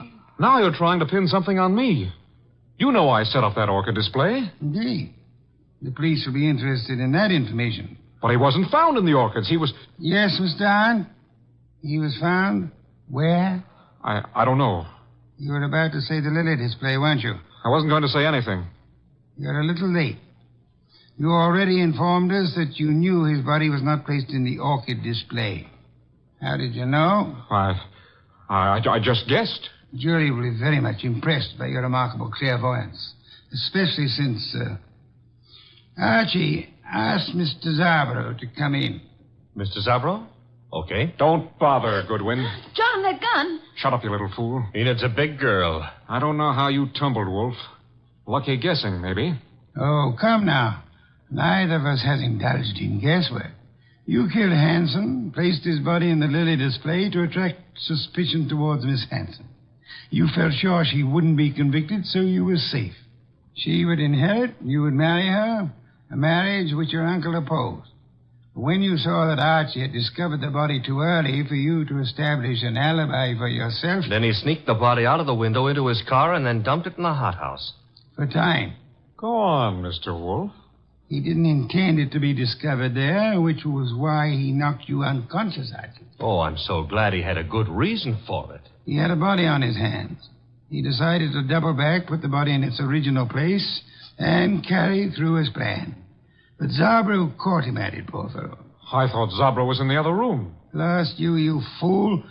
Do you think I, too, am addicted to carrying corpses about? Zarbro is dead. And you've given yourself away unnecessarily. Archie? All right. Archie, quick. Let go, Edith. I've got his arm. I'll give him mine with a fist attached. Very satisfactory, Archie. Now call the police. Inform them you have 2 corpses and a murderer for them.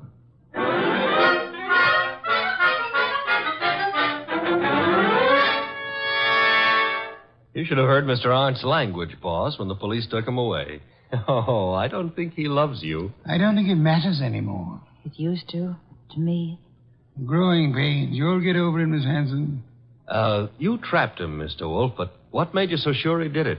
At the hothouse, when you were unconscious, Archie, Mr. Arndt deplored the fact that Mr. Hanson had been stabbed in the back. And no one had mentioned how he was killed. Therefore... The reason Arndt knew was because he himself had killed Mr. Hanson. Murderers seldom get away with it, no matter how tightly they button their lips. Well, mine, however, are not buttoned up. Archie? Oh, the beer is on your desk. Thank you. Miss Hanson, stop brooding. Try some of this beer. But, Mr. Wolf, my heart's broken. As a man who's lived a good many years, Miss Hanson, permit me to assure you that the easiest way of mending a broken heart is by filling the stomach.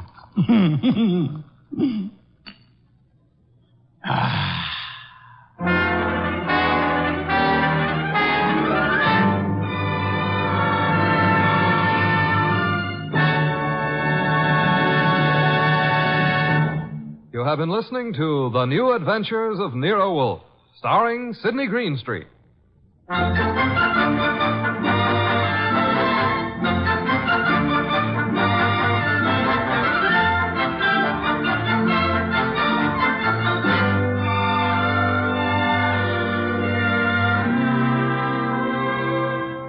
Tonight's transcribed story was based on the characters created by Rex Stout.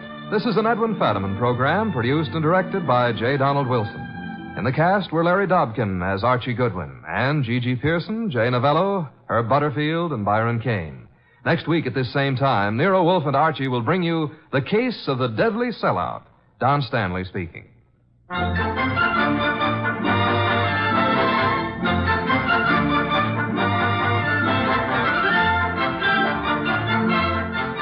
3 chimes mean good times on NBC. Friday means another visit with that entertaining eating establishment, Duffy's Tavern.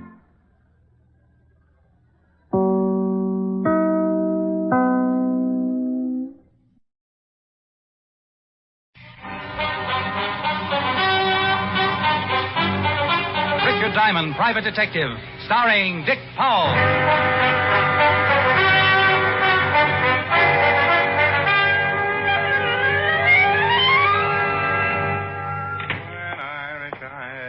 If it ain't Richard Diamond, the smiling gumshoe. Well, if it ain't Sergeant Otis, the laughing hyena. The lieutenant in? Yeah, go on in and spoil his afternoon. You know, Otis, I think you've got the kindest, most wonderful face in the whole wide world. You do? Absolutely.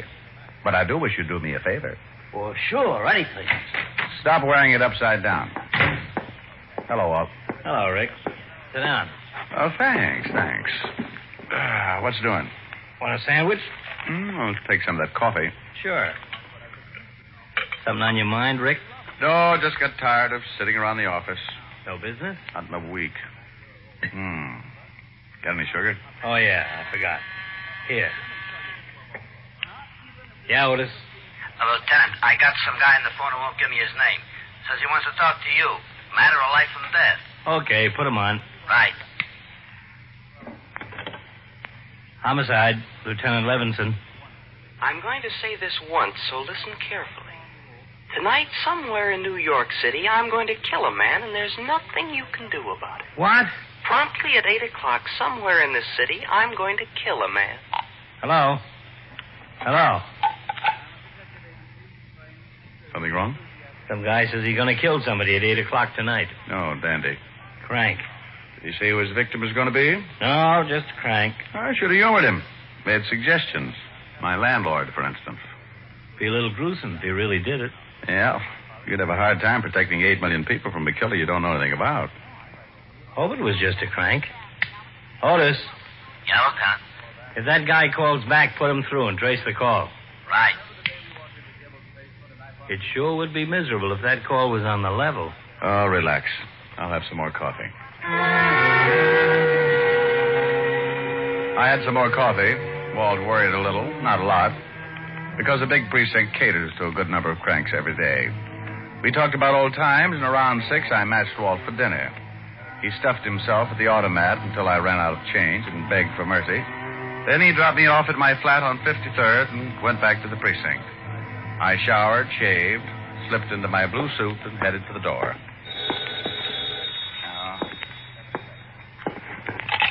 Yeah? Do me a favor, will you, Rick? You gotta stop stuffing yourself, Walt. You sound like you got indigestion. I'm down at the morgue. Meet me here, please. Oh, now look, I got a date with a live one. I'm in on the start of some trouble. It's liable to grow. That guy who called made good. He stabbed a man to death on Broadway at 8 o'clock.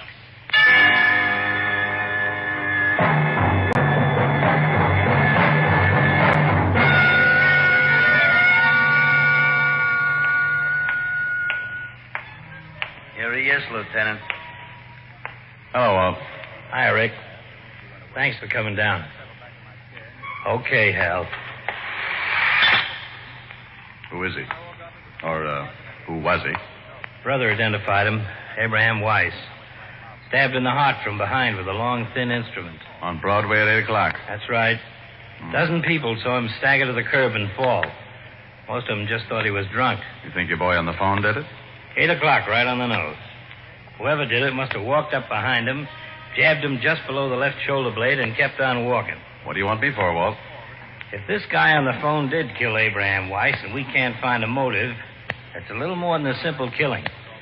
We may be mixed up with a madman. Oh, so I qualify in that league. You're one of the few guys who really is interested in criminal psychology. Well, I think it's the answer. You can't stop something unless you know the cause. Will you give me a hand, Rick? Sure. I've got Weiss's family at the station. Let's go see them.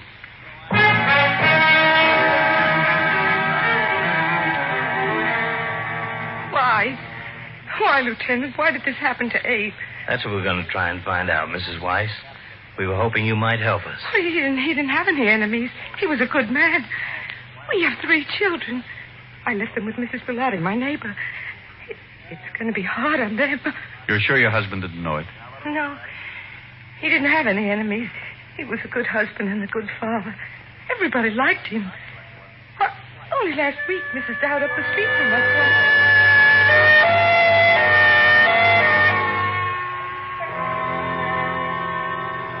We'd like a list of your brother's friends, Mr. Weiss. Where he worked, people he had business with, anyone you can remember who might give us a lead. Been sitting out there thinking about that. There just isn't anyone that I know would want to kill Abe.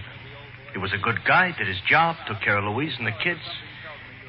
He didn't bother nobody. How long were Louise and Abe married? No, 6 years, maybe a little more. Nice girl, Louise. Oh, the best. Good wife. What happens to her now? I'll take care of her. You're not married, huh? No. Quite a job taking care of a widow and 3 kids. I'm doing all right. It's the least I can do. You got a girl? Yeah, why? Maybe going to get married, huh? Well, I'm engaged. I've been thinking about it. It'll have to wait for a while, I guess. Until Louise gets back on her feet. Okay. Tell us about some of your brother's friends. Well, I guess his best friend was Art Brearley. They was awful close for years. He told us about everyone he could think of. Gave us a dozen names and addresses we could check. Like Louise, Martin couldn't figure why anyone would want to kill Abraham Weiss. The next was Mrs. Rebecca Weiss, tired, the hurt in her eyes enough for all the mothers who had raised a son and lost him. We'll try not to keep you too long, Mrs. Weiss. It's all right, Lieutenant. You want to help. Would you like a glass of water? No. When will I be able to see Manson? It's right that I should see Manson. A few questions first, if you don't mind. I know you're trying to help. Just a few questions. As many as you like, Lieutenant. Not long with Mrs. Rebecca Weiss. Nothing that would help to catch her son's killer. So we checked the people who had known Abraham, and there were plenty. His boss gave us a few more names to add to the long list. All of them friends who couldn't imagine why anyone would want to kill a nice guy like Abe. At 7:30 the next morning, Walt looked at reports and poured more coffee. Here. I'll put sugar in it. Thanks. If that phone call was on the level, why would a guy kill like that? Call us and tell us he was going to do it. What'd be his reason? Well, couldn't guess. But if that guy who called did do the killing, you can bet he'll phone again. Why? Well, he bragged he was going to do it. He'll want the credit. Well, I'm going to get some rest. A couple hours anyway. Let's both get a couple.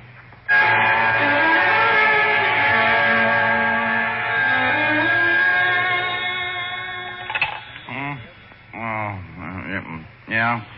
Sorry. That doesn't matter. Lousy dream. What time is it? 5 o'clock. Oh, I died, didn't I? Our boy called again. Oh? You trace it? Phone booth in Grand Central. What do you have to say? Not much. Wanted to know how he liked his handiwork.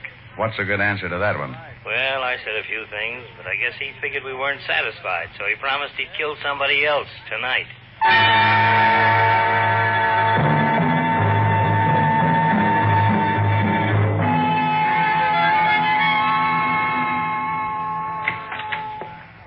Hello, Rick. Seen the papers? No. Here. Fiend terrorizes city. Unknown killer murders at will. Police baffled. Everybody's on my back. Exactly. What did he say? You want to hear? I made a recording. Let's hear it.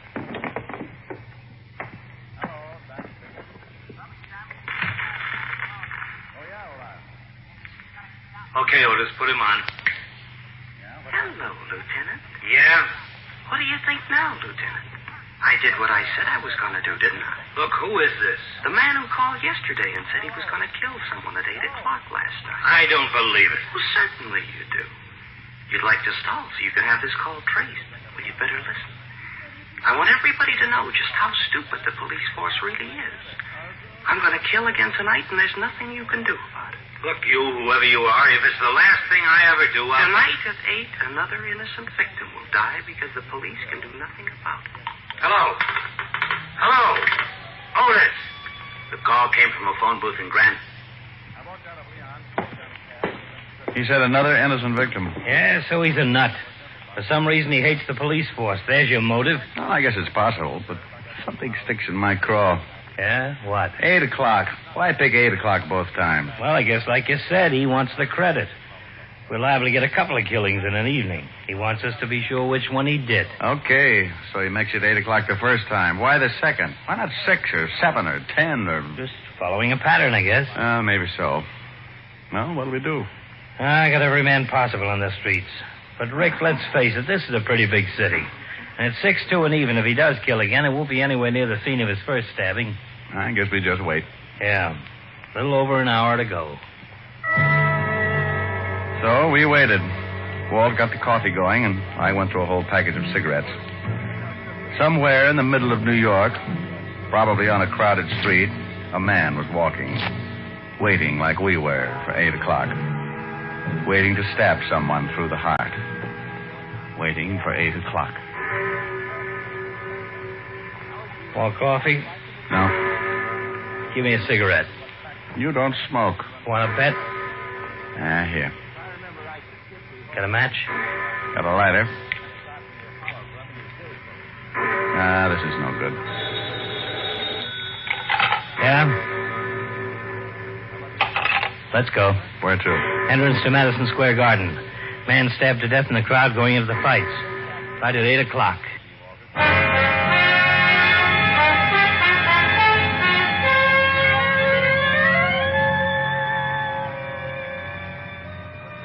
A man murdered going into Madison Square Garden to see the fights. Stabbed through the heart while he stood in the middle of the large crowd. We went through the same routine. Identify the body. Question witnesses who had been close to him. See his friends. Anyone who knew him. Name's Leon Ellis. Small-time fight manager. No family. Handles a young kid named Billy Martin. Wasn't fighting last night. At 10 o'clock the next morning, we found Billy Martin working at the East Side Gym. We talked to him for a while, but he couldn't help much. So we kept going, making our list of names, talking to everyone, all morning and into the afternoon. By 4:30, we were holding each other up.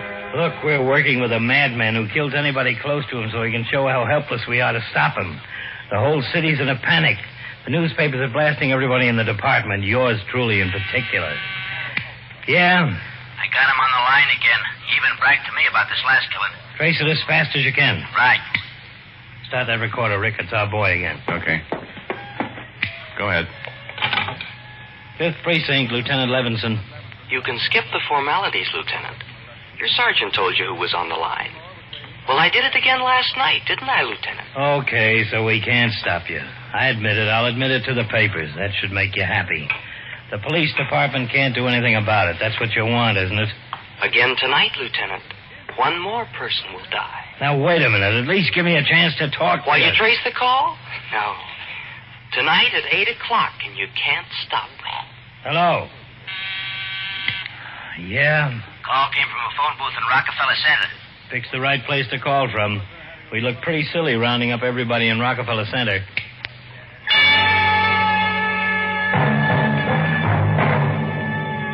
Walt looked sick, and I felt it. What could we do? We knew nothing about our killer or where he'd strike next. Walt called in the reporters and gave them the story. The papers would blast the department, but it was the best way to warn the public to stay off the streets. The department was alerted, radio stations were given bulletins to broadcast, and Walt and I climbed into a prowl car and started cruising. At 8:05, it came in. Attention, all units in the vicinity of Zone 12. A 211 in front of 415 West 64th. 415 William 64. Ambulance, dead body. Car 73, come in, please. 7-3, go ahead. 211 at 415 West 64 is a stabbing, Lieutenant. Roger. That's it, Rick.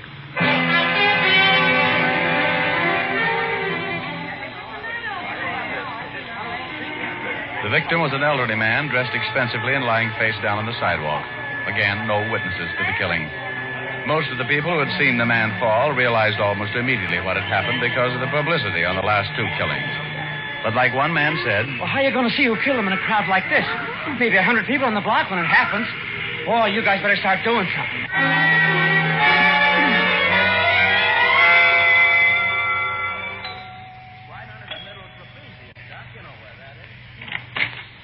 Yes, sir? Does a Mr. Arthur Reeves live here? Yes, sir, but Mr. Reeves is not in at the moment. I'm from the police. Lieutenant Levinson, homicide. Homicide? I'd like to talk with everybody in the house. Certainly, sir. Has something happened to Mr. Reeves? He's been murdered. Oh, no. No, not Mr. Reeves. How many people in the house? Myself, the maid, and Mr. George Reeves, Mr. Reeves' nephew. Tell him I'd like to talk with him. And we talked with the three people in the dead man's house. The maid, the butler, and George Reeves, the nephew. I warned him not to take his walk tonight. I showed him the papers. Did he usually take walks at night? Has for the past 15 years. Know why anyone would want to kill him? Mr. Reeves? Of course not. You know very good and well it was that fiend what did it. How about you? Can you think of why anyone would want to kill your employer? No, sir. I've been with Mr. Reeves for over 20 years. I'm acquainted with most of his friends and associates. Look here. I can assure you that my uncle knew no one who would want to kill him. You're his nephew? That's right. Your uncle took walks every night? Yes, every night. Well, if you don't mind, we'd like you all to come down to the station to make statements.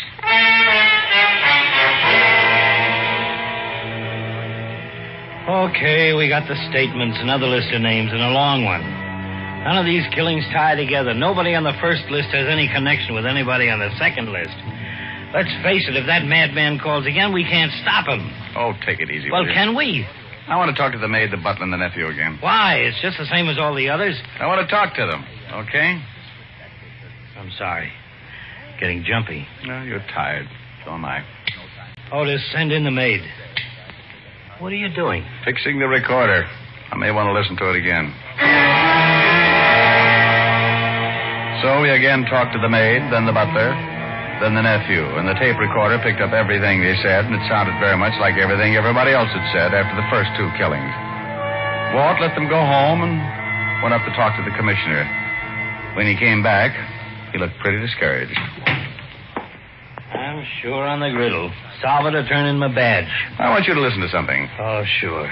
I've cut out sections of tape, stuck them together. Mr. Reeves took walks every night after dinner, and dinner was always at 7? That's right. Then he always left sometimes close to 8? Yes, 7:30 or a quarter to 8. He was never gone more than half an hour? No. What time did he leave tonight? About a quarter to 8. Weren't you worried when he didn't come back within half an hour? Well, certainly. Both the maid and I were very anxious. Were you all in the house between a quarter of 8 and the time we arrived? Yes, sir. Where was Mr. Reeves' nephew? In his room. He went up right after dinner.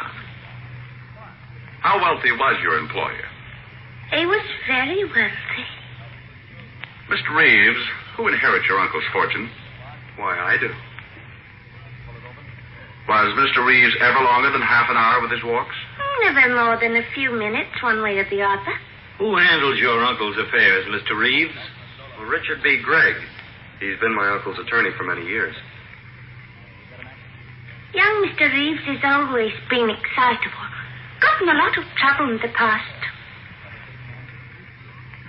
Yes, he argued with his uncle many times. No, Mr. Reeves didn't come down and ask why his uncle had been gone so long. Certainly I worried about my uncle, but I thought he might have stopped along the way for something or other.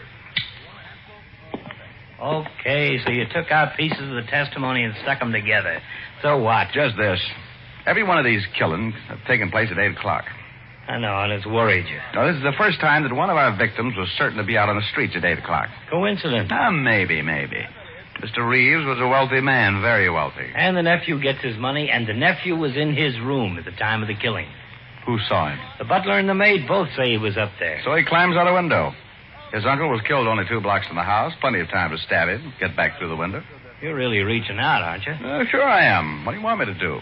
Well, the nephew's voice certainly doesn't match the ones we got on the threatening phone calls. So he disguises it. I got an idea. What? Let's put a tail on all 3 of these people anyway. It's not much. It's all we've got so far. I'm going out to check on something.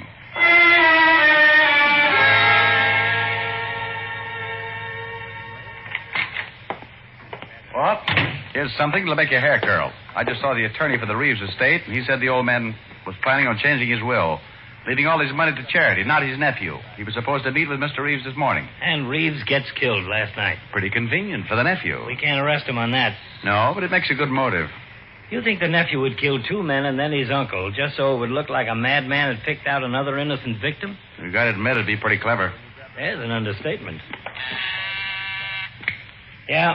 He's on the line again, Lieutenant. I'm tracing it. Oh, no. Ah, boy, again. There goes your theory. Hello? You can't do anything, Lieutenant. I've killed 3 men, and you can't stop me. I'm going to kill again tonight at 8. Hello? It was him, all right. Tonight at 8. Rick, we've just got to do... Yeah? Call came from Grand Central again. Okay. Well, what happens to your theory now? Well, he might do it again. Expect you to react just this way. Who's tailing George Reeves? Harrison. When does he report in again? Checks in on the hour. Last time was about 20 minutes ago. 40 minutes to go, huh? No way of contacting him? No. Okay, we wait.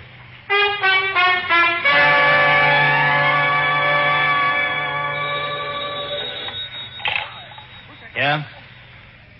Yeah? Where was he at 4:46? Don't let him out of your sight. Well? At 4:46, George Reeves made a phone call from a booth in Grand Central Station. He's home now.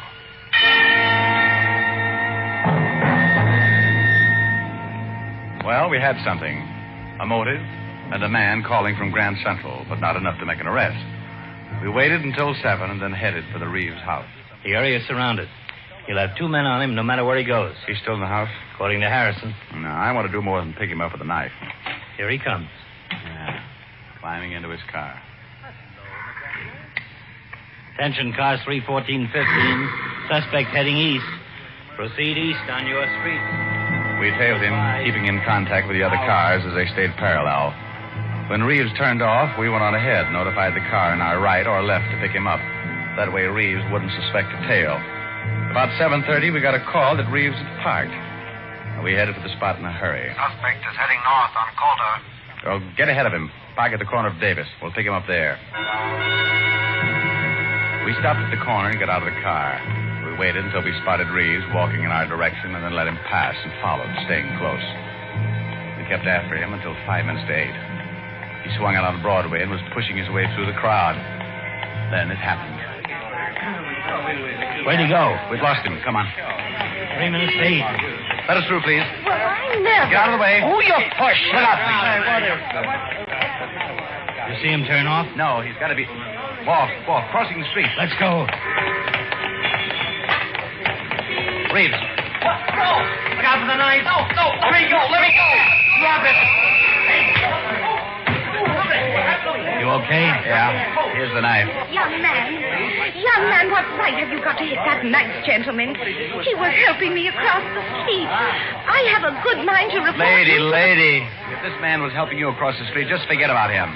Go bet on a horse or something. This is your lucky night.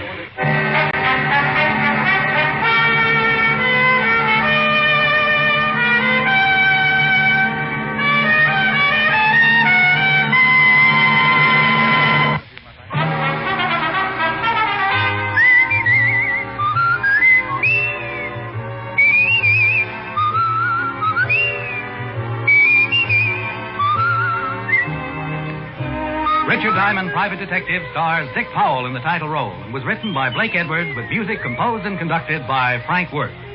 This is Bill Foreman speaking. Richard Diamond, Private Detective is transcribed in Hollywood by Jaime Del Valle.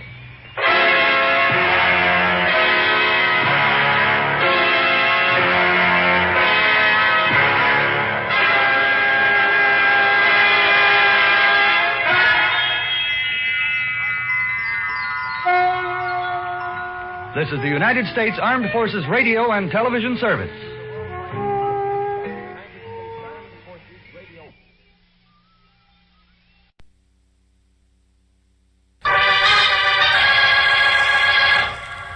Stand by for crime.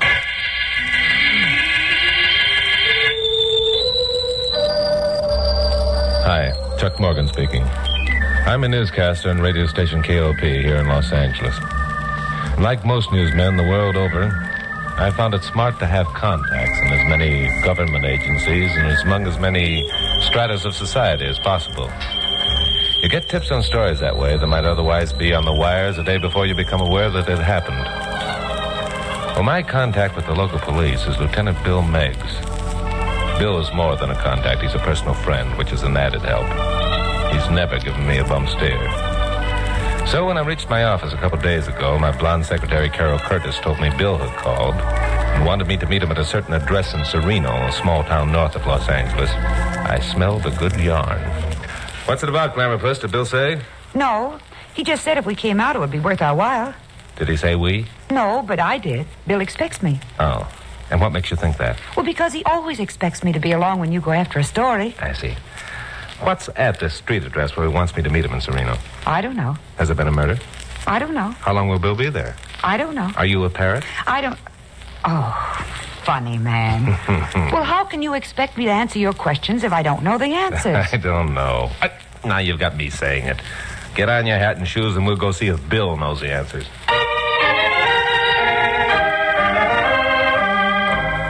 Sereno is a small town about 20 miles north of Los Angeles.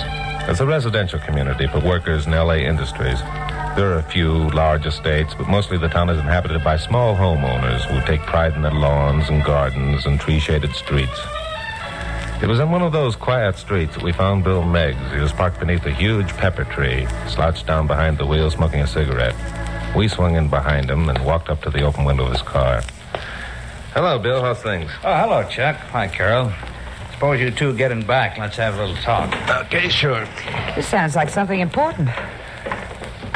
Okay, Bill, let's have it. Well, last night a man named Gladstone Smith was murdered. Took us quite a while to identify the body. His face was badly smashed. Either of you ever hear of Mr. Smith? I haven't. Someone important, Bill? No. Works in the city hall here in Sereno. He's an auditor in the tax department. Wait a minute. If he lives in Sereno and works in Sereno, what are you doing on the case? You're in the L.A. force. The murder was committed in L.A. Oh. However, that's one of the reasons I asked you to come here. Yeah? How's that? Well, you can do a lot of things I can't do because you're not restricted. Now, take a look around you and tell me what you see. Nothing very exciting. Pleasant street, small, neat homes, trees, lawns, shrubs. Nothing unusual. Well, there's a filling station on the corner. That's unusual? Well, Bill asked you to. You both missed it. You know what I see when I look around? What's that? Well, I see security. I see comfort and relaxation after a hard day's work. I see pride in the things that a man lives for. I see freedom from fear and want. I see a piece of America that everyone should look at and be glad exists. Well. Is this our Bill Meggs talking? Sure, it's corny. Go ahead and laugh. I'm supposed to be a hard-boiled cop. I wouldn't say this to anyone but you two. Because I thought up to now you might have enough imagination to go along with the gag. Ouch. Well, that's putting it on the line. Okay, Bill, what else do you see? Well, I see the confidence and trust that the people who live in these houses put in cops like me. Yeah? I see a community where people should be able to walk along a dark street at night without fear of violence. I'm beginning to get it, Bill. Don't stop now. No, for heaven's sakes. I'm beginning to see things myself. Good. All right, here's the deal. A resident of one of these small homes is murdered. His face is smashed beyond recognition. Just an ordinary guy. Nothing to set him apart from his neighbors.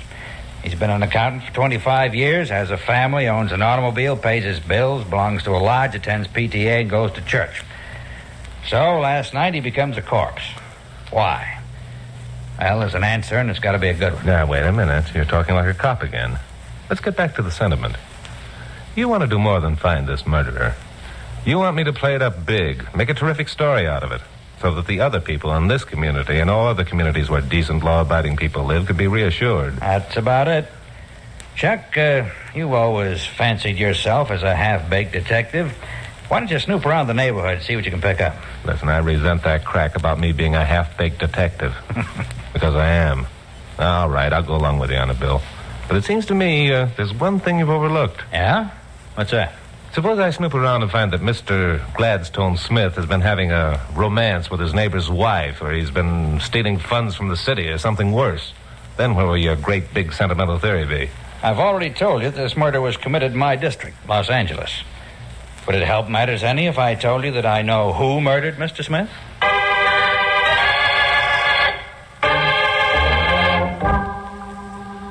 Well, when Bill Meggs announced that he knew who murdered Gladstone Smith, I didn't know whether he was throwing us a curve or not. It wasn't like him. But one thing I was sure of. There was a whole lot more behind this murder caper than he was admitting. He had a long-range plan that somehow involved me and the publicity I could give the results. Well, that was okay. But before committing myself, I wanted the answer to a few questions. Oh, wait a minute, Chuck. Before you say anything, I have a question I want to ask. Okay, Glamourpuss, go ahead. Bill, if you know who murdered Gladstone Smith, why haven't you arrested him? That's a good question. Because the man who murdered Gladstone Smith is a sneaking little cur named Spider Morelli. Ah, well, that's a good answer to a good question. Why? What difference does it make what his name is? If he murdered Because, Gladstone Glamourpuss, Spider isn't the man that Bill wants. Spider's a paid murderer. He kills for money, not motive. Bill wants the man with the motive, the man who hired Spider. That's it. And he thinks that I, under the guise of a newsman looking for a story, can find that man. That's it. So we'll just drift around the neighborhood, talk to Gladstone Smith's friends, and see what we can pick up. That's it. Bill, do me a favor, will you? Sure, Carol. Stop saying that's it. And there's one other thing. If the man who hired the sneaking little cur to murder Gladstone Smith gets suspicious of what Chuck is up to, which he probably will, then he's going to hire the sneaking little cur to murder Chuck. Did you think of that? Sure I did. Well? Well, what? Well, what if Chuck is murdered? Well, then Chuck will be dead. Now, don't worry, Glamourpuss. Bill isn't going to let that happen. Oh, by the way, Bill, Smith's family has been notified, I suppose. No, they haven't. Huh? We haven't told anyone about this thing yet, so you'll have to work fast. But the family should be notified, Bill. Yes, they should. I thought I'd let you two handle it. Let us. Uh-huh. Bill, you're supposed to be a friend of mine, aren't you? Well, yeah, sure. I've known you for years, Chuck. Why? Get lost.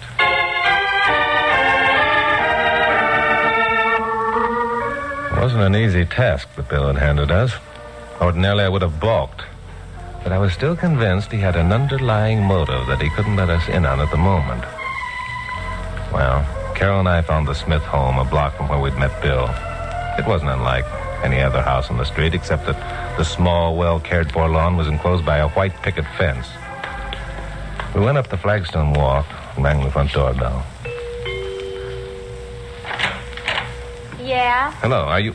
No, I'm sorry. You wouldn't be Mrs. Smith. Is she in? There isn't any Mrs. Smith. If you want to talk to the lady of the house, I'm your pigeon. What are you selling? We're not selling anything. Are you related to Gladstone Smith? Yeah, I'm his daughter. Flo's the name. Why? May we come in? We'd like to talk to you a minute. What about? Oh, okay. I guess it's all right. Come on in. Well, what's the old man been up to now? I'm afraid we have some unpleasant news for you, Flo. Yeah? What is it? Your father's dead. My father's dead. No kidding. And you call that unpleasant news? Why, that's the best news I've had in years.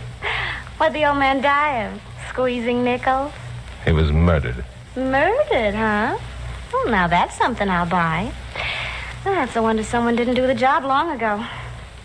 Do you mean there's a lot of people who had a reason for murdering your father? Sure. Everyone who knew him. Including yourself? Yeah, including myself. Seems to me you're talking rather strangely for a girl who's just lost her father. Does it? Then you should have lived with my old man. He was mean and he was stupid.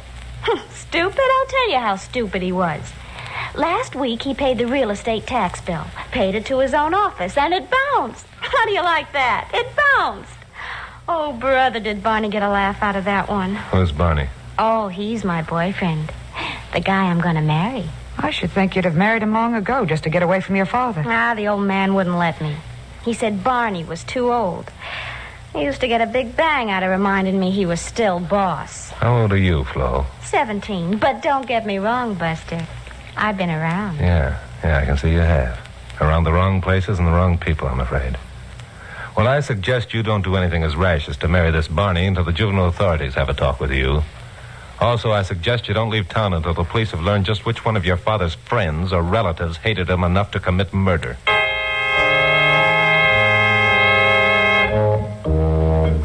Well, it seemed to both Carol and me that Bill Megg's dream of a quiet, peaceful, law-abiding community had come to an abrupt ending. The Smith family was an example of the type of people who lived along these tree-shaded streets. It was a toss-up whether Glamourpuss and I felt more sorry for Bill or more disgusted at Gladstone Smith's charming daughter when we left that house. Well, anyway, a green coupe was parked at the curb, and Pappy Mansfield, owner of KLP, was sitting in it. Hey, you two. Come over here. Hi, Pappy. Pappy, what are you doing out here? Oh, I just happened to be in the neighborhood, saw your car, and thought I'd find out what you were up to. Yeah, You didn't happen to see Bill Meigs first, did you? Well, yes. As a matter of fact, I did. Did Bill tell you why we were here? Well, partly. How'd you like Flo? Do you know Flo? Known her for years. She's a stinker, isn't she? That's putting it mildly. You know, Pappy, I smell something and I don't like the odor. First, Bill Meigs tells us a sentimental story about a beautiful community with flowers growing around doorsteps and birds twittering in treetops. Now, just calm down, Chucky boy. Bill knows what he's doing. You know that. Do I? Now, look, I don't mind being a fall guy if it pays off with a good story, but this is going too far. Now, this'll pay off, too. Bill's got a good idea. His hands are tied, so let's give him some help. He called me because he knew I was a friend of Gladstone Smith, and he wanted you to know something about the man's character before you made the next move. Gladstone Smith was a friend of yours, Pappy? I've known him ever since he adopted Flo, 17 years ago. I gave him a character reference. What? Flo's adopted? That's right. She's a living example of heredity over environment. She began giving the Smiths a bad time from the minute she could walk. When she was 5, Mrs. Smith died, and Gladstone's friends urged him to turn the kid over to one of the societies who handle such cases. But Glad felt she was his responsibility, so he kept her. Well, I'll be darned. He did everything he could to give the kid a break. Good schools, the companionship of his friends' kids, summer camps, everything. But it didn't do any good. Just about broke Glad's heart. Well, then Mr. Smith isn't the louse his daughter claims. Glad? Why, Glad Smith was one of the finest men who ever lived. I'm proud to have known him. You'll find out that all his friends feel that way when you get to talk to them. When we get to talk to them? Are we going to talk to them? You are. Carol isn't. She's coming back to the office and work up a human interest angle on this yarn. Oh, I am? Yes, you am. Chuck, the next man you're to talk to is B.L. Darcy. Who's he? He's the tax collector of Sereno, the man Glad Smith worked for. So, what am I going to talk to him about? Tell him Glad's been murdered. Ask him questions about Glad, about his work, about Flo. You'll find out why we want you to talk to him, and you'll get a more surprising reaction than you did when you talked to Flo.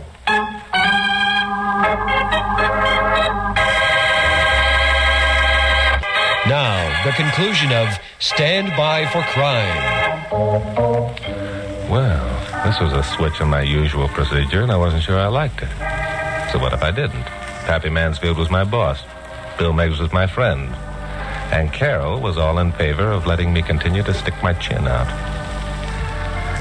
So I drove over to White Oaks Avenue and found the address of B.L. Darcy given to me by Pappy.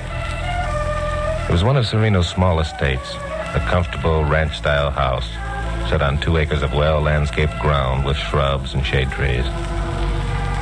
No one answered when I rang the front doorbell, so I walked around back and found a man in shirt sleeves burning some trash in an incinerator. He was in his middle 50s, well-dressed, pleasant appearing. Hello there. Looking for me? If you're B.L. Darcy, I am. That's right. I'm Darcy. My name's Morgan. Chuck Morgan, newscaster on KLP. Oh, sure. Listen to you a lot. Thank you. What can I do for you, Mr. Morgan? I guess you haven't heard about Gladstone Smith's death. Glad Smith dead? That's right. Finally caught up with him, eh? A pity. What caught up with him? He had a heart condition.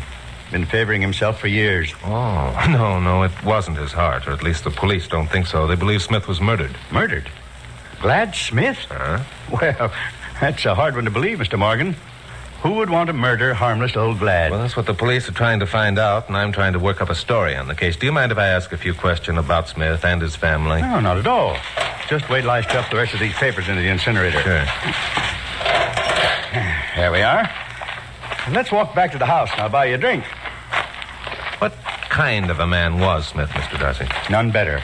Quiet, unassuming, credit to his job. Huh? Sit down here in the patio, Mr. Morgan. I'll go mix us a drink. No, I'm afraid I'll have to skip the drink. Thanks, just the same. What member of your department will replace Smith as auditor? Well, you could work up a good case there without half trying. Harry Thomas has been after Glad Smith's job for years. Now he'll get it. What kind of a man is he? Different type than Glad, but equally as reliable. No, Mr. Morgan, I'm afraid you'd be wasting your time if you tried to make a murderer out of Harry. He isn't the type. Well, I think I'll have a talk with him anyway.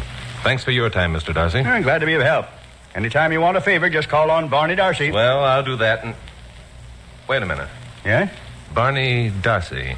You're not the Barney who's going to marry Gladstone Smith's daughter, Flo. Why, yes, I am. We'll be married as soon as Flo comes of age. Anything wrong with that?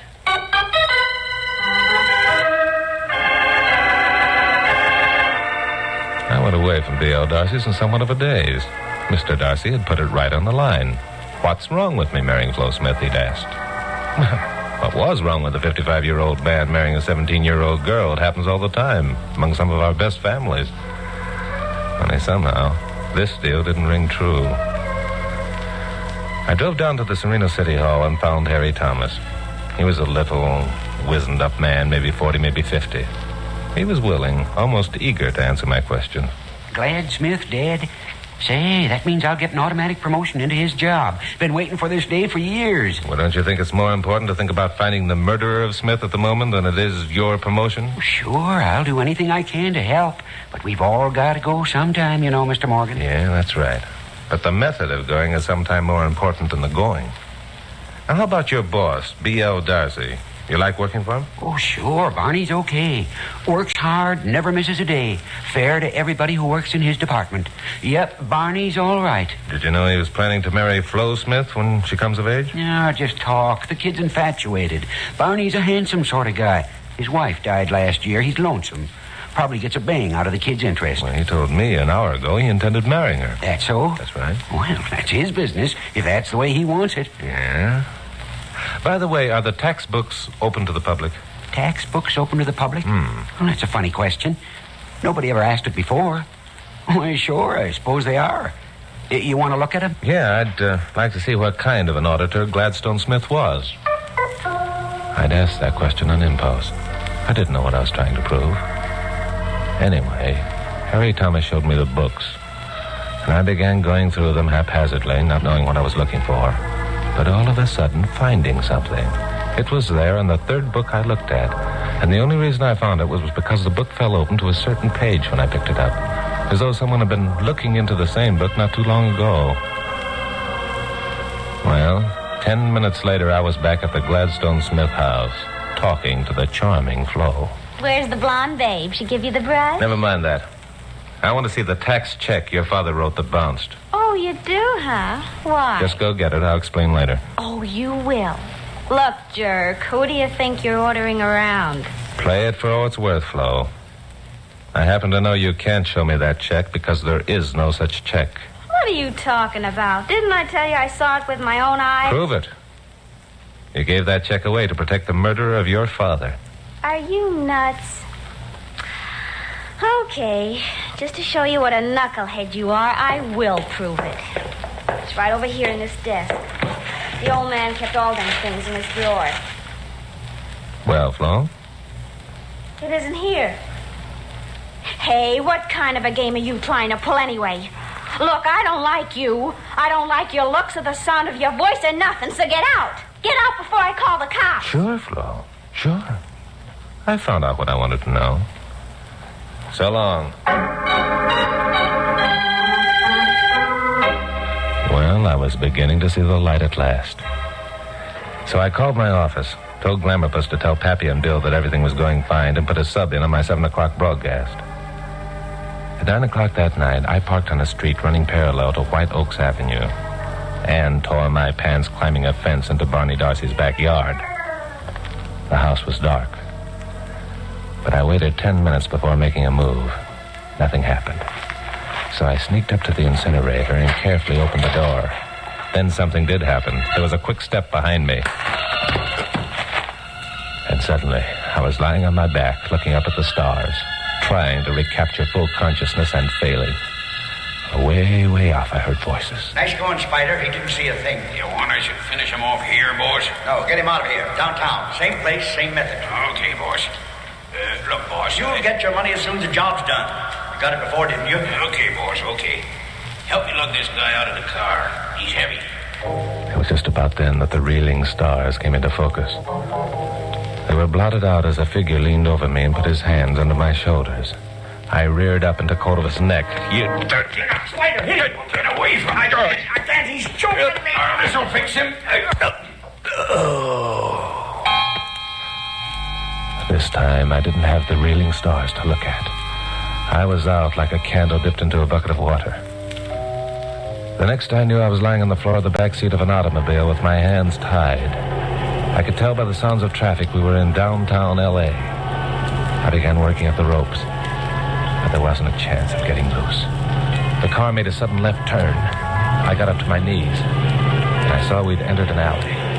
The headlights of another car suddenly appeared at the other end of the alley, and a moment later, headlights appeared behind us. Spider cursed and rammed on the brakes.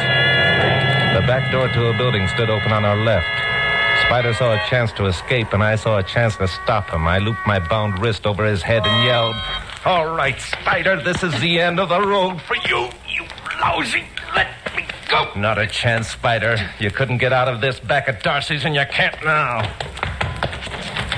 Chuck. Yeah, fine friend you are, Meggs. I might have been killed. You wouldn't have been killed. You haven't been out of our sight for the past 10 hours.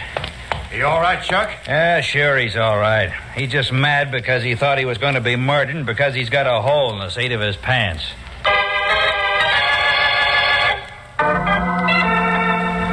Well, the thing wound up about as Bill Meggs had planned. He'd had a tail on Barney, Spider, Flo, Harry Thomas, and myself ever since the caper started. They'd overheard the conversation near the incinerator, so all three members of Serena's police force had closed in on B.L. Darcy the minute Spider had driven me off. Bill wanted Spider for himself, which is why he let the rat back into Los Angeles. I went home, changed my clothes, then met Carol, Bill, and Pappy at Nick Adele's for dinner before doing my 11 o'clock broadcast. So you had the whole thing worked out beforehand, eh, Bill? No, I wouldn't say that. I talked to the Sereno police. We suspected Darcy, but we also suspected Harry Thomas, and we figured Flo was mixed up in it somehow. We didn't have any proof, which is why it was necessary to bring someone in from the outside. That's why I suggested you. You're not a cop, and we wanted to keep this as quiet as possible. Sereno's a nice town. Was Flo mixed up in it, Chuck? No, she wasn't putting on an act when she discovered that the canceled check was missing. You see, it wasn't a check that had bounced. It was a check that would prove that B.L. Darcy was guilty of juggling the Sereno tax books. Well, just how do you figure that? Because Gladstone Smith had occasion to check the books one day, Pappy, probably for some other purpose entirely, and found that his own taxes were in arrears. This bothered him because he knew he'd paid them. He went home, dug out his canceled checks, and found the one that paid the bill. He must have said something to Flo about it. And she thought he was talking about a check that had bounced. Sure. Flo thought it was a good joke, and she mentioned it to Bonnie Darcy. Mm-hmm. So Darcy knew that Gladstone had to be liquidated or his little racket would be exposed. So he hired Spider. A lot of other things made me suspicious about this Darcy. A man as well off as Darcy wouldn't be burning his own rubbish in the middle of the day, especially a man who had the reputation of never missing a day at his office. So you went back to the incinerator to find out what he'd been burning, hoping to find a fragment of Smith's canceled check. That's it. So Darcy and Spider will probably go to the gas chamber. The charming Flo is taken over by a welfare society, and Harry Thomas gets to be tax collector. That's it. Wait a minute, Chuck. That's my line. What's your line? That's it. Oh. Okay, Bill, it's your line. Here comes Vince with the check. Bill will take it, Vince. That's it, Bill.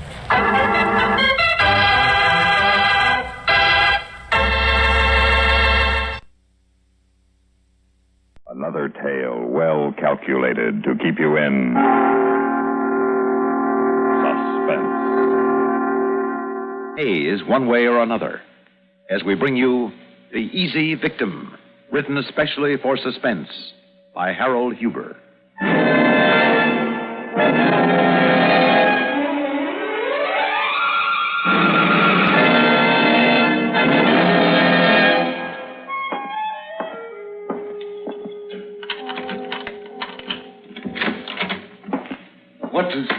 What are you doing here? Waiting for you, Mr. Ames. In my living room? How did you get into my house? Easy, Mr. Ames, through that French window. Not hard if you know how. Well, how have you been, Mr. Ames? How are things with you? I don't like this. I don't like it at all. Breaking in here without so much as... You've no right to do... Of course not. A man's home is his castle. But we haven't heard from you in a while, so Big Tony thought I ought to remind you. And considering what I had to remind you of, this seemed the nicest way. Quiet, private. Nicest for everybody, including you see? Now, look here. I took a liberty. And I'm sorry I startled you.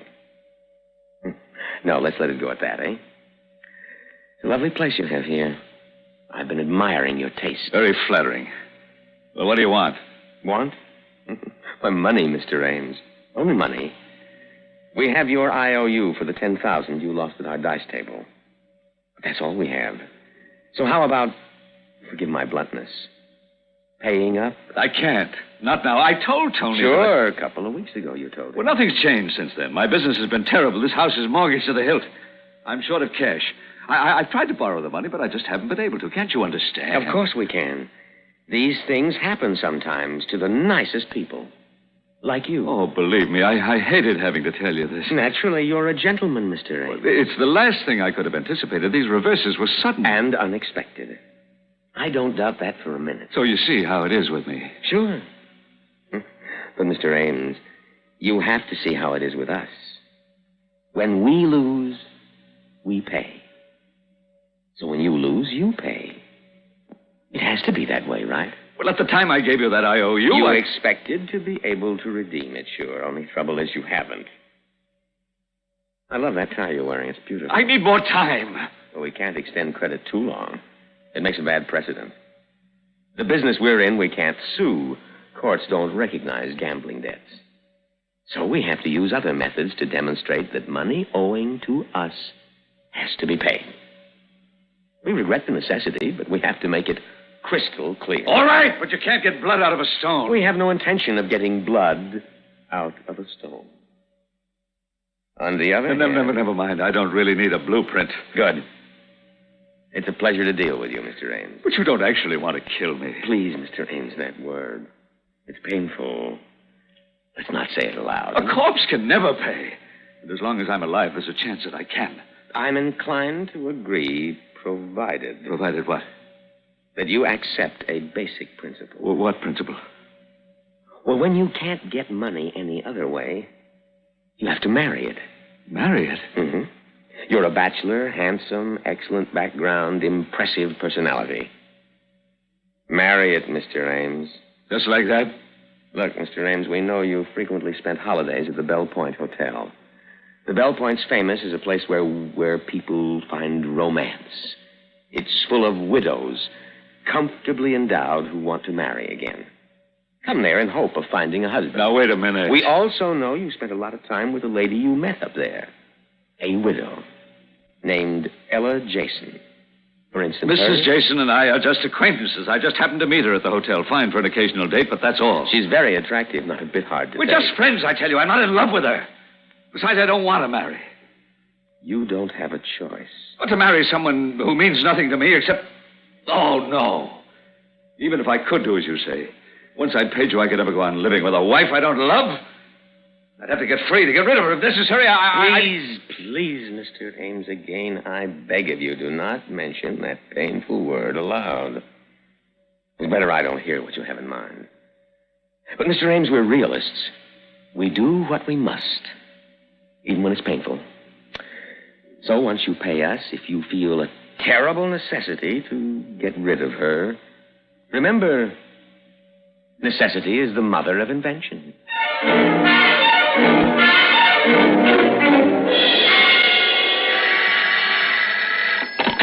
Hello? Yes, this is Bungalow D. This is Jason. What?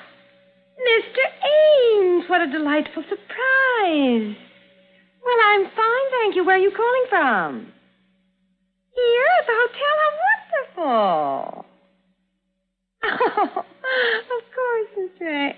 Oh, Mr. Ames, really? Oh, please, Mr. Ames, you almost embarrass me. I mean, after all, it is a switchboard. Well, yes, I did miss you. Mm-hmm. You did too, really? Well, of course I'm glad. Oh, dinner tonight? Well, I did have a tentative appointment. I really shouldn't. Well, no, I'd never in the world want you to feel that way. Well, we can't have that, can we? Well, I'll make an excuse. The tentative appointment is very nice, you'll understand. But just to be sure we don't hurt his feelings, let's dine away from here tonight. No. You decide on the place, Mr. Ames. Time, whatever's agreeable to you. You decide, Mr. Ames, and I'll be ready.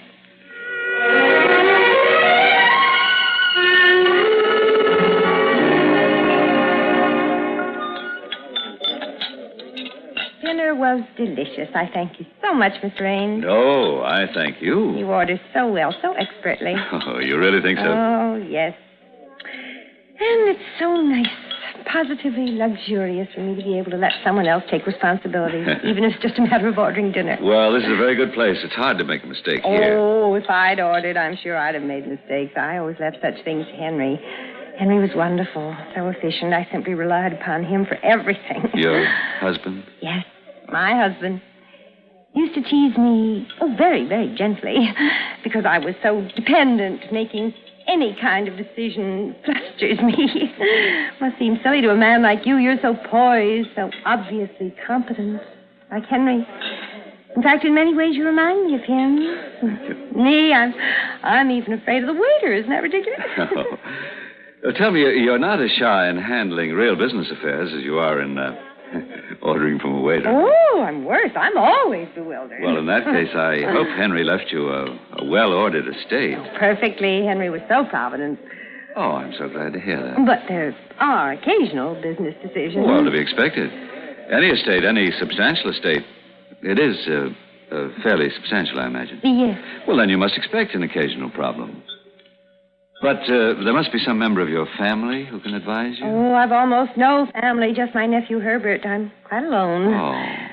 Oh, now, really, Mr. Ames, I'm appalled. You'll soon be convinced I'm a total featherhead and a bore, and you'll never want to see me again. Oh, Mrs. Jason, you can't begin to know how wrong you are. In fact, you couldn't be wronger if you tried. Well, that's very sweet. But now, another word about me. I want to hear about you. What kept you in town last week? Business? Oh, dear. Don't tell me details. I wouldn't understand. So was it successful? A decision was made. A decision involving method of procedure. At this point, I'm convinced the method will be very, very successful, Mrs. Jason. Well, we're being positively stuffy. Call me Ella. Thank you, Ella. You're welcome, Arthur. I feel like dancing. I feel like dancing with a beautiful woman. Will you dance with me, Ella? Oh, I'd love to. Tonight I feel very much like dancing, Arthur.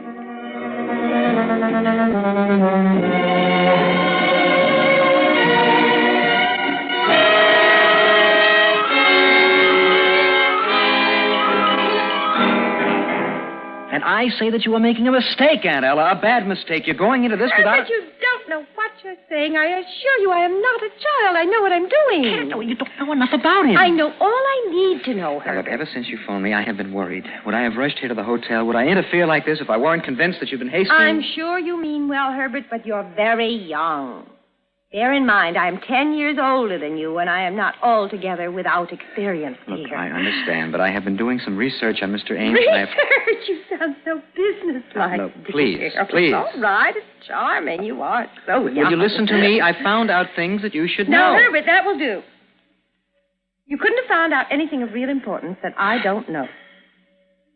A woman's instinct, Herbert.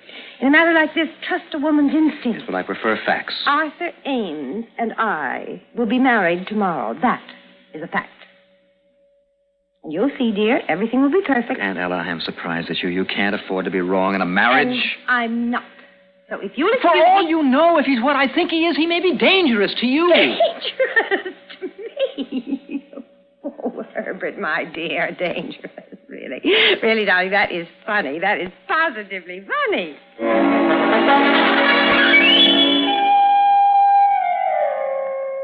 But you shouldn't come here to the house. I couldn't help it. You didn't come to us. But I haven't got the money yet. You've got to be patient. Mr. Ames, you're kicking that word to death. What do you think we've been? Look, I tell you, you've got to leave before my wife comes in. Mr. Ames, I like you very much. I hate to have to tell you, but Big Tony is getting weary of waiting. So you see... No, I'll manage to pay somehow. A little more time. But Mrs. Ames will be in soon. And You're telling me she's the suspicious type? Well, of course not. You know better. So why so worried about her seeing me? You'd think of something to say. Now, you're sure she won't give you the money? I can't ask her for it. I don't know how to get it. Mr. Ames, you're in trouble. Unless... Yes? Unless you can find a way to make Mrs. Ames pay off. Say, you're not getting a conscience about her, are you? Are you being funny? What do you expect me to do? Work it out. We want that money a week from today. Or at least a guarantee that the money will be paid. A believable guarantee. If we don't Stop get it. I'm trying. You can't imagine how bad I feel to tell you that that's not enough. Think, Mr. Ames, think. Find a way. You can't just try, you have to succeed. And I mean have to.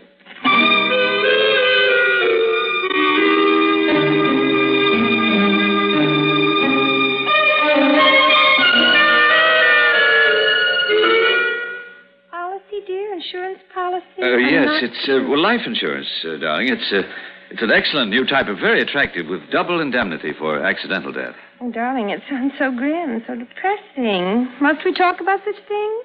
Well, I thought I should explain it to you. I'd like to have it signed up today. Oh, don't explain. I believe I understand. You see, I'm not quite as innocent as you may think. I beg your pardon? I know some things, and I see right through you. Ella, really? We've been married so short a time. I was so carefree, and now so unexpectedly. Ella, I don't understand. Don't fool me for a minute. Men like you are all alike. Your minds work overtime, thinking of ways and means to provide security and protection for your wives. You're such a dear, Arthur, so thoughtful.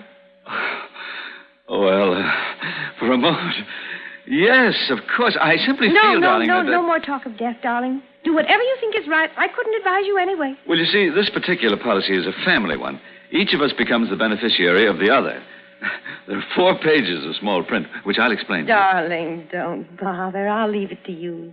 Just tell me what we have to sign, and we'll sign it.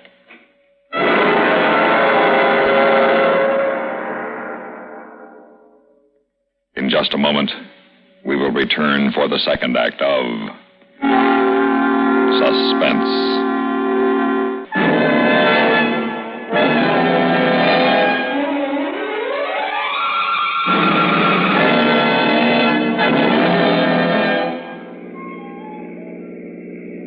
No, dear, I've never been on top of Mount High Point. Oh, it's a magnificent view. You'll love it. How high is it? Oh, a couple of 1,000 feet.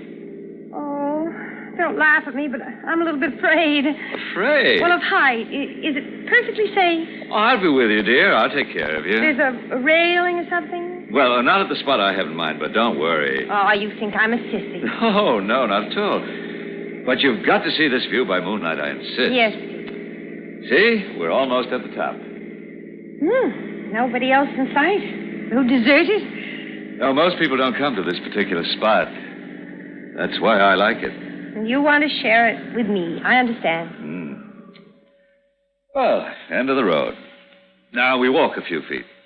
And then, well, then you'll see. This way. Wind, I can hardly stand up. Now take your arm, darling. There we are. Now, just a few steps to the edge. Oh, Arthur, we're too close. I'm holding you, darling. No. Here, right at the edge. That's where the view is. No, I'm slipping. Don't grab me like that, dear. I've got you. I've got you. Hello! Oh, thank goodness. We almost fell. Oh, come on, quickly. Let's get back to the car. Arthur, do you realize... When I think of what... Come on. Get into the car, please, and get us away from here.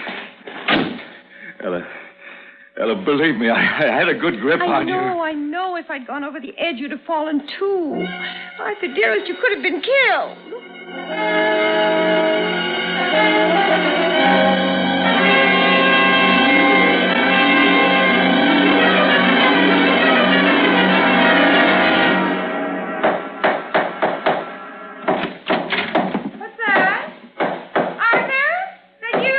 Yes, darling. Such a rocket, dear. What in the world are you doing? Oh, I'm refitting the top steps on the cellar stair. They were loose. Oh, I'm sorry for the noise. I didn't expect you in so soon. I finished shopping early. Oh, you should have called the handyman, dear. Look at you. Oh. Darling, something's wrong. You look so strange. Really? Well, anyway, it's finished. Steps finished. Oh, my back. Now, you see, you shouldn't have done this. Unaccustomed type of activity, even for an athlete like you. Yes. Really hurts. I gotta sit a minute. Oh, and I teased you. Is it very bad? Kind of.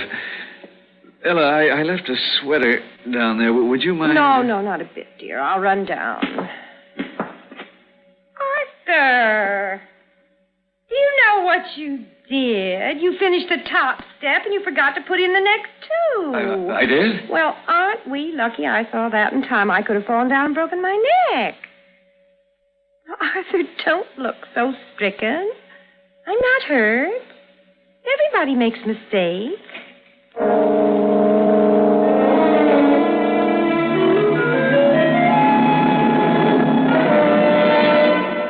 In a moment, we will return for the third act of Suspense.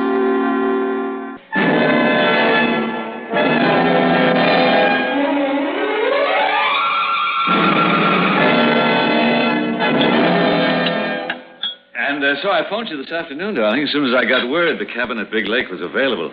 I hope this hasn't rushed you too much. No, not too much, dear. He said you wanted us to leave right after dinner. He gave me plenty of time. Want coffee, dear? Thanks, yes. You remembered to tell Clarabelle that we wouldn't need her up there? I let her go right after you called. I told her she'd have 3 days off. Good. More fun to rough it ourselves in such a place. Is the lake really so beautiful? Oh, yes, it's magnificent. Perfect, in fact. And you said we'll have the whole area to ourselves? Mm-hmm. There's absolutely nobody up there right now. That's why we get the off-season rate, including the use of the boating equipment. Sounds ideal. Oh, you can't imagine what it's like in a canoe in the middle of that lake. First thing tomorrow morning, you'll find out. Well, are we about ready? Long drive in the dark. Arthur, dear, you didn't have to pay in advance for the cabin. Why, no. Not even a deposit? No, but, well, I have to pay eventually. What difference does it make? Thrift, darling, thrift. See, I don't intend to go there alone. Alone? What is this? We're both going there. No, dear. No, you're not going anywhere. What? Oh, my poor dear Arthur, you're such an amateur. So inept and so foolishly brave. You persist in challenging professionals in their own field. First as a gambler. Ella, I don't know what you mean. Oh, darling, I knew about that from the beginning. And then as a murderer, really, dear, it's pathetic. Those sadly obvious attempts, a cliff, a staircase, and now a canoe. Ella, no. And Listen. above all, to choose as your first victim, of all people, me, darling. You're my fifth. Ella, what are you saying? That inevitable policy. Both of us insured. Don't you see? I knew I could count on you for that. Ella, stop this. Stop it. Don't try to get not anymore. Not after drinking that coffee I prepared so carefully for you. It's too late. Henry couldn't get out, and before him Clarence, and before him William, etc., dear, you see? Kill you. Oh, nonsense, dear, and you never could have. Just to think my nephew Herbert, who should by this time have known better, thought you were a mistake. You monster. Sir, that's not like you. Why, it's almost rude. You know I've no head for business, and a lady must live.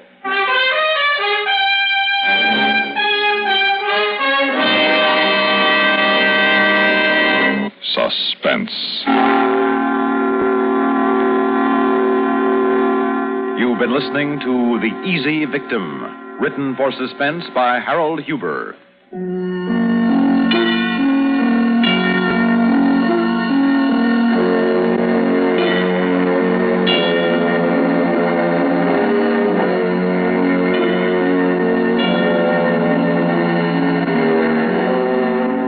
Heard in tonight's story were Elspeth Eric as Ella, Paul McGrath as Art, Bob Reddick as Herbert, and Leon Janney as Don. Produced and directed by Paul Roberts. Listen again next week when we return with Re-Entry, a story of man's first flight into space. Another tale well calculated to keep you in Suspense. On CBS Radio.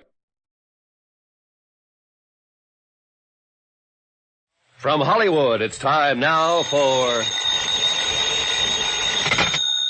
Johnny Dollar. Vanguard. Gartley, Johnny. Amercon Northern Trust. Oh, hiya, Ben. What do you hear from Wall Street? Save your money. What money? The money I'm going to pay you for this case.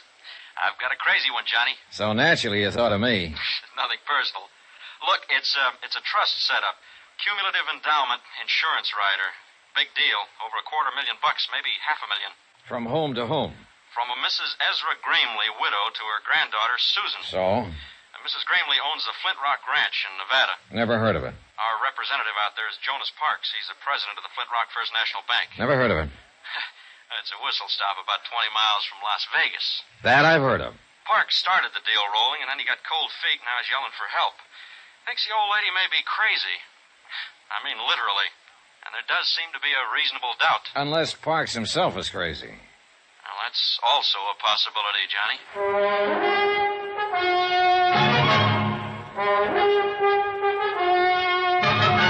Tonight and every weekday night, Bob Bailey in the transcribed adventures of the man with the action-packed expense account.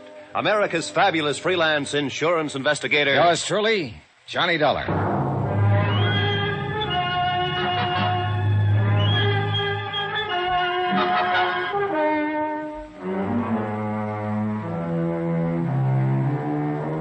From Special Investigator Johnny Dollar to the Home Office, Amercon Northern Trust Company, Hartford, Connecticut.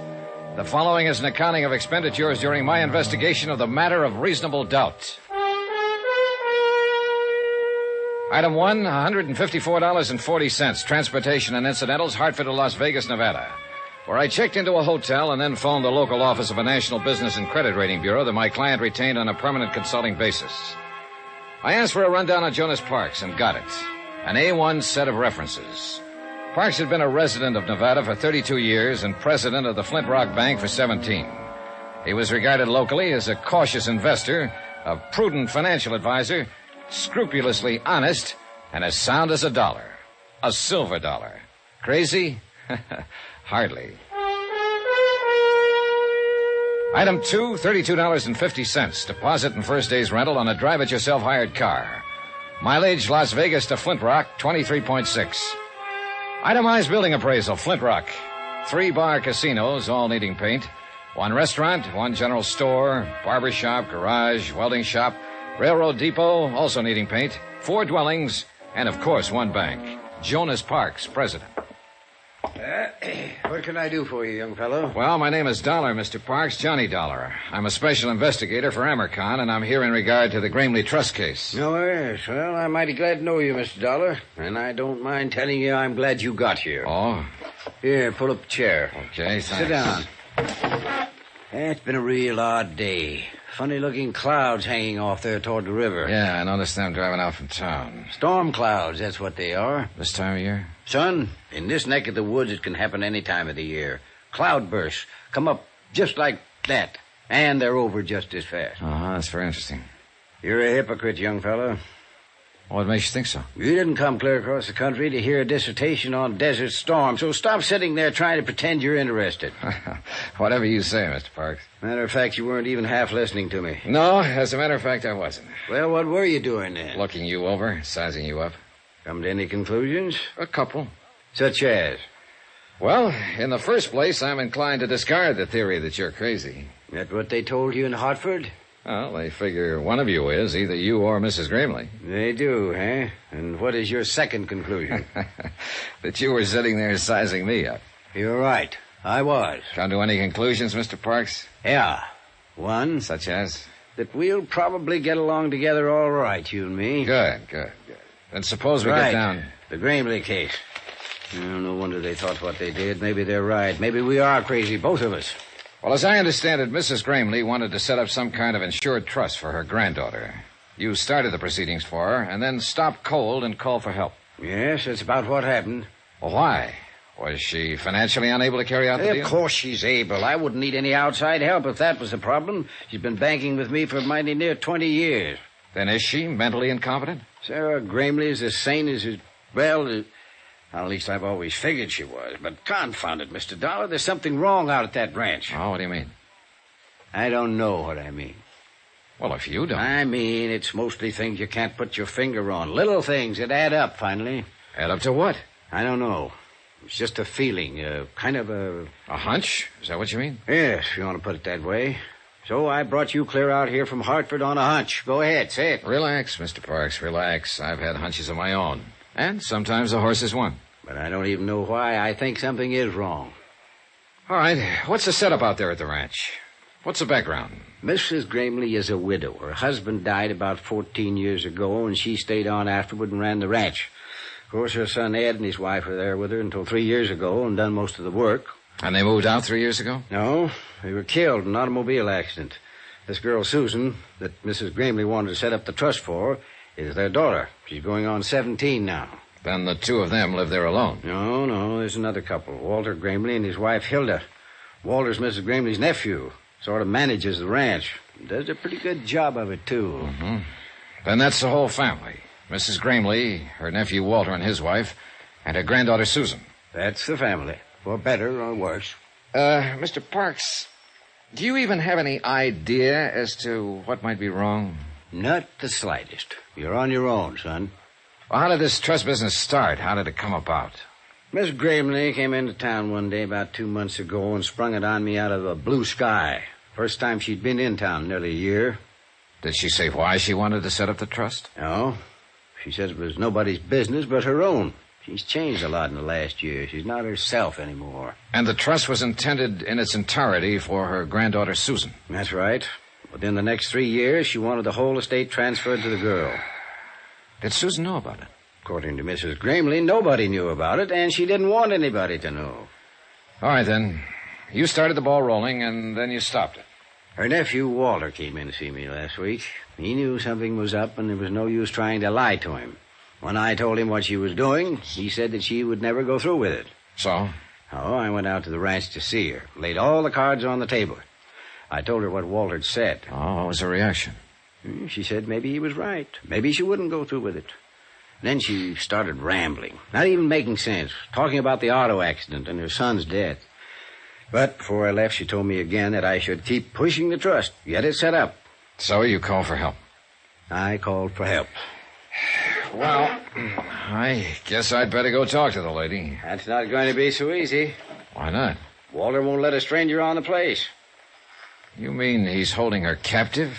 No, I think he believes she's losing her mind and he's trying to keep it quiet. And what do you believe, Mr. Parks? I don't know. Well, maybe we can find out. I hope so.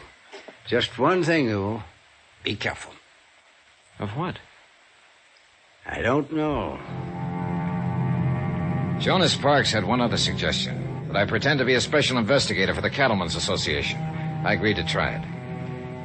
4 miles from Flint Rock, the narrow ranch road left the plateau and began climbing up through the broken bluff country. 1.5 miles from the ranch house, I pulled out the choke, flooded the engine, and let the car cough to a stop, the old out-of-gas gimmick. And about 10 minutes later, I was wishing I'd thought of some other plan.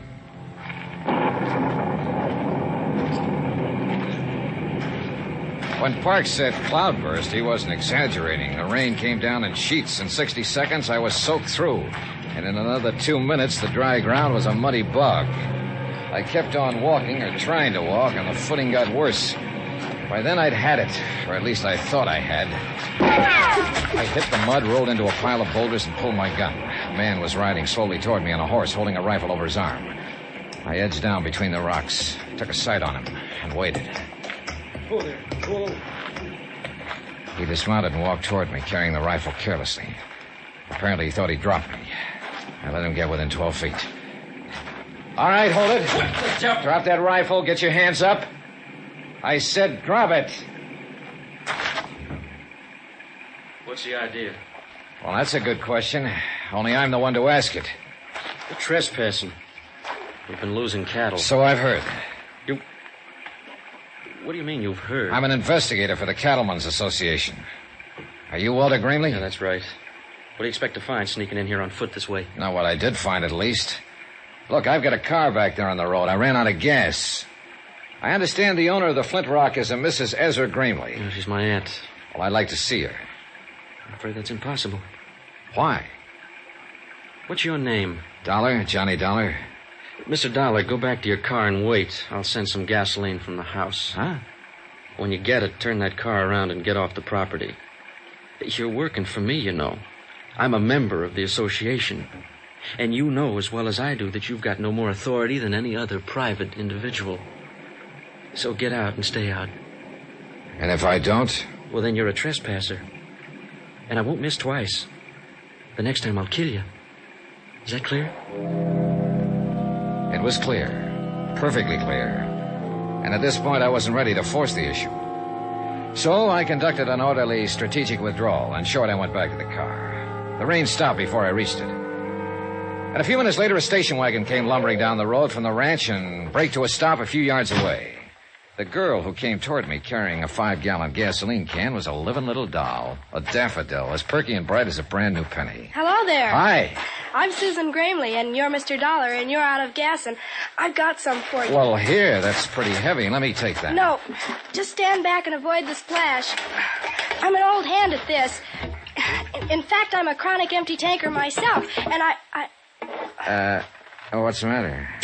Out of gas, are you? Big deal, huh? That tank is almost full. Yeah, well, there's no use lying to you, I suppose. Nope, I'm too smart. I see. Another thing, you're not with the Cattlemen's Association, Mr. Dollar. I'm not? Nope. I think you're here to dig up the past because of what has happened and what might be going to happen. All of that, huh? Yep. And you know what? I think it's just fine and dandy. You do? You bet I do. I loved my dad. I loved him more than anything. They knew what he always did when he got mad. Sure they knew. I figured it out a long time ago. Like to tell me about it, Susan? You'll find out, Mr. Dollar. I think you're the kind of a man who smashes into things, right into the middle, and breaks them wide open. Be careful, though. Oh? Because you know something? You're smashing into a bomb.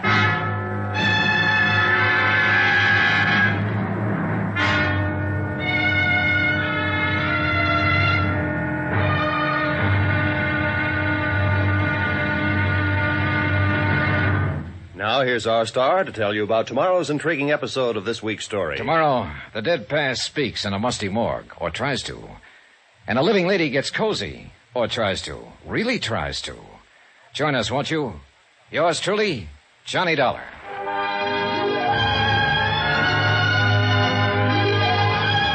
Yours truly, Johnny Dollar, starring Bob Bailey, is transcribed in Hollywood. Written by Les Crutchfield, it is produced and directed by Jack Johnstone. Be sure to join us tomorrow night, same time and station, for the next exciting episode of Yours truly, Johnny Dollar. Roy Rowan speaking.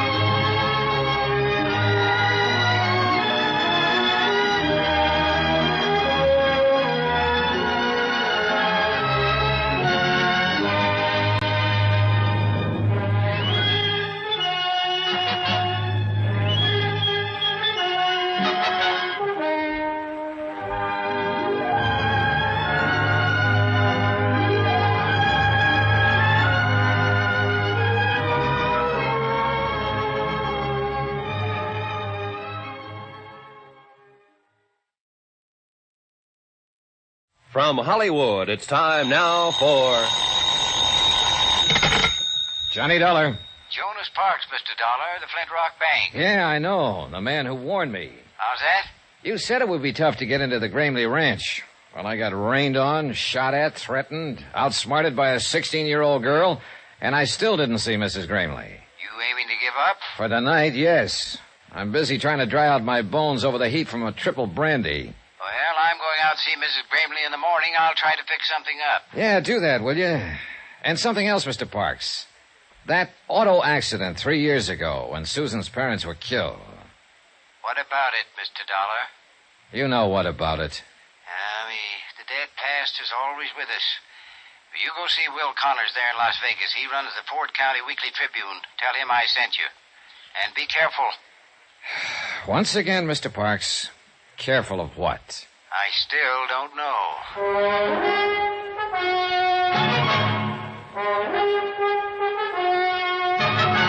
Tonight and every weekday night, Bob Bailey in the transcribed adventures of the man with the action-packed expense account, America's fabulous freelance insurance investigator. Yours truly, Johnny Dollar.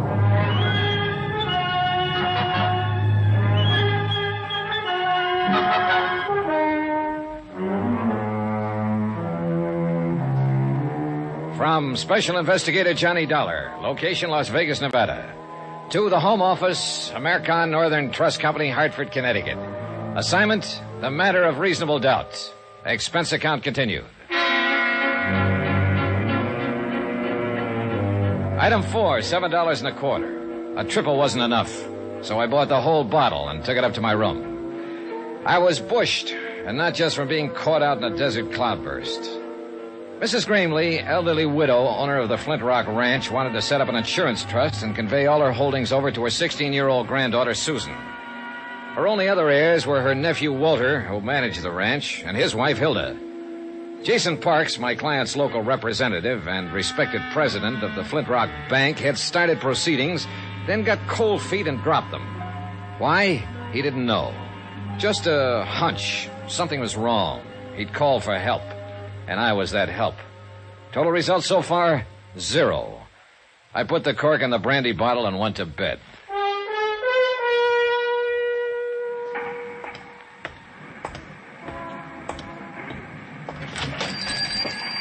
I'll be with you in a minute, young fellow. No hurry.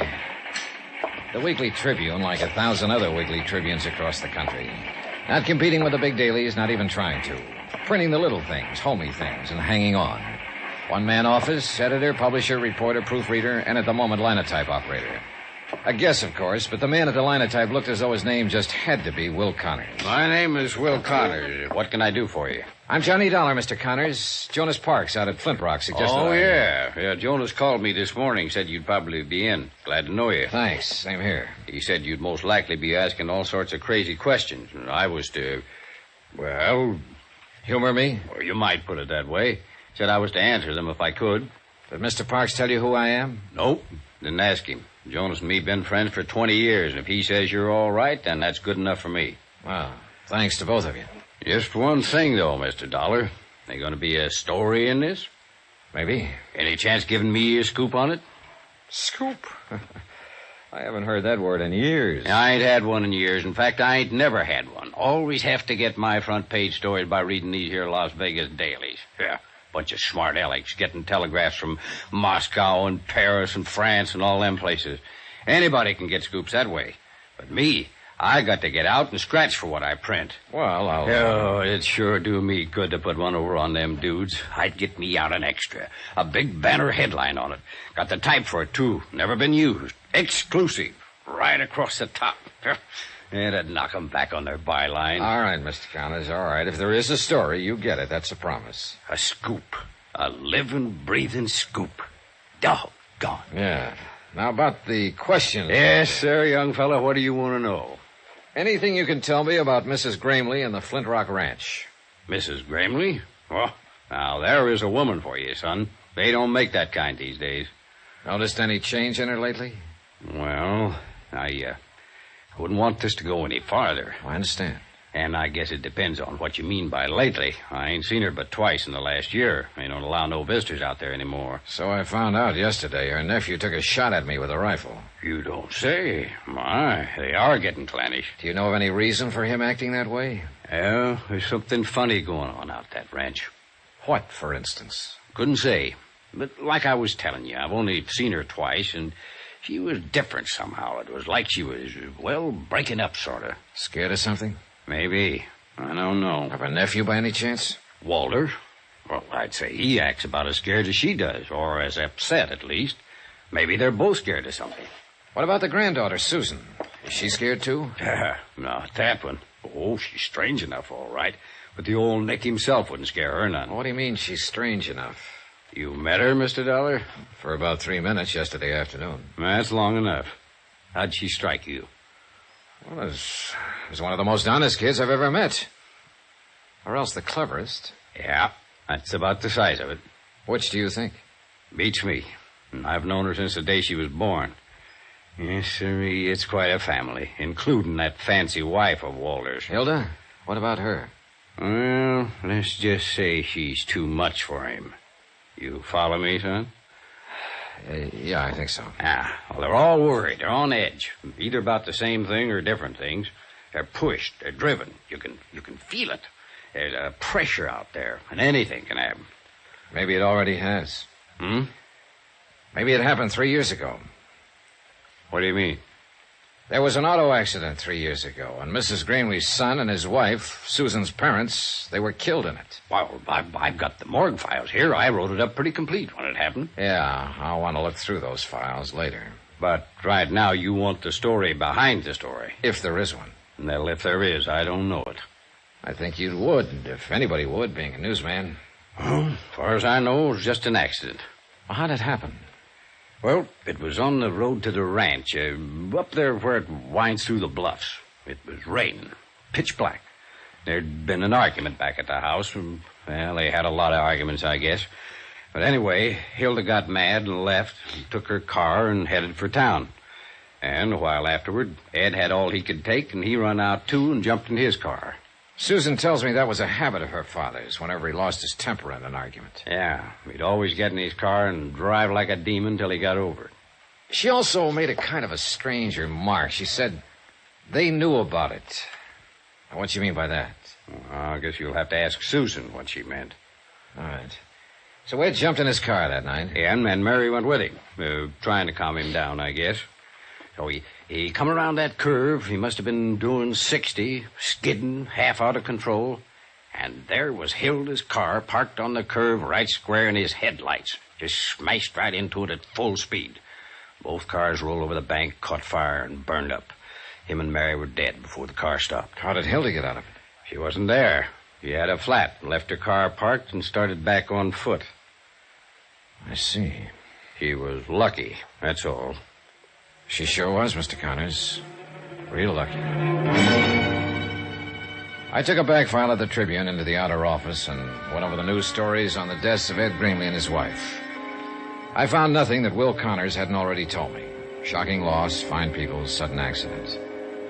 I kept hanging up on that word, accident. I kept wanting to put a question mark after it. I was so absorbed I didn't even notice her come in until she spoke to me. Hello, Mr. Dollar. Well, are you following me, Susan? Nope. Got some copy for Mr. Connors. I write articles for him sometimes. You know, clever kid and all that sort of. I see you took me seriously. How do you figure? You didn't close that paper fast enough. Now, why would an investigator from the Cattlemen's Association be interested in an auto accident 3 years back? Suppose you tell me. Because you're not an investigator for the Cattlemen's Association. Who are you, Mr. Dollar? I've got half a notion to level with you, Susan. Then I'll go the other half by leveling with you. Aunt Hilda called the association office in Reno this morning. They said they never heard of you. Imagine that. Mr. Parks was out at the ranch just before I left. She asked him about you, too. He said he'd never seen or heard of you. I see. He was lying, though. I can always tell when people are lying, and they know it, too. That's why they're uncomfortable around me. Yeah, I know what you mean. Hey, look, Susan, did Mr. Parks talk to your grandmother? No. He was supposed to arrange for me to see her. About the accident? Maybe. I'm not sure yet. I'm shooting in the dark. Oh, it's time somebody did. Where are you staying, Mr. Dollar? At the Carmen Manor. Okay. I'll get it set up and call you there later. Get it set up? Sure.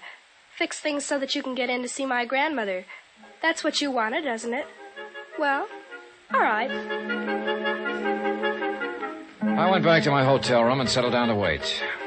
If a 16-year-old kid could manage what a bank president couldn't, then me for the juvenile league. What happened a couple of hours later, though, wasn't exactly juvenile. Yeah, come in. Hello? Wow. You busy, Mr. Dollar? Not too busy. Come in. Thanks. I don't believe I'm Hilda Grimley.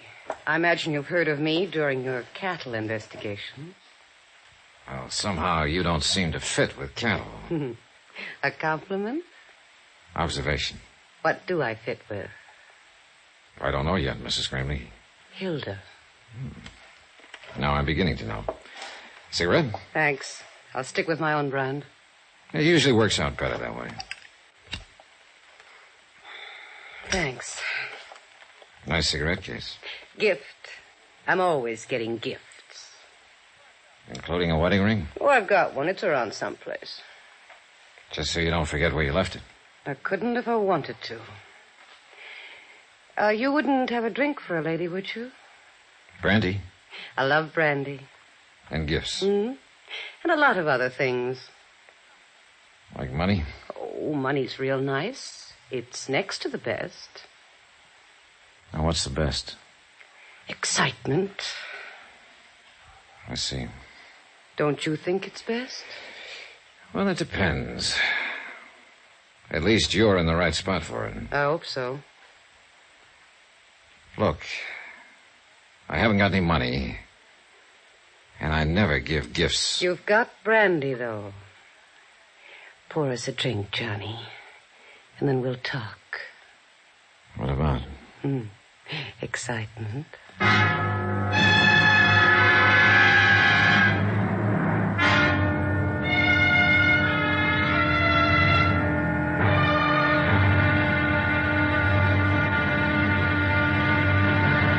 Now, here's our star to tell you about tomorrow's intriguing episode of this week's story. Tomorrow, a worried old lady shows her mettle, a gambler shows his hand, and the game gets tense, tight, and a little bit frightening. Join us, won't you?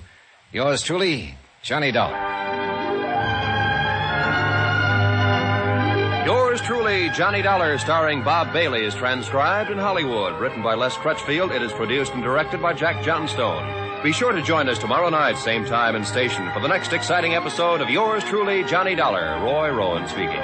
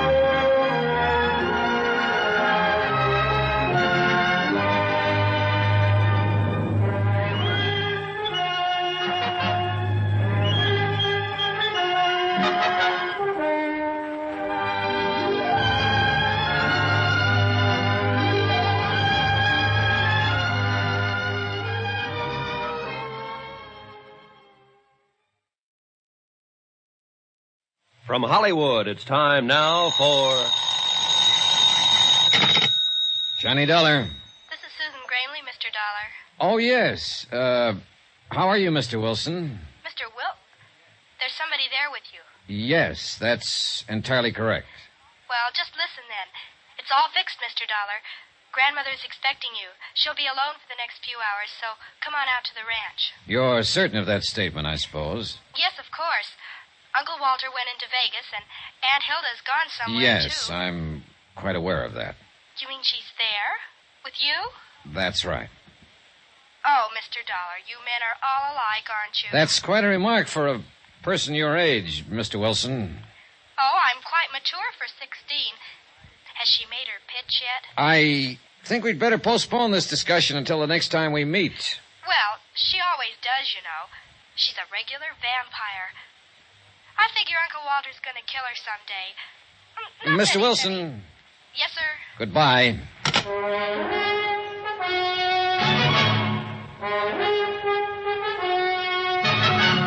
Tonight and every weekday night, Bob Bailey in the transcribed adventures of the man with the action-packed expense account, America's fabulous freelance insurance investigator. Yours truly, Johnny Dollar.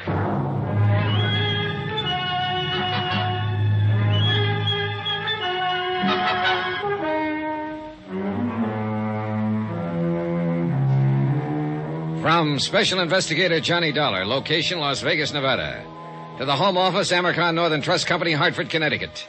Assignment, the matter of reasonable doubt. Expense account continued. Item 9, $50, tip to the hotel bell captain to call a taxi for Hilda Gramley and to wave goodbye to her as she drove away. I do not include the 6 brandy she guzzled. Those are on me. Of course, she had knocked on my door uninvited, so that made it her party. But still, it was my room, so that made her my guest, so... forget it. The whole thing left me too confused to itemize it. She'd obviously come on a fishing expedition. The fish, information. Bait, the usual, but nicely designed. Results, none on either side. What had started out as a trust case had turned into a snipe hunt. I was in over my head, floundering, and I needed some good, buoyant answers. I was hoping Mrs. Granley herself could supply a few of them. I'm very glad to meet you, Mr. Dollar. Sit down. She wasn't young, and she wasn't beautiful anymore, but she had been once. She still had some of that assurance and authority that beauty always gives a woman. She seemed a little uncertain, a little harried, maybe, but underneath it, just as tough as an old field boot. I think you'd better leave us alone now, Susan. Okay, Gran. If she starts using her brass knucks, give a whistle, Mr. Dollar. I'll rush in and save you. Thanks, I'll remember. Oh, she's a brash little flibberty-gibbet. And you love the dickens out of her, don't you? Love? Oh. Yes, I do love the dickens out of her, Mr. Dollar. Is that what you came out here to find out? No, I knew that already. Otherwise, you wouldn't have wanted to transfer all your holdings to her. How did you know about that? Just who the devil are you, anyway? Seems to me Susan was pretty vague on that score. She had to be. She doesn't know. Then why did she think I ought to see you? Oh, she decided I looked honest. Claims she's got a knack for that sort of thing. As a matter of fact, she has. And also, she loved her father and mother. What do you mean by that? Mrs. Gramley, I'm here because your friend, Jonas Parks of the Flint Rock Bank, sent for me. What? I'm a special investigator for the Amercon Northern Trust Company of Hartford, Connecticut. Why, Jonas didn't say anything to me. He hasn't had a chance. He intended to when he was here this afternoon, but you were too ill to see him. Ill? I didn't even know he was here. Your nephew and his wife did. He talked to them. Tell me, Mr. Dollar, just why did Jonas send for you? Because he thought you might be losing your mind. Oh, he did he? Huh. Are you? Well, if you thought so, you wouldn't have said it so bluntly. Right. I don't think so. Well, what made Jonas think it? You asked him to set up an insurance trust for the benefit of your granddaughter, Susan. Apparently, the intent was to convey your entire estate to her over a period of 2 to 3 years. What's so crazy about that? Nothing at all, so far as that part of it was concerned. But it didn't stop there. After he got the proceedings started, you turned skittish on him, started to flutter. Well, Jonas is a fool. He is not a fool, and you know it. He's been your friend for 20 years. He's completely trustworthy, conscientious, and he has your best interests at heart. Huh. How much is he paying you to say things like that? Nobody is paying me but the Amercon Trust Company, and furthermore, you know it. All you're doing is trying to dodge the issue. Young man, I'm not accustomed to being talked to this way. Then you're going to look at it as a refreshingly novel experience. You sound like Susan. And an experience you don't entirely dislike. Presumptuous whelp. Maybe. Are you married, Mr. Dollar? No. What a pity I'm not 30 years younger. What a pity I'm not 30 years older. Oh, thank you, sir. And now let's stop scratching each other's backs and get to the point. All right. Jonas is a fine man. No doubt he did have reason to get upset. These past months have been... Well, I suppose I haven't seemed like myself at all. Why is that? Oh, you're like a bulldog with a bone, Mr. Dollar. Careful how you talk about your might-have-been lover. What has been wrong these past months? Maybe I am losing my mind. Because actually, nothing has been wrong. I don't agree. I think something is wrong right now. Then why don't you tell me about it? All right, I will. Apparently I'll have to if we ever expect to get anywhere. All right, some months ago you stopped going into town, stopped having visitors. Then you decided to get rid of your estate, turn it over to Susan. When your nephew, Walter, heard about it, he implied to Jonas Parks that you were losing your mind. Then you yourself started to back down on the idea. Why? Was Walter putting pressure on you? Not exactly. What were you scared of, Mrs. Gramley? It's got something to do with Walter and Hilda, right?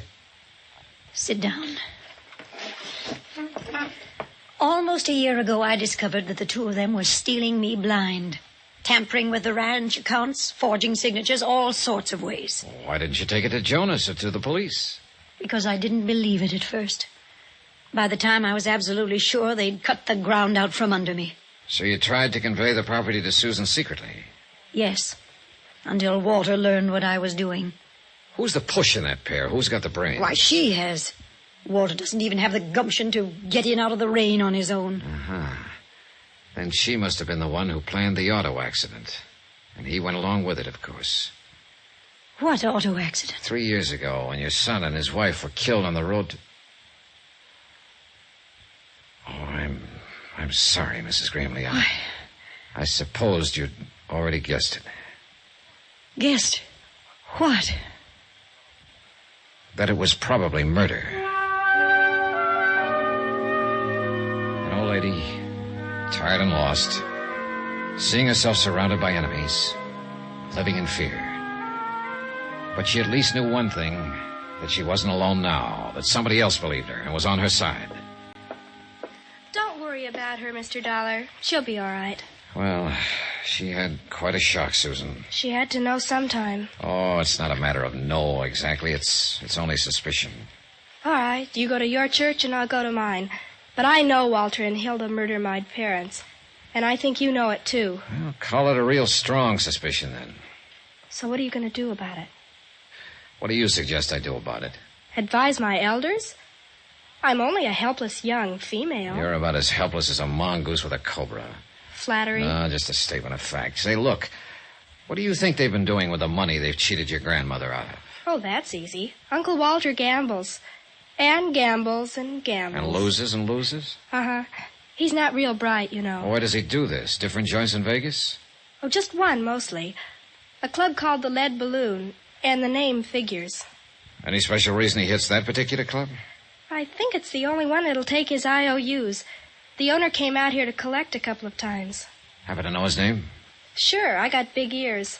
His name is Deuce McCoy. Deuce McCoy, the Lead Balloon. And the rest of the dough, Hilda. She's what's known as a luxury dame, Mr. Dollar. Yeah, so I gathered. I'll bet you gathered. Oh, relax, will you? I'll send you out of the room. Yes, sir. Does she run around with other men? Oh, Mr. Dollar. All right, then. Do you happen to know any of them? Nope. I've managed not to, but it hasn't been easy. One or two, or does she play the field? I wouldn't know, but she's always getting gifts from somebody. Oh, she's a real cool operator. But, of course, you know that, since you've been one of her victims. How would you like to get spanked? I don't know. I've never been. But I can quote you all kinds of psychology about it. Take, for instance... Never mind. Good night.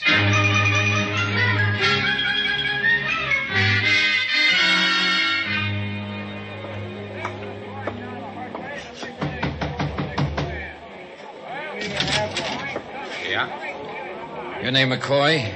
Deuce McCoy? Yeah, that's right. Johnny Dollar. I'd like to talk to you about a mutual acquaintance. What mutual acquaintance?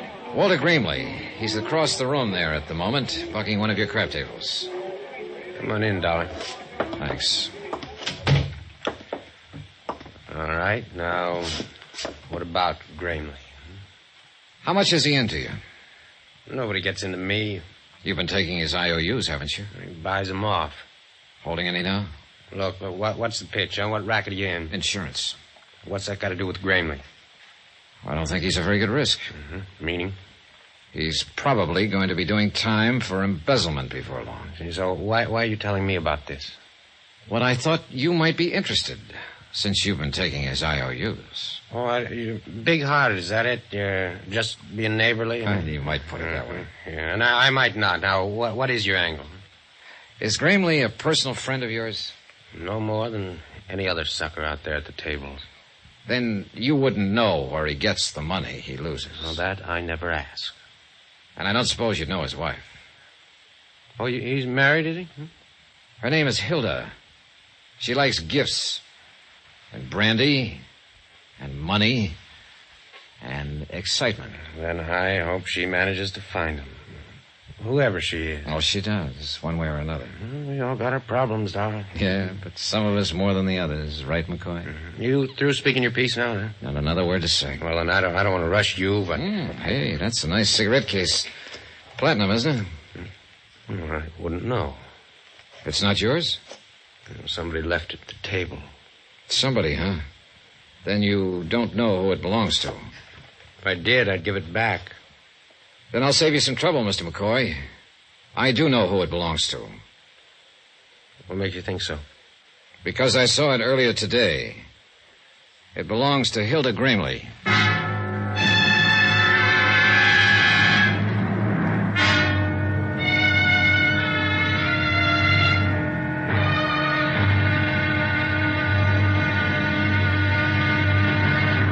Now, here's our star to tell you about tomorrow's intriguing episode of this week's story. Tomorrow, the pressure hits the top and the whole mess starts to crack. Join us, won't you? Yours truly, Johnny Dollar.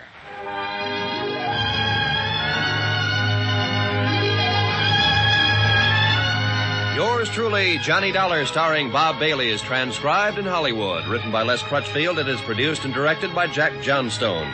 Be sure to join us tomorrow night, same time and station, for the next exciting episode of Yours truly, Johnny Dollar. Roy Rowan speaking.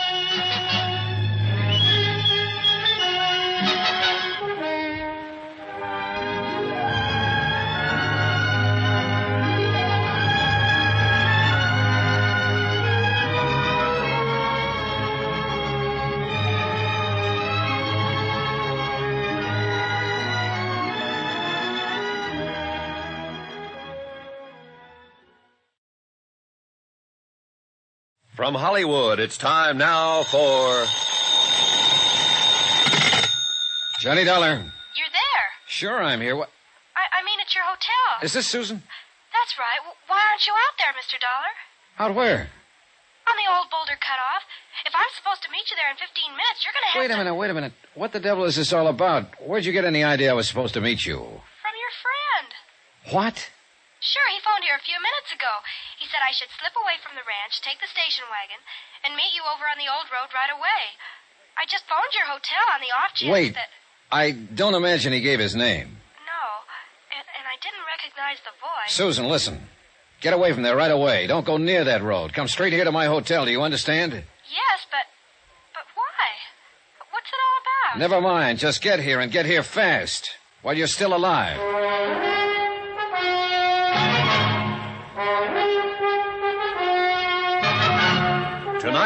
And every weekday night, Bob Bailey in the transcribed adventures of the man with the action-packed expense account, America's fabulous freelance insurance investigator. Yours truly, Johnny Dollar.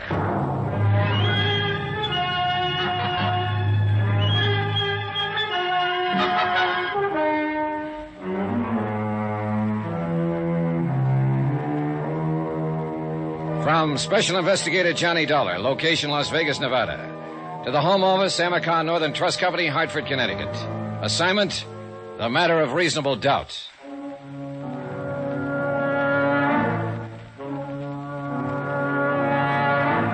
It was only 9:30 p.m., less than 2 hours since I'd thrown my rock into the pool to stir up the fish. I'd expected results, sure, but not this fast, and not this deadly. I'd picked a gambling casino owner named Deuce McCoy as my broadcaster. And I'd let him know who I was, why I was here, and what I was going to do. Apparently, the news had gone out fast. But I couldn't figure this move. Even with young Susan out of the way, they still couldn't get their hands on her grandmother's estate. It didn't make sense. At least, not right then. One thing, though, that I was sure of. If Susan Gramley had driven out that deserted road alone, she'd have never come back. Not alive. Who is it? It's me, Mr. Dollar. All right, just a second. Well, come on in, Susan. Thanks. I guess it's I, though. I mean to be correct. I don't care whether it's I or me, just as long as it's you. Say that again? Oh, skip it. You have any trouble? I missed the green light at Fremont and Fifth. Anybody follow you from the ranch? Nope. Who was there when you left? All of them. Uncle Walter and Hilda had just come in. Together. Can you beat it? Well, then it wouldn't have been Walter who phoned you. Oh, not him. He's got a kind of a sneaky undertone. I'd have recognized him right away. And you didn't recognize the voice on the phone? No. He didn't say much, just that he was a friend of yours, and you wanted me to meet you right away, so I said okay, and he hung up. I see. Well, maybe you do, but I don't. Oh, what did you mean when you said, get here while you're still alive? I wish I knew. Look, Susan, that phone call wasn't just a practical joke. Then you do know. I know somebody was trying to get you out on that desert alone tonight, and they weren't trying it just for laughs. You mean I mean the luckiest thing you ever did was to pick up that phone and call this hotel. But why, Mr. Dollar? Why would anybody want... That's what I don't know. I don't see what they'd hope to gain by it. They know the trust hasn't been set up yet. Your grandmother's still in control of the property, not you. Look, excuse my ignorance, but I don't think I know what you're talking about. Well, maybe it's time you did, since you seem to be right in the middle of it now. Look, your grandmother decided to set up an insurance trust and convey all her holdings over to you. To me? Gran was going to do that. Jonas Parks at the Flint Rock Bank started proceedings, then got cold feet. He got the idea there was something screwy behind the whole thing. So he wired Hartford, and the trust company sent me out here to investigate. But Gran never said a word. She didn't even mention it. She was scared to death. Afraid Walter and Hilda would find out and block her off, have her declared incompetent, get control of the estate, and leave you clear out in the cold. She thinks a lot of you, Susan. Gran's the most, isn't she? How did she seem when you left? Back on her feet? Oh, better than she's been in months. More relaxed. I guess she's counting on you, Mr. Dollar. Yeah, well, I wish I could be sure she could. Look, that phone call I got, if Uncle Walter and Hilda weren't behind it, then who was? Oh, I don't know. I'm pretty certain that by now they know who I am and why I'm here. And they know I'm out to get them. I dropped the word a couple of hours ago. I figured they'd react all right, but I didn't expect this move against you. But there has to be somebody else in on it, Mr. Dollar. Neither of them made the phone call. Yeah, I know. But nobody else even knew about the trust. Jonas Parks did, and Will Connors of the Weekly Tribune. But they've been friends of Gran's for years and years. They wouldn't do anything to harm her. I didn't say they would. And they couldn't have had anything to do with the accident that killed my parents. Nobody could have, except Hilda and Uncle Walter. Unless, of course, it was just an accident. Oh, you know better than that, Mr. Dollar. Oh, I'm beginning to wonder if I actually know very much about any of this. Susan, listen, how scared are you? Oh, I'm not scared at all. I'm just bewildered, I guess. Good, then you won't be afraid to stay here alone for a while. Of course not. Sounds kind of grown up, in fact. Yeah, well, all right then. Don't leave the room. Keep the door locked and don't let anybody in. If someone should try, call the manager and have him call the police. Don't answer the phone unless it rings twice. That'll be me. Got it? Got it. Good. Hey, there are a couple of magazines there on the nightstand. Can I ask you what you're going to do, Mr. Dollar? Sure, you can ask. See you later, Susan. Stinker.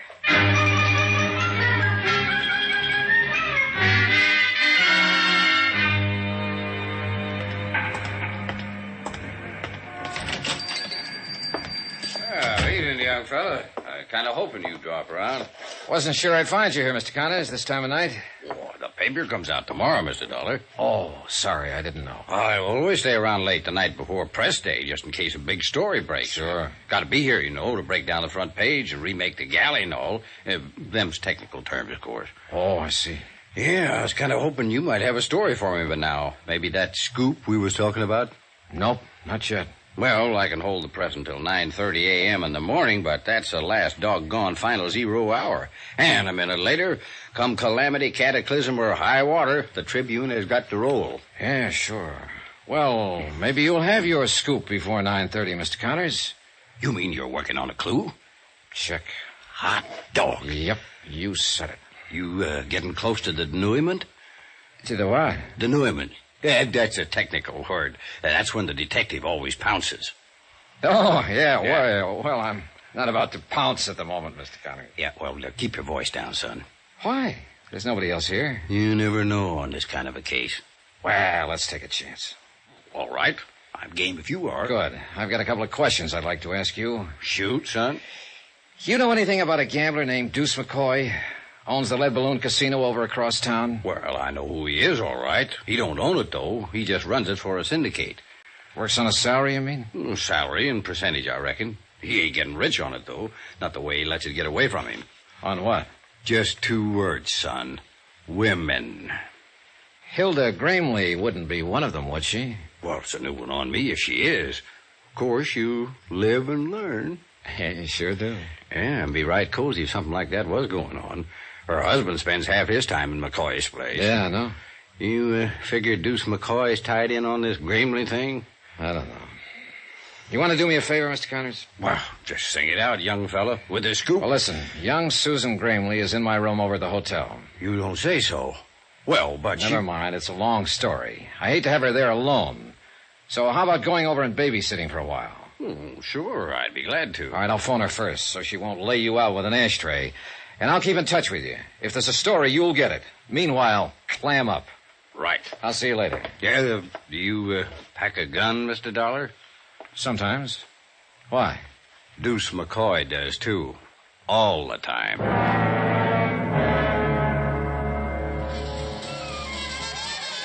The evening was just starting in the Lead Balloon, with 2 crab tables already in action, 2 more standing by, and a roulette wheel warming up. No one paid any attention when I walked back through the casino to the office. I waited what I considered a reasonable length of time, then tried the knob. The door was unlocked. Go on, Buster. Beat it. The girl was alone in the office, sprawled back on the sofa, a drink in her hand. And it was pretty obvious it wasn't her first one, nor her second or third. She'd have been a real knockout, sober. What's the matter? Don't you understand English? I said get out. Where's McCoy? What's it to you?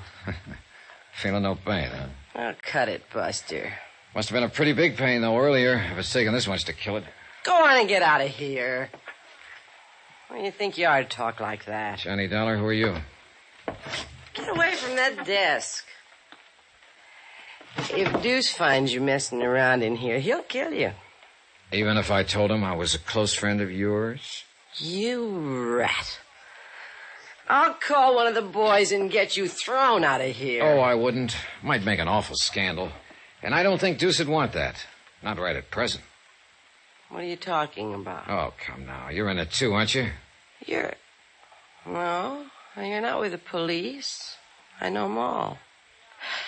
You're FBI. Oh, what makes you say that? Look, if Deuce is in a jam, I don't know anything about it. What's your name? Nicky. Nicky Vernon. All right, Nicky, sit down and relax. Whoops. Now, where's Deuce McCoy? Think if I knew I'd be sitting here by myself, lushing it up? I suppose you were McCoy's girl before Hilda Gramley cut you out. Cut me out, nothing. That rotten little sneak's been asking for it, and I'm about ready to give it to her, Was she too. here this evening? You see any blood on the rug? Just let me catch that dirty Shut little... up, Nicky, and sit down, will you? Now, what about Walter Gramley? Was he here? Yeah, earlier. He was here in the office for about an hour. I don't know what they talked about. Deuce made me get out. And Deuce left right afterwards? Oh, half an hour or so. He had to wait to make a phone call first. I see. Well, if you're smart, you'll forget him, Nicky. I've got a hunch he's not coming back. Sure. He's gonna go off with that dirty... Knock it. He's going off because he's in a jam. That's one thing you were right about. And by now, he must know the whole thing is falling apart. I think he'll try to run for it. To kill that dame. Why? Why don't you throw away that bottle and forget about him? He's no good, Nicky. You know that, don't you? Sure, I know it. Then why are you beating your heart out over him? You've never been a woman. Have you, Mr. Dollar?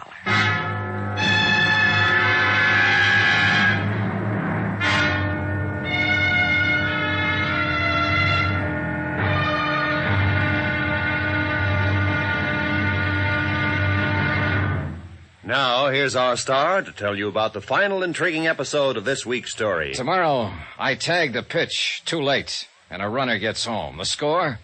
1-0. In favor of death. Join us, won't you? Yours truly, Johnny Dollar.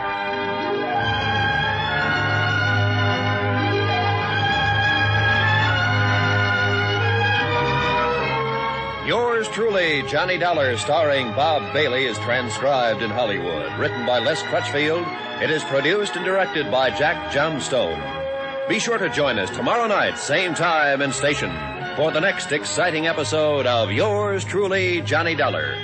Roy Rowan speaking.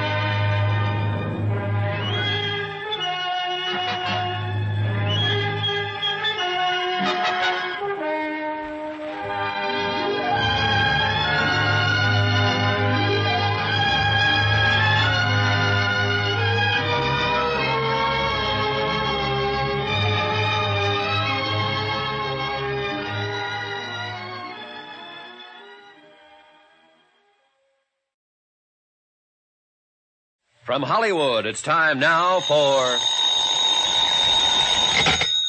Johnny Dollar. This is Mrs. Gramley, Mr. Dollar. Oh, good.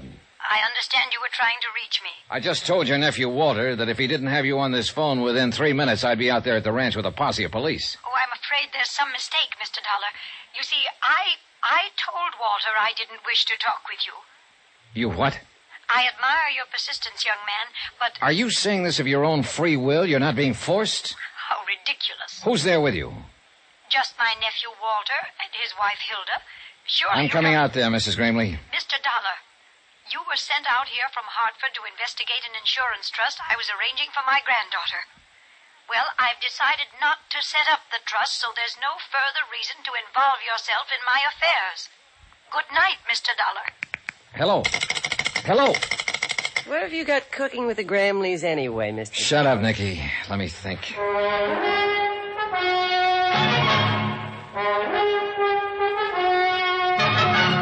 Tonight, And every weekday night, Bob Bailey in the transcribed adventures of the man with the action-packed expense account, America's fabulous freelance insurance investigator. Yours truly, Johnny Dollar.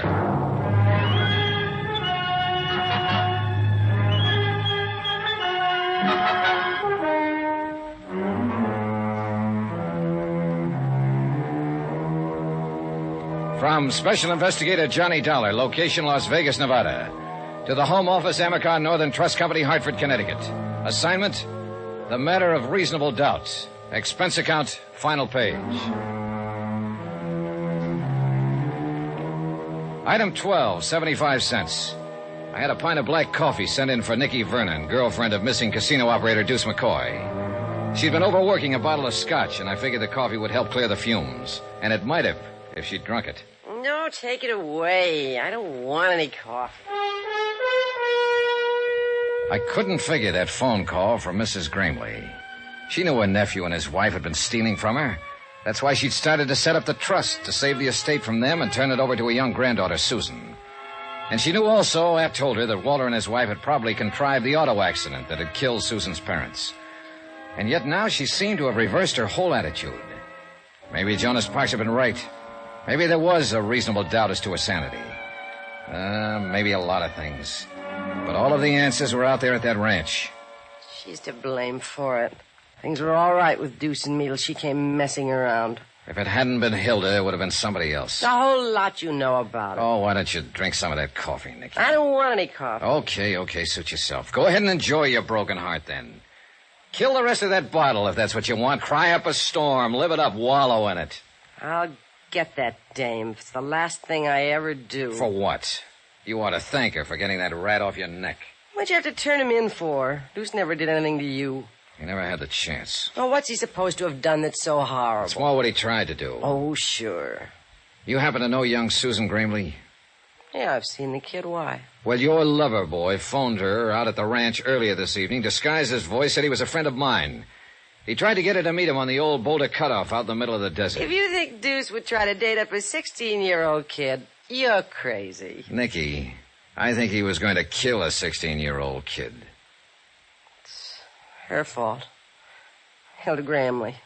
She and her sneaky little henpecked husband got Deuce mixed up in something. I don't imagine he was very hard to mix. That dame's been asking for it for a long time. Yeah, I know, and you're about ready to give it to her.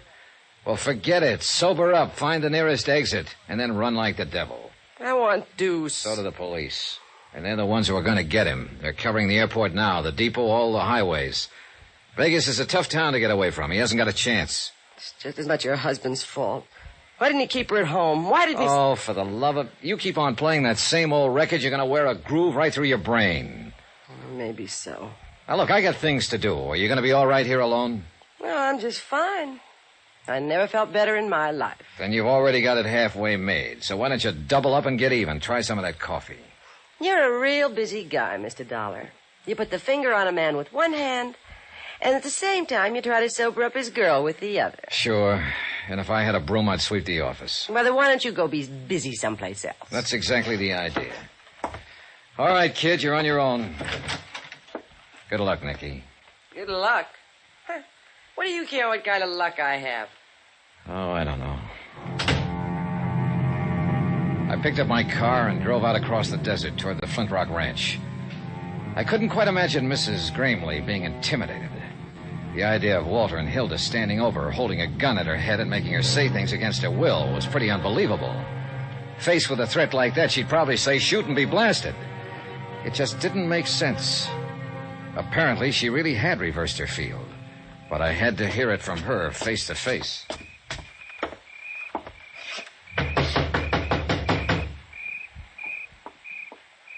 Who is it? Johnny Dollar, open up. I said open up. What's the idea? Mrs. Gramley told you to stay away from here, didn't she? I don't know. There was static in the phone. I want to hear her say it again. You don't What do you mind think if you're I'm doing? Coming in. All right, Walter, let's go talk to Mrs. Gramley. Look, Dollar, you haven't got that much weight to throw around. Suppose we get it straight right now and save a lot of time. I came out here to talk to Mrs. Gramley, and I'm going to talk to her. Now, if you want to go at it bare knuckle, let's get started. Or if you're thinking of that gun routine again, go ahead and pull it. I'm packing one myself. And if you're not going to make any kind of a move, then you just stand right there with your face hanging out while I go on in and talk. What's going on in here, Walter? Good evening, Mrs. Gramley. Dollar won't take no for an answer. He just forced his way in. I'm glad to find you looking so well. I thought I'd made myself clear on the phone, Mr. Dollar. Really? Come on, let's go on into the living room where we can all be more comfortable. Come back here. I must insist that you leave at once. Who was at the door? What are you doing here? Well, if it isn't Hilda, the lovely lady who likes money, gifts, and excitement. Fine. That's why I came out, to stir up a little excitement. I think you're taking a good deal upon yourself, Mr. Dollar. You know, I'm a little surprised at you, Mrs. Gramley. I thought you wanted me to follow the case through. There is no case. Oh, since when? You heard what she said. That's what you came for. All right, now beat it. Down, Walter. Mrs. Gramley, are you telling me you're going to drop this whole thing, let this pair here edge you out and Susan along with you and take the whole estate? You can put any interpretation on it you like. Just as long as you leave this house at once, and please don't come back. You have no right to interfere. And what about your son and his wife? Have you forgotten that those two leeches there killed them? You're out of your mind. Am I? What do you think, Mrs. Gramley? Am I out of my mind? I'm afraid you are. My son and his wife were killed in an automobile accident. A terrible tragedy, but unavoidable. Sure it was. After Walter and Hilda here set it up. Will you please leave now? Have they threatened you? Is that it? Are you scared to talk?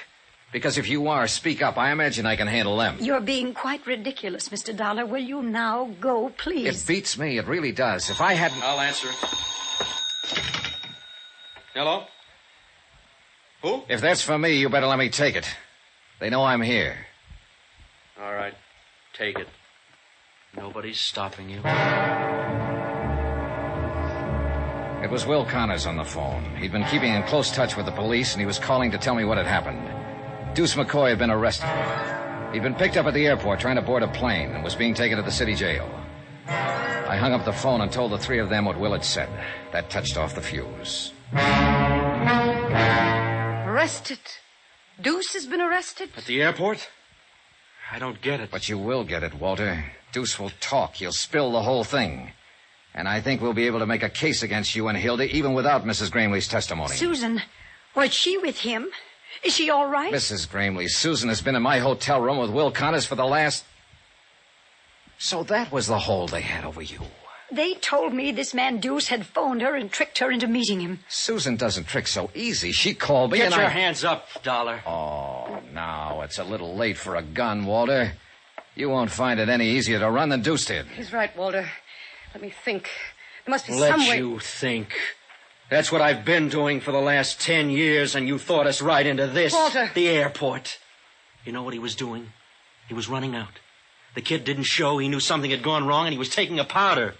And not even telling me. There's no time now Left us here holding the bag. And now you say, let me think. Why didn't you think before? It was your idea, cutting him in on this. Oh, she's got a lot of cute ideas. Nicky. She's a real little brain. What the devil are you doing here? Slumming, Mr. Dollar. The door was open, so I walked in. You mind? Look, whoever you Look are. what, sucker. I've seen guns before. Why didn't you use it on them? When they were playing you for their number one patsy. What are you talking about? Deuce McCoy. And that little sneak you're married to there. You mean you still don't know? She's lying, Walter. Don't you wish I was? They had you right in the middle, sucker. Deuce was taking it away from you on the tables, and little Hildy was getting it back from him after hours. I'll bet they got a lot of laughs out of it. Better hand over that gun, Walter. It's true, isn't it, Hilda? Of course not. Take a gun to him, huh? Well, maybe it's not too late. Walter, what are you going to do? Give me the gun, Walter. Sure. Why not? I don't need it now. He killed her.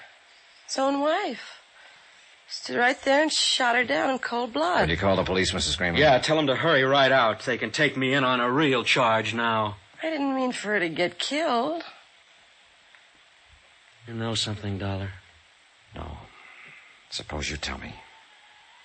That's the first big move I've made in the last 10 years. That Hilda didn't plan.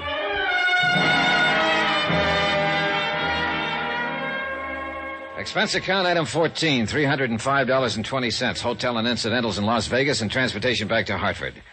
Expense account total, $596.45. End of account. Remarks? Well... I can't figure out why she had to go messing around that way when she already had a man of her own, her husband. Of course, he didn't amount to much, but not many men do. What'd you expect to find in this world? Pearls in all her oysters? A turkey in her soup? Well, that was Nicky, and that's the report. And that's life. Come to think of it, though, what isn't? Yours truly, Johnny Dollar.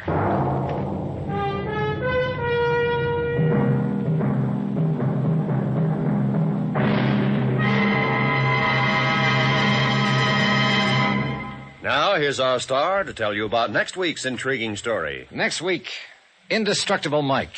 The most amazing character I ever met. A man with 9 lives at least. Join us, won't you?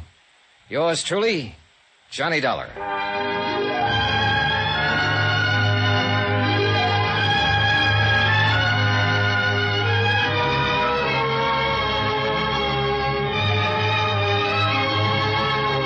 Yours truly, Johnny Dollar, starring Bob Bailey, is transcribed in Hollywood. Written by Les Crutchfield, it is produced and directed by Jack Johnstone. Heard in our cast were Susan Whitney, Richard Crenna, Jeanette Nolan, Forrest Lewis, Inga Adams, Paul Richards, and Gene Tatum. Musical supervision by Amerigo Marino and Carl Fortina. Be sure to join us on Monday night, same time and station, for another exciting story of yours truly, Johnny Dollar. Roy Rowan speaking.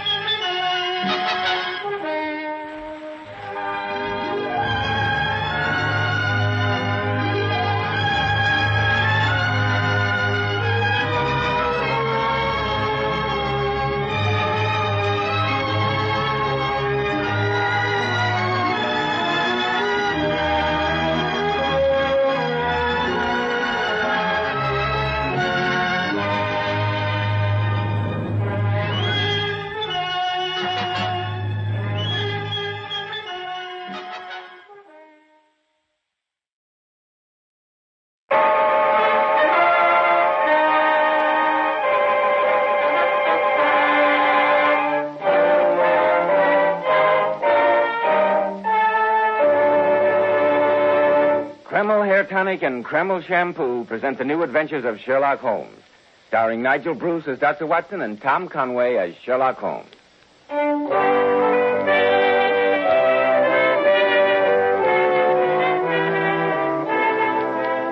here we are once again in Dr. Watson's study. Good evening, Dr. Watson. Good evening, Mr. Bell. What incident are you going to tell us about this evening, Dr. Watson? Well, I haven't quite decided. Supposing we... What was that? Oh, it's the fire. Top log has fallen off. Where did I put that poker? Oh, here it is. There we go. Ah, that's better. Oh, what a curious old poker, Dr. Watson. It looks as though it had been seen many years of service. Yeah, so it has, my dear fellow, so it has. It belonged to Sherlock Holmes himself in the days when we were sharing rooms in Baker Street. You know, I think I could do no better than to tell you the particular incident that poker recalls to my mind. Well, please do. I can't recall any case which presented more singular features than that which we always referred to as the adventure of the Speckled Band. Speckled Band? What does that mean, Dr. Watson? We'll get to that in a minute, Mr. Bell. But first, Men, hot summer days are with us again. And after a day spent under a hot, broiling sun, does your hair look as stiff as straw, dry, matted, or tangled?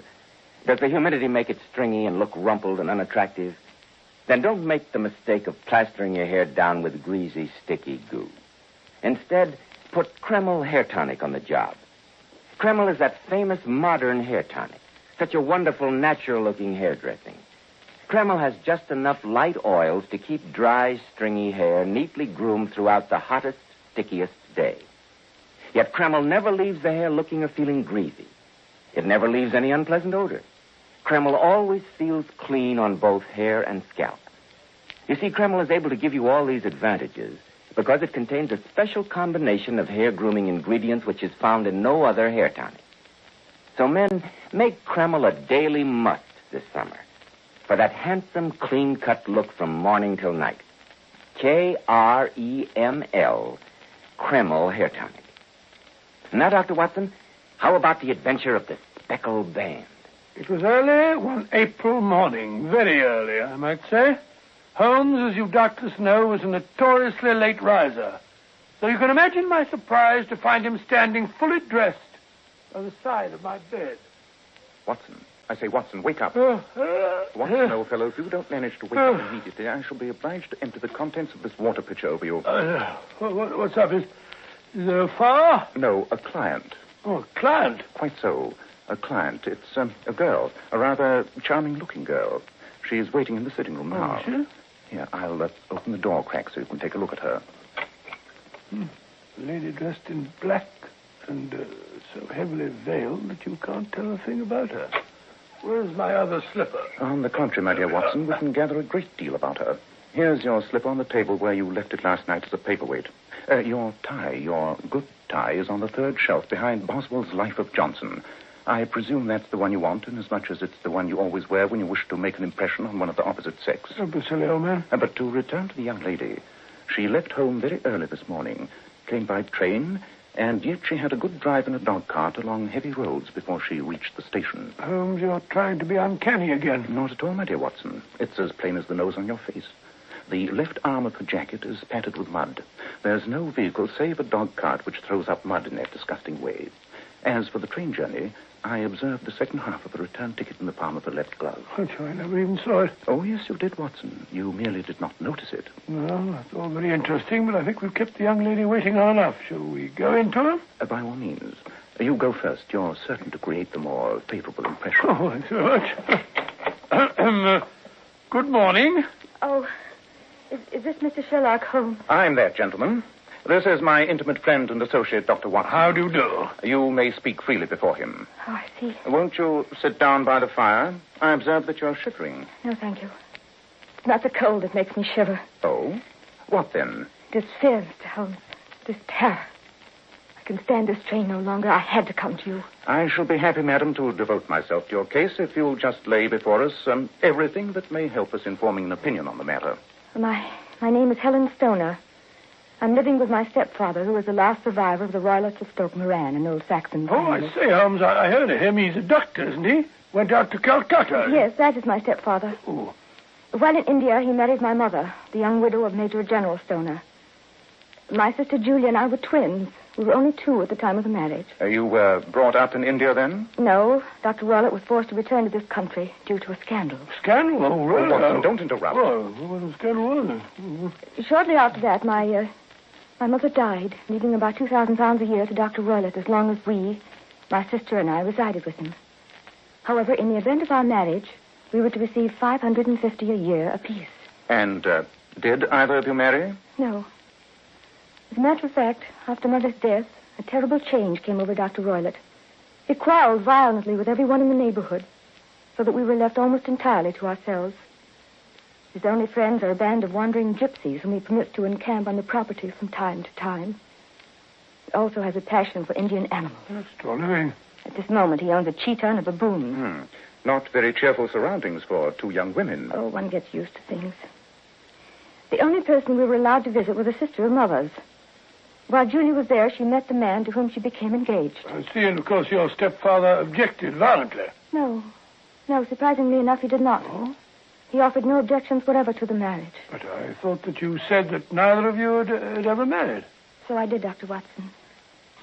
Julia did not marry because within a fortnight of the day which had been fixed for the wedding, she died.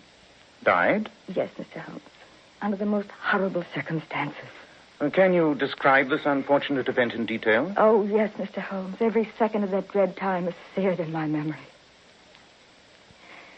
The bedrooms at Stoke Moran are on the ground floor.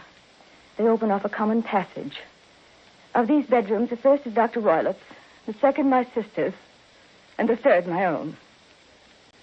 I see. There's no communication between them. Do I make myself clear? Perfectly so. The windows of the 3 rooms open out on the lawn. The fatal night, we'd all gone to our rooms early, having carefully locked our bedroom doors on account of the cheetah and a baboon, which were allowed to wander about at will. Suddenly, as I was about to blow out my light, I heard Julia knocking at my door.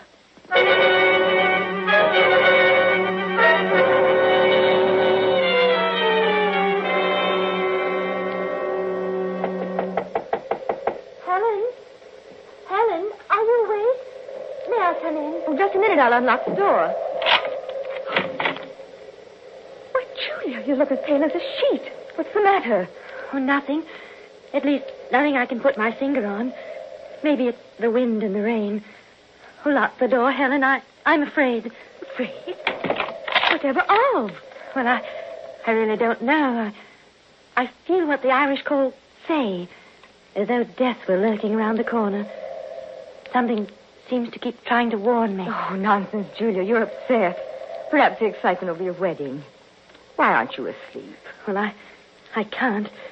Father keeps pacing up and down next door. But it's not that. It's what? Tell me, Helen.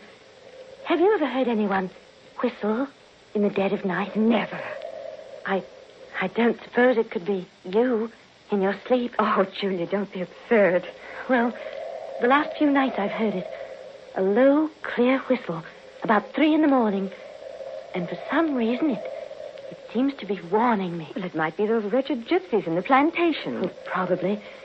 And yet, if it were on the lawn, I wonder that you didn't hear it, too. Oh, you know how soundly I sleep.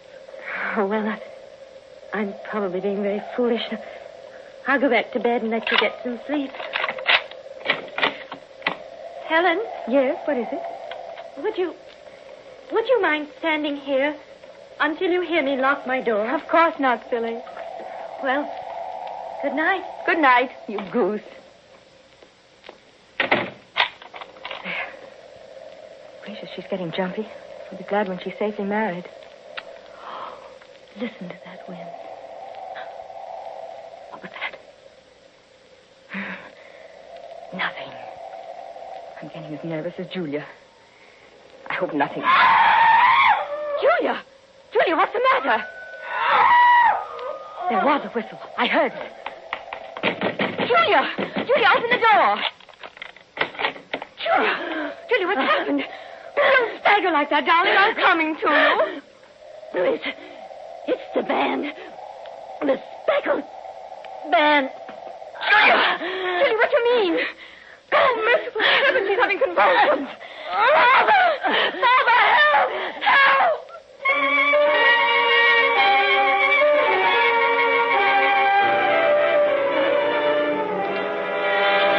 And what was found in your sister's room? That's the strange part. Nothing. Absolutely nothing. The windows were barred by old-fashioned shutters with broad iron bars, and the door was locked on the inside. My sister was alone when she met her doom. Any marks of violence? None. What about poison? The doctors examined her for it, but without success. It's my belief that my sister died of fright. Pure fright. When did all this happen? About 2 years ago. And why do you come to me at this late date? Well, I myself am expecting to be married shortly to a man I've known for many years. 2 days ago, some repairs were started in the west wing of the building, so that I'd been forced to move into the room where my sister died. To sleep in the very bed in which she slept.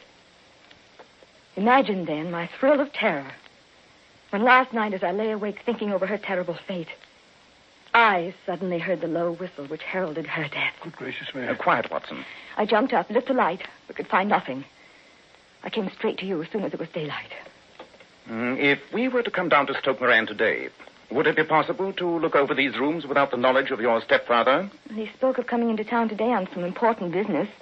It's probable that he will be away all day. Excellent. You may expect us then. Sometime this afternoon, if that is convenient. Oh, yes. Oh, thank you so very much. I shall look forward to seeing you again this afternoon. Goodbye, Jack. Goodbye. Well, my dear Holmes, what do you think of it all? What do you make of the sister's dying words, the speckled bear? It may merely have been the effect of delirium. Or it may have referred to the band of gypsies who sometimes wear spotted kerchiefs. Then, again, it may be something much more deadly. Dear, someone seems to be very anxious to see us. Come in. Which of you is Holmes? That is my name, sir. I am Dr. Grimesby Roylott of Stoke Moran. Indeed. Pray take a seat. I will do nothing of the kind. My stepdaughter has been here. I traced her. What did she say to you?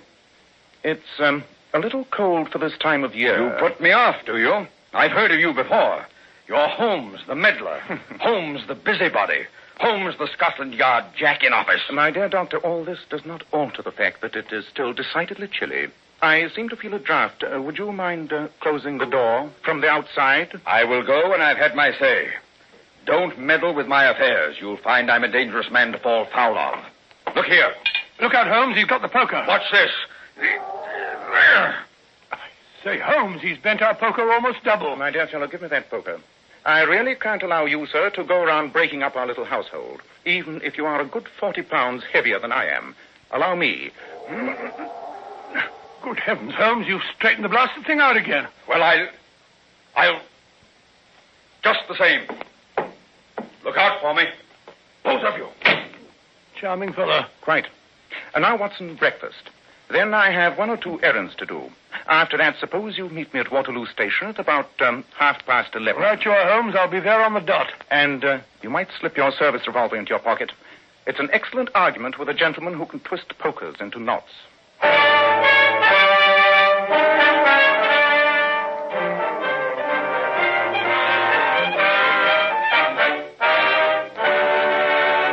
In just a moment, we'll see what awaits Sherlock Holmes and Dr. Watson on their visit to Dr. Roylott's home, Stoke Moran. Are you one of the many men who find it difficult to keep your hair neatly groomed in summer? Does the burning sun bake and scorch your hair, making it look messy and not the least attractive? Then try Kreml Hair Tonic. Just notice the amazing change in the appearance of your hair. You see, Kreml does lots more than just keep your hair looking handsome. This highly specialized hair tonic gives you your money's worth. It contains a unique combination of hair grooming ingredients which is found in no other hair tonic. Kreml is simply great to lubricate a dry scalp.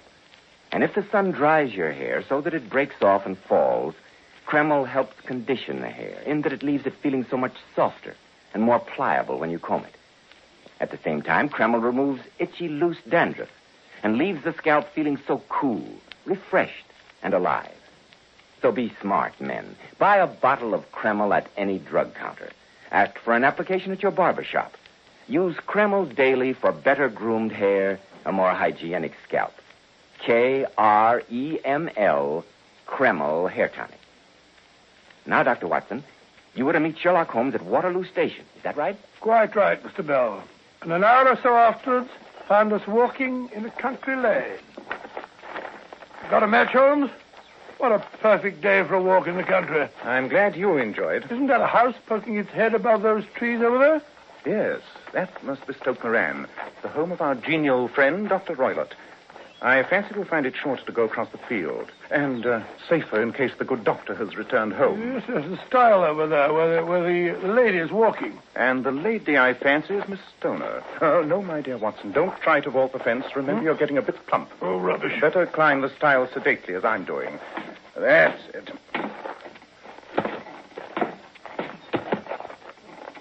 Good afternoon, Miss Stoner. You see, we've been as good as our word. I've been waiting so eagerly for you.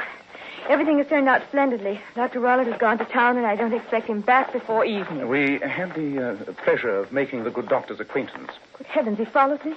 What will he say when he returns? You must lock yourself in your room tonight. If he is violent, we shall take you to your aunt's at Harrow. Don't you think we'd better be getting on with our business before that appalling fellow comes crashing home? Quite. Handsome old house. I see you're doing some repairs. Yes. This is the wall of my own room that they're working on. Quite. By the way, this wall seems to be in pretty good condition. And this, the center room, was your sister's, I take it? Yes. I'm sleeping there for the present.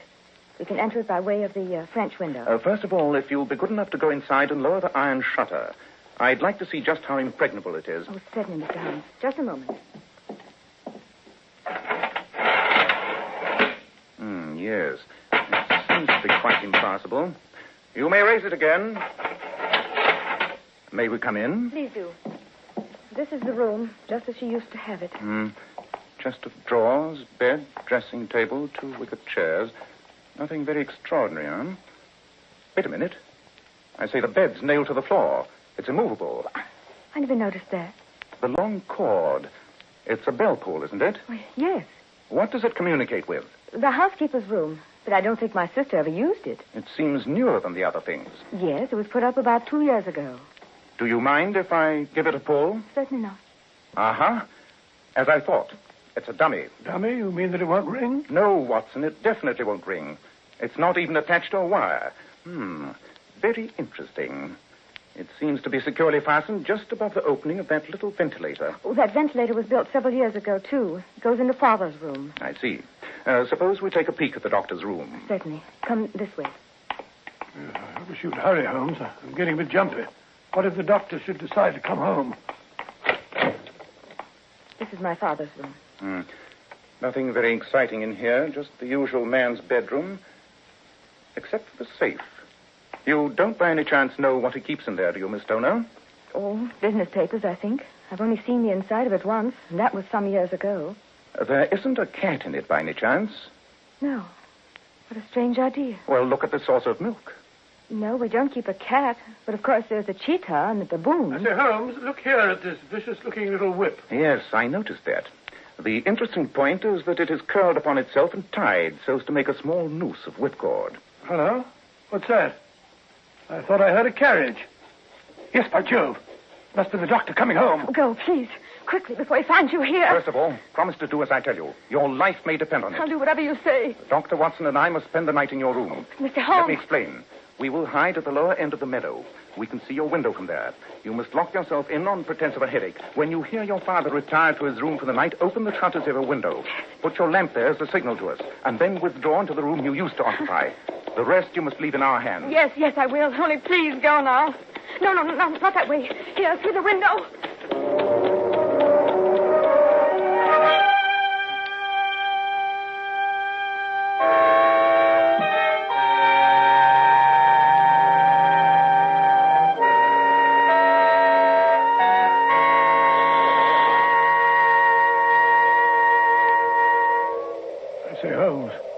Do we have to wait in this blasted meadow all night? I'm chilled to the bone in this wind.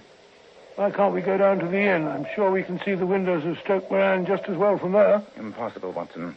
When the time comes, we must go, and go quickly. A human life may depend on the speed with which we can reach the house. I say you give me the creeps. What's that? Look, you see it? There in the bushes. A ghastly misshapen figure. Must have been the baboon. Look, Watson. The middle window. By Jove, it's our signal. The lamp. Come along. Hurry. And walk quietly. So dark, I can hardly see her. I think there'll be a storm coming. Just listen to that wind. Here we are. Step inside through the window. No noise. I shall sit on the bed. You sit in that chair. Ready? I'm going to turn up the lamp. I say, Holmes. Shh. The least sound would be fatal to our plans. Have you your revolver handy? Yes. Good.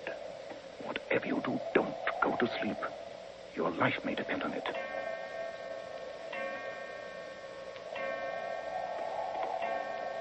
$11:00. Yes. We're in for a long and dreadful vigil.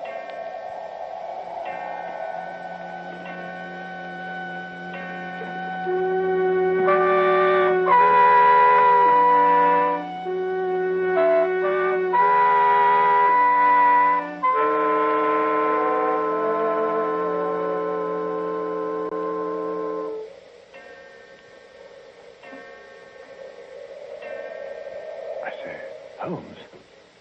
My foot's beginning to go to sleep. Whatever you do, don't move. That wicker chair makes an infernal racket. Holmes, do you hear that? There it is again. You don't suppose this place is haunted, do you?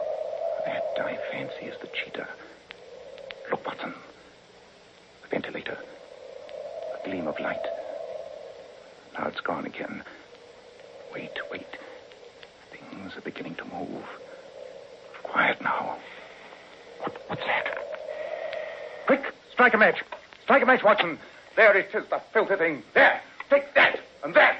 Holmes, what is it? For the love of heaven, why are you slashing at that bell pull with your whip? You saw it, Watson? You saw it? Aha, my friend. Too late. Ah, how ghastly, how perfectly vile. No!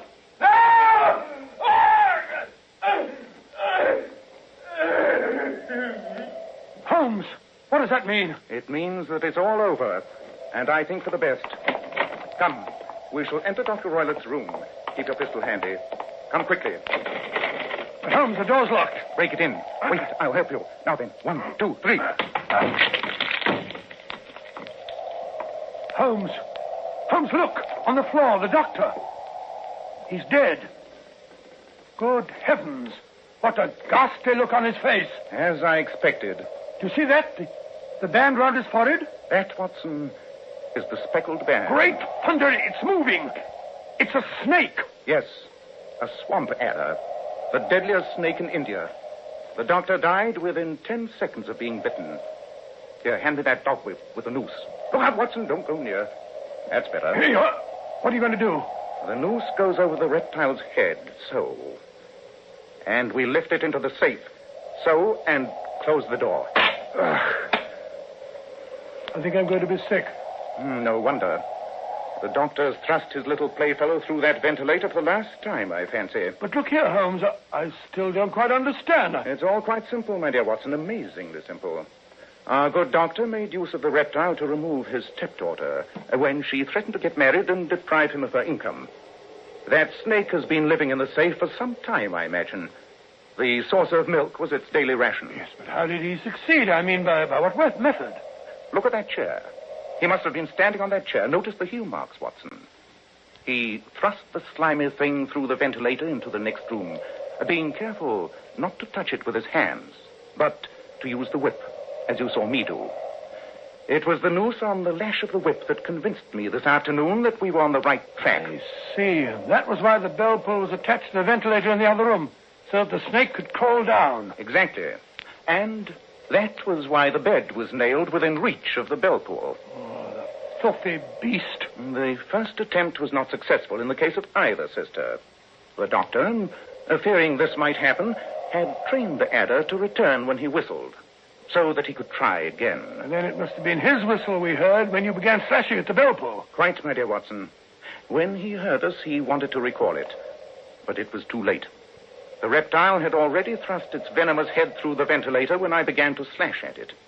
The snake turned back so enraged that it attacked the first thing it came in contact with, which, by mere coincidence, happened to be its master. But look here, Holmes. Doesn't that make you indirectly responsible for the death of Dr. Roylett? Possibly, my dear Watson, possibly. But I cannot say that it is likely to weigh very heavily upon my conscience.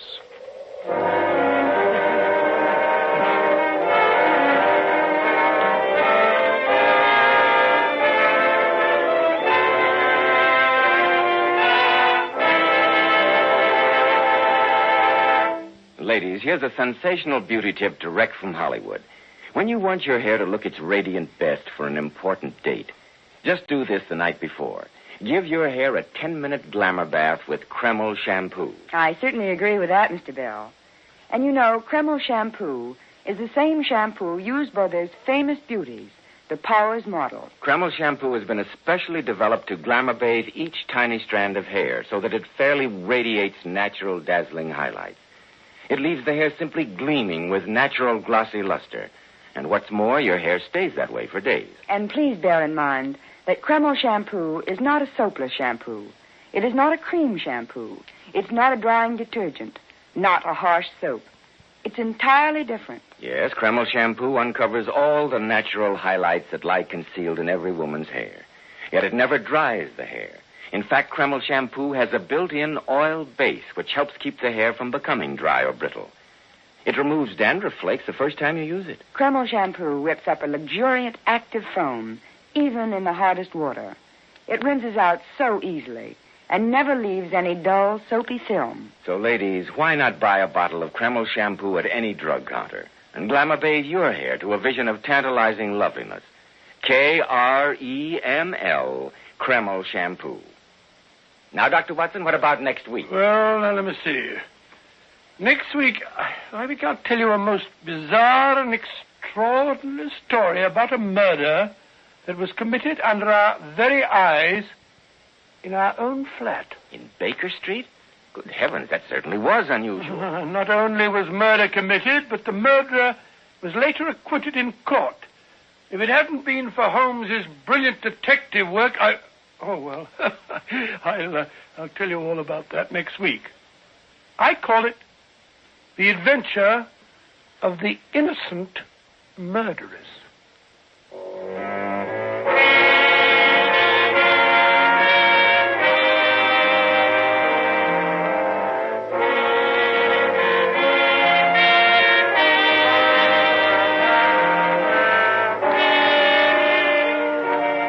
Tonight's Sherlock Holmes adventure was adapted from Sir Arthur Conan Doyle's story, The Speckled Band. Nigel Bruce appeared by permission of Universal International Pictures.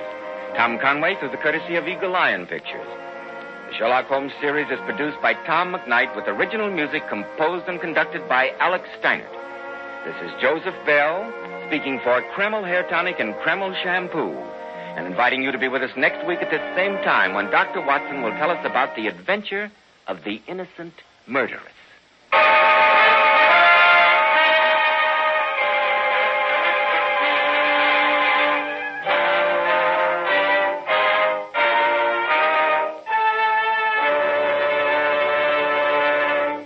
Full-time civilians, part-time sailors.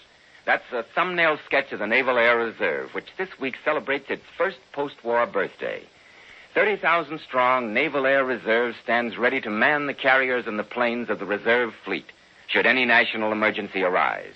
We doff our hats to the reserves of naval aviation, the officers and men of Naval Air Reserve on this, their first post-war birthday. This is ABC, the American Broadcasting Company.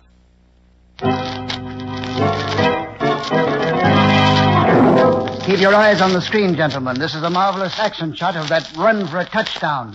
Here it comes. Turn on the lights. Quickly, turn on the lights. Stop the picture. It's the man in front of me. He's been stabbed.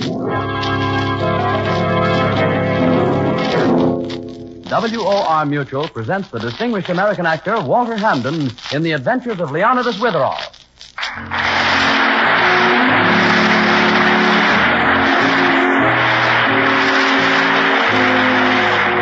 Leonidas Witherall's always getting mixed up in murder. Well, you wouldn't think so. He looks just like Shakespeare. It's his beard, and he's head of an important school for boys in New England. He also writes thriller stories on the side, the Lieutenant Hazeltine stories.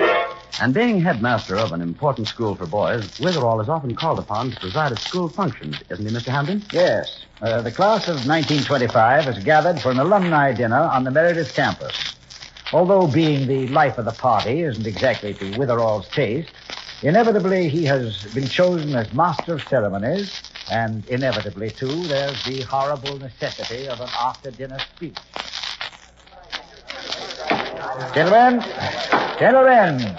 Gentlemen, with us this evening are the members of that immortal backfield famous in Meredith's football history, the Four Killers. There's Dick Underwood, who's become a world-famous publisher. His magazines and newspapers are so numerous, I doubt if even he could name them all. I became a world-famous publisher, Witherall, yes. And how and why are the different stories. The other three men here know that story. I hope Witherall doesn't dwell on me too long. Brings too many memories. It's very dangerous.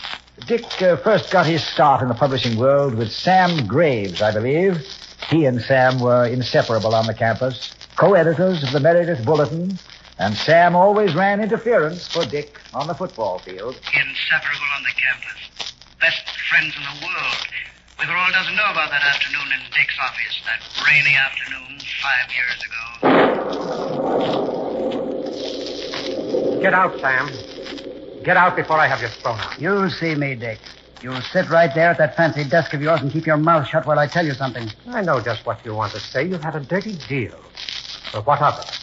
You want me to sing hearts and flowers? No, I just want to tell you that when you forced me out of this juicy business of yours, I knew exactly what you were doing. I knew what was going on, but I needed the money, so I had to sell my stock to you. Is that all that's on your mind? I built every magazine you own. I stayed up till 2 a.m. every night for months, editing, developing ideas, and making up dummies. Why, it was through me that you got control of every newspaper you have. Well, you've no kick coming. I paid you for the stock. Maybe I have no claim in court. What I have against you is just a matter of ordinary human decency. That's more important. Maybe it is, in your scheme of things. You're wasting my time, Sam. I came back to tell you, Dick, that someday I'll catch up with you. You can't take 20 years' work from a man and then brush him off with a little check for a couple of shares of stock. I knew we should have had some sad music. You'll get your sad music. I'll see to that. I suppose that's your subtle way of saying you're going to get even. You were always so obvious, Sam. Just as soon as I can arrange it, you're going to have that sad music. Funeral music.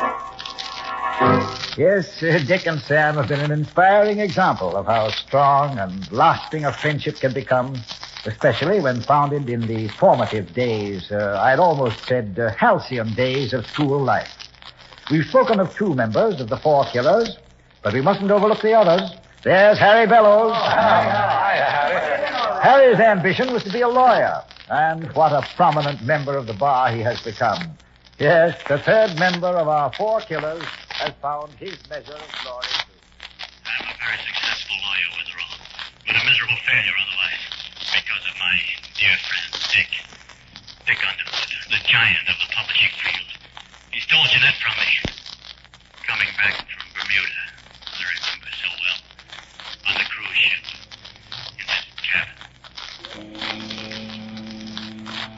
I tell you can't do this to Jeanette, Dick. We went all through that before I married her, Harry. You were supposed to be a very close friend of mine. We trusted each other.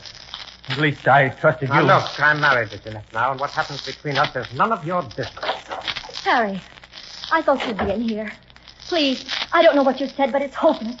Just leave us alone, won't you? Have you been out on deck blabbing to him again about how I treat you? She doesn't have to. Anybody can see that she's a nervous wreck. I wanted to kill you when you first stole her from me. There isn't anything you can do, Harry. You're just infuriating yourself. And me. That's right. Tell him that again. Of course, Jeanette, you could leave me. I'd keep Dick Jr. As a matter of fact, you 2 may have given me grounds for divorce. You see, Harry, you're only making trouble. Dick, I know what you're doing to Jeanette's mind, to her emotions. I thought you were a lawyer, not a psychologist. It was bad enough when you took her away from me. Now I have to stand by and watch you ruin her life. Harry, please go. I'd just love to beat some sense into you. Go on, try it. I'll split your head open. Stop it! Stop it! Oh, it's no use, Harry. Don't you understand that? You can't change him. And I wouldn't leave my son. I'll give you just 60 seconds to get out of this cabin, and then... Never mind. I'll go. But I'll provide the finish to this, Dick. A very bloody finish it'll be, too. Let me quote from my favorite poet. Those friends thou hast and their adoption tried, grapple them to thy soul with hoops of steel. Yes, gentlemen, Harry Bellows has become a brilliant lawyer, and I imagine he owes much of his success to the warmth and encouragement of Dick's friendship. And now, the 4th member of our incomparable football combination. He's here, too, Jack Gregory. Jack's become a superb artist, and I think it was Dick Underwood who first inspired him to paint. Dick believed in Jack. Dick helped him. Dick was very helpful. Yes, he did everything he could for me. For instance, when I came to his apartment that night, it was 3 a.m.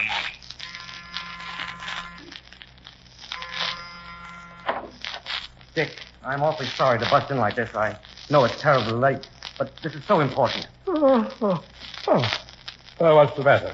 You in trouble? It's my brother. May I come in? Yes, it is.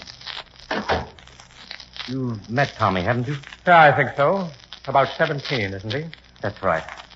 Our parents died when we were very young. I've had to work. I never had the chance to Well, sort of look after Tommy. You didn't come here at 3 o'clock in the morning to tell me your family history, did you? Give me a chance, won't you? Go on. Well, Tommy's kind of a wild kid now. Come on. Last night, he and 2 other boys stole a bracelet from the jewelry store. Well, your brother sounds to me like a plain, ordinary crook. At home, he hasn't had the right friends. A kid his age gets involved so easily. The gang would probably call him yellow if he didn't go with them on a job like that. What of it? What'd you come here for? I need money. Oh. The jeweler said he wouldn't prosecute if we pay for the broken window, a new lock, and give him cash for his insurance. The rate will go up, you see. Well? Well, I'm not working now. I used my last cent to pay the rent. The whole thing comes to $100. Would you give it to me, Dick? I've got a swell possibility, a job that's coming up next month. Next month? You might not get a job for a year. We're in a depression, you know. $100 wouldn't mean a thing to you, Dick. But it'd keep my brother out of jail. Sorry, Jack, your credit isn't very good. I never thought you'd put it to me on a business basis. You're asking for money, aren't you? That's business. You're not working. Probably won't get a job for a long time. I'm trying every day. Looks like a bad investment. You mean a boy's life is either a good cash investment or it isn't? Is that what you want to say? Now, please, let's not go into abstractions. You're asking for a loan, and I'm turning you down. If my brother gets locked up, he's through. He's licked. That's his business. Haven't you asked your other friend, somebody maybe who's a little more sentimental? Most of my friends are broke. The loan companies turned me down because I'm unemployed. Mm-hmm. Well, I'm not going to risk good money just because your brother's a crazy kid without enough sense to keep out of trouble. The answer is no. All right. I won't beg. Now I'm going to bed. Dick, how about half of it? Would you give me a start, give me a chance? Say $50? If I wanted to risk 50, I'd risk 100. Good night, Jack. You'll forget about this in a few minutes. But I won't. I'll remember it as long as I live. And if my brother goes to jail, Dick, and comes out the way I think he will, you'll pay for it, all right. The hard way. Yes, Jack probably owes a lot to Dick Underwood. And Dick, in his turn, was inspired by Jack to dare and to do. I think a magnificent friendship between all the 4 killers is a symbol of the whole class of 25.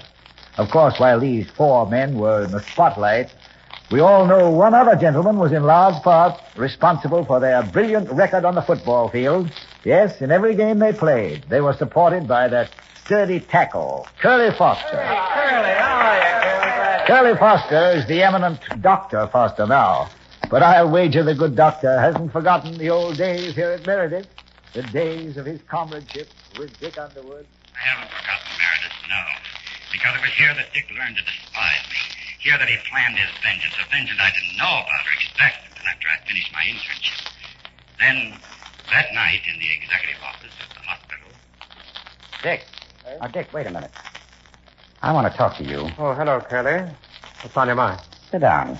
I've been trying to reach you all week. Look, I have a dinner engagement. It'll keep. This won't take long. Well, what is it? Last Friday, I was dropped out of research. Oh, really? Oh, what a shame. Well, you can always go into some other field. I was dropped out of research on account of you. Me? Oh, don't be silly. What did I have to do with it? You're a director of this hospital, and what you say goes. I found out that you killed my appointment to work under Dr. Manson. Oh, I did nothing of the sort, old boy. I merely... You did it a cheap way, too. You didn't come out in the open and say you disapproved of me. No, you made remarks about me, about my personality, about my ability. You told a couple of rotten lies about me, too. And everyone believed them, because you're the great Magoo around here. Well, frankly, you do have kind of a jittery personality, Curly, and I didn't think that you were quite the man for the job. I became a doctor so I could do research. This is going to make it impossible for me to get into research anywhere else. Oh, I'll never be able to live down being dropped here, and I can never in my life stop those stories. Do you know what that can do to someone trying to start out in medicine?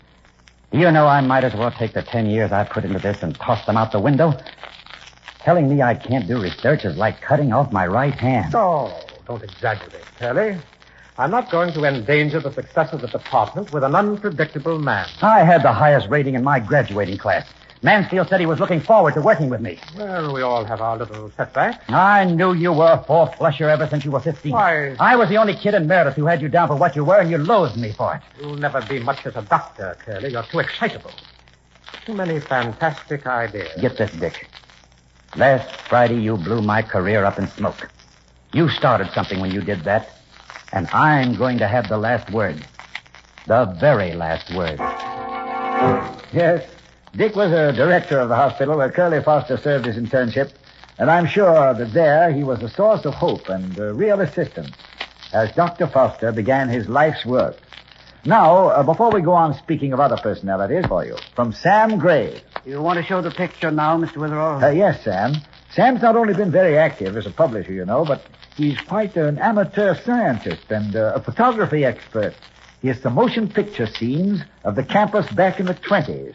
Highlights of the 4 killers in action. Yes, I have the projection machine set up right back there. We can start at any time. Have you got the Digby game, Sam? Oh, you will see shots of every game we played, Harry. Well, I never knew that you took pictures, Sam. There are lots of things about me you didn't know, Dick.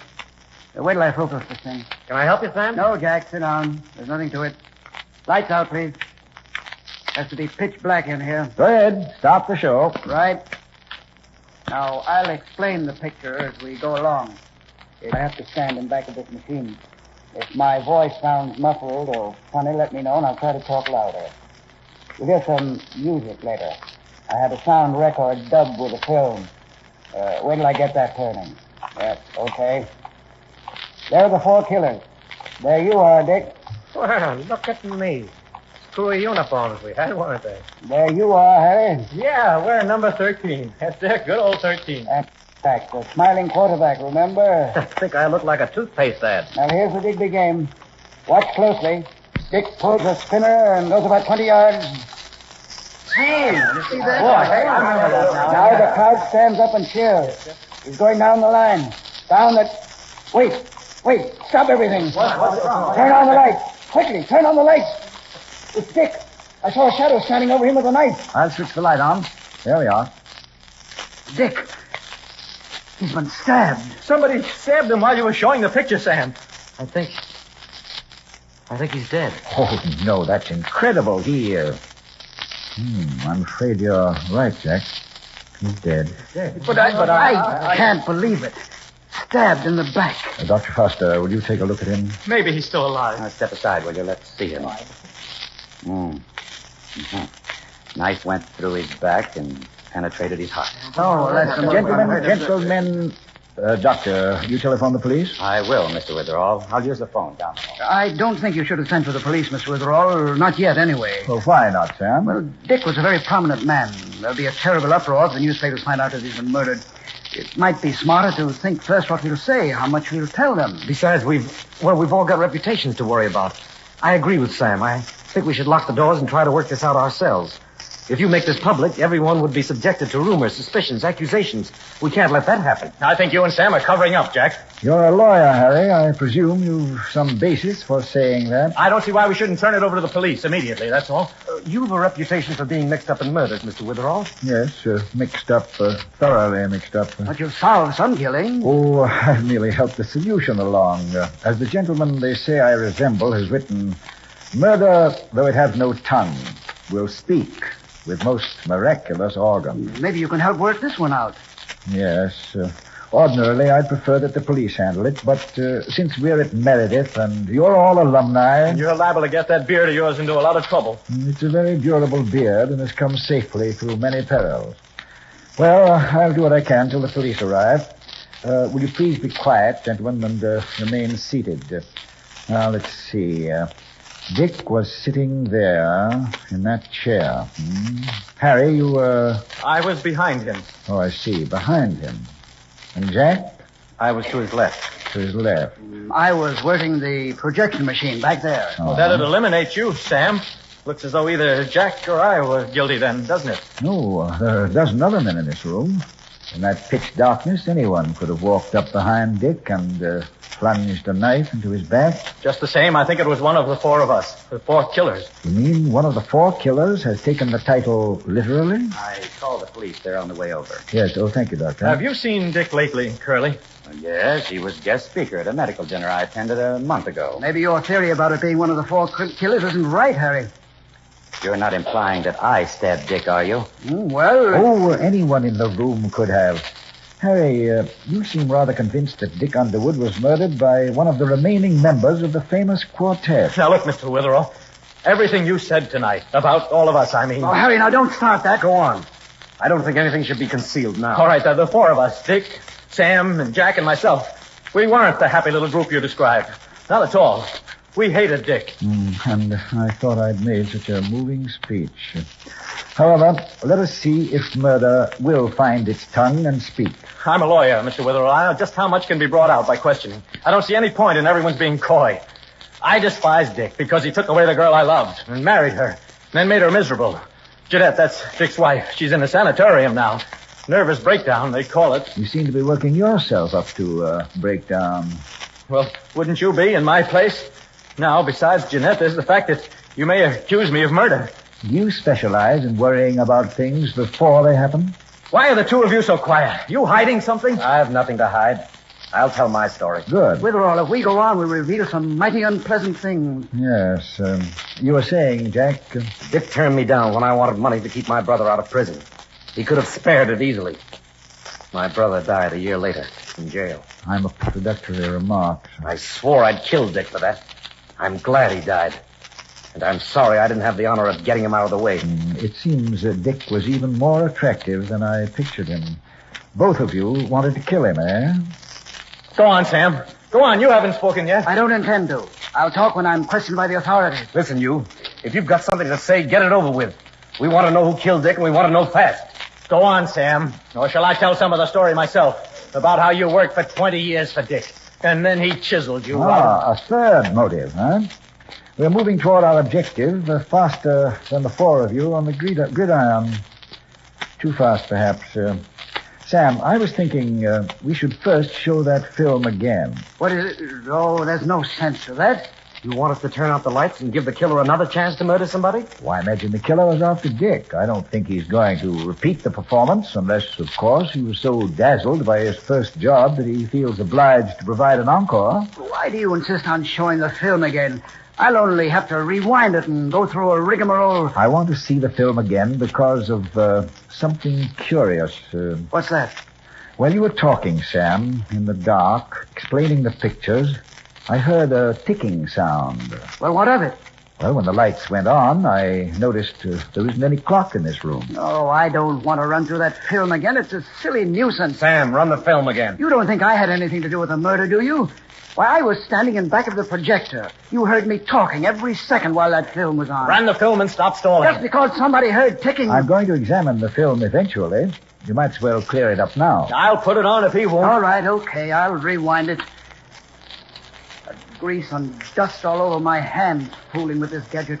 You think that idea you have will lead us to the killer, Mr. Witherall? You?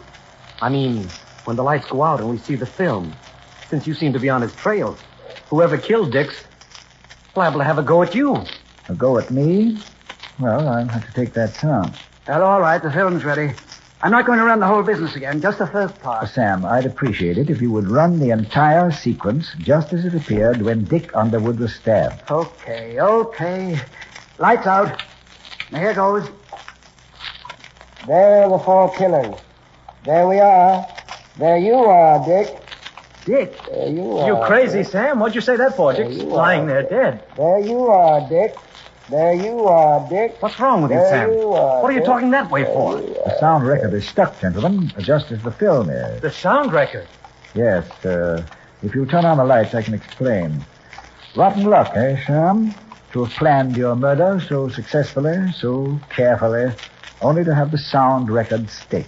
Sam killed Dick? I'll find the light switch. Wait. Here we are. Look at Sam. Look! Slumped over the machine. He's been stabbed. He's dead. Yes, the murderer did provide an encore. Oh, but look, It's Dick. I saw a shadow standing. It's Dick. I saw a shadow standing. It's Dick. I saw a shadow standing. Sam's dead, but I still hear his voice. I saw Turn a off shadow the film. standing. Stop the I saw soundtrack. it. Doctor, same story? Same story. Stabbed in the back, knife penetrated the heart. Died in a split second. Seems to be the work of a pretty trained hand. Will you either accuse me directly or stop making remarks at my expense? How could Sam keep on talking after he died? Well, he was a very clever amateur scientist, remember? It's obvious he recorded his description of the film on that soundtrack. He had a double track, you see. One that would seem innocent enough when played. The other was a recording he made of his own voice. He thought that would give him a perfect excuse. He could say he was standing by the machine talking, while actually he was creeping in the dark toward Dick to stab him. He had it all planned, you see, even to the point of discovering the murder he'd just committed. I'll turn on the sound. Listen to the dead man speak. It's Dick. I saw a shadow standing over him with a knife. It's Dick. See? What was that ticking noise? Oh, it happens very often. He made his record in a room where there was a clock, but he didn't notice it. He even went to the trouble of apologizing for what might seem to be a strange voice quality. Do you remember that? All that work, and he never got to kill Dick anyway. Or did he? No, confound it, I was wrong. Sam's elaborate mechanism took me up a blind alley. I seem to have been the true expert. I avoided the small errors as I swept on to the grand fallacy. Evidently, Sam started toward Dick, but reached him too late. The real murderer, who killed both of these men, got there first. And who is the real murderer? Well, when Sam was behind Dick, he bumped into the killer.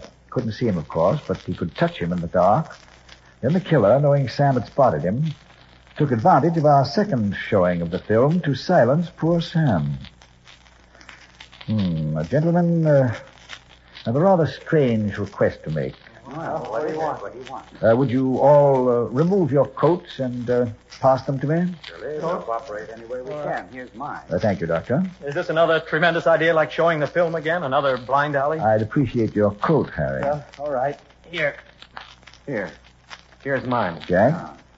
Here's mine. All right, take mine. Now, that'll do nicely, gentlemen. What are you looking for? Yes, what's the idea?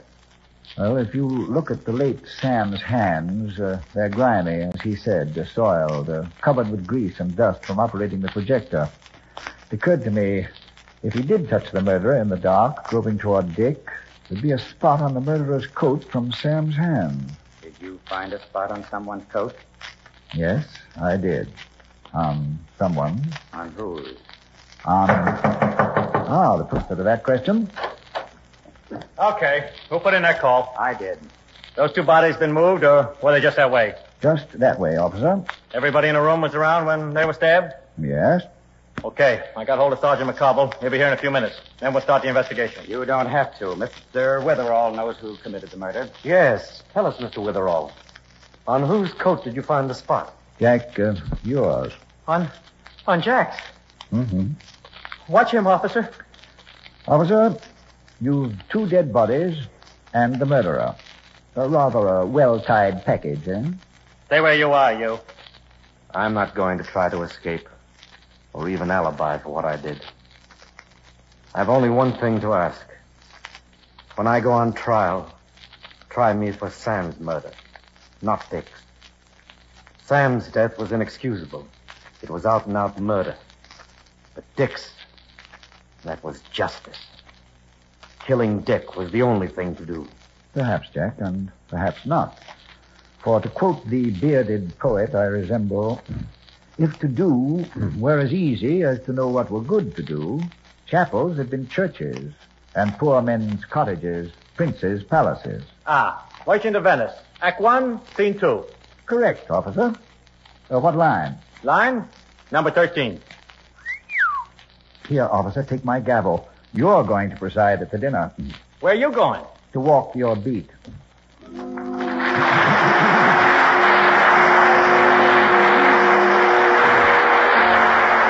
WOR Mutual has presented the distinguished American actor Walter Hamden in The Adventures of Leonidas Witherall. The character of Leonidas Witherall is from the mystery novels by Alice Tilton. The radio script is by Howard Merrill, and the program is directed by Roger Bauer. In next week's story, Leonidas attends a state fair, doesn't he, Mr. Hamden? Yes, Leonidas borrows a horse and buggy and goes to the state fair with his friend, Mrs. Mullet, who has entered a jar of preserves in the state fair contest. Of course, at the fair, Witherall can't resist the shooting gallery. Okay, step up. Every man his own commando. 10 shots for a quarter. Try your skill. All right, mister. Take your shot. You paid your quarter. Go right ahead. What's the most difficult thing to hit? You knock off that little clay pipe and you get a box of delicious homemade milk chocolates. Watch me. Rifle. Why, what's happened? Blood. You see what's coming from behind that target? Dripping onto the floor? That's blood, mister. There's a body behind that target. But, I didn't know anyone was... You didn't, huh? We'll see about that. Mister, you just committed murder. Yes, at the state fair, Leonidas discovers the strangest, most unbelievable techniques for committing homicide. It's a very unusual story, and I hope you'll be listening next Sunday. And now, good night.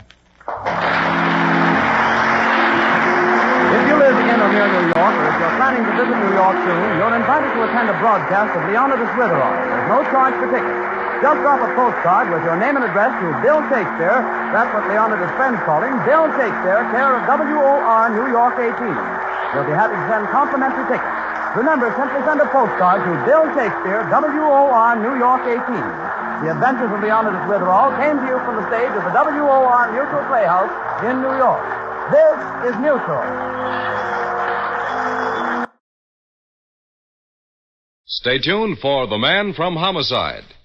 Henry J. Taylor, author, journalist, and ABC commentator, whose commentaries on world events are heard each Monday evening on ABC, is on a fact-finding tour of European countries.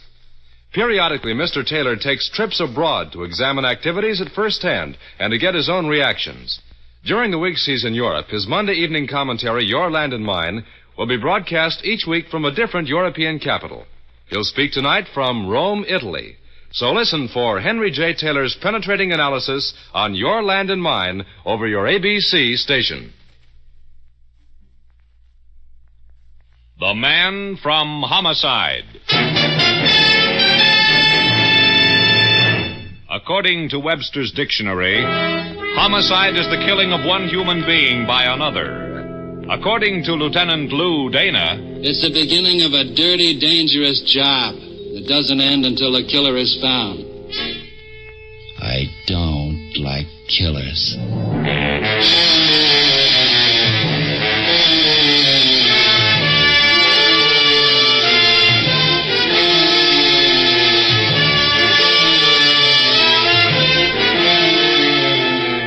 Every week at this time, the American Broadcasting Company brings you transcribed the star of stage and screen, Dan Duryea, as Lieutenant Lou Dana, the Man from Homicide.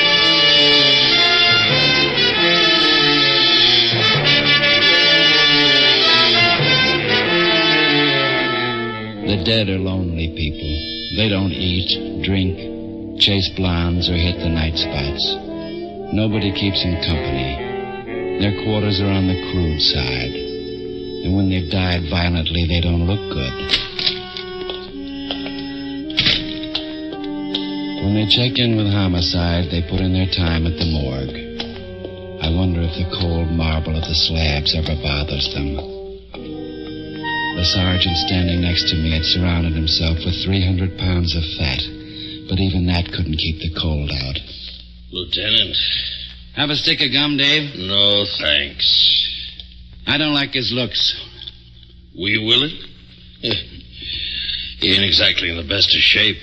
45 slug? Yep, in the back of the head. Somebody wanted to make very sure.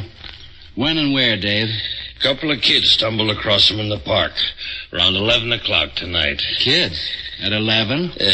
18-year-old kids. Boy and a girl looking for a quiet place. They found a quiet place. They also found Wee Willie. What's the medical examiner's guess as to time of death? Around 7 tonight, give or take an hour. Dinner time. But not for Willie.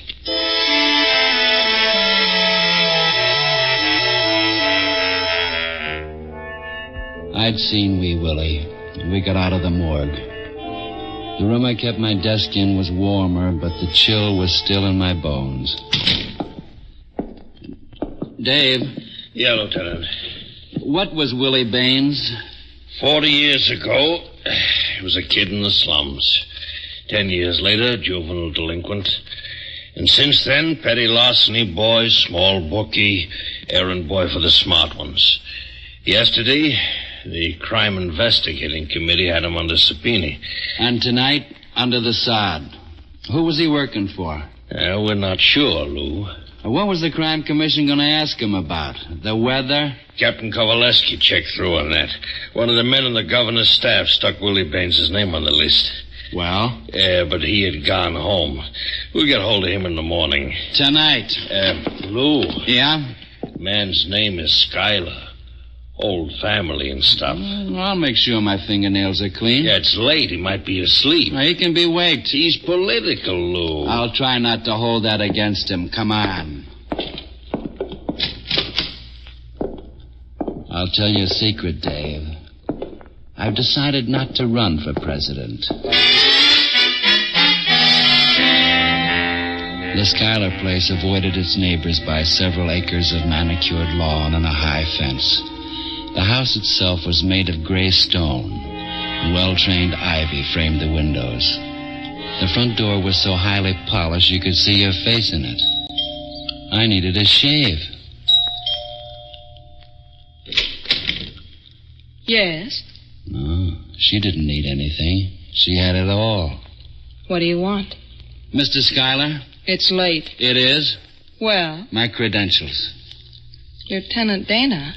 Homicide. Homicide? Come in. Mr. Schuyler's in his room. What did you want to see him about? It might be simpler if I discussed it with him.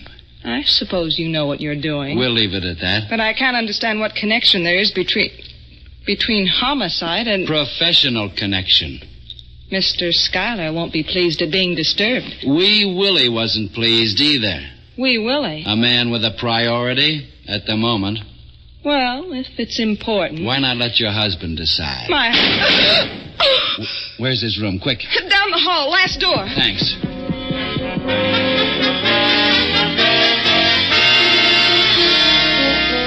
I went down the hall, quick. The last door was standing open.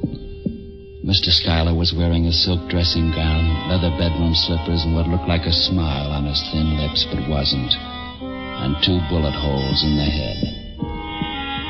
An open window gave a fair view of the manicured lawns and the fence at the far end. Somebody was climbing it.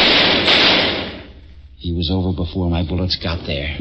Lou! That fence is over 100 yards away. Shh, wait. Yeah.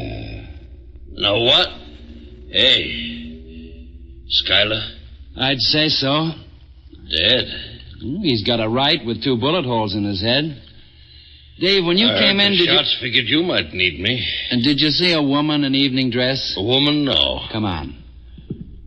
Mr. Schuyler will excuse us. Was there a woman here? Yeah, she made light conversation with me. Maybe because she thought I was a good conversationalist, or maybe because she had to give a gunman time to shoot his gun off. I left her here. Nobody around now? No. She must have ducked out when you came in. Who was she? I called her Mrs. Schuyler. It looks like I was wrong. Get on the phone. Notify the department, Dave. What'll I tell him? Tell him Wee Willie's getting company. The technical men showed up and got the routine underway. They found out that the corpse was Schuyler, and they found out that the corpse was dead, and that was all. Dave and I went through the dead man's files and found nothing. Out on the lawn, the noise and the smell of gunpowder faded. He went over the fence right about here. Maybe he dropped his calling card. There's not a thing around, Lou. I better take a look at the fence itself. Shoot your light up here, huh? Okay, Lieutenant. Now, hold it now. Yeah. There's rough stone on top. He must have hit it hard going over with my bullets singing behind him. Yeah. You got something, Lou? Something.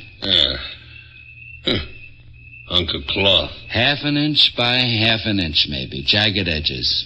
Could have been torn off his pants leg. Yeah, hardly enough to identify, Lou. That's for the lab to worry about. Dave, we're dead. I'd say. Baines was going to sing, and somebody objected to his solo and killed him. When Schuyler had picked Baines for investigation, he had something on his mind. Now, where's Schuyler's mind now? Well, son, you're being rhetorical. The girl. What's a description worth? She had nothing that'd make her different from 500,000 other girls except beauty. And that doesn't fit into a police report. None of it's any good, Lou. I know, Pappy. So let's feed this cloth to the lab. 1/2 inch by 1/2 inch. I wonder if there's enough to make a hangman's rope out of it.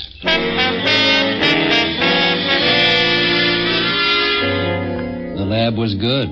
They had the cloth pattern tabbed in an hour. It was a tweed, an expensive tweed. Sketches were made up and every local mill questioned. It took them 4 hours to hit the mill that had woven the cloth. 20 minutes for a list of tailors they'd ship bolts to in the city. By that time, it was the next day, and 12 cops pounded pavement visiting tailors. Maybe I slept while in the chair behind my desk. I must have slept because I saw the girl's face and heard her voice again. It was quite a voice. Hey, Lieutenant. Yeah, Pappy? You ever try sleeping? Sure. Didn't care for it much, though. You got something? It's a maybe on one of the lists. Boy by the name of Stan Cochran bought a suit made out of that cloth 2 months ago. Keep going. Well, he's a Detroit boy. Had a little something to do with the Collier gang out there. The question is, what's he doing in this town? You got an address? Yeah, Slocum Arms over on Van Dyke. That's nice, Dave. Go find a bed and lie down. Now, you've been gone just as long as I have. Sure, Pappy, but I don't have so much to carry around. You're dead on your feet. I'll let you know if Mr. Cochran ripped any suits recently.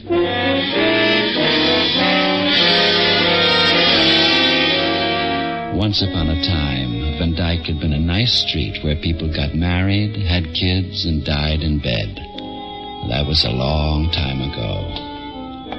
Now, drunks and dirt, blind pigs, houses, and the Slocum Arms.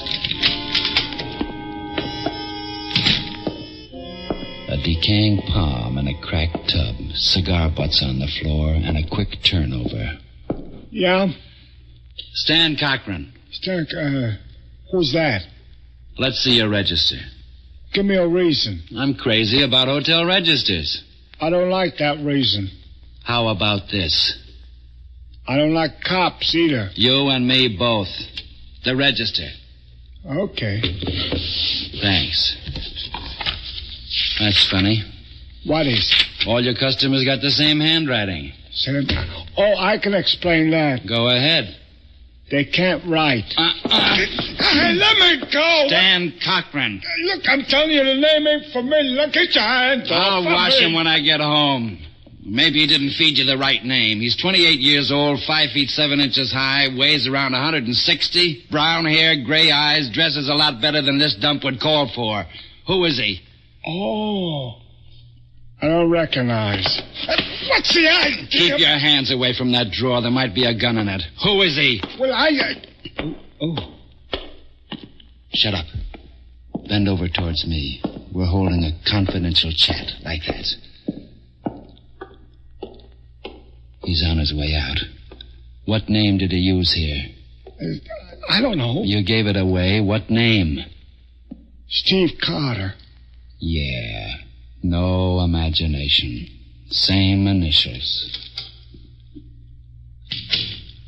Gargle when you get home. Your throat will feel better. Goodbye.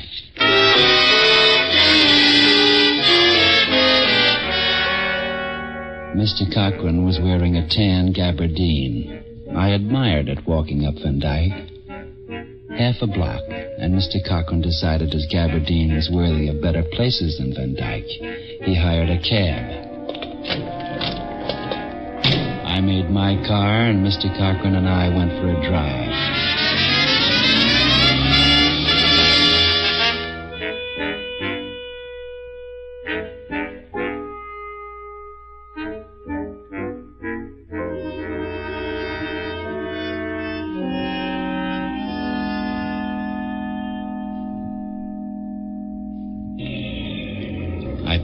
night. Mr. Cochran paid his cab off, and it left. I got out of the car, and Mr. Cochran walked past the entrance to the Orange Turban. I ignored it, too. Mr. Cochran picked out the first alley beyond the nightclub and went down it. I gave him time and sampled the alley myself. A thin trickle of moonlight picked out garbage cans, empty milk bottles, and Mr. Cochran knocking on a door at the end of the alley.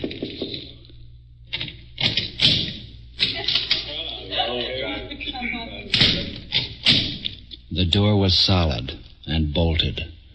I decided I'd use the front entrance to the Orange Turban. It was the kind of a place that had a cover charge. I wondered how Captain Kowaleski would feel about a cover charge. And then I had thoughts about Mr. Schuyler, and I didn't bother wondering. The head waiter had his doubts, but the place was open to the public. The table he gave me commanded a very good view of the wallpaper and the entrance to the gents' lounge. The girl playing the piano was like 500,000 other girls, except she happened to be beautiful. The last time I'd seen her, we were in a gray stone house, and a man was about to die.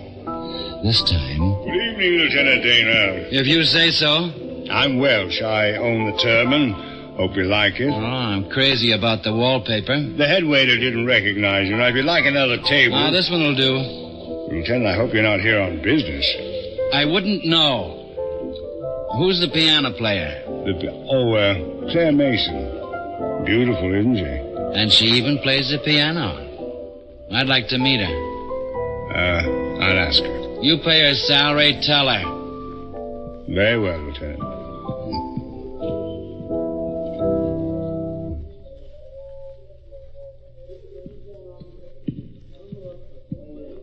Hello. Mr. Welsh asked me to come. Sit down, Miss Mason. Thank you. It's even later. I beg your pardon? Than last night. I'm not sure I know. Last night was the night we met at Mr. Schuyler's. At Mr. Schuyler's? Who is Mr. Schuyler, Lieutenant Dana? Oh, like that, huh? You and I have never met before. I wouldn't have forgotten if we had. You're very beautiful. And how did you spend last night between the hours of 11 to 1, say? Why, Don't bother. You were here all the time. How many dead men have you ever seen? I don't think I've seen any. That's a shame. Everybody should see at least a few. Why? Then maybe more people than homicide would hate killers. Welsh got an office in the club? In the back of the building. Now, let's go visit him. I don't particularly want to. Your lawyer wouldn't be happy with your unwillingness. I don't have a lawyer. You will by the time you get to trial. I said let's go. I don't know what you're trying to accomplish, but... All right. I just want Welch to tell me that you were here all last night, too. It's through here. He'll tell you I was here. I know he will. But once he tells me, you see, I'll have a couple of accessories. You and Welch. Accessories to... Murder. That's what it always is, isn't it? Would you mind? Oh. I keep forgetting we first met in very high society. Sure.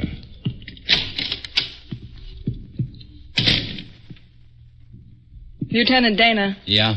Since Welsh will corroborate my story, what's there for you? Exercise.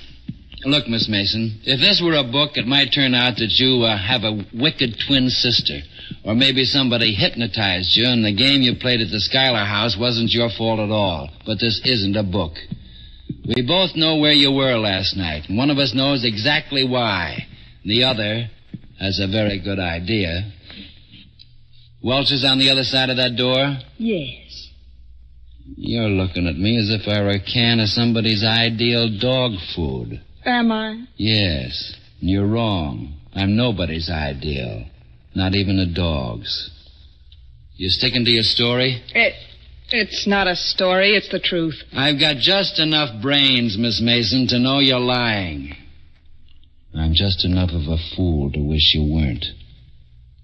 Forget it. We go back to the script now. Keeps his door locked?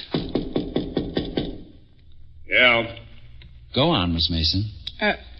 It's Claire, Mr. Welsh, and the lieutenant. Oh, cute. What do you mean? Never mind. You know the answer to that one, too. Come in, come in. Just doing a little bookkeeping. Make yourselves comfortable. Thanks. Welch, where was Miss Mason at 11 o'clock last night? Claire? Why, here at the club, of course. And how do you know? Well, because I was here myself. How about 7 o'clock? 7? That one you need a minute for. Take it. I don't know what you mean.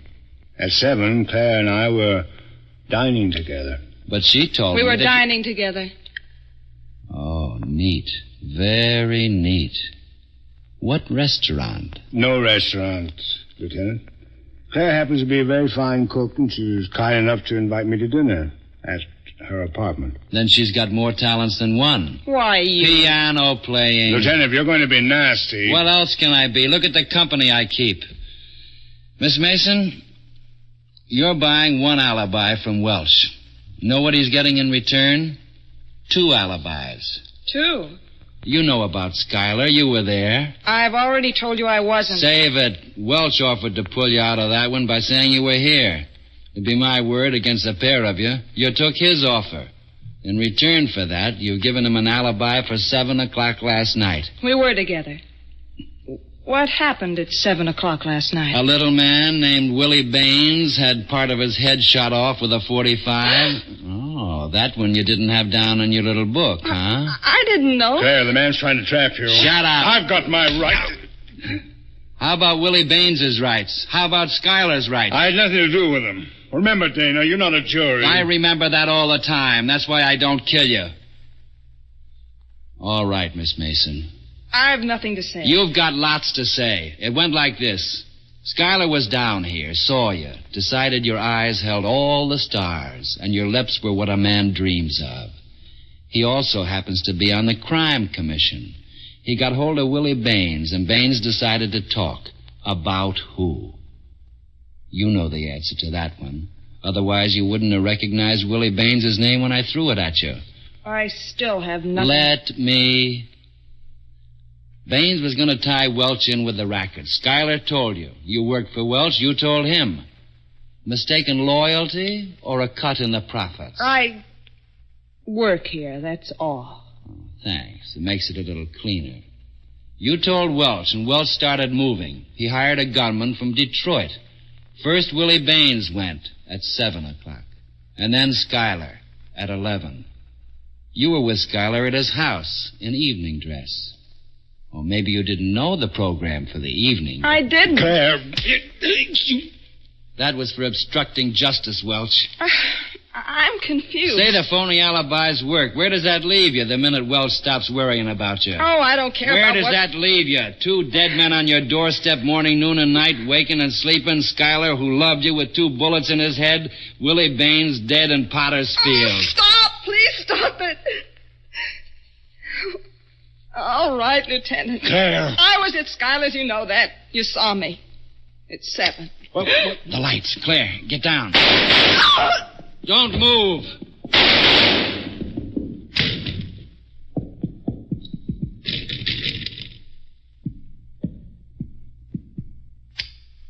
The boy from Detroit was around. Claire. I don't feel good. Let me look at... Yeah. Don't leave me. I'm not. It wasn't Welch. I had my eyes on him. It was the Detroit gun boy. Emergency. Lieutenant Dana. An ambulance, quick. The Orange Turban Club, back room.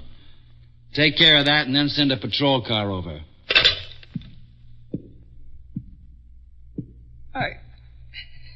Lieutenant, I don't feel... There'll be a doctor here pretty quick. What chance? You don't have to answer that one. I know. This isn't going to be easy. But, Miss Mason, I'm a cop from homicide. I got a duty to perform. What are you so worried about? I don't like it. There's a gimmick in the law. It says testimony by a witness not alive at the time of trial isn't admissible unless the witness made the statement and signed it at a time when the witness knew he was dying. Then I'll make a very good witness, won't I? I'll write the dying declaration out. Name, Claire Mason. Where do you live? The Ardmore Hotel. Do you now believe you're about to die? Yes. Have you no hope of recovery from the effects of the injury you've received? Isn't there any... No. I have no hope. I'll write the statement. You'll have to try to read it. All right.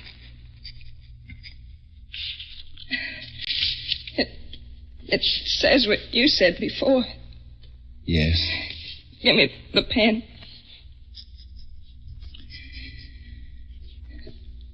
That'll make up for Skylar and Willie?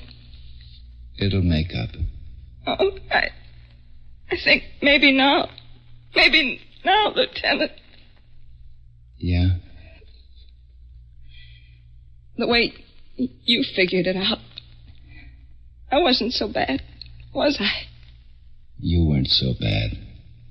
Lieutenant, you and I, we know, don't we, that really I was part of the... I don't know a thing except what's on this statement. Thanks, Lieutenant.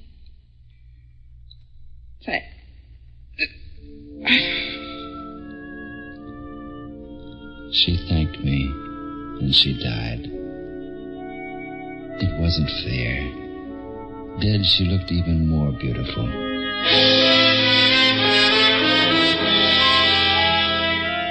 I got out before the ambulance and the squad car. I got out of the room and down the hallway and to the door that opened out on the alley. I was late, but not too late. Welch and the gunboy Cochran would be waiting. They had to wait. Alive, I was their executioner. Dead, they'd be safe. I killed the hallway light, slid the bolt open, kicked the door wide, and headed for the dirt on the alley pavement. I picked number one by the flares of his gun. Welch. He hadn't expected me to come through the door that low. The gunboy had been smarter. He pulled in behind the stack of barrels he'd used as cover. We were going to have fun. Cochran, Welch is out. It's just you and me now. Come out. No? Then I'll come after you. You got the girl. A neat job, Cochran. Real neat. Not a word, Cochran? I'm coming after you. Not like Willie Baines, who tried to run. Not like Skylar, who didn't know it was coming. Me, you've got to take from the front, Cochran. But to do that, you know what, Cochran? You'll have to come out yourself. Stand up to it and take a chance. How about it, gunboy?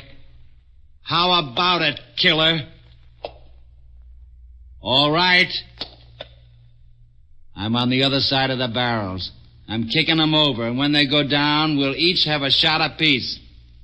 Fair enough, gunboy? Fair enough, killer? No! I'm coming out. Here's my gun. Don't shoot. Please, please, don't shoot. He crawled out on the dirty floor of the alley and cried. I didn't shoot him. They die harder and more often in the death cell. The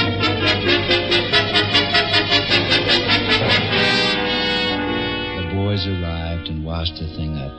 I went back to headquarters. I wrote up my report with pen and ink on white paper. I attached Miss Mason's dying declaration to my report and threw it in the outgoing basket. In due time, the district attorney would use it in a court of law, and a murderer would die. Fair enough. And Claire Mason, with the lights in her eyes and the warm lips, was dead, and would be forever dead, with all her beauty. I don't like killers.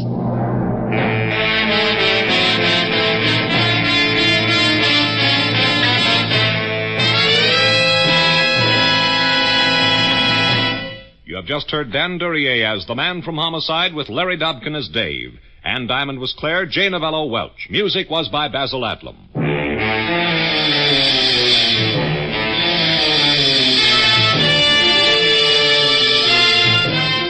The Man from Homicide is transcribed, written by Lou Vitties, directed by Dwight Hauser. Be with us again next week, same time, over most of these same ABC stations, to hear Dan Duryea as the Man from Homicide. Orville Anderson speaking. This program came to you from Hollywood.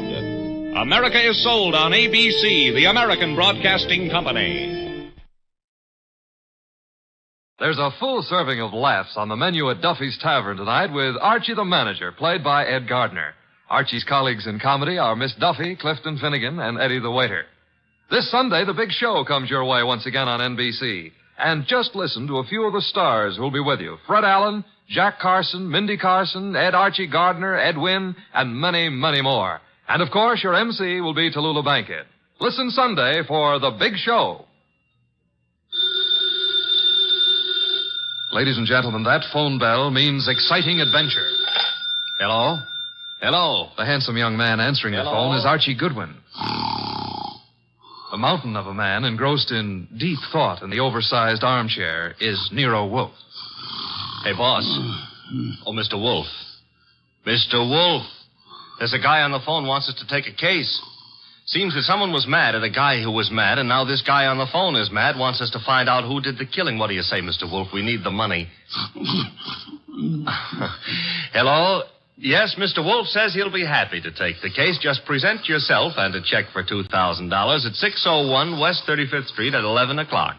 Mr. Wolfe can't wait till you get here. He's dying to go to work. Goodbye. Greatest detective in the world. The only trouble is, he is.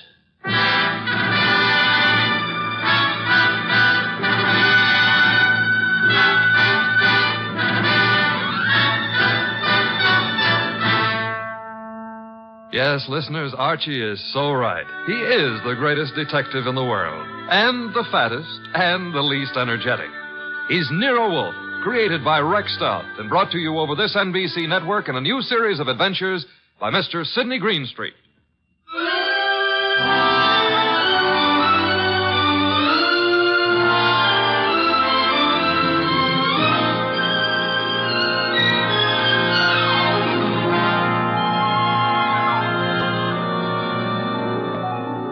Tonight, it's The Case of the Beautiful Archer.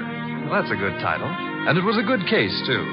It began in the consulting room of Dr. Raynard Townley of the Townley Sanitarium, skipping a jump north of Nyack, New York, when a very lovely young lovely glared across the desk at the good doctor. Shall we pretend you don't know who I am, Dr. Townley? How could we possibly do that, my dear Diana Lawrence? 23 years old, daughter of one of our better-known sculptors, Michael Lawrence. You were born in Johannesburg, educated in London and Paris, and live at present 100 yards from here in your father's cottage on Berry Hill Lane. How's that? It's intended to be staggering, isn't it? You take no cream or sugar in your coffee, were winner of the Women's National Archery Tournament for 1947, and have an exceedingly high temper. Let's stop the nonsense. You have an inpatient here named Willard Garth. Well, Willard Garth happens to be my fiancé. Yes, he has mentioned the fact during his analysis. And, well, has he by any chance mentioned his reasons for suddenly refusing to see me during the past 5 weeks? He didn't have to, Miss Lawrence. Well, what do you mean? I mean that I recommended he give you up as a bad job. What? Yeah. Well, I suppose you had some purpose in saying what you did. Of course. I'm the boy's doctor. You think you're in love with Willard Garth, I know, but actually, you're infatuated with the Garth millions. You take a lot on yourself, don't you, Doctor? I consider it important to relieve Willard of all painful external pressure. You've done well for Willard, Dr. Townley, relieving him of me. I think so. Now, let's see you relieve yourself of me. You, purchased the gun for this occasion, Miss Lawrence? Yes. And what exactly do you hope to accomplish with it? A quick and complete reversal of your decision about me. I'm not as easy to handle as Willard is, you see. And if you intend to ruin my life, then I intend to end yours, here and now. The phone is ringing. Let it ring. Just as you say. It's the house phone, Miss Lawrence. It may be Willard, you know. Oh, Willard? Yes, he usually phones me from his room at about this time every day. Oh. Well, all right. Answer it, but be careful what you say. You're in command, it seems. Hello? Oh, why, hello. I thought it would be you, Willard. Look, my boy, Diana Lawrence is here. I've had a talk with her, and I've reconsidered my opinion. Yes, I'm quite serious. If you're at all sensible, you'll see her regularly and plan on a marriage as soon as you're discharged. Yes. Oh, you do? Very well. I'll see if she'll talk to you. Miss Lawrence. Yes? Do you want to speak with him? Give me the phone. Of course. Here you are, and I'll take this gun. There we are.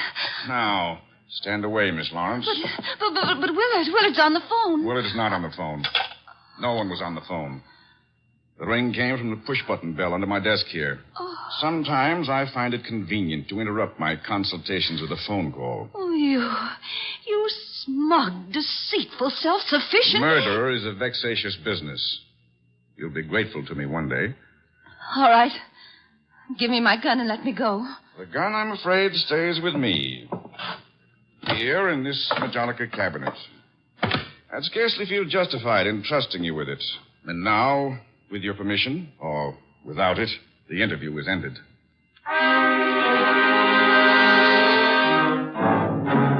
Later that day, the phone in the Lawrence house on Berry Hill Lane began to jingle. And this time it was no phoning.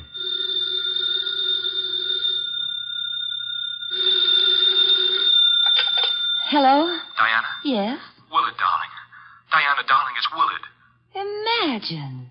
Has the doctor let you use the telephone just as if you were a great big adult? Oh, I've got to see you, sweetheart, and I didn't call you to argue. Love, beauty, understanding, that's what matters. Isn't it? Isn't it?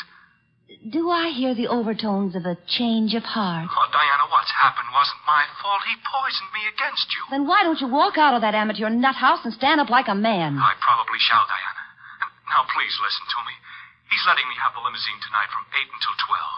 I want us to go for a ride and talk until everything is clear. Clear as a bell, my baby. Don't tell me he's trusting you to drive. Oh, no. No, one of the handymen here will chauffeur us. Oh, say you'll come, Diana. Will you? Say it. Say yes. Say you will. Well, yes, Willard. I'll be glad to. 8 o'clock, then? 8. Oh, bless you. Bless you, my angel.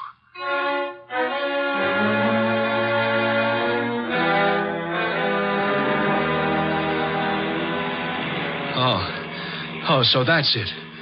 You want my father's money. That's what you love, not me. Willard, the chauffeur will hear you. It's the way Townley says it is. He's right. He's right. Oh, why did I let you talk me into this? What a fool I was to have come at all. You're sick inside, Willard, so utterly, hopelessly sick. Oh, so now I'm hopelessly sick. Yes, you are. You're trying to confuse me. Take advantage of me. Wind me around your finger. Just because I love you too much. That's it. That's my illness. Of course, I see it now. You're the thing I must get rid of. You with your beautiful, beautiful face and your twisted values. You're at the bottom of all my agony. Willard! Willard! I'm saving myself. I'm saving myself. Once you're dead, the sickness is ended. I'll be safe. I'll be safe. I'll be safe. Willard.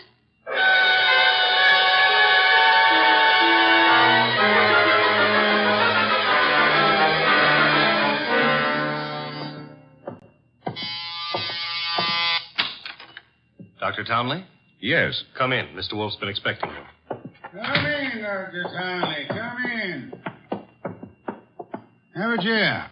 Thank you, Mr. Wolf. I'm so happy you've agreed to take this case. Have a glass of beer. Oh, no. Never at this time of the morning, thank you. Well, Doctor, the newspapers check with what you told me.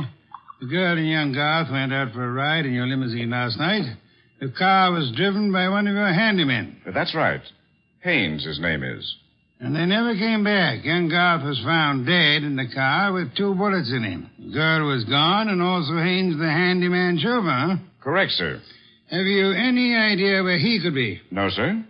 And the young lady, tell me about her. She's Diana Lawrence, daughter of Michael Lawrence. The sculptor? The sculptor. She lives with him in a small cottage near my sanatorium on Berry Hill Lane.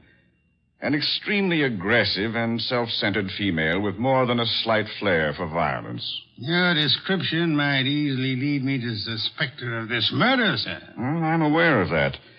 And I don't think you'll be far off the mark.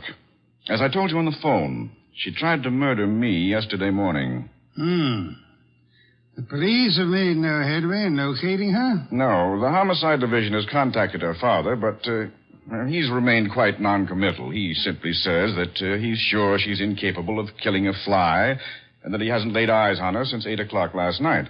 Highly suspicious behavior. She was unquestionably in the car with young Garth when he was murdered. She wasn't alone in the car with him. You're referring to Haynes? Yes, but he can't be found either, remember? It appears that he failed to list his address on his job application. But somehow, Mr. Wolf, I'm quite sure he'll show up this afternoon. Somehow, Dr. Townley, if I were you, I wouldn't be quite so sure. We must begin by facing the initial problem of locating our suspects. Archie? Yes, sir? Get out the car and drive up to the house on Berry Hill Lane. And then? There you will ask Mr. Michael Lawrence to be sensible enough to cooperate with us in finding his daughter. And if the answer is no? I recommend, Archie, that you flatly refuse to take it.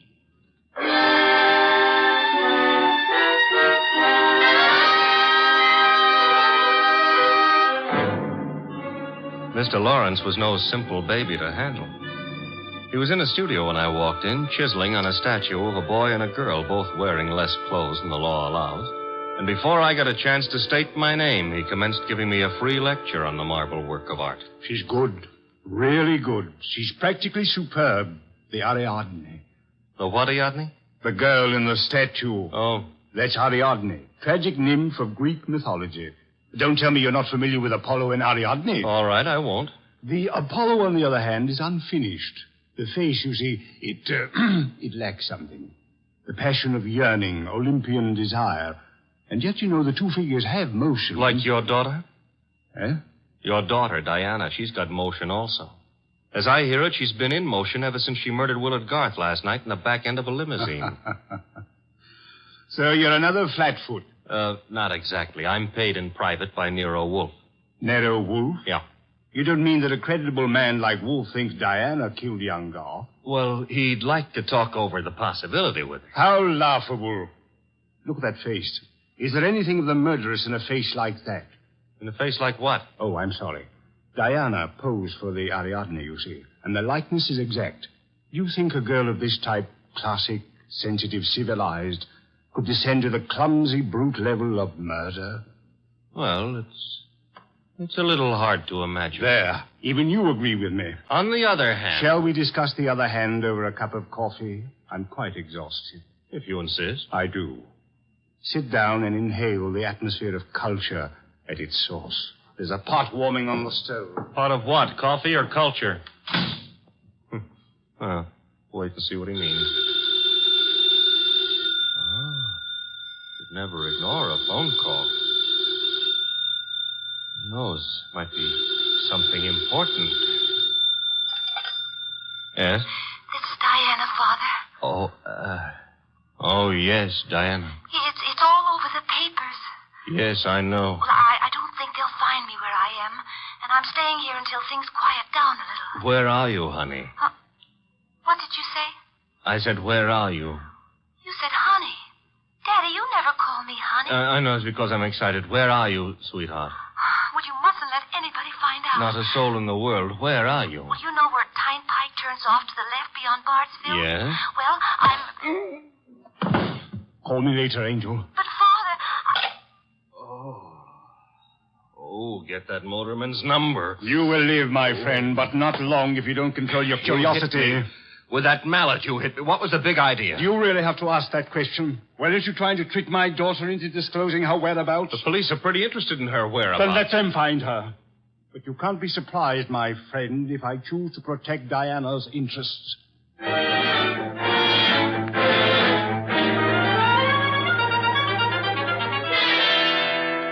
So he's working on an Apollo and Ariadne, is he, Archie? Who cares about Apollo and Ariadne? The point is how he worked on my gourd. That, of course, is unfortunate, my boy, but... You get that piece? Mm-hmm. Hello? Inspector Kramer. Hold it. For you. Here. Thanks. Yes? Wolf? How are you, Inspector? I hear you're in on the Garth killing. Not very deeply, I am afraid. We are still trying to locate the Lawrence girl. Well, you can forget about that. Yeah? Yes, we've already located her and released her on a habeas corpus. That sounds interesting. Her father had a lawyer on our heads before she was in here 10 minutes. Too bad you couldn't have held on to her. Oh, I don't know. I'm not so sure we want her. Why not? Well, first of all, it's not likely she did it. No? No.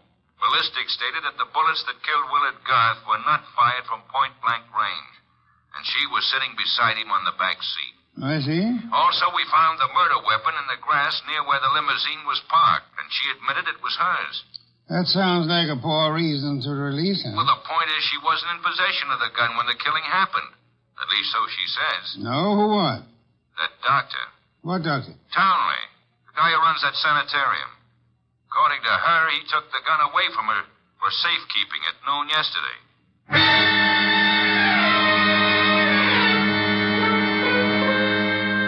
There was a little more talk between them, something about fresh cigar ashes that were found in the dashboard ashtray of the limousine.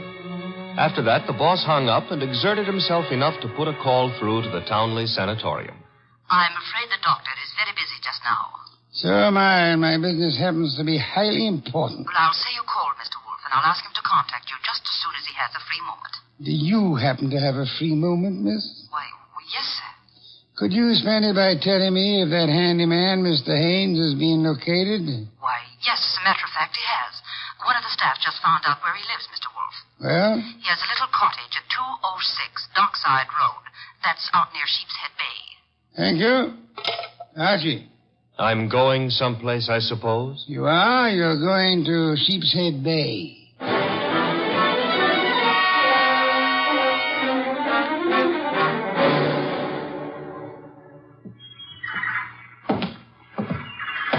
Hello there. Looking for a guy I can't find. Oh? Yeah, his name is Haynes. Stopped at the cottage up there, but there's no one there. I saw you here on the wharf fishing, so What did you say his name is? Haynes. Haines. Oh, Haynes. Yeah, do you know him? Well, there's a fella named Hines used to fish out here. No, not Hines. Haynes. Couldn't be Huntingburg? No, it couldn't be. The name is Haynes. Hain. Haynes, give me a hand here, eh? Well, what do you know? Funny, huh? That guy seems to think my name is Haynes. Yeah, so do I. You do? Yes, I...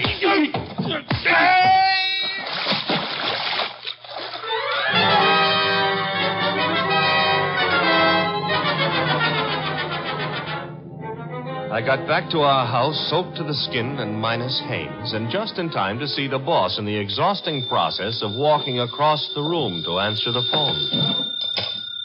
Hello? This is Dr. Townley. You called me. So I did. About the murder? More specifically, about the statement from Diana Lawrence that you removed a firearm from her possession yesterday morning. That's quite correct. It's here in my Majolica cabinet. Is it? Of course it is. I suggest you check. Just a moment. Mr. Wolf. Yeah? I'd like to see you at once. The gun, I suppose, has vanished. What? How did you know? Because it is at ballistics, Doctor. It turned out to be the gun that killed Willard Garth. I see. Do you? Yes, I understand everything now. It's all so crystal clear. Just how crystal clear? I'm quite certain, Mr. Wolf, that I can put my finger on the killer. And I think it would be well if you came here immediately. No, I'm afraid it's impossible, sir. There's an important operation scheduled, and I simply cannot leave. What do you suggest? Well, is it outside the realm of possibility that you come here? Is it, Mr. Wolf? Hello, Mr. Wolf. Mr. Wolf?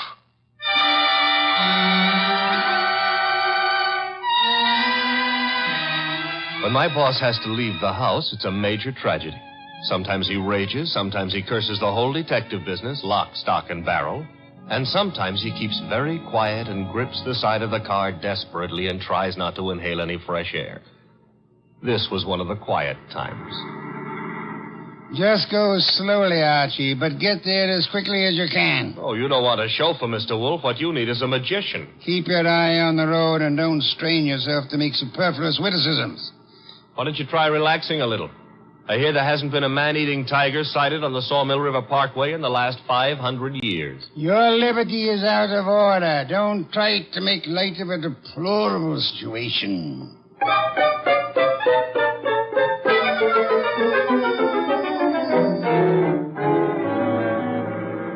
Here's the sanatorium. And there's Dr. Townley coming to meet us. It's terribly nice of you to have come, Mr. Wolf. I've heard about your aversion to traveling, and I appreciate your going to the trouble. Don't mention it.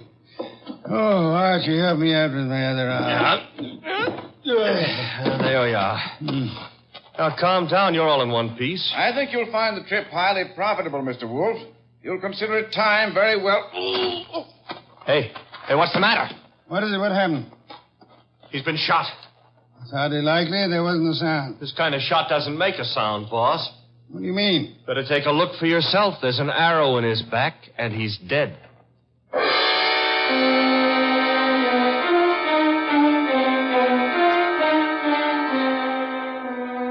We remembered that Dr. Townley had said Diana Lawrence had won the Women's National Archery Tournament for 1947. The Lawrence house was visible through the trees 100 yards away, so we started for it and the sculptor's studio.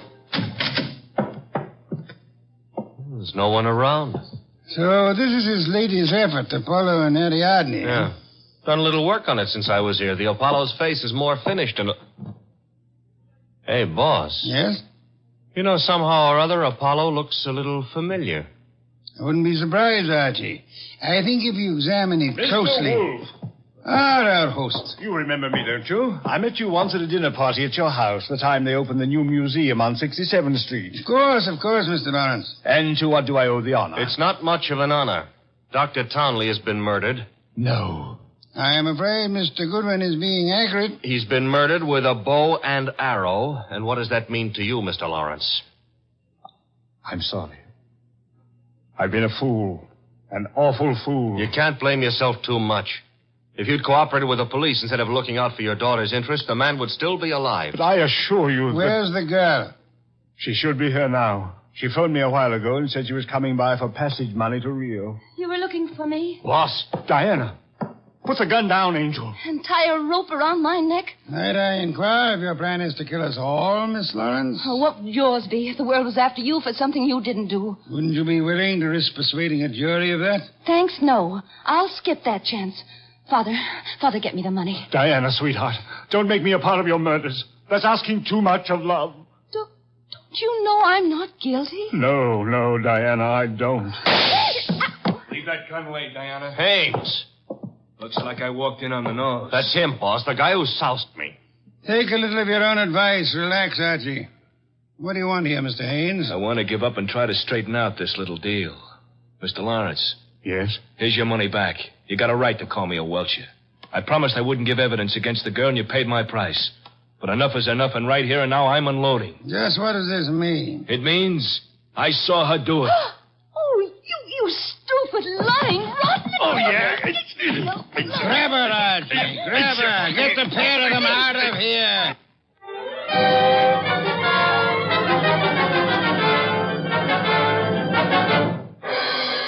What can I say to myself now? What can I do? I'm sorry, Mr. Lawrence, but it's not necessary to eat your heart out. Many fathers before you have done their best and failed. But I had a special duty toward Diana. Special duty? Yes.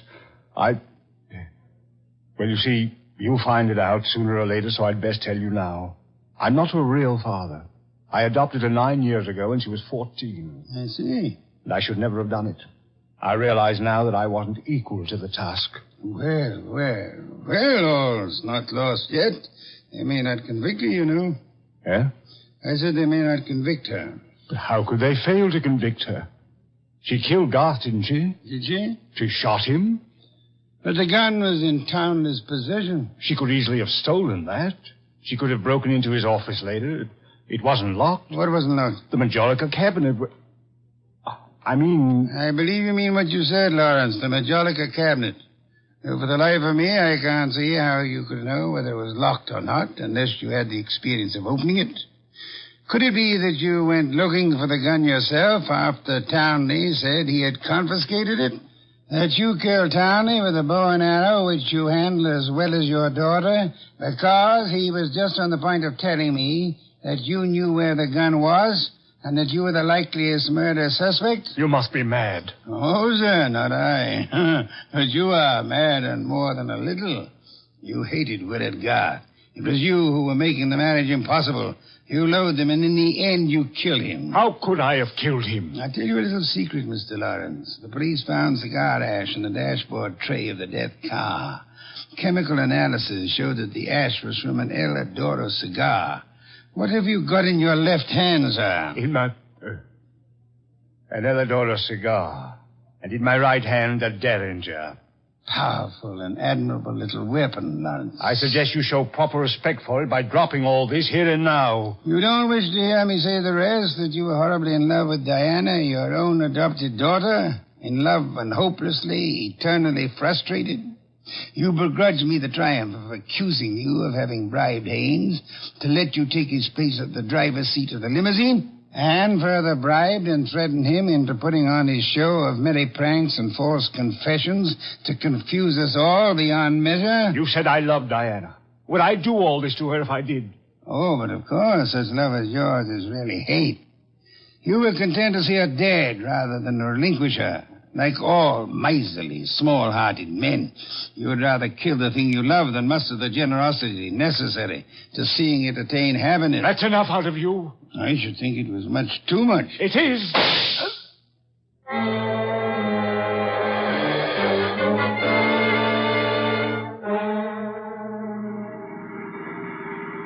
Archie, my boy, I'm grateful to you, both for coming back into the house when you did and for being such a good shot. Hope you remember that next time you feel like insulting me. Tell me, what's with that cigar ash routine? Who told you the ashes in the limousine were from an El Adoro, boss? I never heard anything about that. As a matter of fact, neither did I. No one could possibly have determined the brand by any chemical means in existence.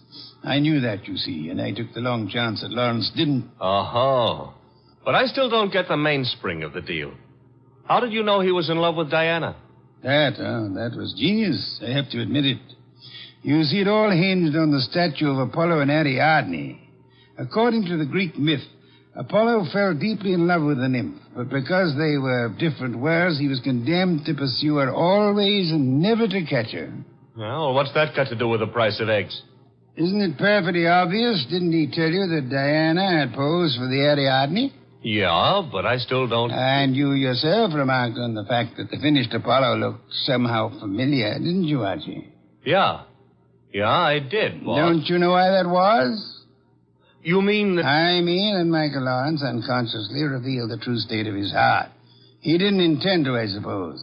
But precisely and accurately, he chiseled the features of the tortured God in his very own image. Oh. And speaking of torture, Archie... Yeah? Will we be home in time for dinner?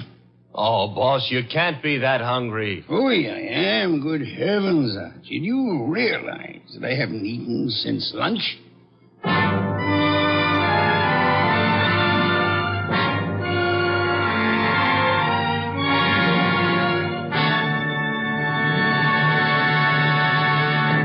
have been listening to The New Adventures of Nero Wolfe, starring Sidney Greenstreet.